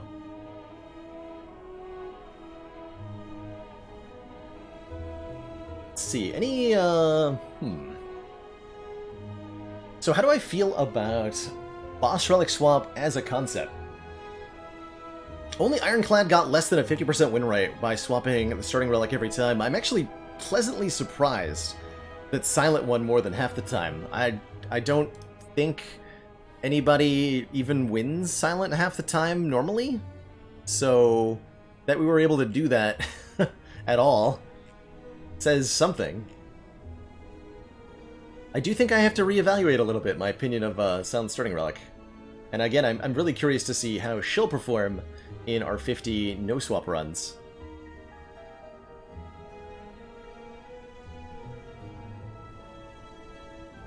2 grand finales as the only attacks. My god, Jedit.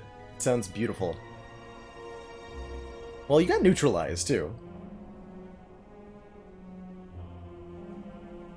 Right, Marldog? I was a little dismayed to be dip below 50% with our ironclad friend. Little bit dismayed. How many of our, someone asked, how many of our silent runs got Bag of Preparation? 1, and it won. This one didn't get Bag of Prep and won. Didn't get Bag of Prep and lost. Didn't get Bag of Prep. Nope. It's had a pyramid, so... We had 2 pyramid starts with silent. Both our pyramid starts were with silent. Amazing. Nope. We lost. Nope, and we lost. Busted crown start. No Bag of Prep and we won. I'm still baffled by this run history. Like, what is this? How did we win this? Did I miss one? Sneaky Bag of Prep? Where? Hold on. 1?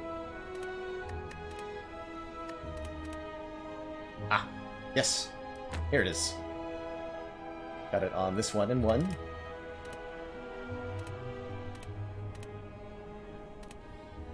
Got it on this one and 1. A lot of runic pyramids in these silent runs. I'm looking at now that we see them. And Bag of Prep here in 1. Okay. So, of our winning silent runs, 1, 2...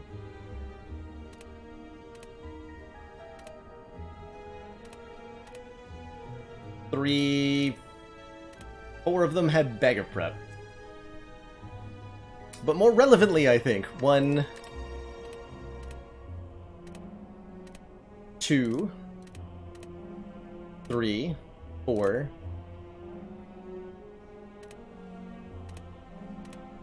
4 of them also had Runic Pyramid.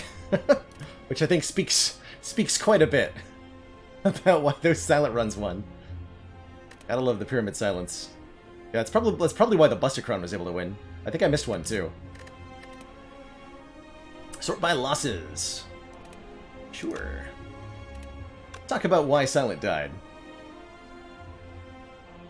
So this one died to Reptomancer after starting with Fusion Hammer, and we had a very sad-looking deck. See that we got 2... couple points of strength, we had a Riddle with Holes, some backflips. Not a lot of block here. Other than this malaise. Looks like a pretty desperate run. What happened in Act 2? We only fought one elite?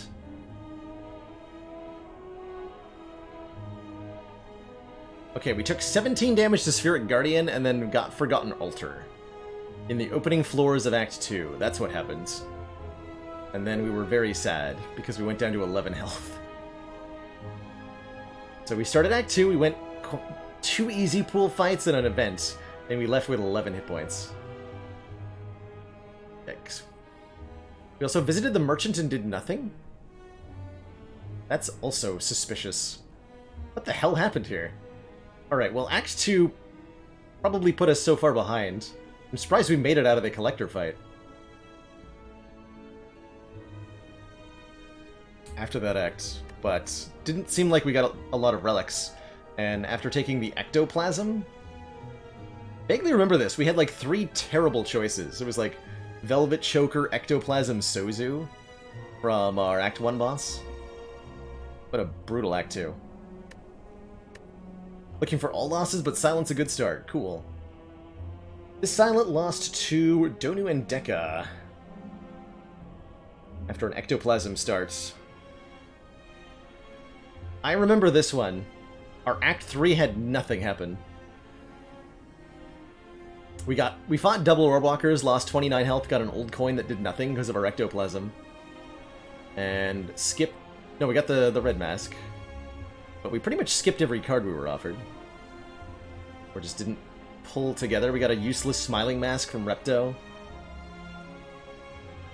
We got a useless Toxic Egg from Giant Head. and it did 38 damage to us. So we spent all of our health trying to get relics, and we got nothing. Old Coin, Smiling Mask, Toxic Egg. Managed to beat Time Eater, but couldn't beat Donu and Deca with no health. One feels like we just kind of slowly fell behind the curve, which happens sometimes in Spire. I'm okay with losses that happen like this, or like this, where there's a slow downward trend. You've had plenty of chances to maybe correct it, plenty of opportunities for the game to give you a lifeline. Commander, regrettably, Zoothis. our fleets have recently been contaminated. Thank you so much for the Your incredibly generous discretion in this 13 matter gifted is subs. expected. 1 sub for every defect run that we did. Yes! 1 sub for every defect run. But where's my 1 sub for every orb that I channeled during all those defect runs, huh? Thank you so very, very, very much for the generosity there. Yeah, this deck? What? What did I do here? Obtained Molten Egg Riddle with Holes Plus. Well, that sure tells a story. We got Guria at Legavulin. Then started lifting. Lifted 2 out of 3, lifted 3 out of 3. We had Apparitions. Oh, that's right, this was an Apparitions deck that didn't draw Apparitions. And then died to Reptomancer. Although we only had 18 health going into it. I recalled? I recalled and then died. Well, that seems like it was a mistake. But we beat Giant Head without any damage taken. What were we doing in this? Amazing.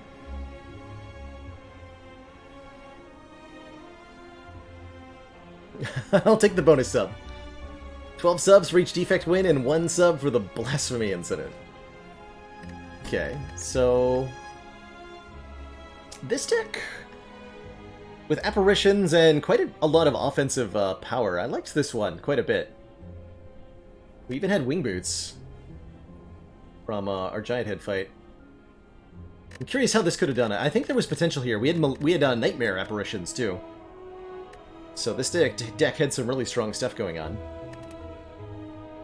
And it even had, what, like Busted Crown Singing Bowl? Yeah. This silent...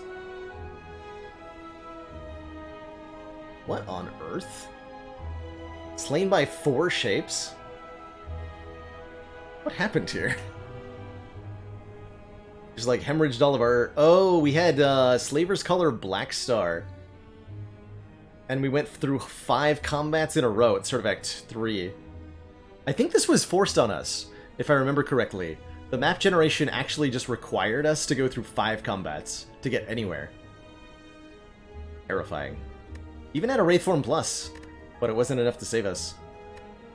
Brutal. Really brutal. Really, really brutal. Got killed like by an exploder? Weird. Totally weird. Wonder what the other options were other than Black Star. I'm sure one of them might have made this a bit better. Silent also died in Act 3, so all of our Silents that died, for the most part.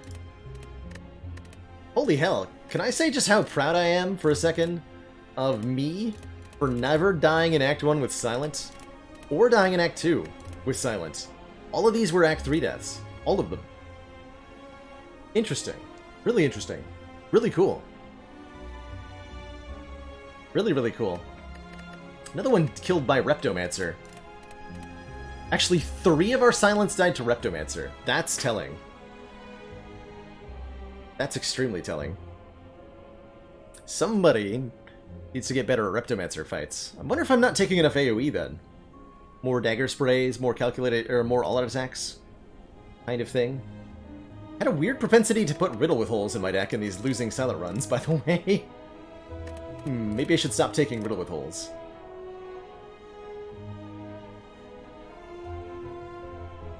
Does that mean both my Watcher and my Silent need late-game work?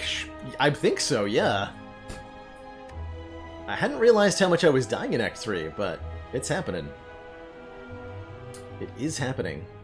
That's a good thing, though. If I'm dying late in the runs, it means that I'm correctly evaluating when I need to ease off the gas in the early acts, for the most part. Cool. Very cool. Okay, so let's look at our full list of defect losses. All right. Well, this is the full list, and I remember this run, and it was horrible. We started with Sozu, and then we just didn't find... Actually, we made some poor choices. We made some poor choices that got us killed. I can't blame the game entirely here. But I did think we had some awkward choices. Beam Cell, White Noise, Force Field, our floor 1 pick. Consume, Go for the Eyes, White Noise, our floor 2 pick. What do you do with that? I chose to go Beam Cell, Consume. I don't know if that was right. Maybe it was Beam Cell, Go for the Eyes, maybe it was double White Noise. And then Bullseye, Charge Battery, Scrape. Like, no orb generation whatsoever. No block cards. Well, Charge Battery. And Force Field? Okay, I can't say no block cards. But no orb generation whatsoever. Just a weird hot mess. We did take a self-repair incorrectly. Took 40 damage to sentries, picked up Pair and Tempest. And then chose to upgrade, and died. So something went wrong there. Although I think we evaluated that even if I'd rested, we would have died to this knob. The Vajra helped a bit. But man. That's just a 1-2 punch of a brutal boss relic and really rough card picks. We did die, full disclosure, we died twice in Act 1. Once with this defect run and once with an Ironclad run. This will, or no. Wait. When was it?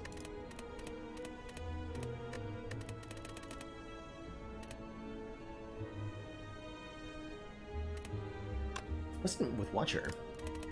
He died one other time in Act 1. But I seem to have lost it. A little confused. Can we just do that?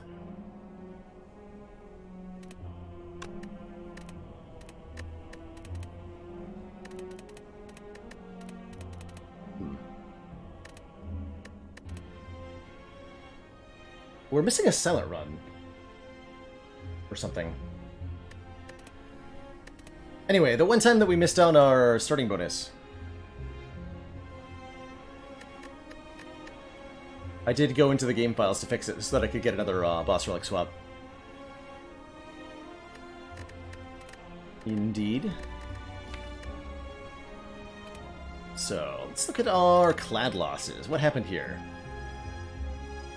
We actually had a chance in this heart fight with our Busted Crown Start. Busted Crown Start's always tough.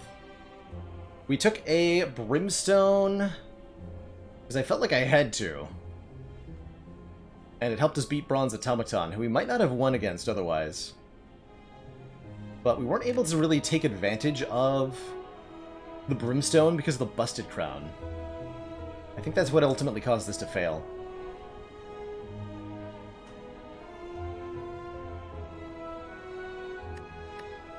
But that one lost a heart. Not a lot of losses to the heart itself, by the way. Although it looks like Ironclad, Ironclad in particular suffered here. We lost this Choker run to the Gremlin Leader. This one was really tough.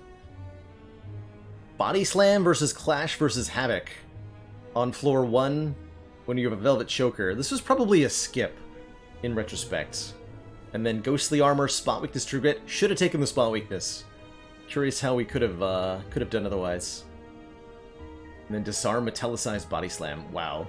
Just really brutal card picks.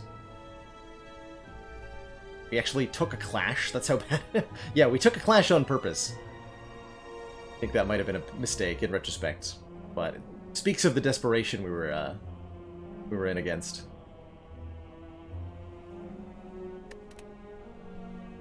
Boss Swap, No Skip Ladder. Ooh, I like that flick. I like that a lot. This was a Q run that lost a heart with Tori and Dead Branch. Why? Why did we lose? I mean, the deck doesn't look that good. Got very few upgraded cards. We've got a couple second wins and a flame barrier. Not a whole lot going on there. Not a lot of scaling, looks like. We're very dependent on the Dead Branch, I think, to generate actually good cards, and it didn't quite pull us out of the heart fight. But we had a chance going into this one, too. So 2 Ironclad runs that could have won, but didn't. This one died to Collector. We took 136 damage?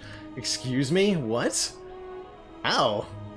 I had 105 health and I lost it all? I had 2 Perfected Strikes. Another Dead Branch run that lost. 2 Dead Branch runs. Interesting. Feed Offering Reaper. Wow. Seemed like a deck that was very good at killing elites, but not anything else. Yeah, we must have reaped a good amount of our health back, and it still wasn't enough. Holy heck. Disaster of a fight.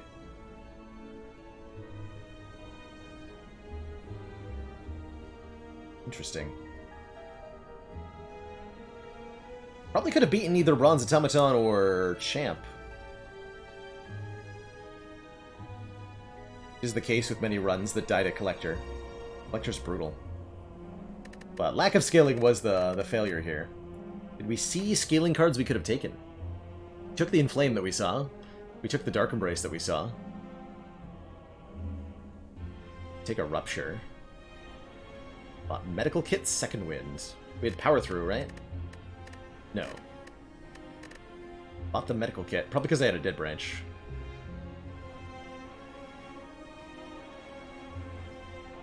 Didn't take Apparitions. At half health. I don't think I was in the mood. But looking at the deck, we had a Feed, we had an Offering, we had a Dead Branch. I should definitely have taken Apparitions. Why did I not take Apparitions? Well, there's your problem right there. This one had an Act 1 death with Sozu. Couldn't beat Hexaghost. Despite a spot weakness and a Horn Cleat and a Bash Plus. Oh, White Bee statue? Ew. Still, feels like this had a reasonable chance of beating Hexaghost. Oh, I remember this! Actually, we whiffed the spot weakness twice in a row on the Hexaghost fight. 9 turns. We did not kill Hexaghost because we never landed spot weakness. We drew it on turn 1, and then we drew it on the buff turn. The only turns Hexaghost doesn't attack. We got super murdered by draw order, and because we had Sozu, we had no way to bail out from having a bad draw order. So that's what happened here. That's brutal. Sometimes that happens. I don't know how you prevent this kind of loss. Like we, not taking the boss swap maybe? I don't know. Another Busted Crown failure. Looking at the deck, I don't think I need to explain this one too much. We took what we were offered, and it involved no block, so Champ killed me. That is how Ironclad with Busted Crown seems to go. You just fail to block and then die. And then this had a cube. Also dying to... what? 65 damage to Guardian? I had 2 Shrugs. And an Impervious. And a Feel No Pain. I guess I didn't have any damage, looks like. So we actually failed to transform the Guardian? Crazy. Oh! We got Decay from the Wheel of Change. I remember this run too. Yeah. The Gremlin decided to give me a curse. Rude. So rude. And the Watcher. We said all of our Watcher losses were in late Act 3. Mostly speaks to some kind of scaling problem. Or a problem of having too much setup. I think that's where I end up with Watcher sometimes. Too much setup, not enough actual doing. And it kind of falls apart. I'm gonna ignore this one. It's a really cool little retrospective here. So genuinely shocked that Did 31 and 19. Is this the end of A20 swaps for now? It is the end of A20 boss swaps for now, yes. Coming next is A20 without the swap. Will be... I want to compare the win rate of myself with the 4 classes with and without swapping a boss relic on A20. So I'm going to do another 50 A20 runs, this time without taking the boss swap, and see how it compares. See if there's a dramatically different win rate. Dramatically different being like more than 10% or so. Decision-making is hard, yeah, and decision-making is especially hard when, I don't know, sometimes the perspective isn't there in the middle of a run. Sometimes you're in a bad mood, sometimes you're hungry, sometimes you have a headache. These things can all affect how your decisions get made. I do think I am a better player after these 50 runs. Yes, Defect in particular genuinely shocked me with his performance. The last time I measured my win rate on Ascension 20, we did 100 runs and I won 35 of them. That was before the Watcher patch, mind you, but since then, my win rate has nearly doubled. It's crazy. I can't do that again, because it'd be over 100%, so... Dang. Suffering from decision fatigue. I think that's definitely a thing.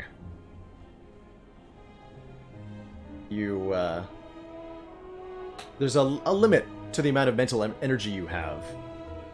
And if you spend it all on analyzing the hell out of a card route, it can make your decisions clouded later. Doubling it would mean having your losses. Yeah, agreed. Agreed. So I could double 60 to 80, and then double that to 90 to 95, so on and so forth. It's a more accurate way to do it. But yeah, I'm super proud. Super proud of the 50 runs we had. Very curious to see what comes next, and wanted to thank everybody who's been part of this little journey of our boss swap A20.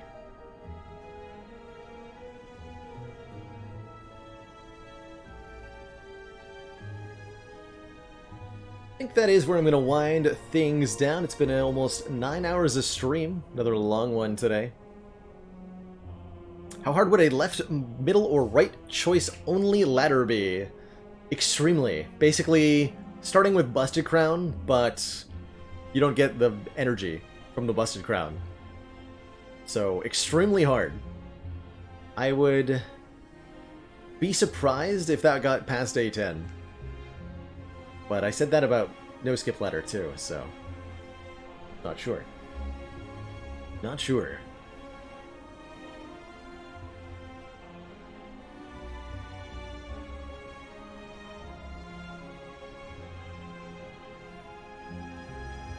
How is the No Skip Ladder?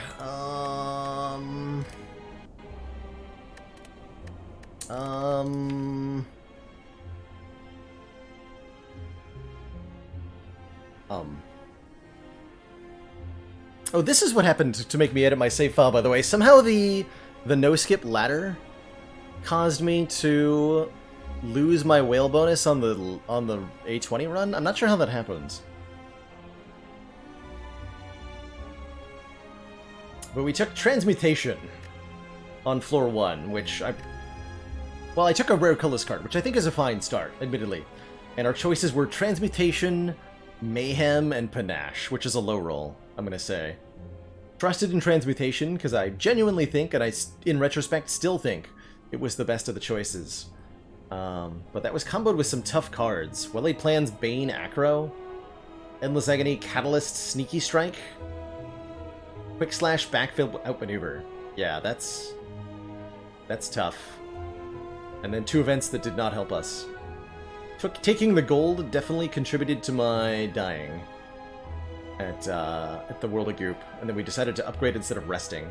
Managed to sneak past the knob, but wasn't enough. And got a really tough fight afterwards. This was a really brutal opening for Silent. Exordium Thugs was the Green Slime and the Thief.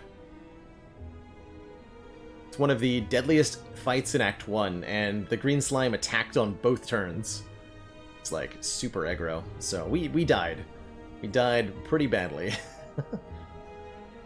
So a second ladder streak attempt has ended there.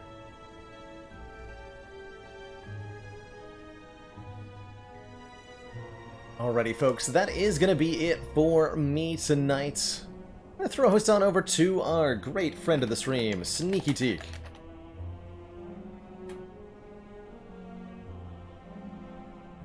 Who's playing some... Wait, no, Sneaky Teak. Sneaky Teak.